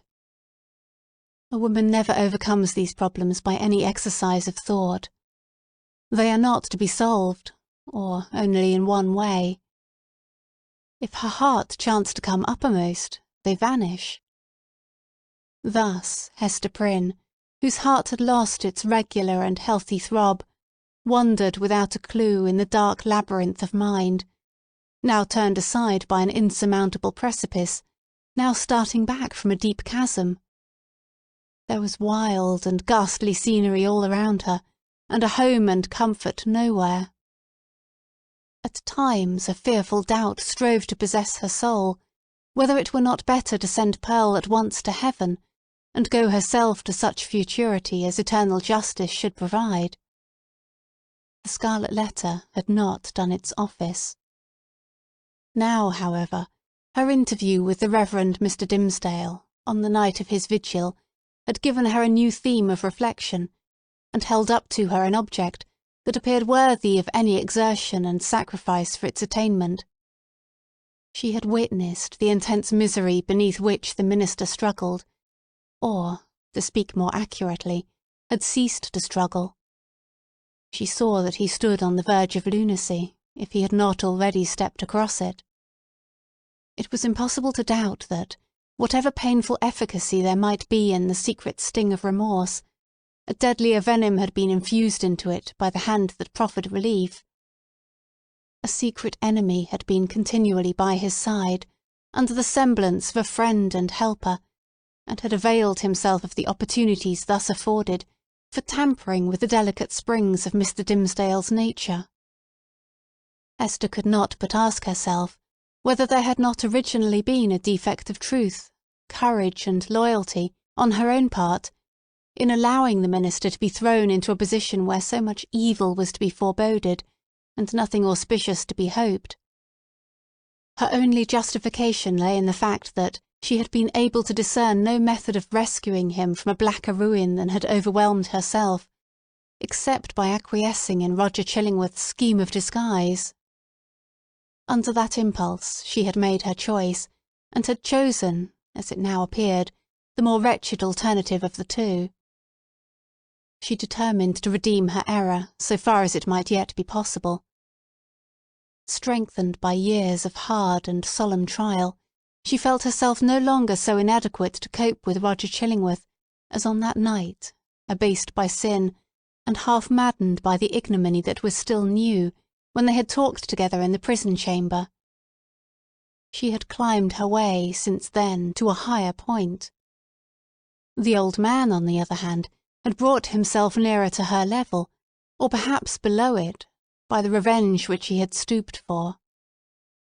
In fine, Hester Prynne resolved to meet her former husband, and do what might be in her power for the rescue of the victim on whom he had so evidently set his grip. The occasion was not long to seek. One afternoon, walking with Pearl in a retired part of the peninsula, she beheld the old physician, with a basket on one arm, and a staff in the other hand, stooping along the ground, in quest of roots and herbs to concoct his medicine withal. Chapter 14. Hester and the Physician. Hester bade little Pearl run down to the margin of the water, and play with the shells and tangled seaweed until she should have talked a while with yonder gatherer of herbs. So the child flew away like a bird, and, making bare her small white feet, went pattering along the moist margin of the sea. Here and there she came to a full stop, and peeped curiously into a pool, left by the retiring tide as a mirror for Pearl to see her face in. Forth peeped at her, out of the pool, with dark glistening curls around her head, and an elf smile in her eyes, the image of a little maid, whom Pearl, having no other playmate, invited to take her hand and run a race with her. But the visionary little maid on her part beckoned likewise, as if to say, "This is a better place, come thou into the pool." And Pearl, stepping in, mid-leg deep, beheld her own white feet at the bottom, while out of a still lower depth came the gleam of a kind of fragmentary smile, floating to and fro in the agitated water. Meanwhile her mother had accosted the physician. "I would speak a word with you," said she, "a word that concerns us much." "Aha! And is it Mistress Hester that has a word for old Roger Chillingworth?" answered he, raising himself from his stooping posture. "With all my heart. Why, mistress, I hear good tidings of you on all hands. No longer ago than yester eve, a magistrate, a wise and godly man, was discoursing of your affairs, Mistress Hester, and whispered me that there had been question concerning you in the council. It was debated whether or no, with safety to the common weal, yonder Scarlet Letter might be taken off your bosom.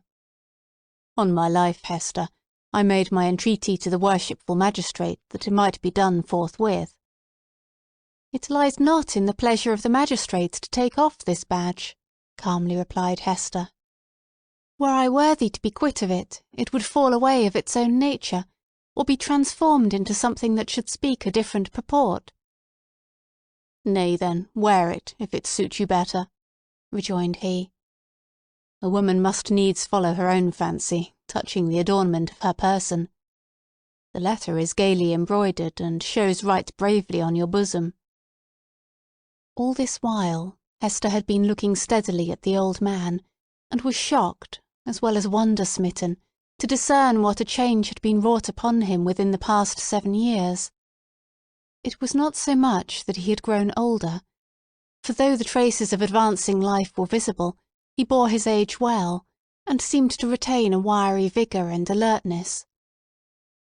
But the former aspect of an intellectual and studious man, calm and quiet, which was what she best remembered in him, had altogether vanished, and been succeeded by an eager, searching, almost fierce, yet carefully guarded look.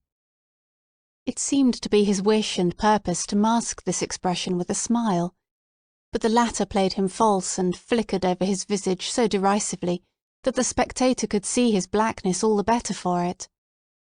Ever and anon, too, there came a glare of red fire out of his eyes, as if the old man's soul were on fire, and kept on smouldering duskily within his breast, until, by some casual puff of passion, it was blown into a momentary flame.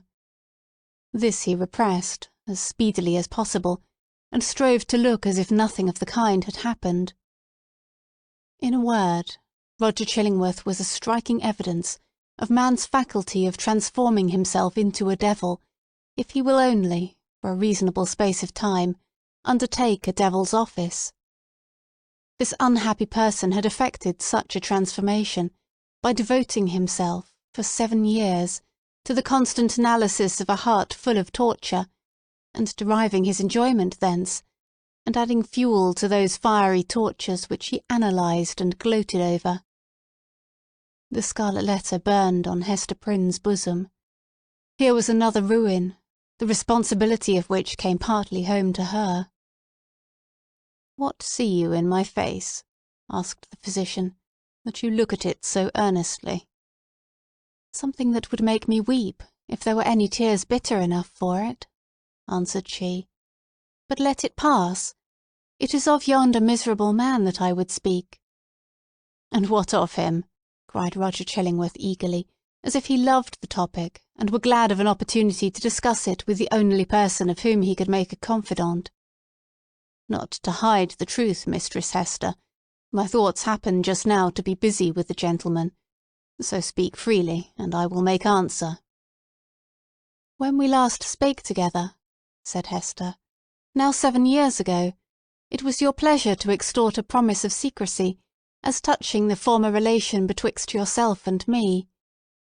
As the life and good fame of yonder man were in your hands, there seemed no choice to me, save to be silent, in accordance with your behest.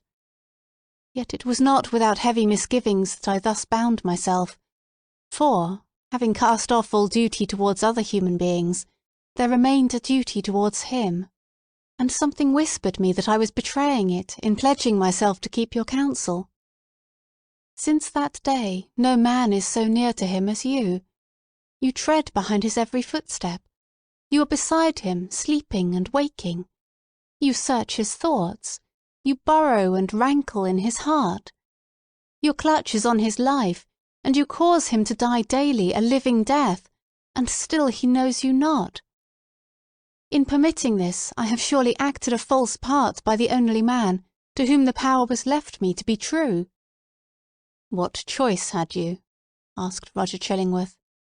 "My finger, pointed at this man, would have hurled him from his pulpit into a dungeon, there peradventure to the gallows." "It had been better so," said Hester Prynne. "What evil have I done the man?" asked Roger Chillingworth again. "I tell thee, Hester Prynne, the richest fee that ever physician earned from monarch could not have bought such care as I have wasted on this miserable priest. But for my aid, his life would have burned away in torments within the first 2 years after the perpetration of his crime and thine. Poor Hester, his spirit lacked the strength that could have borne up, as thine has, beneath a burden like thy Scarlet Letter. Oh, I could reveal a goodly secret. But enough. What art can do I have exhausted on him. That he now breathes and creeps about on earth is owing all to me." "Better he had died at once," said Hester Prynne. "Yea, woman, thou sayest truly," cried old Roger Chillingworth, letting the lurid fire of his heart blaze out before her eyes. "Better had he died at once. Never did mortal suffer what this man has suffered, and all in the sight of his worst enemy. He has been conscious of me. He has felt an influence dwelling always upon him like a curse. He knew, by some spiritual sense, for the Creator never made another being so sensitive as this, he knew that no friendly hand was pulling at his heartstrings, and that an eye was looking curiously into him, which sought only evil, and found it. But he knew not that the eye and hand were mine. With the superstition common to his brotherhood, he fancied himself given over to a fiend, to be tortured with frightful dreams and desperate thoughts, the sting of remorse and despair of pardon, as a foretaste of what awaits him beyond the grave. But it was the constant shadow of my presence, the closest propinquity of the man whom he had most vilely wronged, and who had grown to exist only by this perpetual poison of the direst revenge. Yea, indeed, he did not err. There was a fiend at his elbow. A mortal man, with once a human heart, has become a fiend for his especial torment."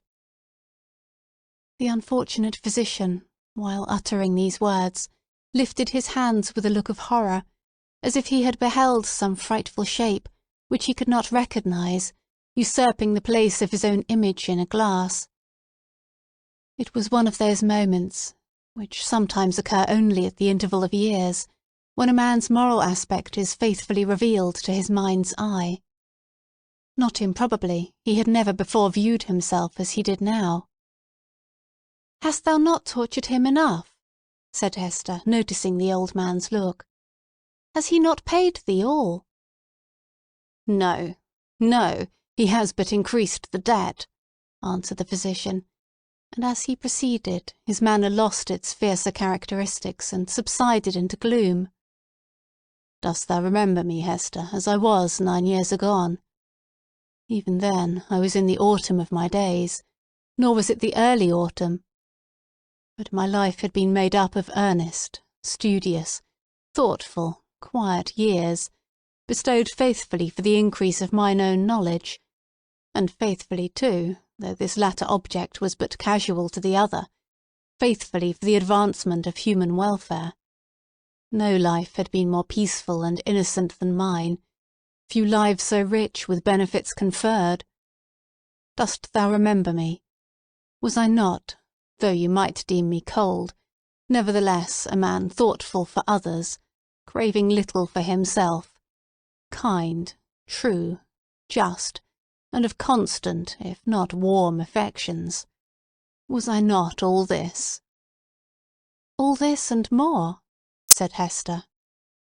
"And what am I now?" demanded he, looking into her face and permitting the whole evil within him to be written on his features. "I have already told thee what I am. A fiend. Who made me so?" "It was myself!"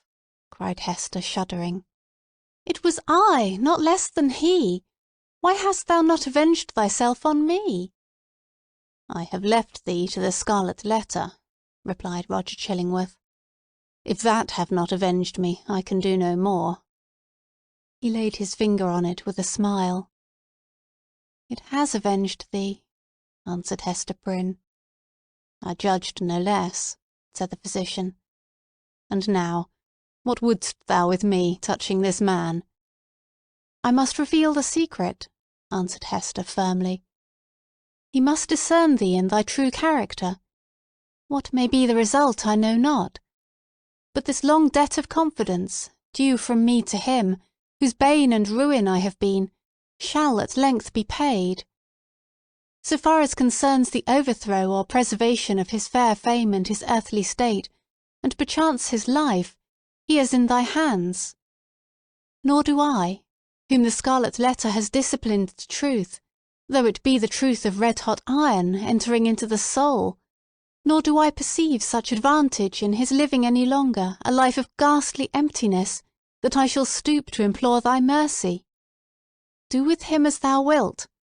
There is no good for him, no good for me, no good for thee. There is no good for little Pearl. There is no path to guide us out of this dismal maze." "Woman, I could well nigh pity thee," said Roger Chillingworth, unable to restrain a thrill of admiration too, for there was a quality almost majestic in the despair which she expressed. "Thou hadst great elements. Peradventure, had thou met earlier with a better love than mine, this evil had not been. I pity thee for the good that has been wasted in thy nature." "And I thee," answered Hester Prynne, "for the hatred that has transformed a wise and just man to a fiend. Wilt thou yet purge it out of thee, and be once more human? If not for his sake, then doubly for thine own. Forgive, and leave his further retribution to the power that claims it. I said, but now, that there could be no good event for him, or thee, or me, who are here wandering together in this gloomy maze of evil, and stumbling at every step over the guilt wherewith we have strewn our path. It is not so. There might be good for thee, and thee alone, since thou hast been deeply wronged, and has it at thy will to pardon. Wilt thou give up that only privilege? Wilt thou reject that priceless benefit?" "Peace, Hester, peace," replied the old man, with gloomy sternness. "It is not granted me to pardon. I have no such power as thou tellest me of. My old faith, long forgotten, comes back to me, and explains all that we do, and all we suffer. By thy first step awry, thou didst plant the germ of evil, but since that moment it has all been a dark necessity. Ye that have wronged me are not sinful, save in a kind of typical illusion. Neither am I fiend-like, who have snatched a fiend's office from his hands. It is our fate. Let the black flower blossom as it may. Now go thy ways, and deal as thou wilt with yonder man." He waved his hand, and betook himself again to his employment of gathering herbs. Chapter 15. Hester and Pearl. So Roger Chillingworth, a deformed old figure, with a face that haunted men's memories longer than they liked, took leave of Hester Prynne, and went stooping away along the earth. He gathered here and there a herb, or grubbed up a root and put it into the basket on his arm. His grey beard almost touched the ground as he crept onward. Hester gazed after him a little while, looking with a half-fantastic curiosity to see whether the tender grass of early spring would not be blighted beneath him, and show the wavering track of his footsteps, sere and brown, across its cheerful verdure. She wondered what sort of herbs they were which the old man was so sedulous to gather. Would not the earth, quickened to an evil purpose by the sympathy of his eye, greet him with poisonous shrubs, of species hitherto unknown, that would start up under his fingers? Or might it suffice him that every wholesome growth should be converted into something deleterious and malignant at his touch? Did the sun, which shone so brightly everywhere else, really fall upon him? Or was there, as it rather seemed, a circle of ominous shadow moving along with his deformity, whichever way he turned himself? And whither was he now going? Would he not suddenly sink into the earth, leaving a barren and blasted spot, where, in due course of time, would be seen deadly nightshade, dogwood, henbane, and whatever else of vegetable wickedness the climate could produce, all flourishing with hideous luxuriance? Or would he spread bat's wings and flee away, looking so much the uglier the higher he rose towards heaven? "Be it sin or no," said Hester Prynne bitterly, as still she gazed after him, "I hate the man." She upbraided herself for the sentiment, but could not overcome or lessen it. Attempting to do so, she thought of those long-past days, in a distant land, when he used to emerge at eventide from the seclusion of his study, and sit down in the firelight of their home, and in the light of her nuptial smile. He needed to bask himself in that smile, he said, in order that the chill of so many lonely hours among his books might be taken off the scholar's heart. Such scenes had once appeared not otherwise than happy, but now, as viewed through the dismal medium of her subsequent life, they classed themselves among her ugliest remembrances. She marvelled how such scenes could have been. She marvelled how she could ever have been wrought upon to marry him. She deemed it her crime most to be repented of that she had ever endured, and reciprocated, the lukewarm grasp of his hand, and had suffered the smile of her lips and eyes to mingle and melt into his own. And it seemed a fouler offence committed by Roger Chillingworth than any which had since been done him, that, in the time when her heart knew no better, he had persuaded her to fancy herself happy by his side. "Yes, I hate him," repeated Hester, more bitterly than before. "He betrayed me. He has done me worse wrong than I did him." Let men tremble to win the hand of woman, unless they win along with it the utmost passion of her heart. Else it may be their miserable fortune, as it was Roger Chillingworth's, when some mightier touch than their own may have awakened all her sensibilities, to be reproached even for the calm content, the marble image of happiness, which they will have imposed upon her as the warm reality. But Hester ought long ago to have done with this injustice. What did it betoken? Had 7 long years, under the torture of the Scarlet Letter, inflicted so much of misery, and wrought out no repentance? The emotions of that brief space, while she stood gazing after the crooked figure of old Roger Chillingworth, threw a dark light on Hester's state of mind, revealing much that she might not otherwise have acknowledged to herself. He being gone, she summoned back her child. Pearl! Little Pearl! Where are you?" Pearl, whose activity of spirit never flagged, had been at no loss for amusement while her mother talked with the old gatherer of herbs. At first, as already told, she had flirted fancifully with her own image in a pool of water, beckoning the phantom forth, and, as it declined to venture, seeking a passage for herself into its sphere of impalpable earth and unattainable sky. Soon finding, however, that either she or the image was unreal, she turned elsewhere for better pastime.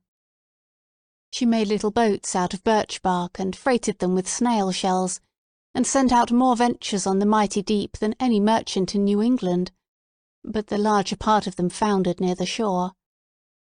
She seized a live horseshoe by the tail, and made prize of several five-fingers, and laid out a jellyfish to melt in the warm sun. Then she took up the white foam that streaked the line of the advancing tide, and threw it upon the breeze, scampering after it with winged footsteps to catch the great snowflakes ere they fell.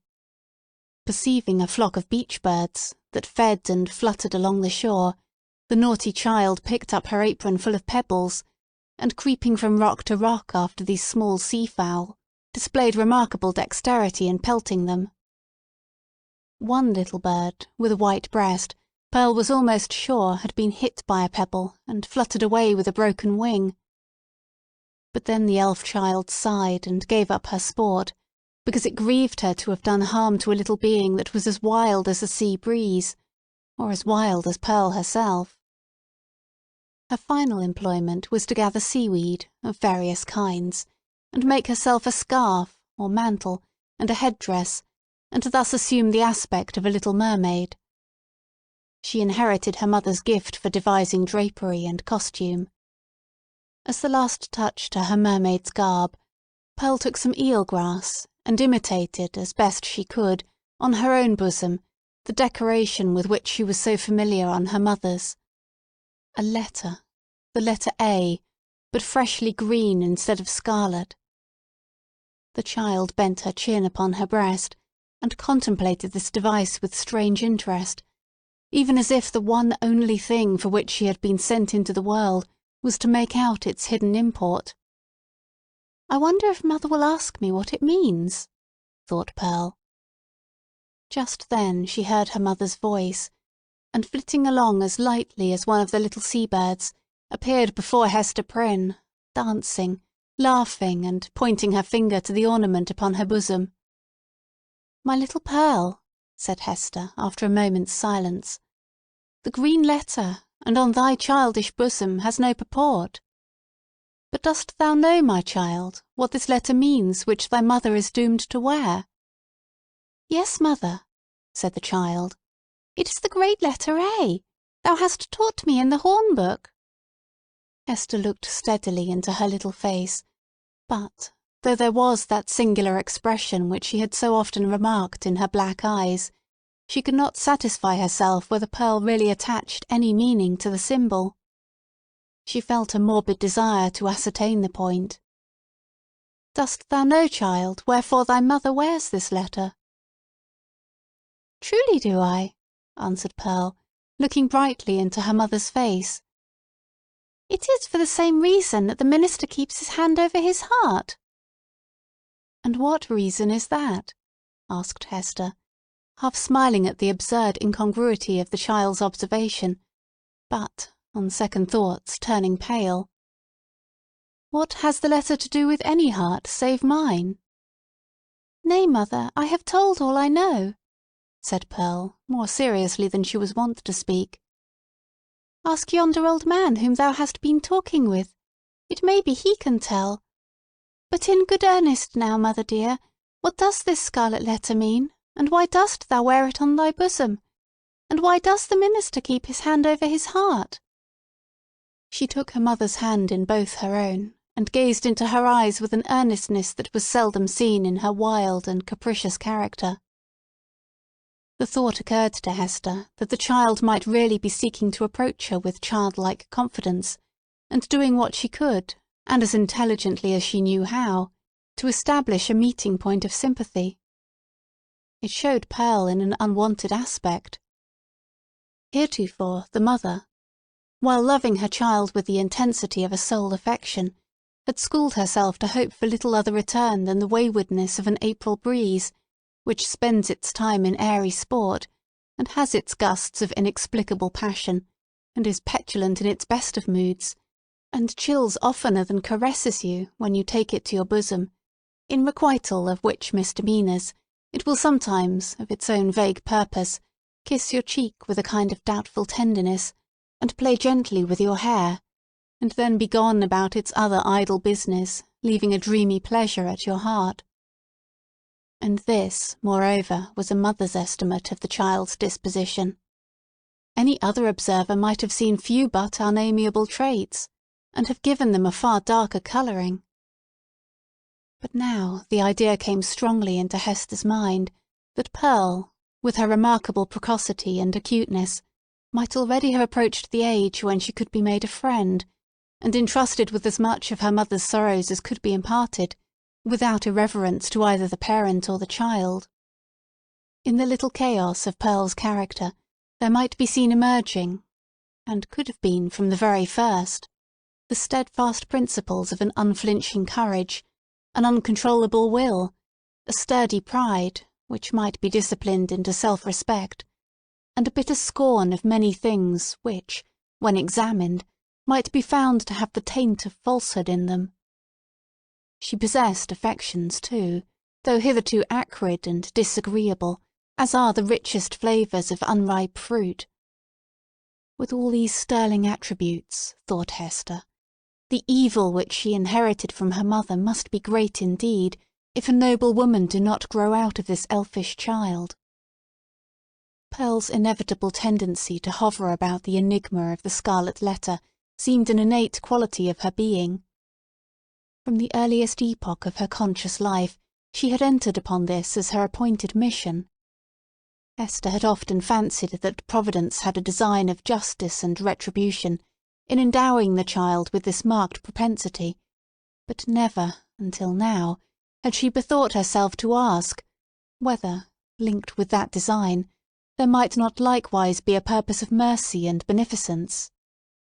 If little Pearl were entertained with faith and trust as a spirit messenger no less than an earthly child, might it not be her errand to soothe away the sorrow that lay cold in her mother's heart and converted it into a tomb, and to help her to overcome the passion, once so wild, and even yet neither dead nor asleep, but only imprisoned within the same tomb-like heart? Such were some of the thoughts that now stirred in Hester's mind, with as much vivacity of impression as if they had actually been whispered into her ear. And there was little Pearl, all this while, holding her mother's hand in both her own, and turning her face upward, while she put these searching questions, once, and again, and still a third time. "What does the letter mean, mother? And why dost thou wear it? And why does the minister keep his hand over his heart?" "What shall I say?" thought Hester to herself. "No, if this be the price of the child's sympathy, I cannot pay it." Then she spoke aloud. "Silly Pearl," said she, "what questions are these? There are many things in this world that a child must not ask about. What know I of the minister's heart? And as for the Scarlet Letter, I wear it for the sake of its gold thread." In all the 7 bygone years, Hester Prynne had never before been false to the symbol on her bosom. It may be that it was the talisman of a stern and severe, but yet a guardian spirit, who now forsook her, as recognizing that, in spite of his strict watch over her heart, some new evil had crept into it, or some old one had never been expelled. As for little Pearl, the earnestness soon passed out of her face. But the child did not see fit to let the matter drop. 2 or 3 times, as her mother and she went homeward, and as often as supper-time, and while Hester was putting her to bed, and once after she seemed to be fairly asleep, Pearl looked up with mischief gleaming in her black eyes. "Mother," said she, "what does the Scarlet Letter mean?" And the next morning The first indication the child gave of being awake was by popping up her head from the pillow and making that other inquiry, which she had so unaccountably connected with her investigations about the Scarlet Letter. "Mother, mother, why does the minister keep his hand over his heart?" "Hold thy tongue, naughty child," answered her mother, with an asperity that she had never permitted herself before. "Do not tease me, else I shall shut thee into the dark closet." Chapter 16. A Forest Walk. Hester Prynne remained constant in her resolve to make known to Mr. Dimmesdale, at whatever risk of present pain or ulterior consequences, the true character of the man who had crept into his intimacy. For several days, however, she vainly sought an opportunity of addressing him in some of the meditative walks which she knew him to be in the habit of taking, along the shores of the peninsula, or on the wooded hills of the neighbouring country. There would have been no scandal, indeed, nor peril to the holy whiteness of the clergyman's good fame, had she visited him in his own study, where many a penitent, ere now, had confessed sins of perhaps as deep a dye as the one betokened by the Scarlet Letter. But, partly that she dreaded the secret or undisguised interference of old Roger Chillingworth, and partly that her conscious heart imputed suspicion where none could have been felt, and partly that both the minister and she would need the whole wide world to breathe in while they talked together, for all these reasons, Hester never thought of meeting him in any narrower privacy than beneath the open sky. At last, while attending a sick chamber, whither the Reverend Mr. Dimmesdale had been summoned to make a prayer, she learnt that he had gone, the day before, to visit the Apostle Eliot among his Indian converts. He would probably return by a certain hour, in the afternoon of the morrow. Betimes, therefore, the next day, Hester took little Pearl, who was necessarily the companion of all her mother's expeditions, however inconvenient her presence, and set forth. The road, after the two wayfarers had crossed from the peninsula to the mainland, was no other than a footpath. It straggled onward into the mystery of the primeval forest. This hemmed it in so narrowly, and stood so black and dense on either side, and disclosed such imperfect glimpses of the sky above, that, to Hester's mind, it imaged not amiss the moral wilderness in which she had so long been wandering.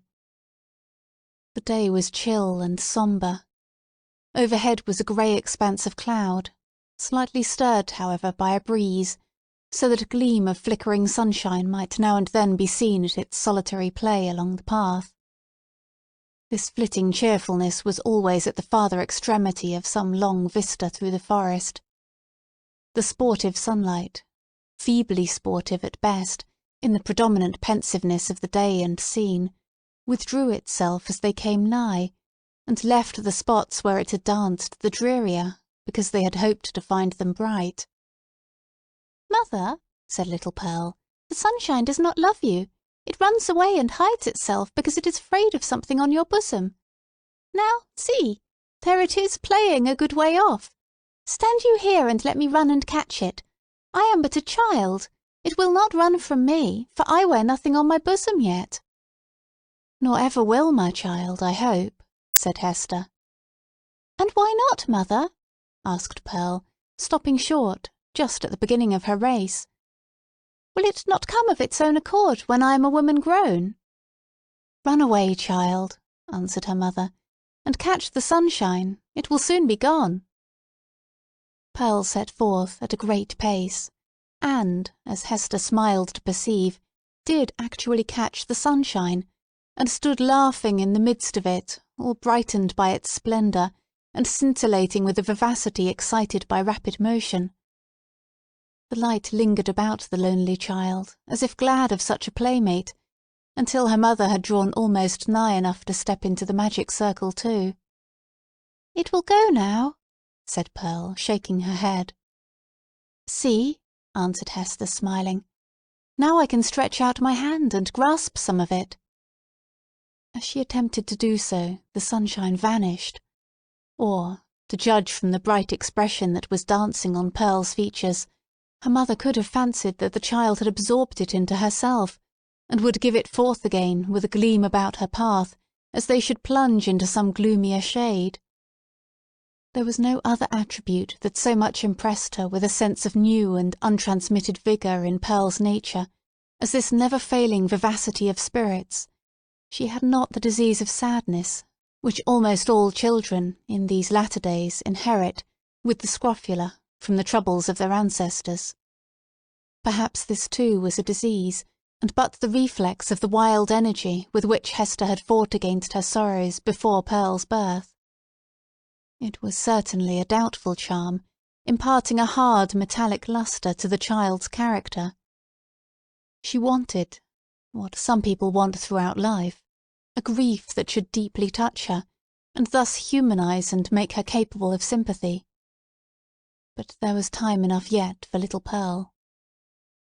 "Come, my child," said Hester, looking about her from the spot where Pearl had stood still in the sunshine. "We will sit down a little way within the wood and rest ourselves." "I am not aweary, mother," replied the little girl, "but you may sit down if you will tell me a story meanwhile." "A story, child?" said Hester. "And what about?" "Oh, a story about the black man," answered Pearl, taking hold of her mother's gown and looking up, half earnestly, half mischievously, into her face. "How he haunts this forest, and carries a book with him, a big, heavy book, with iron clasps, and how this ugly black man offers his book and an iron pen to everybody that meets him here among the trees, and they are to write their names with their own blood, and then he sets his mark on their bosoms. Didst thou ever meet the black man, mother?" "And who told you this story, Pearl?" asked her mother, recognizing a common superstition of the period. "It was the old dame in the chimney corner at the house where you watched last night," said the child.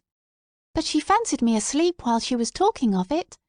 She said that 1,000 and 1,000 people had met him here, and had written in his book, and have his mark on them, and that ugly-tempered lady, old Mistress Hibbins, was one. And, mother, the old dame said that this scarlet letter was the black man's mark on thee, and that it glows like a red flame when thou meetest him at midnight here in the dark wood. Is it true, mother? And dost thou go to meet him in the night-time?" "Didst thou ever awake and find thy mother gone?" asked Hester. "Not that I remember," said the child.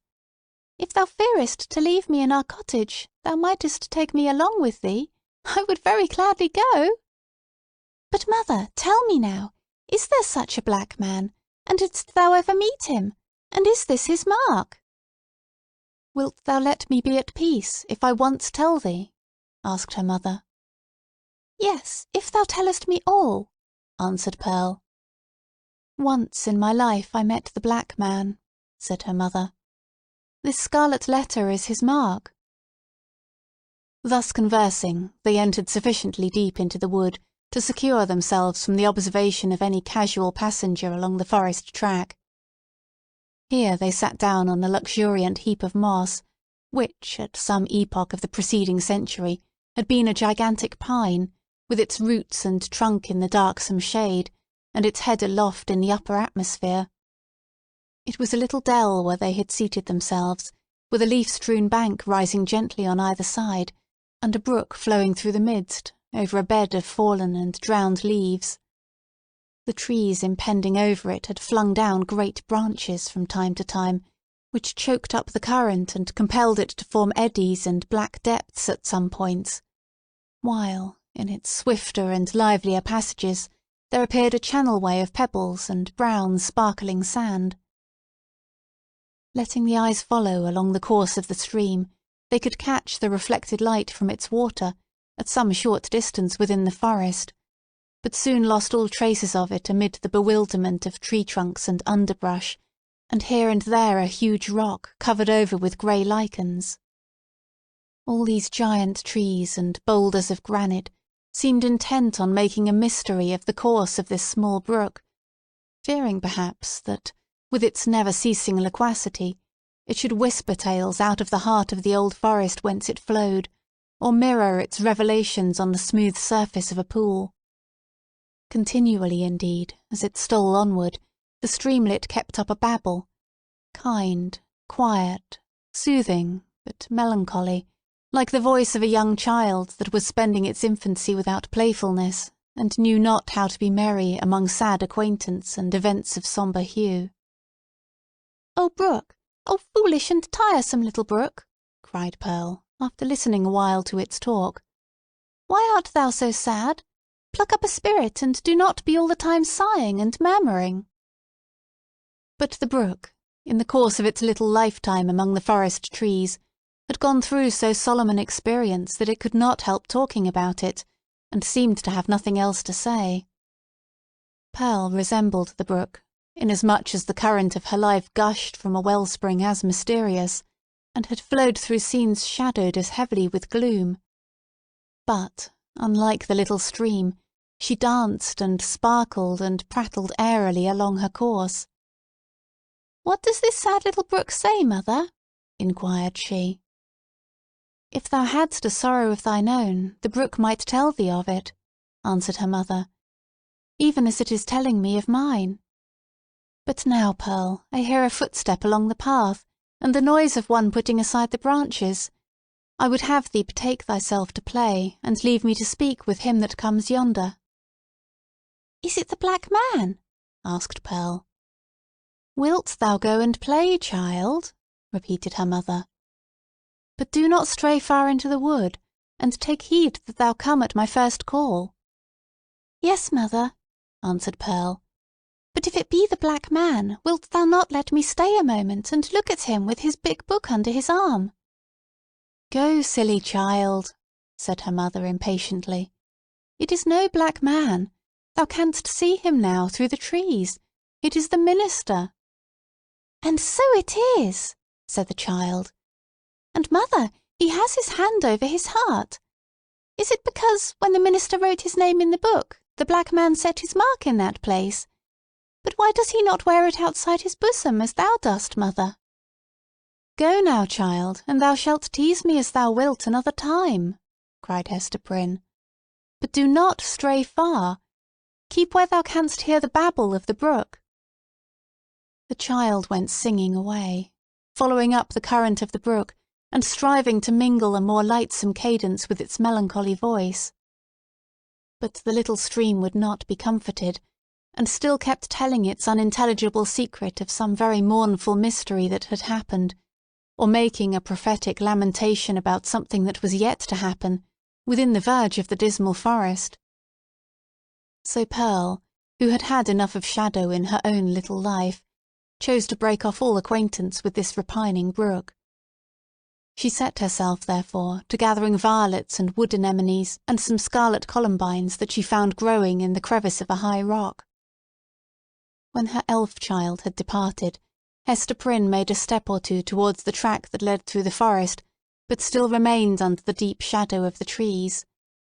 She beheld the minister advancing along the path, entirely alone, and leaning on a staff which he had cut by the wayside. He looked haggard and feeble, and betrayed a nerveless despondency in his air, which had never so remarkably characterized him in his walks about the settlement, nor in any other situation where he deemed himself liable to notice. Here it was woefully visible, in this intense seclusion of the forest, which of itself would have been a heavy trial to the spirits. There was a listlessness in his gait, as if he saw no reason for taking one step farther, nor felt any desire to do so, but would have been glad, could he be glad of anything, to fling himself down at the root of the nearest tree, and lie there, passive for evermore. The leaves might bestrew him, and the soil gradually accumulate and form a little hillock over his frame, no matter whether there were life in it or no. Death was too definite an object to be wished for, or avoided. To Hester's eye, the Reverend Mr. Dimmesdale exhibited no symptom of positive and vivacious suffering, except that, as little Pearl had remarked, he kept his hand over his heart. Chapter 17. The Pastor and his Parishioner. Slowly as the minister walked, he had almost gone by before Hester Prynne could gather voice enough to attract his observation. At length she succeeded. Arthur Dimmesdale, she said, faintly at first, then louder, but hoarsely. Arthur Dimmesdale. Who speaks? Answered the minister. Gathering himself quickly up, he stood more erect, like a man taken by surprise in a mood to which he was reluctant to have witnesses. Throwing his eyes anxiously in the direction of the voice, he indistinctly beheld a form under the trees, clad in garments so sombre, and so little relieved from the grey twilight into which the clouded sky and the heavy foliage had darkened the noontide, that he knew not whether it were a woman or a shadow. It may be that his pathway through life was haunted thus by a spectre that had stolen out from among his thoughts. He made a step nigher and discovered the Scarlet Letter. "Hester, Hester Prynne," said he, "is it thou? Art thou in life?" "Even so," she answered. "In such a life as has been mine these 7 years past. And thou, Arthur Dimmesdale, dost thou yet live?" It was no wonder that they thus questioned one another's actual and bodily existence, and even doubted of their own. So strangely did they meet, in the dim wood, that it was like the first encounter, in the world beyond the grave, of two spirits who had been intimately connected in their former life, but now stood coldly shuddering in mutual dread, as yet not familiar with their state, nor wonted to the companionship of disembodied beings. Each a ghost, and awe-stricken at the other ghost. They were awe-stricken likewise at themselves, because the crisis flung back to them their consciousness, and revealed to each heart its history and experience, as life never does, except at such breathless epochs. The soul beheld its features in the mirror of the passing moment. It was with fear, and tremulously, and, as it were, by a slow, reluctant necessity, that Arthur Dimmesdale put forth his hand, chill as death, and touched the chill hand of Hester Prynne. The grasp, cold as it was, took away what was dreariest in the interview. They now felt themselves, at least, inhabitants of the same sphere. Without a word more spoken, neither he nor she assuming the guidance, but with an unexpressed consent, they glided back into the shadow of the woods whence Hester had emerged, and sat down on the heap of moss where she and Pearl had before been sitting. When they found voice to speak, it was, at first, only to utter remarks and inquiries, such as any two acquaintance might have made, about the gloomy sky, the threatening storm, and next the health of each. Thus they went onward, not boldly, but step by step, into the themes that were brooding deepest in their hearts. So long estranged by fate and circumstances, they needed something slight and casual to run before, and throw open the doors of intercourse, so that their real thoughts might be led across the threshold. After a while, the minister fixed his eyes on Hester Prynne's. "Hester," said he, "hast thou found peace?" She smiled drearily, looking down upon her bosom. "Hast thou?" she asked. "None. Nothing but despair," he answered. "What else could I look for, being what I am and leading such a life as mine? Were I an atheist, a man devoid of conscience, a wretch with coarse and brutal instincts, I might have found peace long ere now. Nay, I should never have lost it. But, as matters stand with my soul, whatever of good capacity there originally was in me, all of God's gifts that were the choicest have become the ministers of spiritual torment. Hester, I am most miserable." "The people reverence thee," said Hester, "and surely thou workest good among them. Doth this bring thee no comfort?" "More misery, Hester, only the more misery," answered the clergyman with a bitter smile. "As concerns the good which I may appear to do, I have no faith in it. It must needs be a delusion. What can a ruined soul, like mine, effect towards the redemption of other souls, or a polluted soul towards their purification? And as for the people's reverence, would that it were turned to scorn and hatred. Canst thou deem it, Hester, a consolation, that I must stand up in my pulpit, and meet so many eyes turned upward to my face, as if the light of heaven were beaming from it, must see my flock hungry for the truth, and listening to my words as if a tongue of Pentecost were speaking, and then look inward, and discern the black reality of what they idolize? I have laughed, in bitterness and agony of heart, at the contrast between what I seem and what I am, and Satan laughs at it. "You wrong yourself in this," said Hester gently. "You have deeply and sorely repented. Your sin is left behind you in the days long past. Your present life is not less holy, in very truth, than it seems in people's eyes. Is there no reality in the penitence thus sealed and witnessed by good works? And wherefore should it not bring you peace?" "No, Hester, no," replied the clergyman. "There is no substance in it. It is cold and dead, and can do nothing for me. Of penance I have had enough. Of penitence there has been none. Else I should long ago have thrown off these garments of mock holiness, and have shown myself to mankind as they will see me at the judgment seat. Happy are you, Hester, that wear the Scarlet Letter openly upon your bosom. Mine burns in secret. Thou little knowest what a relief it is, after the torment of a 7 years' cheat, to look into an eye that recognizes me for what I am. Had I one friend, or were it my worst enemy, to whom, when sickened with the praises of all other men, I could daily betake myself, and be known as the vilest of all sinners, methinks my soul might keep itself alive thereby. Even thus much of truth would save me. But now it is all falsehood, all emptiness, all death."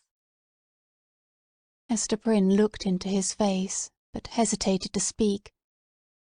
Yet, uttering his long-restrained emotions so vehemently as he did, his words here offered her the very point of circumstances in which to interpose what she came to say. She conquered her fears and spoke. "Such a friend as thou hast even now wished for," said she, "with whom to weep over thy sin, thou hast in me, the partner of it." Again she hesitated, but brought out the words with an effort. "Thou hast long had such an enemy, and dwellest with him under the same roof." The minister started to his feet, gasping for breath and clutching at his heart, as if he would have torn it out of his bosom. "Ha! What sayest thou?" cried he. "An enemy, and under mine own roof? What mean you?" Hester Prynne was now fully sensible of the deep injury for which she was responsible to this unhappy man, in permitting him to lie for so many years, or indeed, for a single moment, at the mercy of one whose purposes could not be other than malevolent. The very contiguity of his enemy, beneath whatever mask the latter might conceal himself, was enough to disturb the magnetic sphere of a being so sensitive as Arthur Dimmesdale. There had been a period when Hester was less alive to this consideration, or, perhaps, in the misanthropy of her own trouble, she left the minister to bear what she might picture to herself as a more tolerable doom. But of late, since the night of his vigil, all her sympathies towards him had been both softened and invigorated. She now read his heart more accurately. She doubted not that the continual presence of Roger Chillingworth, the secret poison of his malignity, infecting all the air about him, and his authorized interference, as a physician, with the minister's physical and spiritual infirmities, that these bad opportunities had been turned to a cruel purpose. By means of them, the sufferer's conscience had been kept in an irritated state, the tendency of which was, not to cure by wholesome pain, but to disorganize and corrupt his spiritual being. Its result, on earth, could hardly fail to be insanity, and hereafter that eternal alienation from the good and true, of which madness is perhaps the earthly type.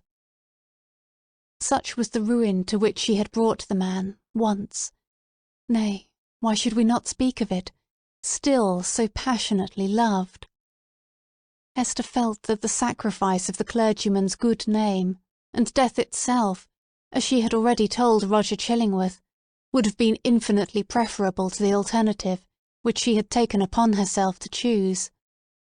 And now, rather than have had this grievous wrong to confess, she would gladly have lain down on the forest leaves, and died there at Arthur Dimmesdale's feet.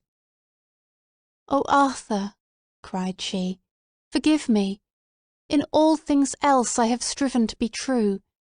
Truth was the one virtue which I might have held fast, and did hold fast, through all extremity, save when thy good, thy life, thy fame were put in question.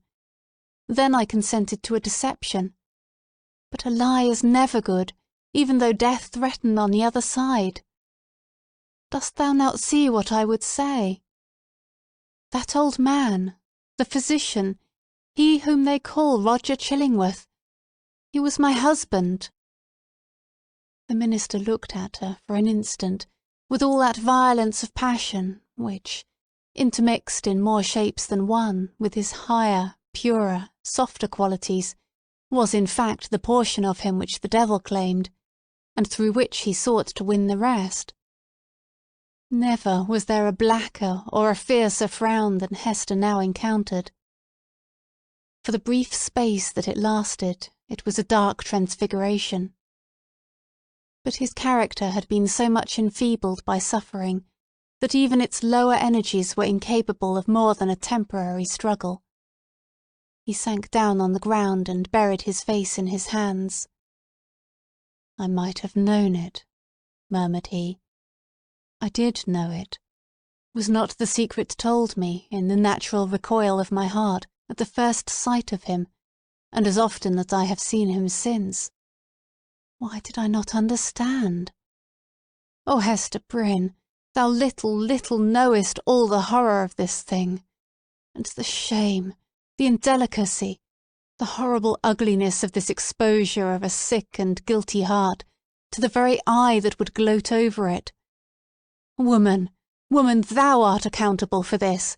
I cannot forgive thee." "Thou shalt forgive me," cried Hester, flinging herself on the fallen leaves beside him. "Let God punish. Thou shalt forgive." With sudden and desperate tenderness, she threw her arms around him, and pressed his head against her bosom, little caring though his cheek rested on the Scarlet Letter. He would have released himself, but strove in vain to do so. Hester would not set him free, lest he should look her sternly in the face. All the world had frowned on her. For 7 long years had it frowned upon this lonely woman, and still she bore it all, nor ever once turned away her firm, sad eyes. Heaven, likewise, had frowned upon her, and she had not died. But the frown of this pale, weak, sinful, and sorrow-stricken man was what Hester could not bear and live. "Wilt thou yet forgive me?" she repeated, over and over again. "Wilt thou not frown? Wilt thou forgive?" "I do forgive you, Hester," replied the minister at length, with a deep utterance, out of an abyss of sadness, but no anger. "I freely forgive you now. May God forgive us both. We are not, Hester, the worst sinners in the world. There is one worse than even the polluted priest. That old man's revenge has been blacker than my sin. He has violated, in cold blood, the sanctity of a human heart. Thou and I, Hester, never did so." "Never, never," whispered she. "What we did had a consecration of its own. We felt it so. We said so to each other. Hast thou forgotten it?" "Hush, Hester," said Arthur Dimmesdale, rising from the ground. "No, I have not forgotten. They sat down again, side by side, and hand clasped in hand, on the mossy trunk of the fallen tree. Life had never brought them a gloomier hour. It was the point whither their pathway had so long been tending, and darkening ever as it stole along, and yet it enclosed a charm that made them linger upon it, and claim another, and another, and after all another moment. The forest was obscure around them, and creaked with a blast that was passing through it. The boughs were tossing heavily above their heads, while one solemn old tree groaned dolefully to another, as if telling the sad story of the pair that sat beneath, or constrained to forebode evil to come. And yet they lingered. How dreary looked the forest track that led backward to the settlement, where Hester Prynne must take up again the burden of her ignominy, and the minister the hollow mockery of his good name. So they lingered an instant longer. No golden light had ever been so precious as the gloom of this dark forest. Here, seen only by his eyes, the Scarlet Letter need not burn into the bosom of the fallen woman. Here, seen only by her eyes, Arthur Dimmesdale, false to God and man, might be, for one moment, true. He started at a thought that suddenly occurred to him. "Hester," cried he, "here is a new horror. Roger Chillingworth knows your purpose to reveal his true character. Will he continue then to keep our secret? What will now be the course of his revenge?" "There is a strange secrecy in his nature," replied Hester thoughtfully, "and it has grown upon him by the hidden practices of his revenge. I deem it not likely that he will betray the secret. He will doubtless seek other means of satiating his dark passion." "And I? How am I to live longer, breathing the same air with this deadly enemy?"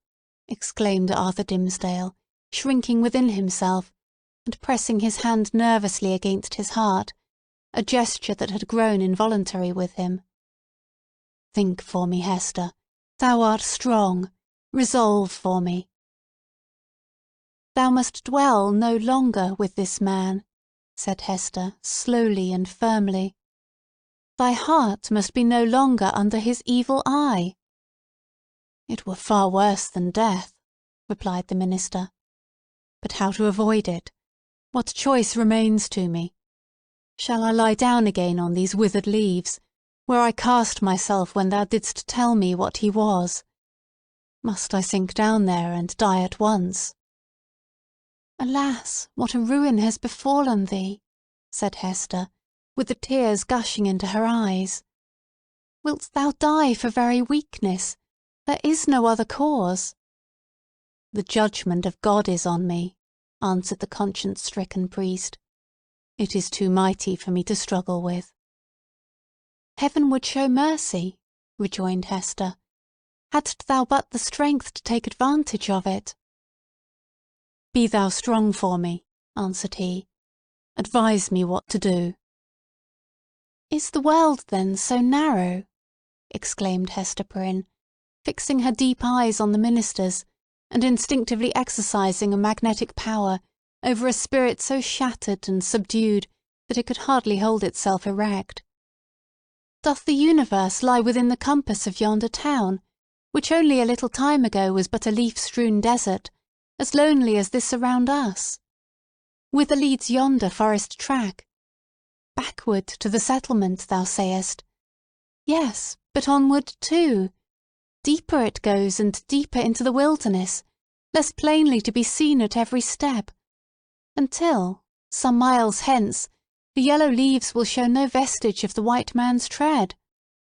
There thou art free. So brief a journey would bring thee from a world where thou hast been most wretched, to one where thou mayest still be happy. Is there not shade enough in all this boundless forest to hide thy heart from the gaze of Roger Chillingworth?"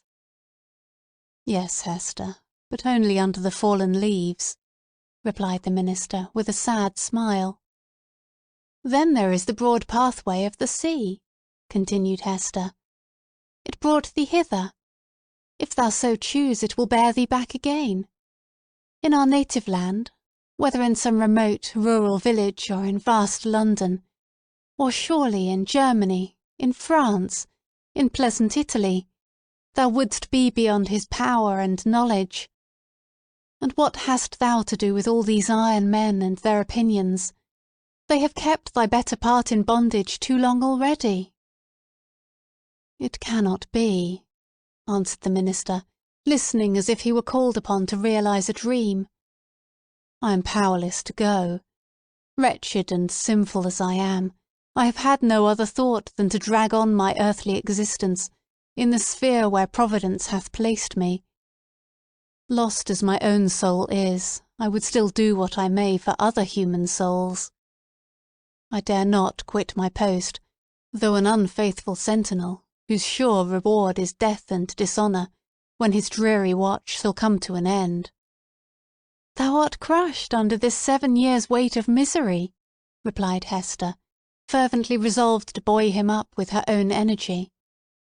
"But thou shalt leave it all behind thee. It shall not cumber thy steps, as thou treadest along the forest path, neither shalt thou freight the ship with it, if thou prefer to cross the sea. Leave this wreck and ruin here where it hath happened. Meddle no more with it.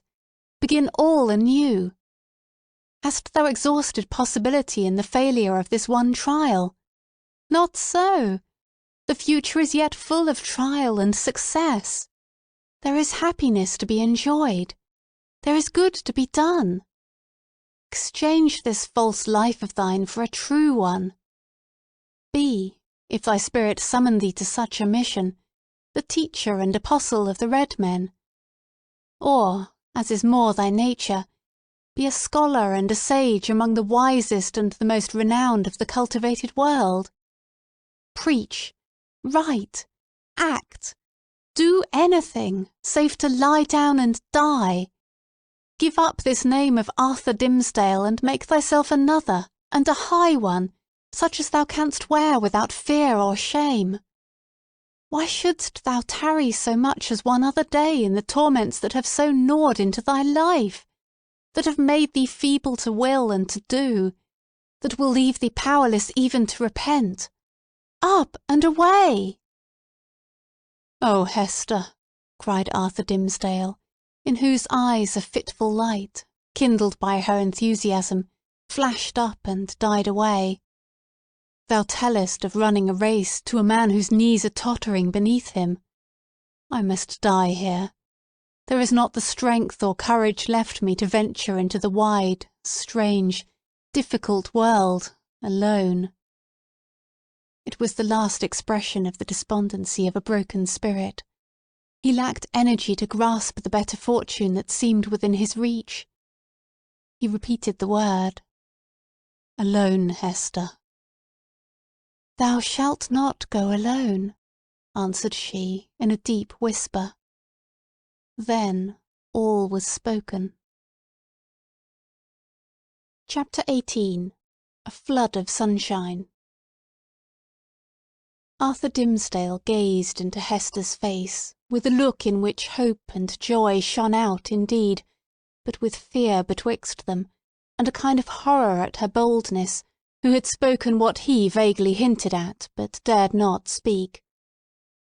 But Hester Prynne, with a mind of native courage and activity, and for so long a period not merely estranged, but outlawed from society, had habituated herself to such latitude of speculation as was altogether foreign to the clergyman. She had wandered, without rule or guidance, in a moral wilderness, as vast, as intricate and shadowy as the untamed forest, amid the gloom of which they were now holding a colloquy that was to decide their fate. Her intellect and heart had their home, as it were, in desert places, where she roamed as freely as the wild Indian in his woods. For years past she had looked from this estranged point of view at human institutions, and whatever priests or legislators had established, criticising all with hardly more reverence than the Indian would feel for the clerical band, the judicial robe, the pillory, the gallows, the fireside, or the church. the tendency of her fate and fortunes had been to set her free. The Scarlet Letter was her passport into regions where other women dared not tread. Shame, despair, solitude, these had been her teachers, stern and wild ones, and they had made her strong, but taught her much amiss. The minister, on the other hand, had never gone through an experience calculated to lead him beyond the scope of generally received laws, although, in a single instance, he had so fearfully transgressed one of the most sacred of them. But this had been a sin of passion, not of principle, nor even purpose. Since that wretched epoch he had watched, with morbid zeal and minuteness, not his acts, for those it was easy to arrange, but each breath of emotion and his every thought. At the head of the social system, as the clergyman of that day stood, he was only the more trammelled by its regulations, its principles, and even its prejudices. As a priest, the framework of his order inevitably hemmed him in. As a man who had once sinned, but who kept his conscience all alive and painfully sensitive by the fretting of an unhealed wound, he might have been supposed safer within the line of virtue than if he had never sinned at all. Thus we seem to see that, as regarded Hester Prynne, the whole 7 years of outlaw and ignominy had been little other than a preparation for this very hour. But Arthur Dimmesdale! Were such a man once more to fall, what plea could be urged in extenuation of his crime? None, unless it avail him somewhat that he was broken down by long and exquisite suffering, that his mind was darkened and confused by the very remorse which harrowed it, that, between fleeing as an avowed criminal and remaining as a hypocrite, conscience might find it hard to strike the balance. That it was human to avoid the peril of death and infamy, and the inscrutable machinations of an enemy that, finally, to this poor pilgrim, on his dreary and desert path, faint, sick, miserable, there appeared a glimpse of human affection and sympathy, a new life, and a true one, in exchange for the heavy doom which he was now expiating. And be the stern and sad truth spoken, that the breach which guilt has once made into the human soul is never, in this mortal state, repaired. It may be watched and guarded, so that the enemy shall not force his way again into the citadel, and might even, in his subsequent assaults, select some other avenue, in preference to that where he had formerly succeeded. But there is still the ruined wall, and near it the stealthy tread of the foe that would win over again his unforgotten triumph. The struggle, if there were one, need not be described. Let it suffice that the clergyman resolved to flee, and not alone. If, in all these past 7 years, thought he, I could recall one instant of peace or hope, I would yet endure, for the sake of that earnest of heaven's mercy. But now, since I am irrevocably doomed, wherefore should I not snatch the solace allowed to the condemned culprit before his execution? Or, if this be the path to a better life, as Hester would persuade me, I surely give up no fairer prospect by pursuing it. Nor can I any longer live without her companionship, so powerful is she to sustain, so tender to soothe.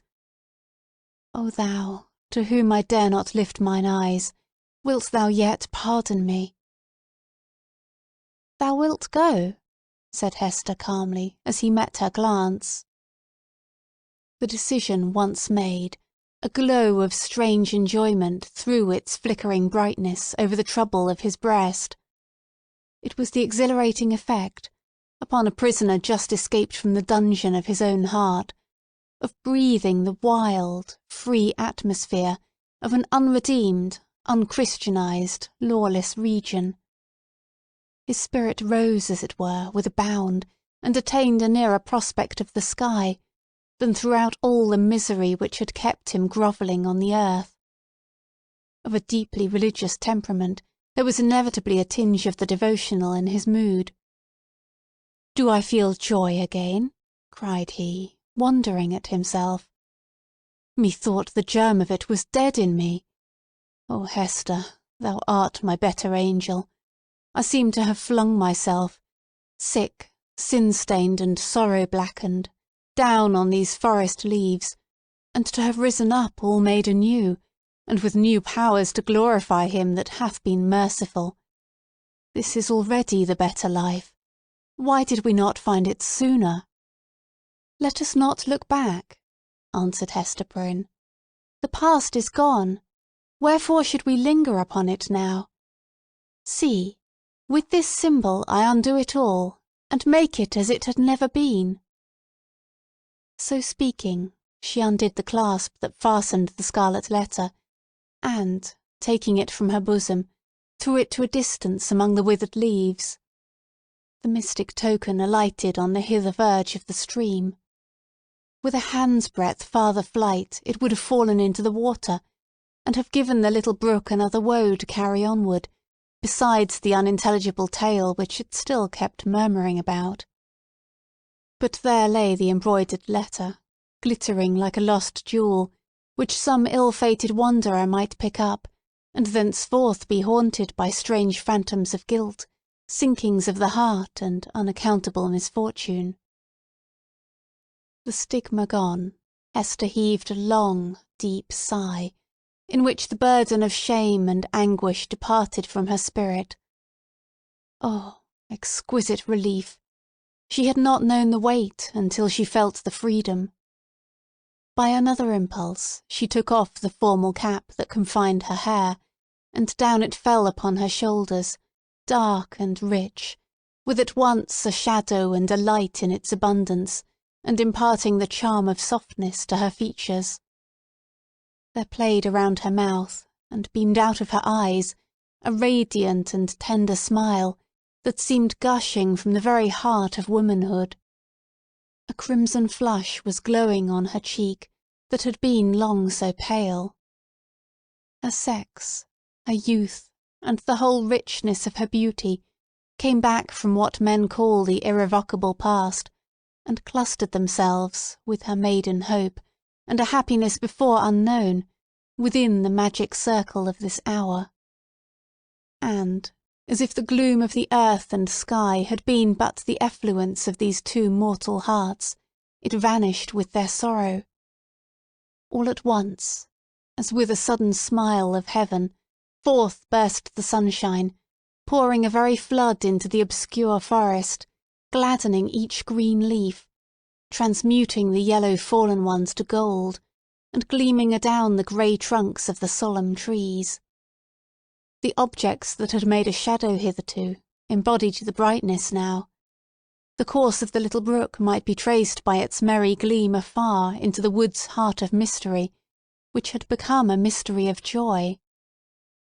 Such was the sympathy of nature, that wild, heathen nature of the forest, never subjugated by human law, nor illumined by higher truth, with the bliss of these two spirits. Love, whether newly born or aroused from a death-like slumber, must always create a sunshine, filling the heart so full of radiance that it overflows upon the outward world. Had the forest still kept its gloom, it would have been bright in Hester's eyes, and bright in Arthur Dimmesdale's. Hester looked at him with the thrill of another joy. "Thou must know Pearl," said she. "Our little Pearl. Thou hast seen her, yes, I know it, but thou wilt see her now with other eyes. She is a strange child. I hardly comprehend her, but thou wilt love her dearly as I do, and wilt advise me how to deal with her." "Dost thou think the child will be glad to know me?" asked the minister, somewhat uneasily. "I have long shrunk from children, because they often show a distrust, a backwardness to be familiar with me. I have even been afraid of little Pearl." "Ah, that was sad," answered the mother. But she will love thee dearly, and thou her. She is not far off. I will call her. Pearl! Pearl!" "I see the child," observed the minister.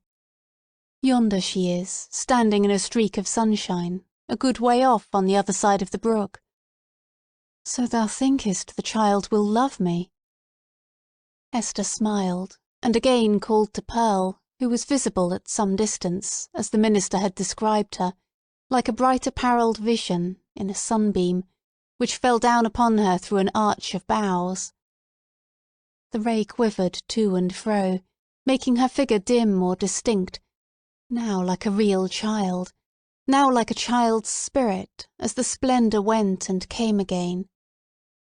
She heard her mother's voice, and approached slowly through the forest.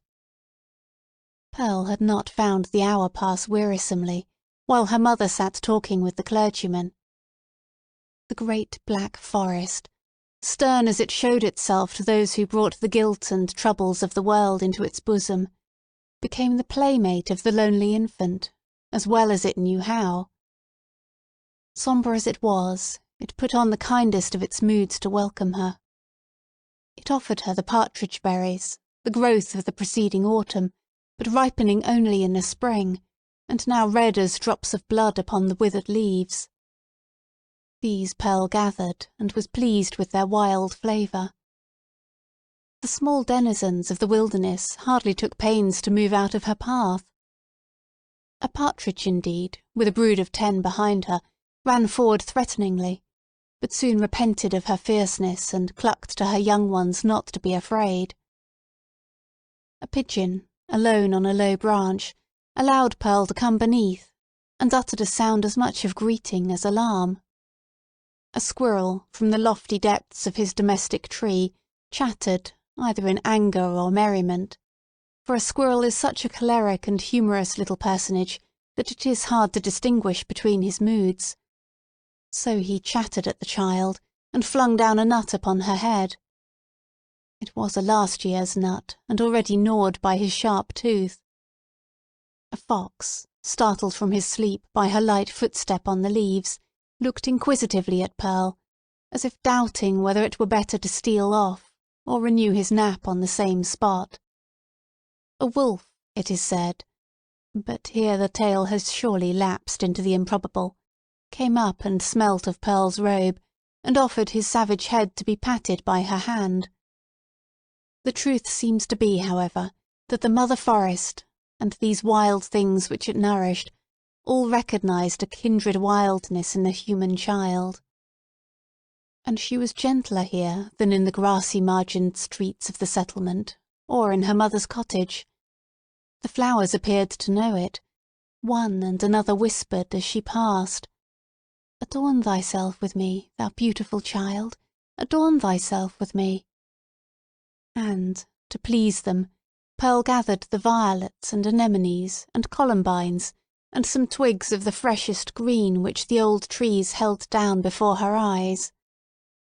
With these she decorated her hair and her young waist, and became a nymph child, or an infant dryad, or whatever else was in closest sympathy with the antique wood.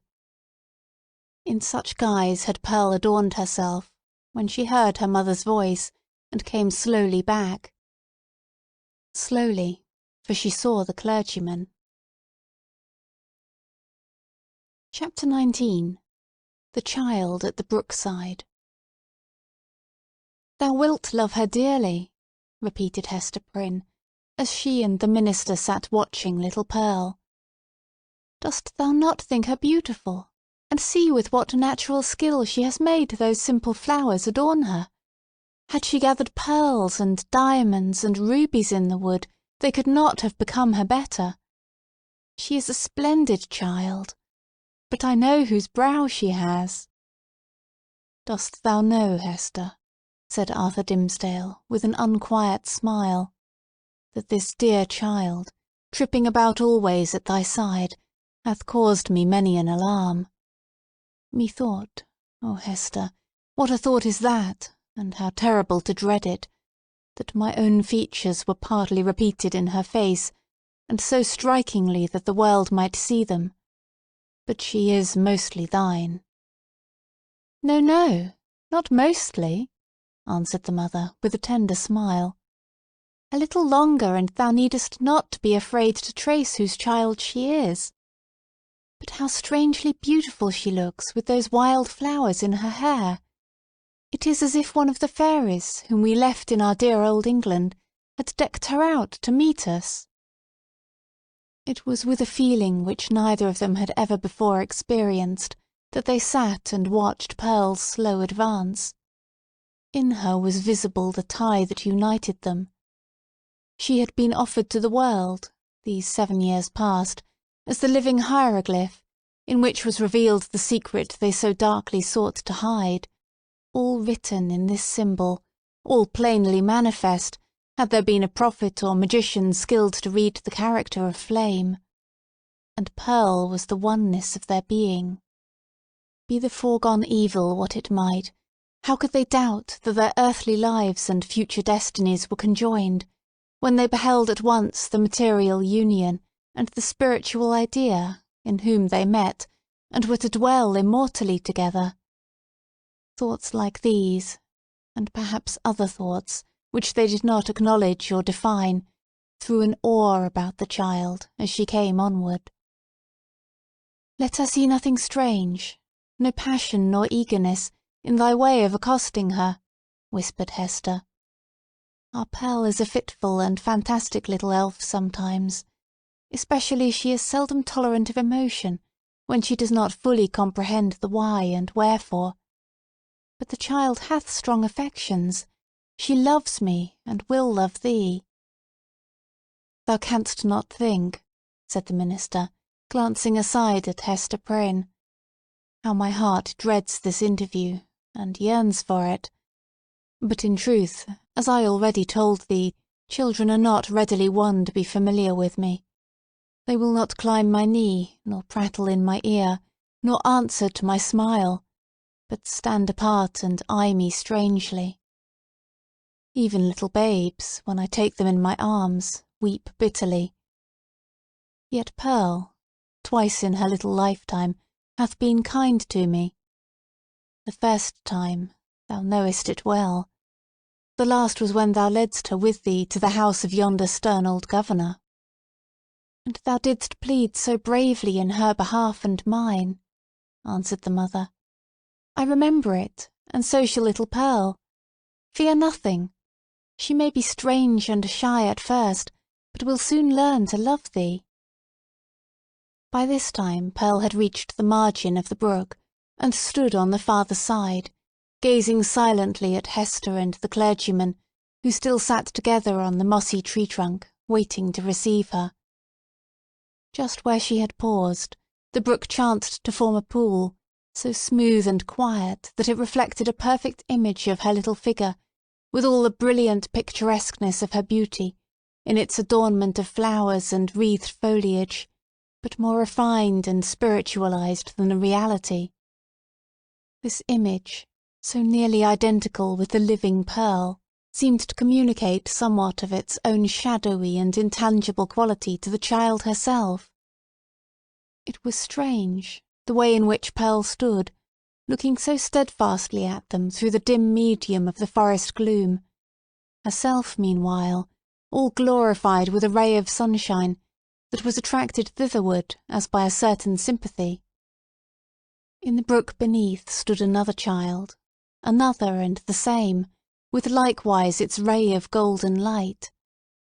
Hester felt herself, in some indistinct and tantalizing manner, estranged from Pearl, as if the child, in her lonely ramble through the forest, had strayed out of the sphere in which she and her mother dwelt together, and was now vainly seeking to return to it. There was both truth and error in the impression. The child and mother were estranged, but through Hester's fault, not Pearl's. Since the latter rambled from her side, another inmate had been admitted within the circle of the mother's feelings, and so modified the aspect of them all, that Pearl, the returning wanderer, could not find her wonted place, and hardly knew where she was. "I have a strange fancy," observed the sensitive minister, that this brook is the boundary between two worlds, and that thou canst never meet thy Pearl again? Or is she an elfish spirit, who, as the legends of our childhood taught us, is forbidden to cross a running stream? Pray hasten her, for this delay has already imparted a tremor to my nerves." "Come, dearest child," said Hester encouragingly, and stretching out both her arms. "How slow thou art! When hast thou been so sluggish before now? Here is a friend of mine, who must be thy friend also. Thou wilt have twice as much love, henceforward, as thy mother alone could give thee. Leap across the brook and come to us. Thou canst leap like a young deer." Pearl, without responding in any manner to these honey-sweet expressions, remained on the other side of the brook. Now she fixed her bright, wild eyes on her mother, now on the minister, and now included them both in the same glance, as if to detect and explain to herself the relation which they bore to one another. For some unaccountable reason, as Arthur Dimmesdale felt the child's eyes upon himself, his hand, with that gesture so habitual as to have become involuntary, stole over his heart. At length, assuming a singular air of authority, Pearl stretched out her hand, with the small forefinger extended, and pointing evidently towards her mother's breast. And beneath, in the mirror of the brook, there was the flower-girdled and sunny image of little Pearl, pointing her small forefinger too. "Thou strange child, why dost thou not come to me?" exclaimed Hester. Pearl still pointed with her forefinger, and a frown gathered on her brow, the more impressive from the childish, the almost baby-like aspect of the features that conveyed it. As her mother still kept beckoning to her, and arraying her face in a holiday suit of unaccustomed smiles, the child stamped her foot with a yet more imperious look and gesture. In the brook again was the fantastic beauty of the image, with its reflected frown, its pointed finger, and imperious gesture, giving emphasis to the aspect of little Pearl. "Hasten, Pearl, or I shall be angry with thee!" cried Hester Prynne, who, however inured to such behaviour on the elf child's part at other seasons, was naturally anxious for a more seemly deportment now. "Leap across the brook, naughty child, and run hither, else I must come to thee." But Pearl, not a whit startled at her mother's threats, any more than mollified by her entreaties, now suddenly burst into a fit of passion, gesticulating violently, and throwing her small figure into the most extravagant contortions. She accompanied this wild outbreak with piercing shrieks, which the woods reverberated on all sides, so that, alone as she was in her childish and unreasonable wrath, it seemed as if a hidden multitude were lending her their sympathy and encouragement. Seen in the brook once more was the shadowy wrath of Pearl's image, crowned and girdled with flowers, but stamping its foot, wildly gesticulating, and, in the midst of all, still pointing its small forefinger at Hester's bosom. "I see what ails the child," whispered Hester to the clergyman, and turning pale in spite of a strong effort to conceal her trouble and annoyance. "Children will not abide the slightest change in the accustomed aspect of things that are daily before their eyes. Pearl misses something which she has always seen me wear." "I pray you," answered the minister, "if thou hast any means of pacifying the child, do it forthwith. Save it were the cankered wrath of an old witch like Mistress Hibbins," added he, attempting to smile. "I know nothing that I would not sooner encounter than this passion in a child. In Pearl's young beauty, as in the wrinkled witch, it has a preternatural effect. Pacify her, if thou lovest me." Hester turned again towards Pearl, with a crimson blush upon her cheek, a conscious glance aside at the clergyman, and then a heavy sigh, while, even before she had time to speak, the blush yielded to a deadly pallor. "Pearl," said she sadly, "look down at thy feet, there, before thee, on the hither side of the brook." The child turned her eyes to the point indicated, and there lay the Scarlet Letter, so close upon the margin of the stream that the gold embroidery was reflected in it. "Bring it hither," said Hester. "Come thou and take it up," answered Pearl. "Was ever such a child?" observed Hester, aside to the minister. "Oh, I have much to tell thee about her. But, in very truth, she is right as regards this hateful token. I must bear its torture yet a little longer, only a few days longer, until we shall have left this region, and look back hither as to a land which we have dreamed of. The forest cannot hide it. The mid-ocean shall take it from my hand and swallow it up for ever." With these words she advanced to the margin of the brook, took up the Scarlet Letter, and fastened it again into her bosom. Hopefully. But a moment ago, as Hester had spoken of drowning it in the deep sea, there was a sense of inevitable doom upon her, as she thus received back this deadly symbol from the hand of fate. She had flung it into infinite space. She had drawn an hour's free breath, and here again was the scarlet misery glittering on the old spot. So it ever is, whether thus typified or no, that an evil deed invests itself with the character of doom. Hester next gathered up the heavy tresses of her hair, and confined them beneath her cap. As if there were a withering spell in the sad letter, her beauty, the warmth and richness of her womanhood, departed like fading sunshine, and a grey shadow seemed to fall across her. When the dreary change was wrought, she extended her hand to Pearl. "Dost thou know thy mother now, child?" asked she reproachfully, but with a subdued tone. "Wilt thou come across the brook, and own thy mother, now that she has her shame upon her, now that she is sad?" "Yes, now I will," answered the child, bounding across the brook, and clasping Hester in her arms. "Now thou art my mother indeed, and I am thy little Pearl." In a mood of tenderness that was not usual with her, she drew down her mother's head and kissed her brow and both her cheeks. But then, by a kind of necessity that always impelled this child to alloy whatever comfort she might chance to give with a throb of anguish, Pearl put up her mouth and kissed the Scarlet Letter too. "That was not kind," said Hester. "When thou hast shown me a little love, thou mockest me." "Why doth the minister sit yonder?" asked Pearl. "He waits to welcome thee," replied her mother. "Come thou and entreat his blessing. He loves thee, my little Pearl, and loves thy mother too. Wilt thou not love him?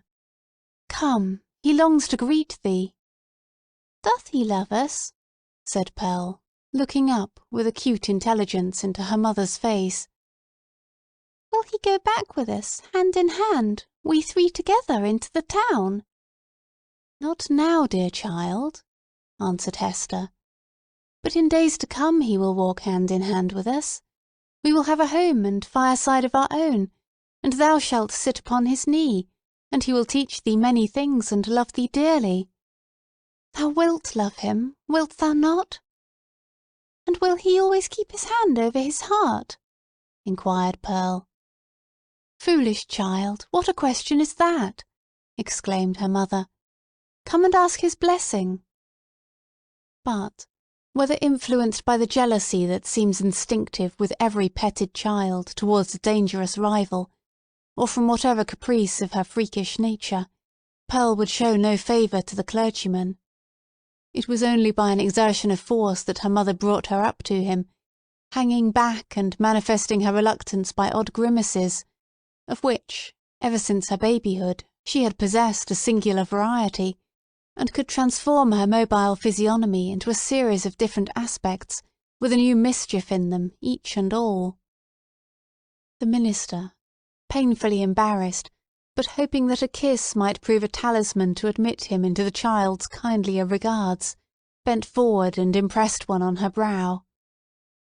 Hereupon, Pearl broke away from her mother, and, running to the brook, stooped over it and bathed her forehead, until the unwelcome kiss was quite washed off, and diffused through a long lapse of the gliding water. She then remained apart, silently watching Hester and the clergyman, while they talked together and made such arrangements as were suggested by their new position and the purposes soon to be fulfilled. And now this fateful interview had come to a close. The dell was to be left a solitude among its dark, old trees, which, with their multitudinous tongues, would whisper long of what had passed there, and no mortal be the wiser. And the melancholy brook would add this other tale to the mystery with which its little heart was already overburdened, and whereof it still kept up a murmuring babble, with not a whit more cheerfulness of tone than for ages heretofore. Chapter 20. The Minister in a Maze. As the minister departed, in advance of Hester Prynne and little Pearl, he threw a backward glance, half expecting that he should discover only some faintly traced features or outline of the mother and the child, slowly fading into the twilight of the woods. So great a vicissitude in his life could not at once be received as real. But there was Hester, clad in her grey robe, still standing beside the tree-trunk, which some blast had overthrown a long antiquity ago, and which time had ever since been covering with moss, so that these two fated ones, with earth's heaviest burden on them, might there sit down together, and find a single hour's rest and solace. And there was Pearl, too, lightly dancing from the margin of the brook, now that the intrusive third person was gone, and taking her old place by her mother's side. So the minister had not fallen asleep and dreamed. In order to free his mind from this indistinctness and duplicity of impression, which vexed with a strange disquietude, he recalled and more thoroughly defined the plans which Hester and himself had sketched for their departure. It had been determined between them that the old world, with its crowds and cities, offered them a more eligible shelter and concealment than the wilds of New England, or all America, with its alternatives of an Indian wigwam, or the few settlements of Europeans scattered thinly along the seaboard. Not to speak of the clergyman's health, so inadequate to sustain the hardships of a forest life, his native gifts, his culture, and his entire development would secure him home only in the midst of civilization and refinement. The higher the state, the more delicately adapted to it the man. In furtherance of this choice, it so happened that a ship lay in the harbour, one of those questionable cruisers, frequent at that day, which, without being absolutely outlaws of the deep, yet roamed over its surface with a remarkable irresponsibility of character. This vessel had recently arrived from the Spanish Main, and, within 3 days' time, would sail for Bristol. Hester Prynne, whose vocation as a self-enlisted Sister of Charity had brought her acquainted with the captain and crew, could take upon herself to secure the passage of 2 individuals and a child, with all the secrecy which circumstances rendered more than desirable. The minister had inquired of Hester, with no little interest, the precise time at which the vessel might be expected to depart. It would probably be on the 4th day from the present.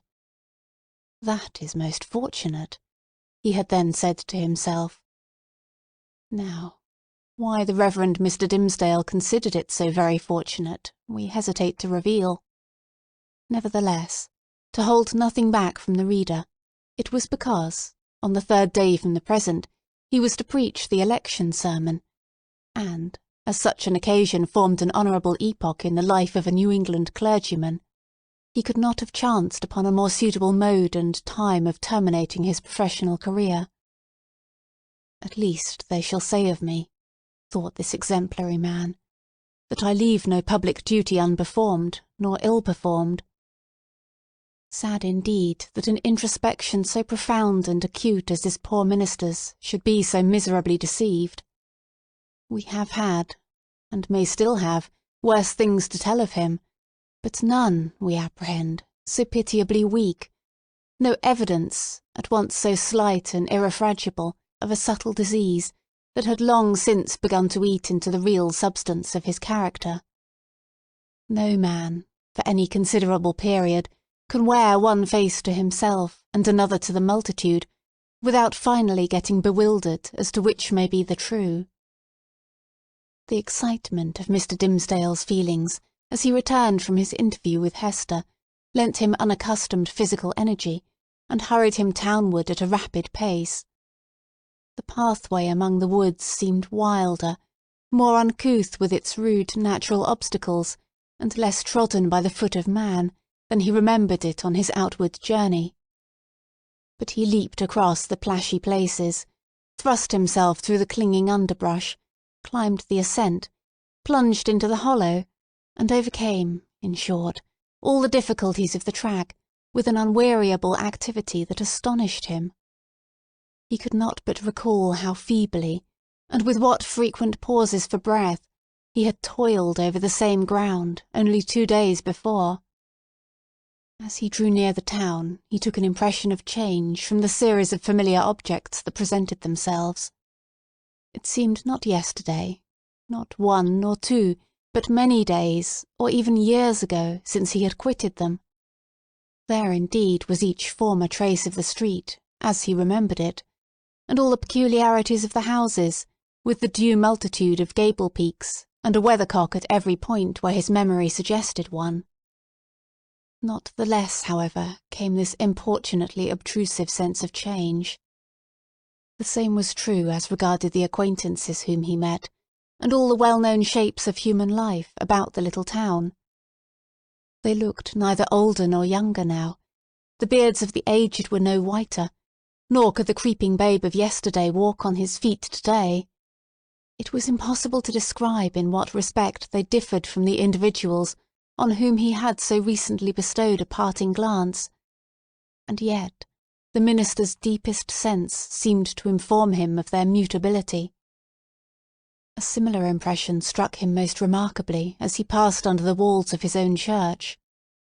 The edifice had so very strange, and yet so familiar an aspect, that Mr. Dimmesdale's mind vibrated between 2 ideas, either that he had seen it only in a dream hitherto, or that he was merely dreaming about it now. This phenomenon, in the various shapes which it assumed, indicated no external change, but so sudden and important a change in the spectator of the familiar scene, that the intervening space of a single day had operated on his consciousness like the lapse of years. The minister's own will, and Hester's will, and the fate that grew between them had wrought this transformation. It was the same town as heretofore, but the same minister returned not from the forest. He might have said to the friends who greeted him, "I am not the man for whom you take me. I left him yonder in the forest, withdrawn into a secret dell, by a mossy tree trunk, and near a melancholy brook.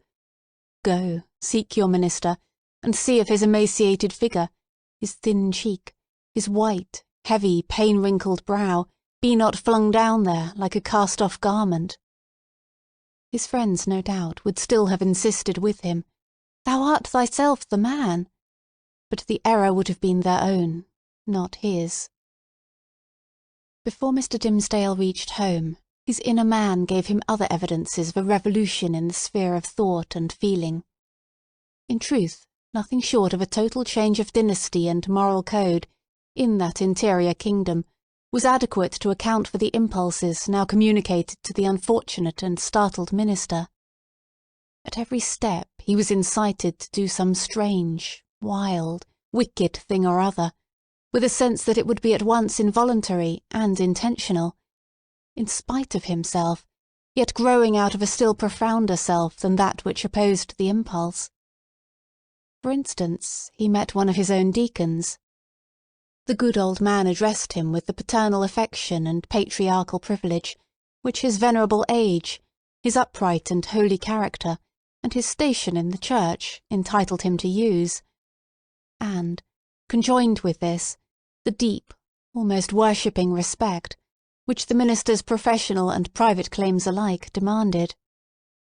Never was there a more beautiful example of how the majesty of age and wisdom may comport with the obeisance and respect enjoined upon it, as from a lower social rank and inferior order of endowment towards a higher. Now, during a conversation of some 2 or 3 moments between the Reverend Mr. Dimmesdale and this excellent and hoary-bearded deacon, it was only by the most careful self-control that the former could refrain from uttering certain blasphemous suggestions that rose into his mind respecting the communion supper.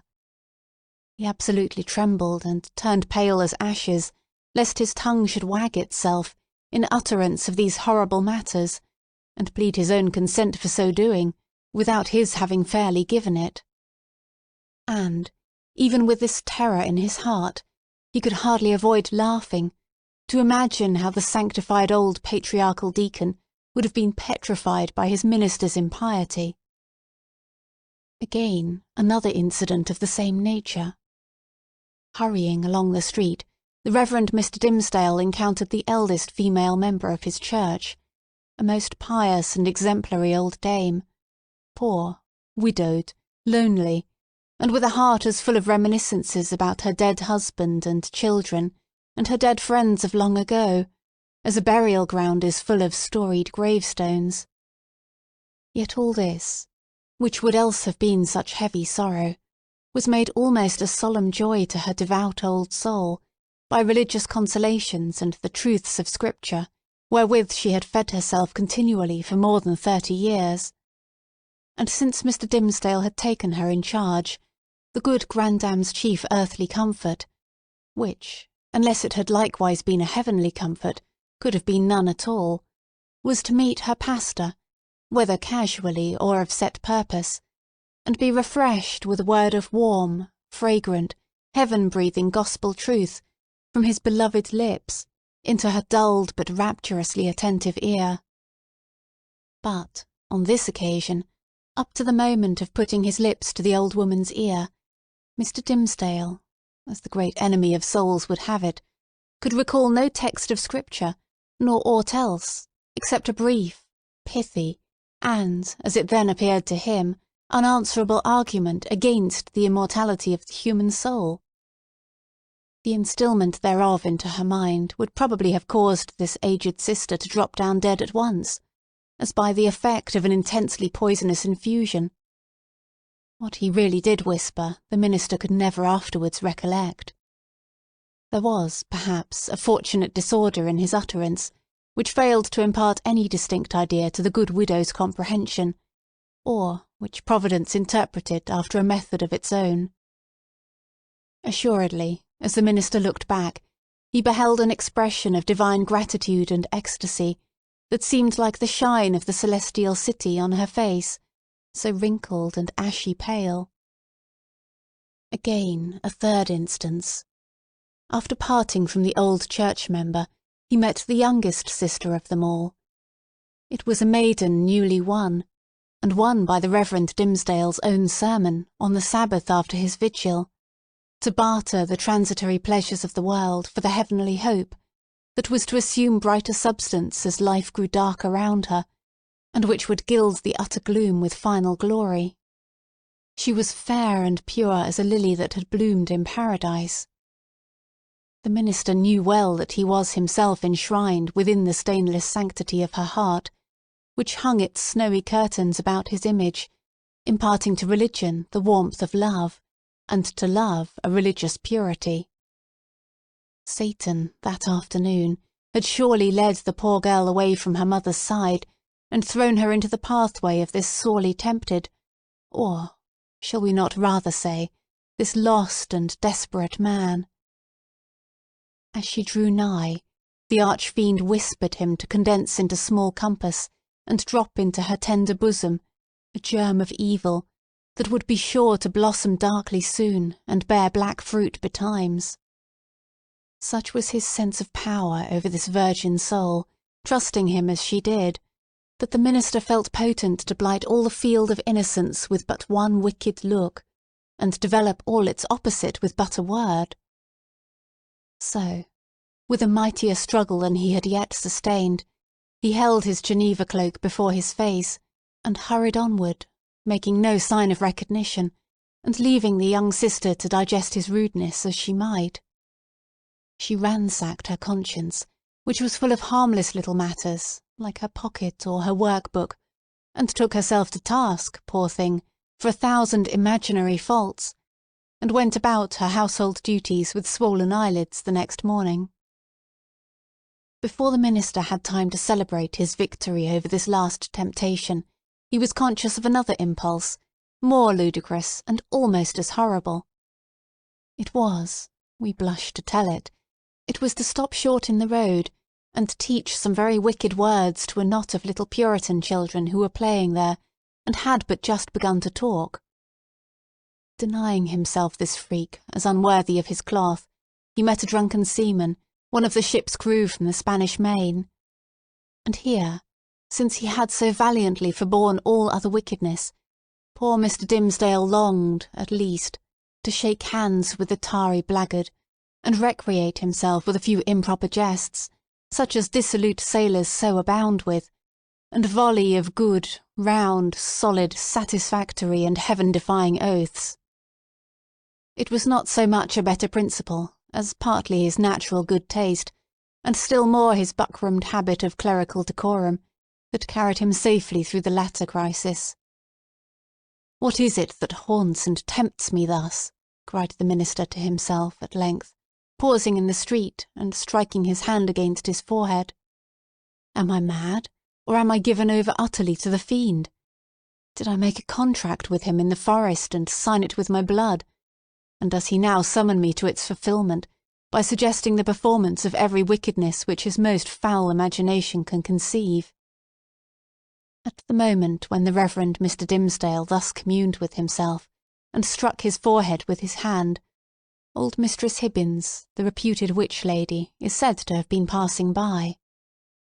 She made a very grand appearance, having on a high head-dress, a rich gown of velvet, and a ruff done up with the famous yellow starch, of which Anne Turner, her especial friend, had taught her the secret, before this last good lady had been hanged for Sir Thomas Overbury's murder. Whether the witch had read the minister's thoughts or no, she came to a full stop, looked shrewdly into his face, smiled craftily, and, though little given to converse with clergymen, began a conversation. "So, reverend sir, you have made a visit into the forest," observed the witch lady, nodding her high head-dress at him.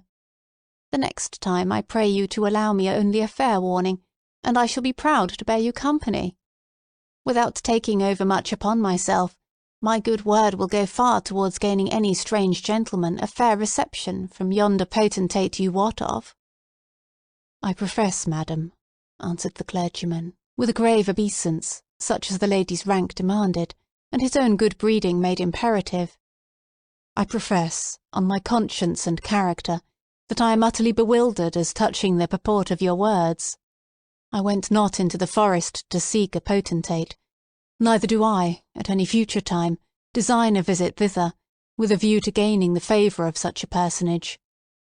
My one sufficient object was to greet that pious friend of mine, the Apostle Eliot, and rejoice with him over the many precious souls he hath won from heathendom." "Ha, ha, ha!" cackled the old witch lady, still nodding her high head-dress at the minister. "Well, well, we must needs talk thus in the daytime. You carry it off like an old hand. But at midnight, and in the forest, we shall have other talk together." She passed on with her aged stateliness, but often turning back her head and smiling at him, like one willing to recognise a secret intimacy of connection. "Have I then sold myself," thought the minister, "to the fiend whom, if men say true, this yellow-starched and velveted old hag has chosen for her prince and master?" The wretched minister! He had made a bargain very like it. Tempted by a dream of happiness, he had yielded himself, with deliberate choice, as he had never done before, to what he knew was deadly sin. And the infectious poison of that sin had been thus rapidly diffused throughout his moral system. It had stupefied all blessed impulses, and awakened into vivid life the whole brotherhood of bad ones. Scorn, bitterness, unprovoked malignity, gratuitous desire of ill, ridicule of whatever was good and holy, all awoke to tempt, even while they frightened him. And his encounter with old Mistress Hibbins, if it were a real incident, did but show his sympathy and fellowship with wicked mortals and the world of perverted spirits. He had by this time reached his dwelling on the edge of the burial ground, and, hastening up the stairs, took refuge in his study. The minister was glad to have reached this shelter without first betraying himself to the world by any of those strange and wicked eccentricities to which he had been continually impelled while passing through the streets. He entered the accustomed room, and looked around him on its books, its windows, its fireplace, and the tapestried comfort of the walls, with the same perception of strangeness that had haunted him throughout his walk from the forest dell into the town and thitherward. Here he had studied and written, here gone through fast and vigil, and come forth half alive, here striven to pray, here borne 100,000 agonies. There was the Bible, in its rich old Hebrew, with Moses and the prophets speaking to him, and God's voice through all. There, on the table, with the inky pen beside it, was an unfinished sermon, with a sentence broken in the midst, where his thoughts had ceased to gush out upon the page 2 days before. He knew that it was himself, the thin and white-cheeked minister, who had done and suffered these things, and written thus far into the election sermon. But he seemed to stand apart, and eye this former self with scornful, pitying, but half-envious curiosity. That self was gone.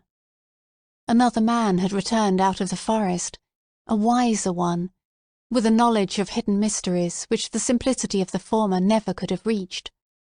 A bitter kind of knowledge, that. While occupied with these reflections, a knock came at the door of the study, and the minister said, "Come in," not wholly devoid of an idea that he might behold an evil spirit. And so he did. It was old Roger Chillingworth that entered. The minister stood white and speechless, with one hand on the Hebrew Scriptures and the other spread upon his breast. "Welcome home, reverend sir," said the physician.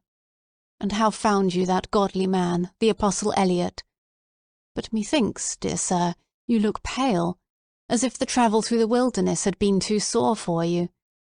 Will not my aid be requisite to put you in heart and strength to preach your election sermon?" "Nay, I think not so," rejoined the Reverend Mr. Dimmesdale. "My journey and the sight of the holy apostle yonder, and the free air which I have breathed, have done me good, after so long confinement in my study. I think to need no more of your drugs, my kind physician, good though they be, and administered by a friendly hand." All this time Roger Chillingworth was looking at the minister with the grave and intent regard of a physician towards his patient. But, in spite of this outward show, the latter was almost convinced of the old man's knowledge, or at least his confident suspicion, with respect to his own interview with Hester Prynne. The physician knew then that, in the minister's regard, he was no longer a trusted friend, but his bitterest enemy. So much being known, it would appear natural that a part of it should be expressed. It is singular, however, how long a time often passes before words embody things, and with what security two persons, who choose to avoid a certain subject, may approach its very verge, and retire without disturbing it. Thus the minister felt no apprehension that Roger Chillingworth would touch, in express words, upon the real position which they sustained towards one another. Yet did the physician, in his dark way, creep frightfully near the secret. "Were it not better," said he, "that you may use my poor skill to-night? Verily, dear sir, we must make pains to make you strong and vigorous for this occasion of the election discourse. The people look for great things from you, apprehending that another year may come about and find their pastor gone." "Yea, to another world," replied the minister with pious resignation. "Heaven grant it be a better one, for, in sooth, I hardly think to tarry with my flock through the flitting seasons of another year. But, touching your medicine, kind sir, in my present frame of body, I need it not." "I joy to hear it," answered the physician. "It may be that my remedies, so long administered in vain, begin now to take due effect. Happy man were I, and well deserving of New England's gratitude, could I achieve this cure." "I thank you from my heart, most watchful friend," said the Reverend Mr. Dimmesdale with a solemn smile. "I thank you, and can but requite your good deeds with my prayers." "A good man's prayers are golden recompense," rejoined old Roger Chillingworth, as he took his leave. "Yea, they are the current gold coin of the New Jerusalem, with the King's own mint mark on them." Left alone, the minister summoned a servant of the house and requested food, which, being set before him, he ate with ravenous appetite. Then, flinging the already written pages of the election sermon into the fire, he forthwith began another, which he wrote with such an impulsive flow of thought and emotion that he fancied himself inspired, and only wondered that heaven should see fit to transmit the grand and solemn music of its oracles through so foul an organ-pipe as he. However, leaving that mystery to solve itself, or go unsolved for ever, he drove his task onward with earnest haste and ecstasy. Thus the night fled away, as if it were a winged steed, and he careering on it. Morning came and peeped, blushing through the curtains, and at last sunrise threw a golden beam into the study, and laid it right across the minister's bedazzled eyes. There he was, with a pen still between his fingers, and a vast, immeasurable tract of written space behind him. Chapter 21. The New England Holiday. Betimes, in the morning of the day on which the new governor was to receive his office at the hands of the people, Hester Prynne and little Pearl came into the market-place. It was already thronged with the craftsmen and other plebeian inhabitants of the town, in considerable numbers, among whom, likewise, were many rough figures, whose attire of deerskins marked them as belonging to some of the forest settlements which surrounded the little metropolis of the colony. On this public holiday, as on all other occasions for 7 years past, Hester was clad in a garment of coarse grey cloth. Not more by its hue than by some indescribable peculiarity in its fashion, it had the effect of making her fade personally out of sight and outline, while again the Scarlet Letter brought her back from this twilight indistinctness, and revealed her under the moral aspect of its own illumination. Her face, so long familiar to the townspeople, showed the marble quietude which they were accustomed to behold there. It was like a mask, or rather, like the frozen calmness of a dead woman's features, owing this dreary resemblance to the fact that Hester was actually dead, in respect to any claim of sympathy, and had departed out of the world with which she still seemed to mingle. It might be, on this one day, that there was an expression unseen before, nor indeed vivid enough to be detected now, unless some preternaturally gifted observer should have first read the heart, and have afterwards sought a corresponding development in the countenance and mien.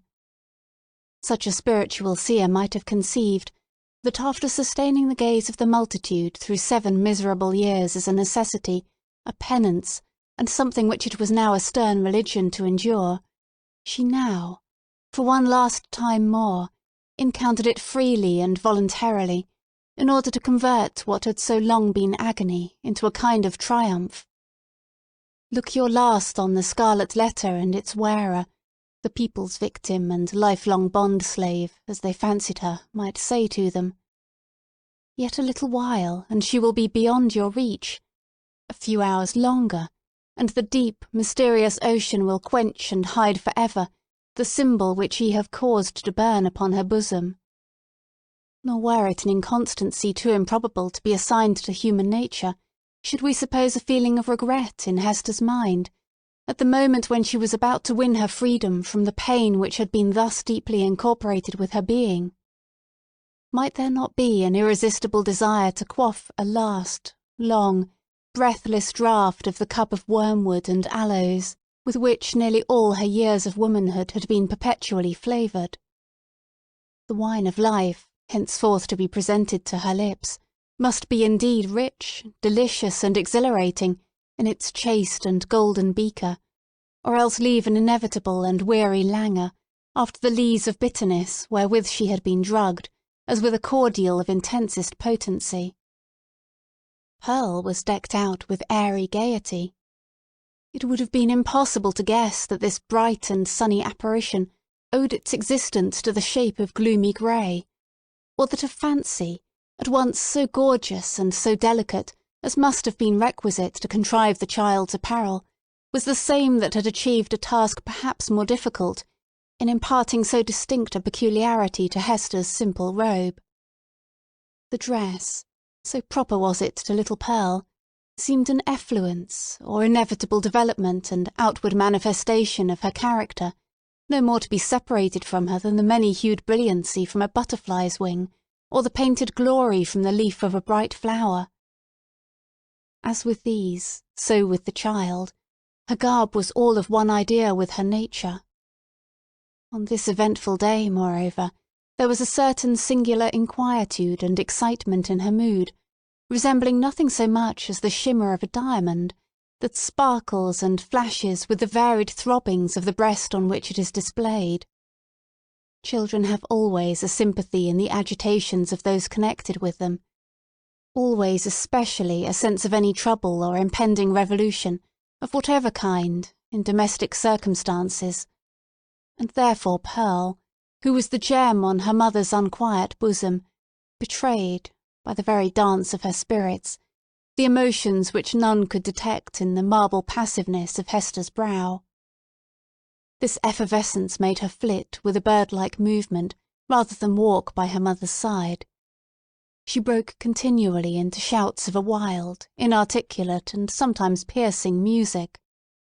When they reached the market-place, she became still more restless on perceiving the stir and bustle that enlivened the spot, for it was usually more like the broad and lonesome green before a village meeting-house than the centre of a town's business. "Why, what is this, mother?" cried she. "Wherefore have all the people left their work to-day? Is it a play-day for the whole world? See, there is the blacksmith. He has washed his sooty face and put on his Sabbath-day clothes, and looks as if he would gladly be merry, if any kind body would only teach him how. And there is Master Brackett, the old jailer, nodding and smiling at me. Why does he do so, mother?" "He remembers thee a little babe, my child," answered Hester. "He should not nod and smile at me for all that, the black, grim, ugly-eyed old man," said Pearl. "He may nod at thee if he will, for thou art clad in grey and wearest the Scarlet Letter. But see, mother, how many faces of strange people, and Indians among them, and sailors! What have they all come to do here in the market-place?" "They wait to see the procession pass," said Hester. "For the governor and the magistrates are to go by, and the ministers, and all the great people and good people, with the music and the soldiers marching before them." "And will the minister be there?" asked Pearl. "And will he hold out both his hands to me, as when thou leddest me to him from the brookside?" "He will be there, child," answered her mother, "but he will not greet thee to-day, nor must thou greet him." "What a strange, sad man is he!" said the child, as if speaking partly to herself. "In the dark night-time he calls us to him, and holds thy hand and mine, as when we stood with him on the scaffold yonder. And in the deep forest, where only the old trees can hear, and the strip of sky sees it, he talks with thee, sitting on a heap of moss. And he kisses my forehead, too, so that the little brook would hardly wash it off. But here, in the sunny day, and among all the people, he knows us not, nor must we know him. A strange, sad man is he, with his hand always over his heart." "Be quiet, Pearl. Thou understandest not these things," said her mother. "Think not now of the minister, but look about thee, and see how cheery is everybody's face to-day. The children have come from their schools, and the grown people from their workshops and their fields, on purpose to be happy. For to-day a new man is beginning to rule over them, and so, as has been the custom of mankind ever since a nation was first gathered, they make merry and rejoice, as if a good and golden year were at length to pass over the poor old world." It was as Hester said, in regard to the unwonted jollity that brightened the faces of the people. Into this festal season of the year, as it already was and continued to be during the greater part of 2 centuries, the Puritans compressed whatever mirth and public joy they deemed allowable to human infirmity, thereby so far dispelling the customary cloud, that, for the space of a single holiday, they appeared scarcely more grave than most other communities at a period of general affliction. But we perhaps exaggerate the grey or sable tinge, which undoubtedly characterized the mood and manners of the age. The persons now in the market-place of Boston had not been born to an inheritance of puritanic gloom.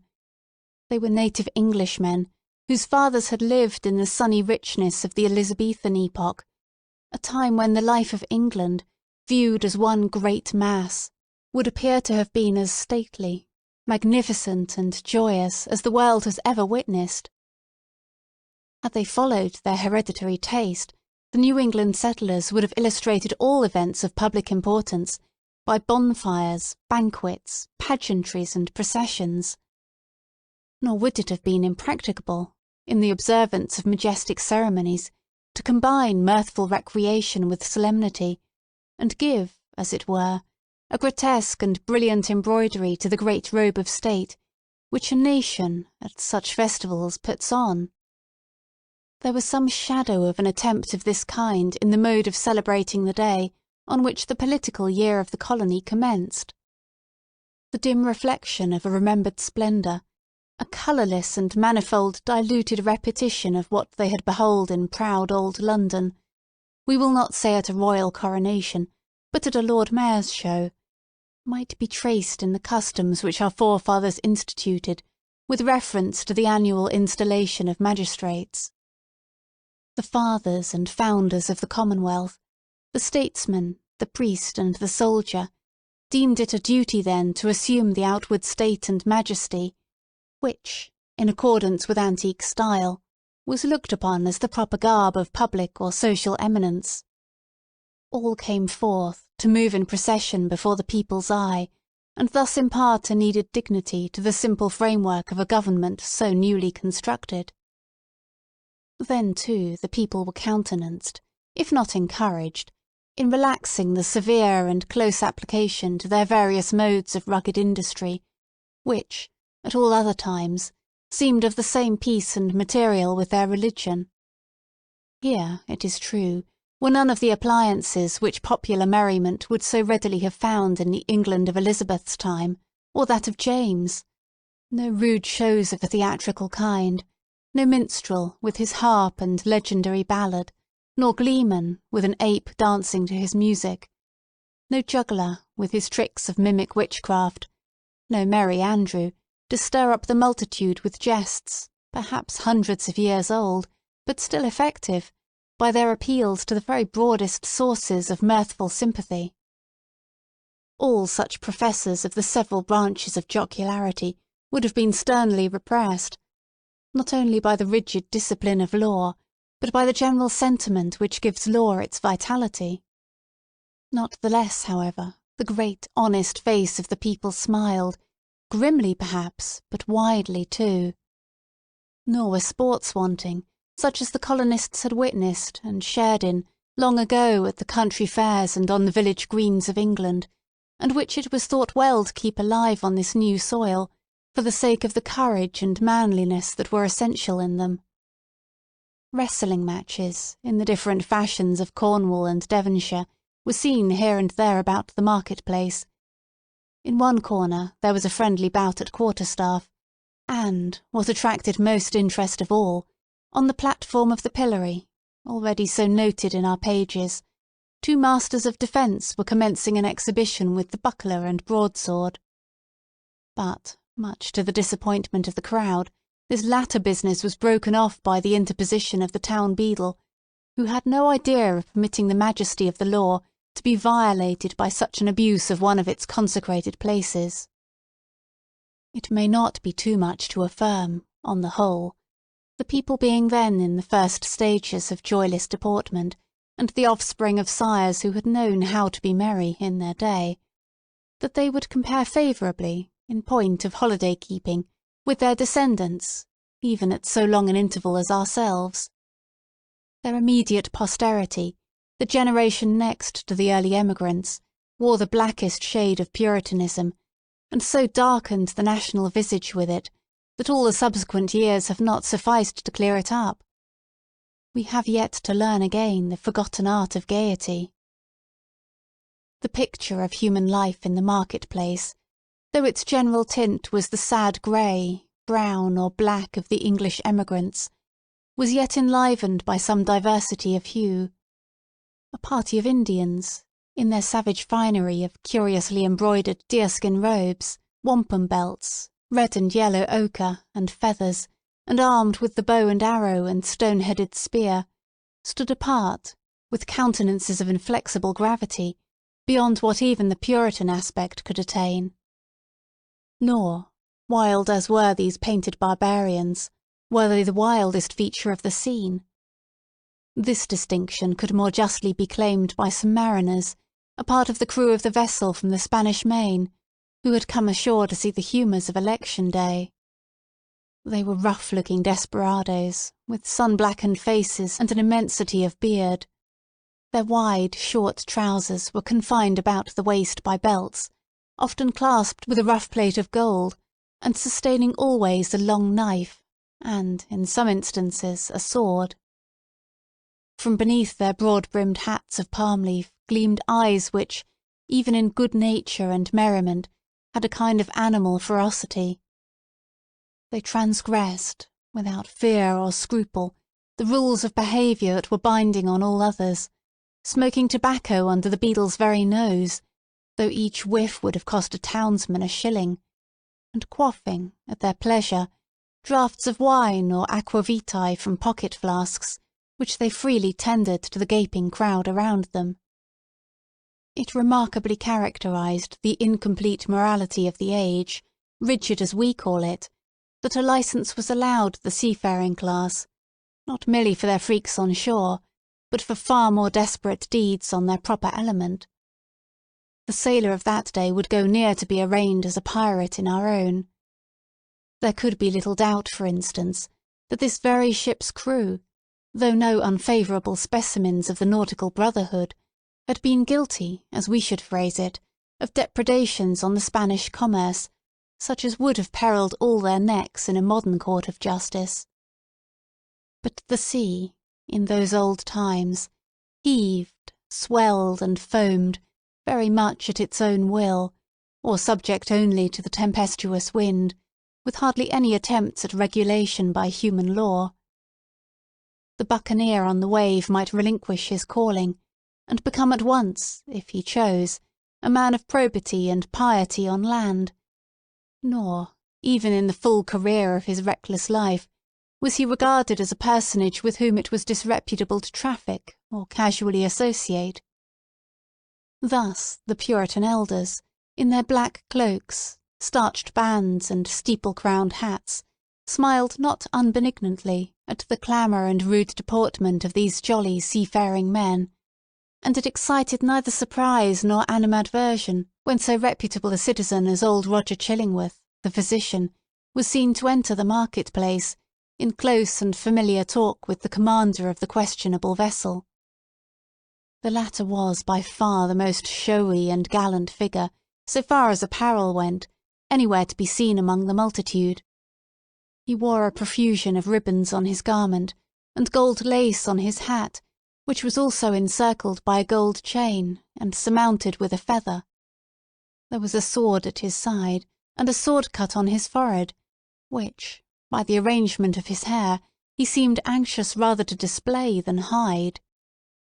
A landsman could hardly have worn this garb, and shown this face, and worn and shown them both with such a galliard air, without undergoing stern question before a magistrate, and probably incurring fine or imprisonment, or perhaps an exhibition in the stocks.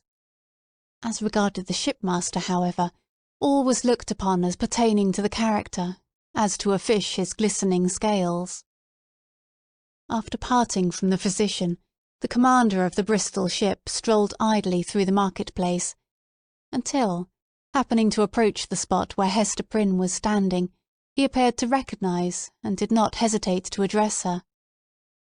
As was usually the case wherever Hester stood, a small vacant area, a sort of magic circle, had formed itself about her, into which, though the people were elbowing one another at a little distance, none ventured or felt disposed to intrude.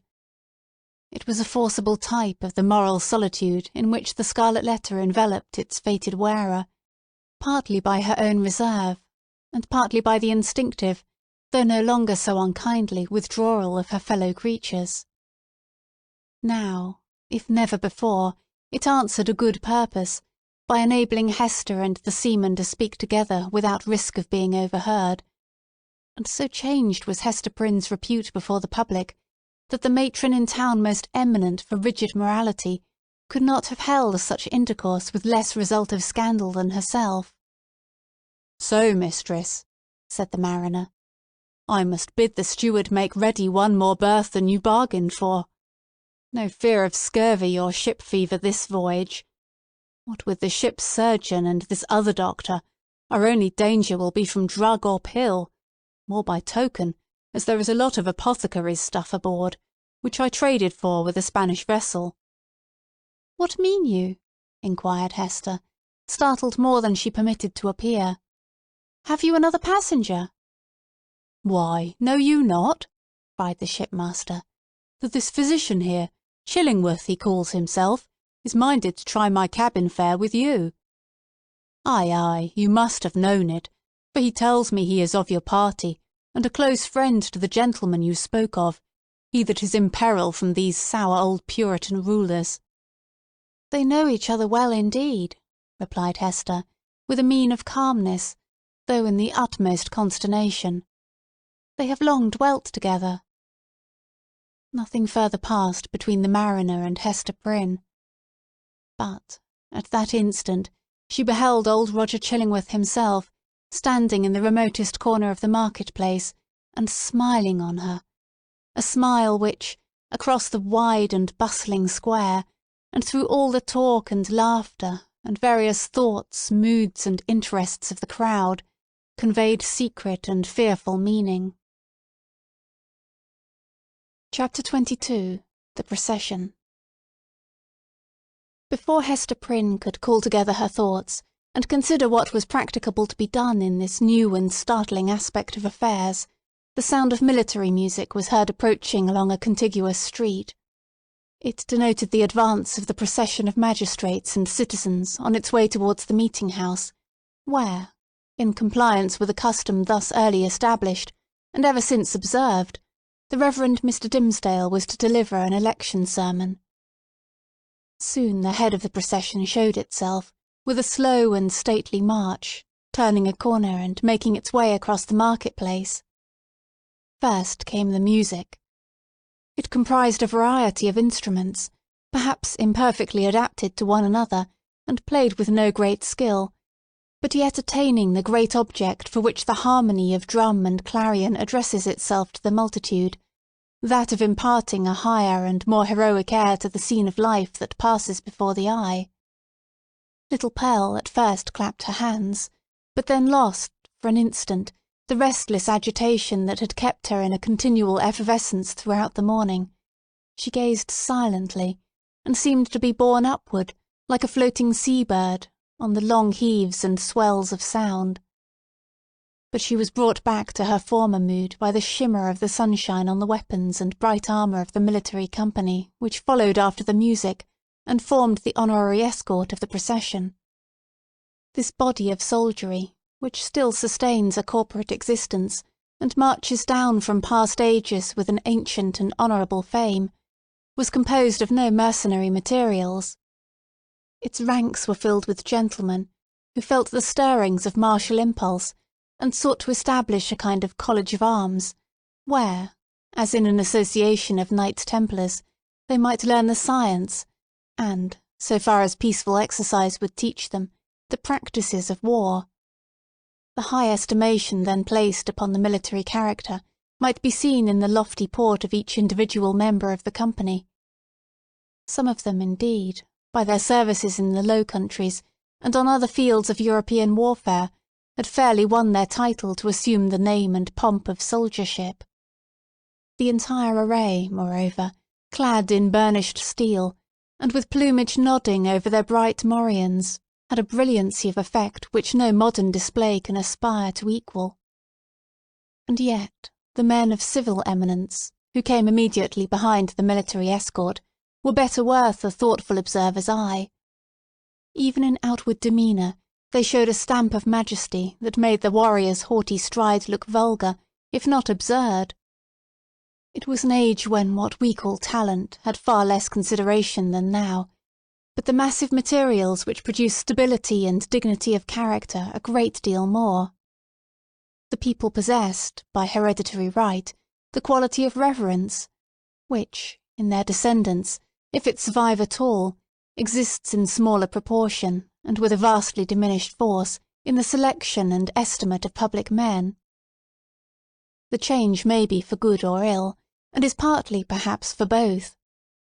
In that old day, the English settler on these rude shores, having left king, nobles, and all degrees of awful rank behind, while still the faculty and necessity of reverence were strong in him, bestowed it on the white hair and venerable brow of age, on long-tried integrity, on solid wisdom and sad-coloured experience, on endowments of that grave and weighty order which gives the idea of permanence, and comes under the general definition of respectability.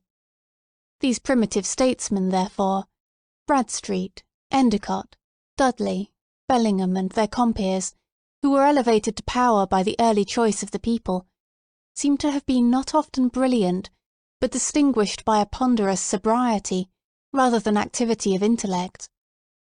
They had fortitude and self-reliance, and, in time of difficulty or peril, stood up for the welfare of the state like a line of cliffs against a tempestuous tide.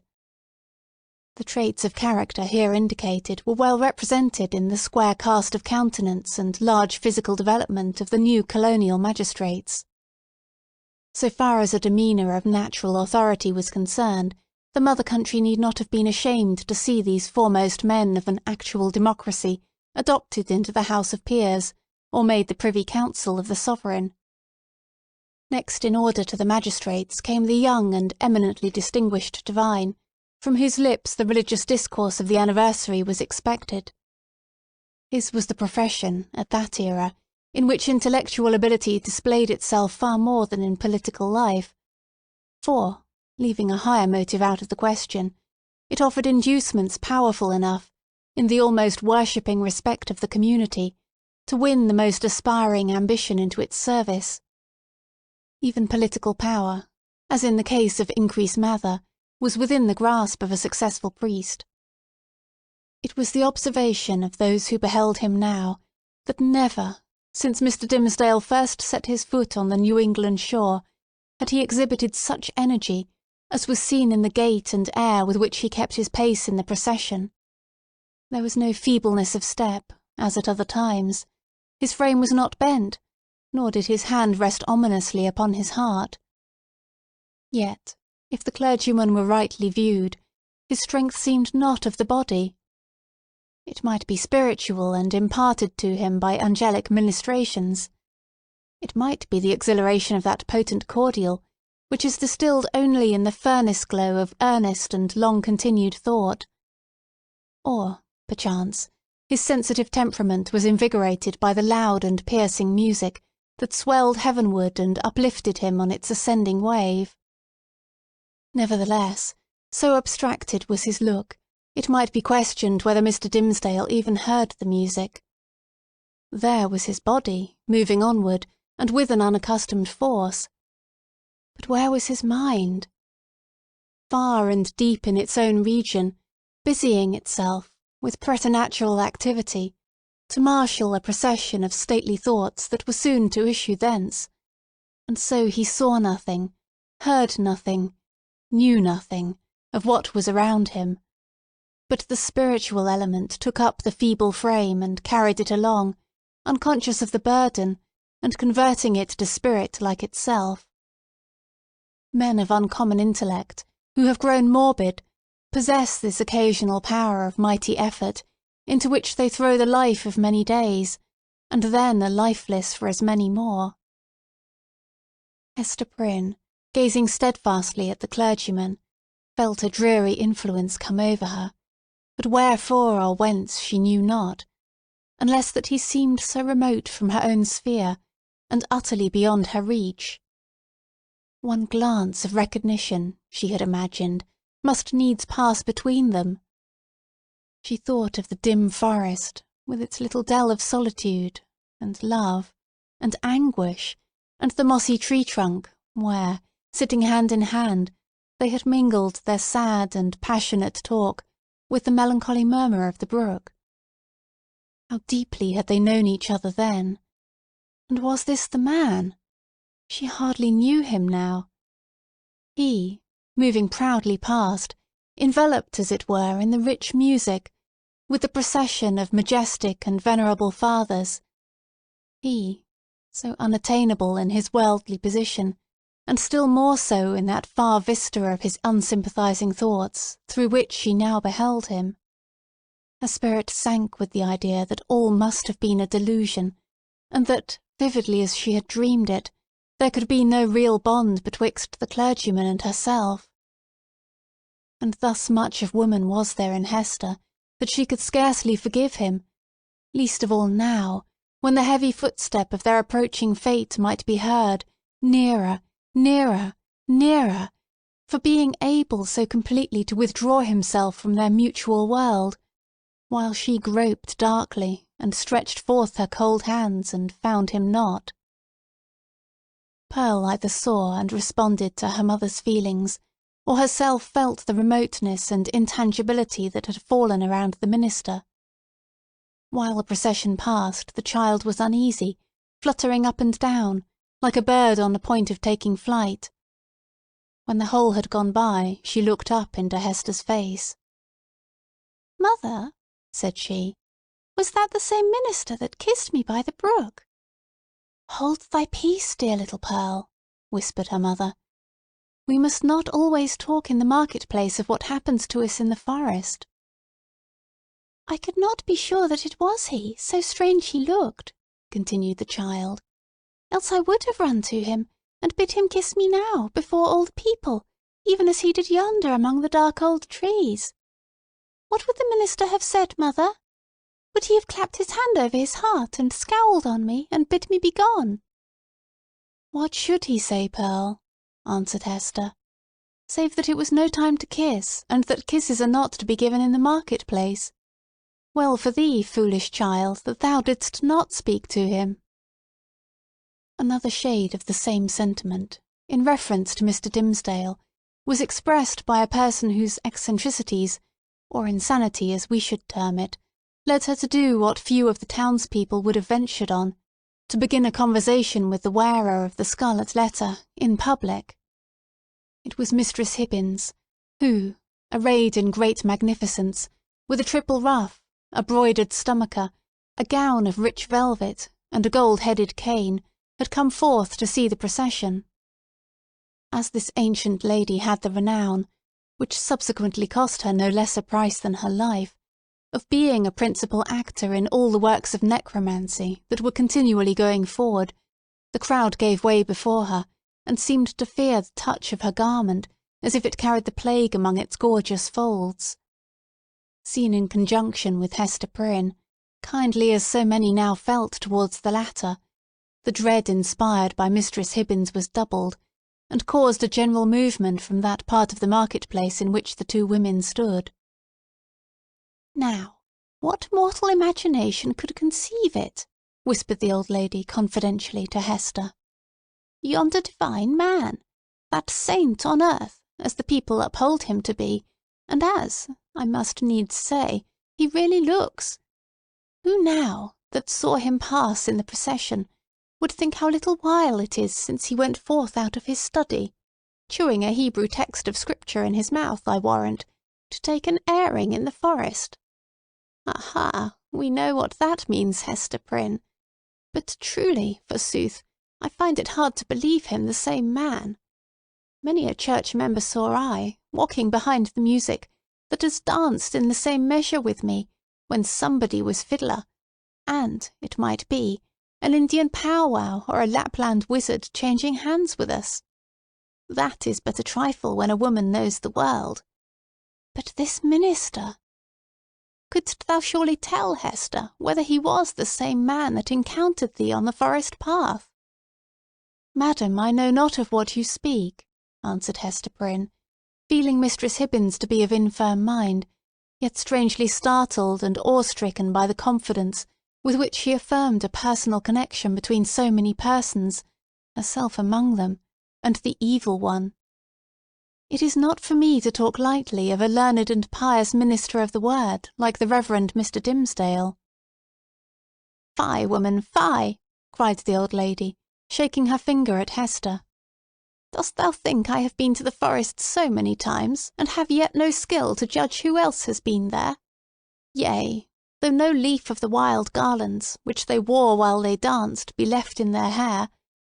I know thee, Hester, for I behold the token. We may all see it in the sunshine, and it glows like a red flame in the dark. Thou wearest it openly, so there need be no question about that. But this minister! Let me tell thee, in thine ear. When the black man sees one of his own servants, signed and sealed, so shy of owning to the bond as is the Reverend Mr. Dimmesdale, he hath a way of ordering matters so that the mark shall be disclosed in open daylight to the eyes of all the world. What is it that the minister seeks to hide, with his hand always over his heart? Ha, Hester Prynne!" "What is it, good Mistress Hibbins?" eagerly asked little Pearl. "Hast thou seen it?" "No matter, darling," responded Mistress Hibbins, making Pearl a profound reverence. "Thou thyself wilt see it, one time or another. They say, child, thou art of the lineage of the Prince of Air. Wilt thou ride with me, some fine night, to see thy father? Then thou shalt know wherefore the minister keeps his hand over his heart." Laughing so shrilly that all the market-place could hear her, the weird old gentlewoman took her departure. By this time the preliminary prayer had been offered in the meeting-house, and the accents of the Reverend Mr. Dimmesdale were heard commencing his discourse.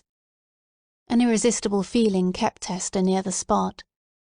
As the sacred edifice was too much thronged to admit another auditor, she took up her position close beside the scaffold of the pillory.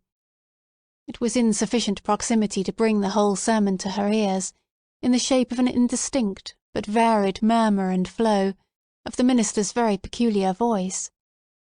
This vocal organ was in itself a rich endowment, insomuch that a listener, comprehending nothing of the language in which the preacher spoke, might still have been swayed to and fro by the mere tone and cadence. Like all other music, it breathed passion and pathos, and emotions high or tender, in a tongue native to the human heart, wherever educated. Muffled as the sound was by its passage through the church walls, Hester Prynne listened with such intentness, and sympathized so intimately, that the sermon had throughout a meaning for her, entirely apart from its indistinguishable words. These, perhaps, if more distinctly heard, might have been only a grosser medium, and have clogged the spiritual sense. Now she caught the low undertone, as of the wind sinking down to repose itself, then ascended with it, as it rose through progressive gradations of sweetness and power, until its volume seemed to envelop her with an atmosphere of awe and solemn grandeur. And yet, majestic as the voice sometimes became, there was forever in it an essential character of plaintiveness. A loud or low expression of anguish, the whisper or the shriek, as it might be conceived, of suffering humanity, that touched a sensibility in every bosom. At times this deep strain of pathos was all that could be heard, and scarcely heard, sighing amid a desolate silence. But even when the minister's voice grew high and commanding, when it gushed irrepressibly upward, when it assumed its utmost breadth and power, so overfilling the church as to burst its way through the solid walls and diffuse itself in the open air, still, if the auditor listened intently, and for the purpose, he could detect the same cry of pain. What was it?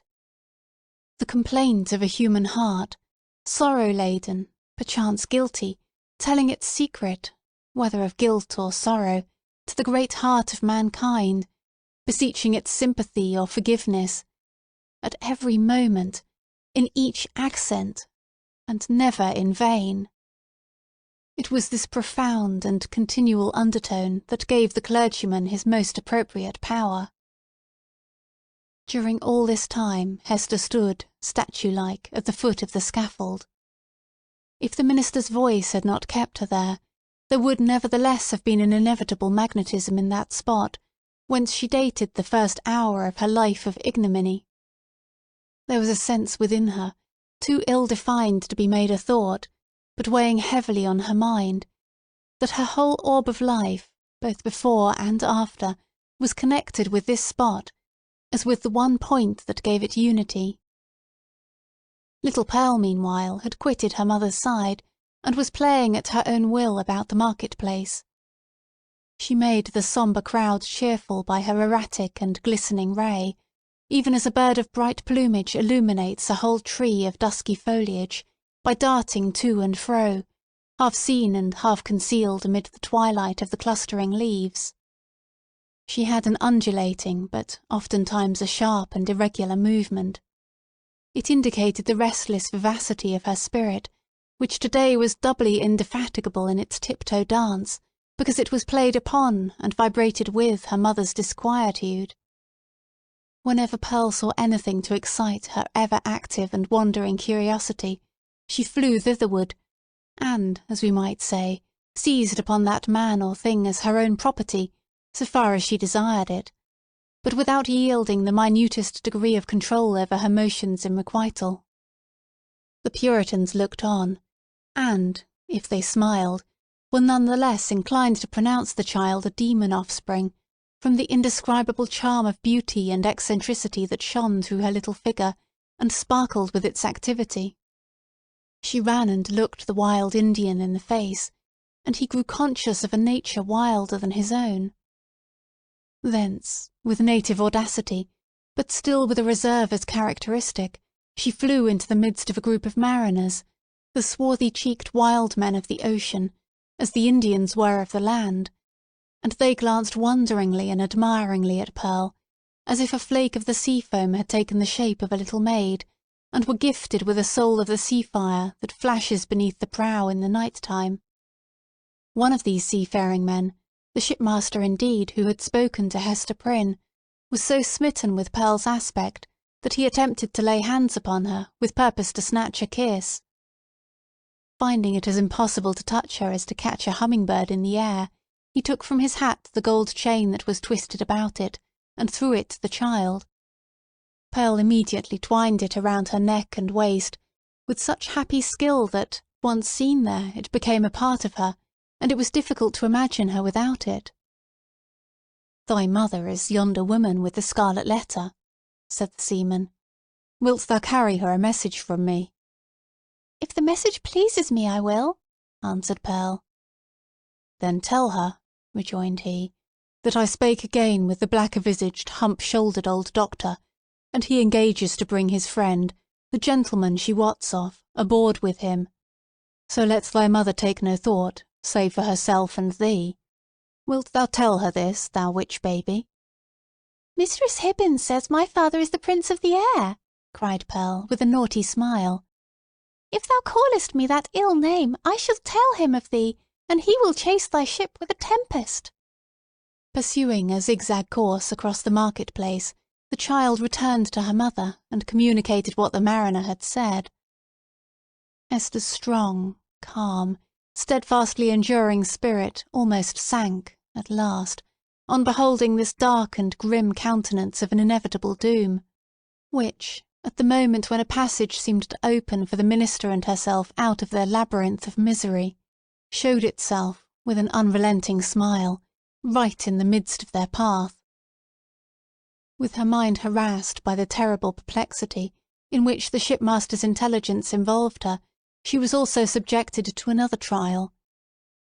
There were many people present, from the country round about, who had often heard of the Scarlet Letter, and to whom it had been made terrific by 100 false or exaggerated rumours, but who had never beheld it with their own bodily eyes. These, after exhausting other modes of amusement, now thronged about Hester Prynne with rude and boorish intrusiveness. Unscrupulous as it was, however, it could not bring them nearer than a circuit of several yards. At that distance they accordingly stood, fixed there by the centrifugal force of the repugnance which the mystical symbol inspired. The whole gang of sailors, likewise, observing the press of spectators, and learning the purport of the Scarlet Letter, came and thrust their sunburnt and desperado-looking faces into the ring. Even the Indians were affected by a sort of cold shadow of the white man's curiosity, and, gliding through the crowd, fastened their snake-like black eyes on Hester's bosom, conceiving, perhaps, that the wearer of this brilliantly embroidered badge must needs be a personage of high dignity among her people. Lastly, the inhabitants of the town, their own interest in this worn-out subject languidly reviving itself, by sympathy with what they saw others feel, lounged idly to the same quarter, and tormented Hester Prynne, perhaps more than all the rest, with their cool, well-acquainted gaze at her familiar shame. Hester saw and recognised the self-same faces of that group of matrons who had awaited her forthcoming from the prison door 7 years ago, all save one, the youngest and only compassionate among them, whose burial robe she had since made. At the final hour, when she was so soon to fling aside the burning letter, it had strangely become the centre of more remark and excitement, and was thus made to sear her breast more painfully than at any time since the first day she put it on. While Hester stood in that magic circle of ignominy, where the cunning cruelty of her sentence seemed to have fixed her forever, the admirable preacher was looking down from the sacred pulpit upon an audience whose very inmost spirits had yielded to his control. The sainted minister in the church, the woman of the Scarlet Letter in the market-place. What imagination would have been irreverent enough to surmise that the same scorching stigma was on them both? Chapter 23. The Revelation of the Scarlet Letter. The eloquent voice, on which the souls of the listening audience had been borne aloft, as on the swelling waves of the sea, at length came to a pause. There was a momentary silence, profound as what should follow the utterance of oracles. Then ensued a murmur and half-hushed tumult, as if the auditors, released from the high spell that had transported them into the region of another's mind, were returning into themselves, with all their awe and wonder still heavy on them. In a moment more, the crowd began to gush forth from the doors of the church.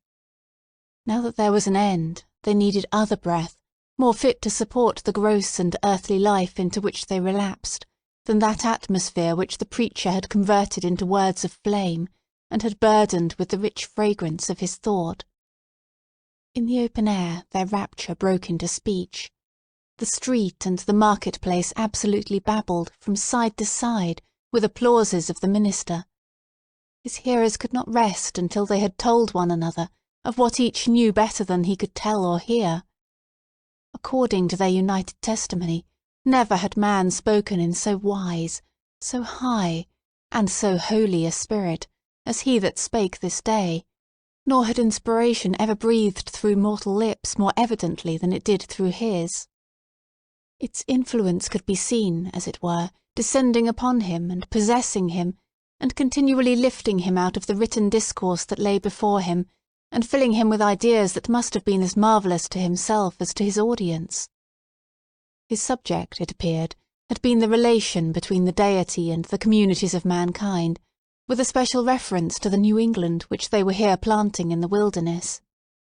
And, as he drew towards the close, a spirit as of prophecy had come upon him, constraining him to its purpose as mightily as the old prophets of Israel were constrained, only with this difference, that, whereas the Jewish seers had denounced judgments and ruin on their country, it was his mission to foretell a high and glorious destiny for the newly gathered people of the Lord.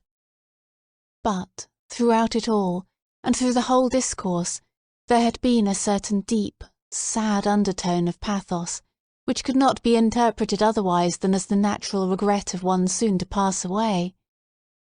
Yes, their minister whom they so loved, and who so loved them all that he could not depart heavenward without a sigh, had the foreboding of untimely death upon him, and would soon leave them in their tears. This idea of his transitory stay on earth gave the last emphasis to the effect which the preacher had produced. It was as if an angel, in his passage to the skies, had shaken his bright wings over the people for an instant, at once a shadow and a splendour, and had shed down a shower of golden truths upon them. Thus there had come to the Reverend Mr. Dimmesdale, as to most men in their various spheres, though seldom recognised until they see it far behind them, an epoch of life more brilliant and full of triumph than any previous one, or than any which could hereafter be. He stood, at this moment, on the very proudest eminence of superiority, to which the gifts of intellect, rich lore, prevailing eloquence, and a reputation of whitest sanctity could exalt a clergyman in New England's earliest days, when the professional character was of itself a lofty pedestal. Such was the position which the minister occupied, as he bowed his head forward on the cushions of the pulpit, at the close of his election sermon. Meanwhile Hester Prynne was standing beside the scaffold of the pillory, with the Scarlet Letter still burning on her breast. Now was heard again the clangour of the music, and the measured tramp of the military escort issuing from the church door. The procession was to be marshalled thence to the town hall, where a solemn banquet would complete the ceremonies of the day. Once more, therefore, the train of venerable and majestic fathers was seen moving through a broad pathway of the people, who drew back reverently on either side, as the governor and magistrates, the old and wise men, the holy ministers, and all that were eminent and renowned, advanced into the midst of them. When they were fairly in the market-place, their presence was greeted by a shout. This, though doubtless it might acquire additional force and volume from the childlike loyalty which the age awarded to its rulers, was felt to be an irrepressible outburst of enthusiasm kindled in the auditors by that high strain of eloquence which was yet reverberating in their ears. Each felt the impulse in himself, and, in the same breath, caught it from his neighbour. Within the church it had hardly been kept down. Beneath the sky it pealed upward to the zenith. There were human beings enough, and enough of highly wrought and symphonious feeling, to produce that more impressive sound than the organ tones of the blast, or the thunder, or the roar of the sea, even that mighty swell of many voices, blended into one great voice by the universal impulse, which makes likewise one vast heart out of the many. Never, from the soil of New England, had gone up such a shout. Never, on New England soil, had stood the man so honoured by his mortal brethren as the preacher. How fared it with him, then? Whether not the brilliant particles of a halo in the air about his head? So etherealized by spirit as he was, and so apotheosized by worshipping admirers, did his footsteps, in the procession, really tread upon the dust of earth? As the ranks of military men and civil fathers moved onward, all eyes were turned towards the point where the minister was seen to approach among them. The shout died into a murmur, as one portion of the crowd after another obtained a glimpse of him. How feeble and pale he looked amid all his triumph! The energy, or say rather, the inspiration which had held him up until he should have delivered the sacred message that brought its own strength along with it from heaven, was withdrawn, now that it had so faithfully performed its office. The glow, which they had just before beheld burning on his cheek, was extinguished, like a flame that sinks down hopelessly among the late decaying embers. It seemed hardly the face of a man alive, with such a death-like hue. It was hardly a man with life in him, that tottered on his path so nervelessly, yet tottered and did not fall. One of his clerical brethren, it was the venerable John Wilson, observing the state in which Mr. Dimmesdale was left by the retiring wave of intellect and sensibility, stepped forward hastily to offer his support. The minister tremulously but decidedly repelled the old man's arm. He still walked onward, if that movement could be so described, which rather resembled the wavering effort of an infant, with its mother's arms in view, outstretched to tempt him forward. And now, almost imperceptible as were the latter steps of his progress, he had come opposite the well-remembered and weather-darkened scaffold, where, long since, with all that dreary lapse of time between, Hester Prynne had encountered the world's ignominious stare. There stood Hester, holding little Pearl by the hand, and there was the Scarlet Letter on her breast. The minister here made a pause, although the music still played the stately and rejoicing march to which the procession moved. It summoned him onward, onward to the festival, but here he made a pause. Bellingham, for the last few moments, had kept an anxious eye upon him. He now left his own place in the procession, and advanced to give assistance, judging from Mr. Dimmesdale's aspect that he must otherwise inevitably fall. But there was something in the latter's expression that warned back the magistrate, although a man not readily obeying the vague intimations that pass from one spirit to another. The crowd, meanwhile, looked on with awe and wonder. This earthly faintness was, in their view, only another phase of the minister's celestial strength, nor would it have seemed a miracle too high to be wrought for one so holy, had he ascended before their eyes, waxing dimmer and brighter, and fading at last into the light of heaven. He turned towards the scaffold, and stretched forth his arms. "Hester," said he, "come hither. Come, my little Pearl." It was a ghastly look with which he regarded them, but there was something at once tender and strangely triumphant in it. The child, with the bird-like motion which was one of her characteristics, flew to him, and clasped her arms about his knees. Hester Prynne, slowly, as if impelled by inevitable fate, and against her strongest will, likewise drew near, but paused before she reached him. At this instant, old Roger Chillingworth thrust himself through the crowd, or perhaps, so dark, disturbed, and evil was his look, he rose up out of some nether region, to snatch back his victim from what he sought to do. Be that as it might, the old man rushed forward and caught the minister by the arm. "Madman, hold! What is your purpose?" whispered he. "Wave back that woman! Cast off this child! All shall be well. Do not blacken your fame and perish in dishonour. I can yet save you. Would you bring infamy on your sacred profession?" "Ha, tempter!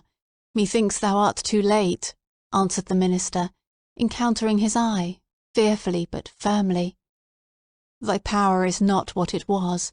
With God's help I shall escape thee now." He again extended his hand to the woman of the Scarlet Letter.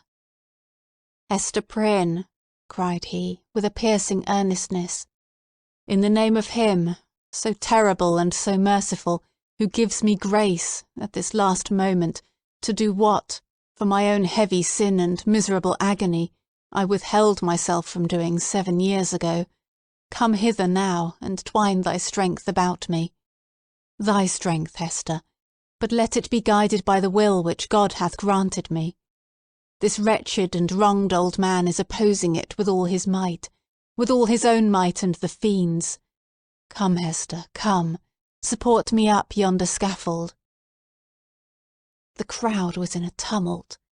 The men of rank and dignity, who stood more immediately about the clergyman, were so taken by surprise, and so perplexed as to the purport of what they saw, unable to receive the explanation which most readily presented itself, or to imagine any other, that they remained silent and inactive spectators of the judgment which Providence seemed about to work. They beheld the minister, leaning on Hester's shoulder, and supported by her arm around him, approach the scaffold and ascend its steps, while still the little hand of the sin-born child was clasped in his. Old Roger Chillingworth followed, as one intimately connected with the drama of guilt and sorrow, in which they had all been actors, and well entitled, therefore, to be present at its closing scene. "Hadst thou sought the whole earth over," said he, looking darkly at the clergyman, "there was no one place so secret, no high place, nor lowly place, where thou couldst have escaped me, save on this very scaffold." "Thanks be to him who hath led me hither," answered the minister. Yet he trembled, and turned to Hester with an expression of doubt and anxiety in his eyes, not the less evidently betrayed that there was a feeble smile upon his lips. "Is not this better," murmured he, "than what we dreamed of in the forest?" "I know not, she hurriedly replied. "Better? Yea, so we may both die, and little Pearl die with us." "For thee and Pearl, be it as God shall order," said the minister. "And God is merciful. Let me now do the will which he hath made plain before my sight. For Hester, I am a dying man, so let me make haste to take my shame upon me." Partly supported by Hester Prynne, and holding one hand of little Pearl's, the Reverend Mr. Dimmesdale turned to the dignified and venerable rulers, to the holy ministers who were his brethren, to the people, whose great heart was thoroughly appalled, yet overflowing with tearful sympathy, as knowing that some deep life-matter, which, if full of sin, was full of anguish and repentance likewise, was now to be laid open to them. The sun, but little past its meridian, shone down upon the clergyman, and gave a distinctness to his figure, as he stood out from all the earth, to put in his plea of guilty at the bar of eternal justice. "People of New England," cried he, with a voice that rose over them, high, solemn, and majestic, yet had always a tremor through it, and sometimes a shriek, struggling up out of a fathomless depth of remorse and woe. "Ye that have loved me, ye that have deemed me holy, behold me here, the one sinner of the world. At last, I stand upon the spot where, 7 years since, I should have stood, here with this woman, whose arm, more than the little strength wherewith I have crept hitherward, sustains me, at this dreadful moment, from grovelling down upon my face. Lo, the Scarlet Letter which Hester wears. Ye have all shuddered at it. Wherever her walk hath been, wherever, so miserably burdened, she might have hoped to find repose, it hath cast a lurid gleam of awe and horrible repugnance round about her. But there stood one in the midst of you, at whose brand of sin and infamy ye have not shuddered." It seemed, at this point, as if the minister must leave the remainder of his secret undisclosed. But he fought back the bodily weakness, and still more the faintness of heart, that was striving for the mastery with him. He threw off all assistance, and stepped passionately forward a pace before the woman and the child. "It was on him," he continued, with a kind of fierceness, so determined was he to speak out the whole. God's eye beheld it. The angels were forever pointing at it. The devil knew it well, and fretted it continually with the touch of his burning finger. But he hid it cunningly from men, and walked among you with the mien of a spirit, mournful, because so pure in a sinful world, and sad, because he missed his heavenly kindred. Now, at the death hour, he stands up before you. He bids you look again at Hester's Scarlet Letter. He tells you that, with all its mysterious horror, it is but the shadow of what he bears on his own breast, and that even this, his own red stigma, is no more than the type of what has seared his inmost heart. Stand any here that question God's judgment on a sinner. Behold, behold a dreadful witness of it. With a convulsive motion he tore away the ministerial band from before his breast. It was revealed. But it were irreverent to describe that revelation. For an instant the gaze of the horror-stricken multitude was concentrated on the ghastly miracle, while the minister stood, with a flush of triumph in his face, as one who in the crisis of acutest pain had won a victory. Then down he sank upon the scaffold. Hester partly raised him, and supported his head against her bosom. Old Roger Chillingworth knelt down beside him, with a blank, dull countenance out of which the life seemed to have departed. "Thou hast escaped me," he repeated more than once. "Thou hast escaped me." "May God forgive thee," said the minister. "Thou too hast deeply sinned." He withdrew his dying eyes from the old man and fixed them on the woman and the child. "My little Pearl," said he feebly, and there was a sweet and gentle smile over his face, as of a spirit sinking into deep repose. Nay, now that the burden was removed, it seemed almost as if he would be sportive with the child. "Dear little Pearl, wilt thou kiss me now? Thou wouldst not yonder in the forest, but now thou wilt." Pearl kissed his lips. A spell was broken. The great scene of grief, in which the wild infant bore a part, had developed all her sympathies, and, as her tears fell upon her father's cheek, they were the pledge that she would grow up amid human joy and sorrow, nor forever do battle with the world, but be a woman in it. Towards her mother, too, Pearl's errand as a messenger of anguish was all fulfilled. "Hester," said the clergyman, "farewell." "Shall we not meet again?" whispered she, bending her face down close to his. "Shall we not spend our immortal life together? Surely, surely we have ransomed one another with all this woe. Thou lookest far into eternity with those bright dying eyes. Then tell me what thou seest." "Hush, Hester, hush," said he with tremulous solemnity. "The law we broke, the sin here so awfully revealed, let these alone be in thy thoughts. I fear.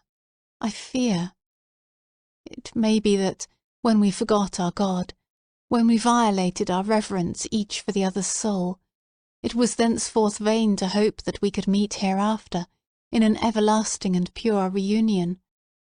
God knows, and he is merciful.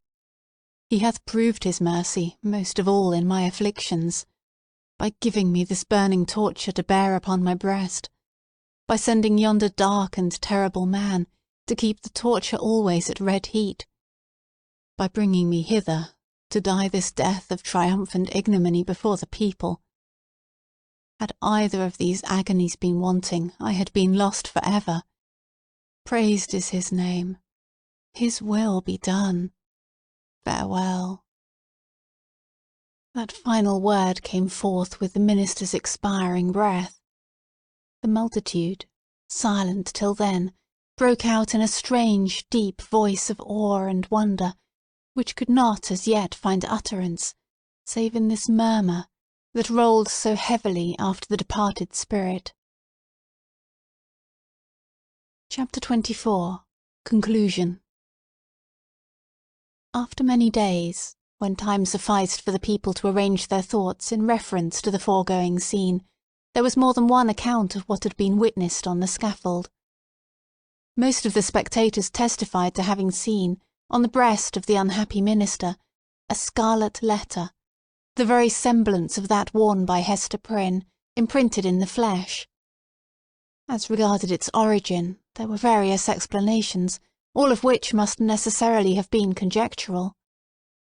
Some affirmed that the Reverend Mr. Dimmesdale, on the very day when Hester Prynne first wore her ignominious badge, had begun a course of penance, which he afterwards, in so many futile methods, followed out, by inflicting a hideous torture on himself.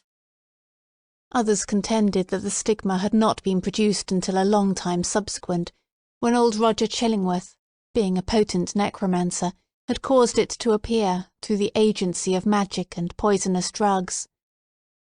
Others again, and those best able to appreciate the minister's peculiar sensibility and the wonderful operation of his spirit upon the body, whispered their belief that the awful symbol was the effect of the ever-active tooth of remorse, gnawing from the inmost heart outward, and at last manifesting heaven's dreadful judgment by the visible presence of the letter.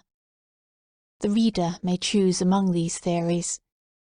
We have thrown all the light we could acquire upon the portent, and would gladly, now that it has done its office, erase its deep print out of our own brain, where long meditation has fixed it in very undesirable distinctness. It is singular, nevertheless, that certain persons, who were spectators of the whole scene, and professed never once to have removed their eyes from the Reverend Mr. Dimmesdale, denied that there was any mark whatever on his breast, more than on a newborn infant's. Neither, by their report, had his dying words acknowledged, nor even remotely implied, the slightest connection, on his part, with the guilt for which Hester Prynne had so long worn the Scarlet Letter. According to these highly respectable witnesses, the minister, conscious that he was dying, conscious also that the reverence of the multitude placed him already among saints and angels, had desired, by yielding up his breath in the arms of that fallen woman, to express to the world how entirely nugatory is the choicest of man's own righteousness. After exhausting life in his efforts for mankind's spiritual good, he had made the manner of his death a parable, in order to impress on his admirers the mighty and mournful lesson, that, in the view of infinite purity, we are sinners all alike. It was to teach them that the holiest among us has but attained so far above his fellows as to discern more clearly the mercy which looks down, and repudiate more utterly the phantom of human merit, which would look aspiringly upward. Without disputing a truth so momentous, we must be allowed to consider this version of Mr. Dimmesdale's story as only an instance of that stubborn fidelity with which a man's friends, and especially a clergyman's, will sometimes uphold his character, when proofs, clear as the midday sunshine on the Scarlet Letter, establish him a false and sin-stained creature of the dust. The authority which we have chiefly followed, a manuscript of old date, drawn up from the verbal testimony of individuals, some of whom had known Hester Prynne, while others had heard the tale from contemporary witnesses, fully confirms the view taken in the foregoing pages. Among many morals which press upon us from the poor minister's miserable experience, we put only this into a sentence: Be true, be true, be true, show freely to the world, if not your worst, yet some trait whereby the worst may be inferred. Nothing was more remarkable than the change which took place, almost immediately after Mr. Dimmesdale's death, in the appearance and demeanour of the old man known as Roger Chillingworth. All his strength and energy, all his vital and intellectual force, seemed at once to desert him, insomuch that he positively withered up, shrivelled away, and almost vanished from mortal sight, like an uprooted weed that lies wilting in the sun.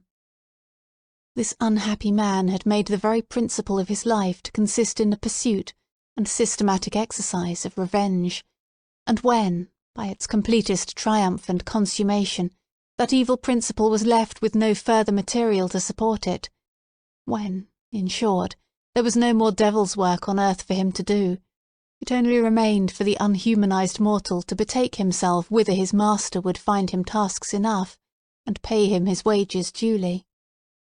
But to all these shadowy beings, so long our near acquaintances, as well Roger Chillingworth as his companions, we would fain be merciful. It is a curious subject of observation and inquiry, whether hatred and love be not the same thing at bottom. Each, in its utmost development, supposes a high degree of intimacy and heart-knowledge.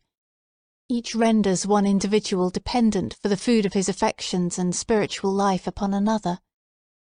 Each leaves the passionate lover, or the no less passionate hater, forlorn and desolate by the withdrawal of his subject.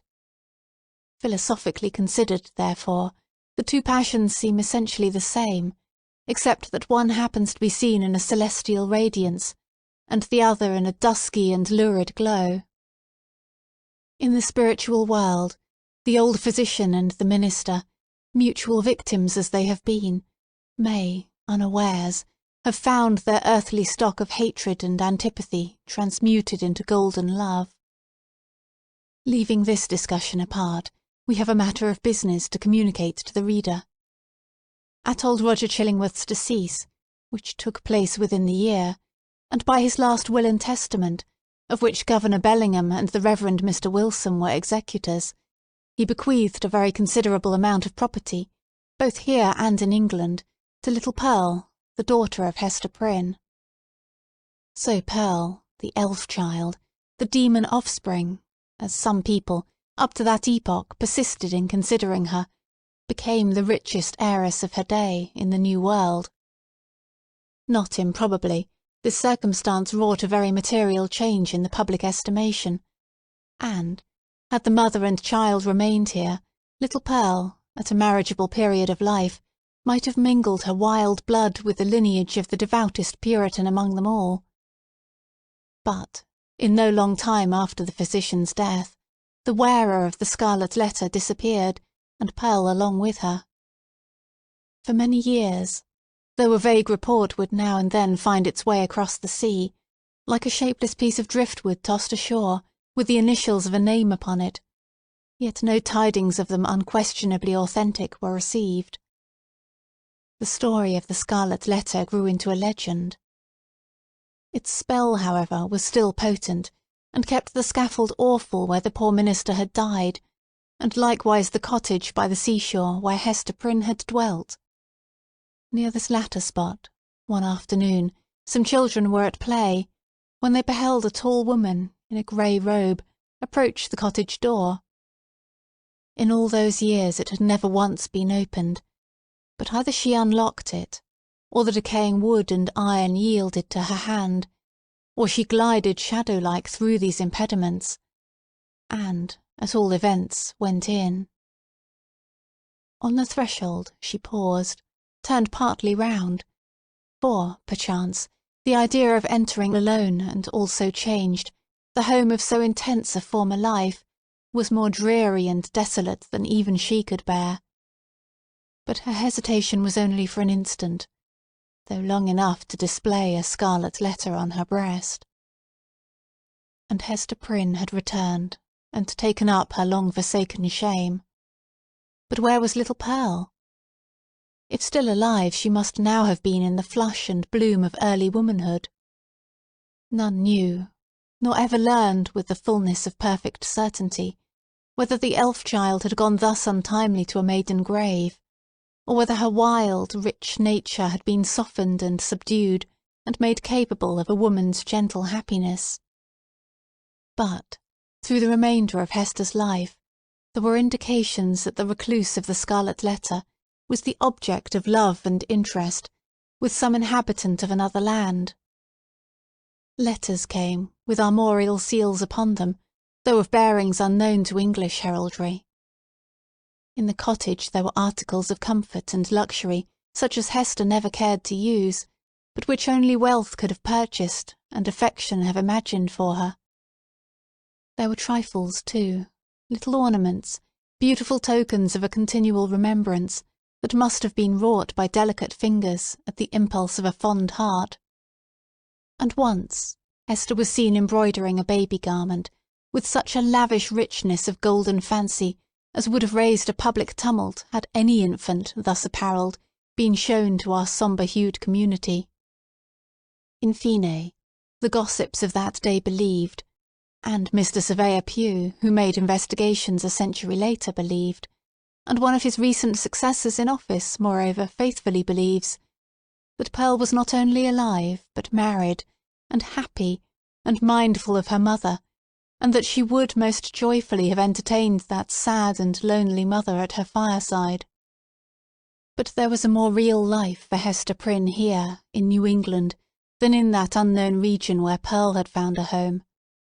Here had been her sin, here her sorrow, and here was yet to be her penitence.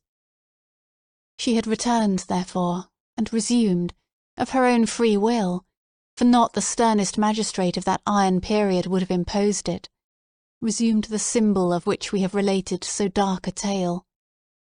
Never afterwards did it quit her bosom. But, in the lapse of the toilsome, thoughtful, and self-devoted years that made up Hester's life, the Scarlet Letter ceased to be a stigma which attracted the world's scorn and bitterness, and became a type of something to be sorrowed over, and looked upon with awe, yet with reverence too.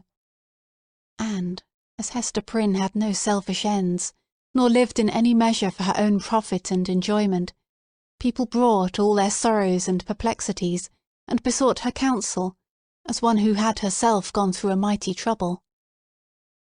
Women, more especially, in the continually recurring trials of wounded, wasted, wronged, misplaced, or erring and sinful passion, or with the dreary burden of a heart unyielded, because unvalued and unsought, came to Hester's cottage, demanding why they were so wretched and what the remedy. Hester comforted and counselled them as best she might. She assured them too of her firm belief that, at some brighter period, when the world should have grown ripe for it, in Heaven's own time, a new truth would be revealed, in order to establish the whole relation between man and woman on a surer ground of mutual happiness. Earlier in life, Hester had vainly imagined that she herself might be the destined prophetess, but had long since recognized the impossibility that any mission of divine and mysterious truth should be confided to a woman stained with sin, bowed down with shame, or even burdened with a lifelong sorrow. The angel and apostle of the coming revelation must be a woman indeed, but lofty, pure, and beautiful, and wise, moreover, not through dusky grief, but the ethereal medium of joy, and showing how sacred love should make us happy, by the truest test of a life successful to such an end. So said Hester Prynne, and glanced her sad eyes downward at the Scarlet Letter. And after many, many years, a new grave was delved, near an old and sunken one, in that burial ground, beside which King's Chapel has since been built. It was near that old and sunken grave, yet with a space between, as if the dust of the two sleepers had no right to mingle. Yet one tombstone served for both.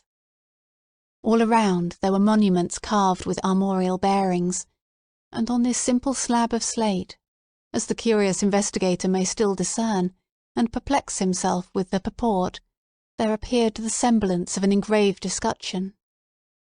It bore a device, a herald's wording of what might serve for a motto, and brief description of our now concluded legend, so sombre is it, and relieved only by one ever-glowing point of light gloomier than the shadow.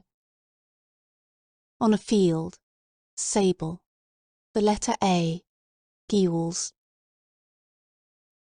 End of The Scarlet Letter by Nathaniel Hawthorne, read by Cori Samuel. We hope you enjoyed tonight's sleep audiobook. If you liked this audiobook and want to listen to more, please check out our channel at Sleep Audiobooks. And if you prefer to listen to each story individually, They will also be uploaded to our secondary channel at Sleep Chapters. You can access our entire catalog of bedtime story audiobooks through our web app, which can be found at sleepaudiobooks.com. There, you will also find our suite of sleep tools, including a complimentary Better Sleep Quick Guide if you sign up to our mailing list. Links are in the description below. All likes, comments, and especially subscribing help this channel grow so that we can reach more night owls in our quest to help as many people sleep easier so they can live their lives more fully during the day. We appreciate your support and wish you a very excellent night's sleep. This is Sleep Audiobooks.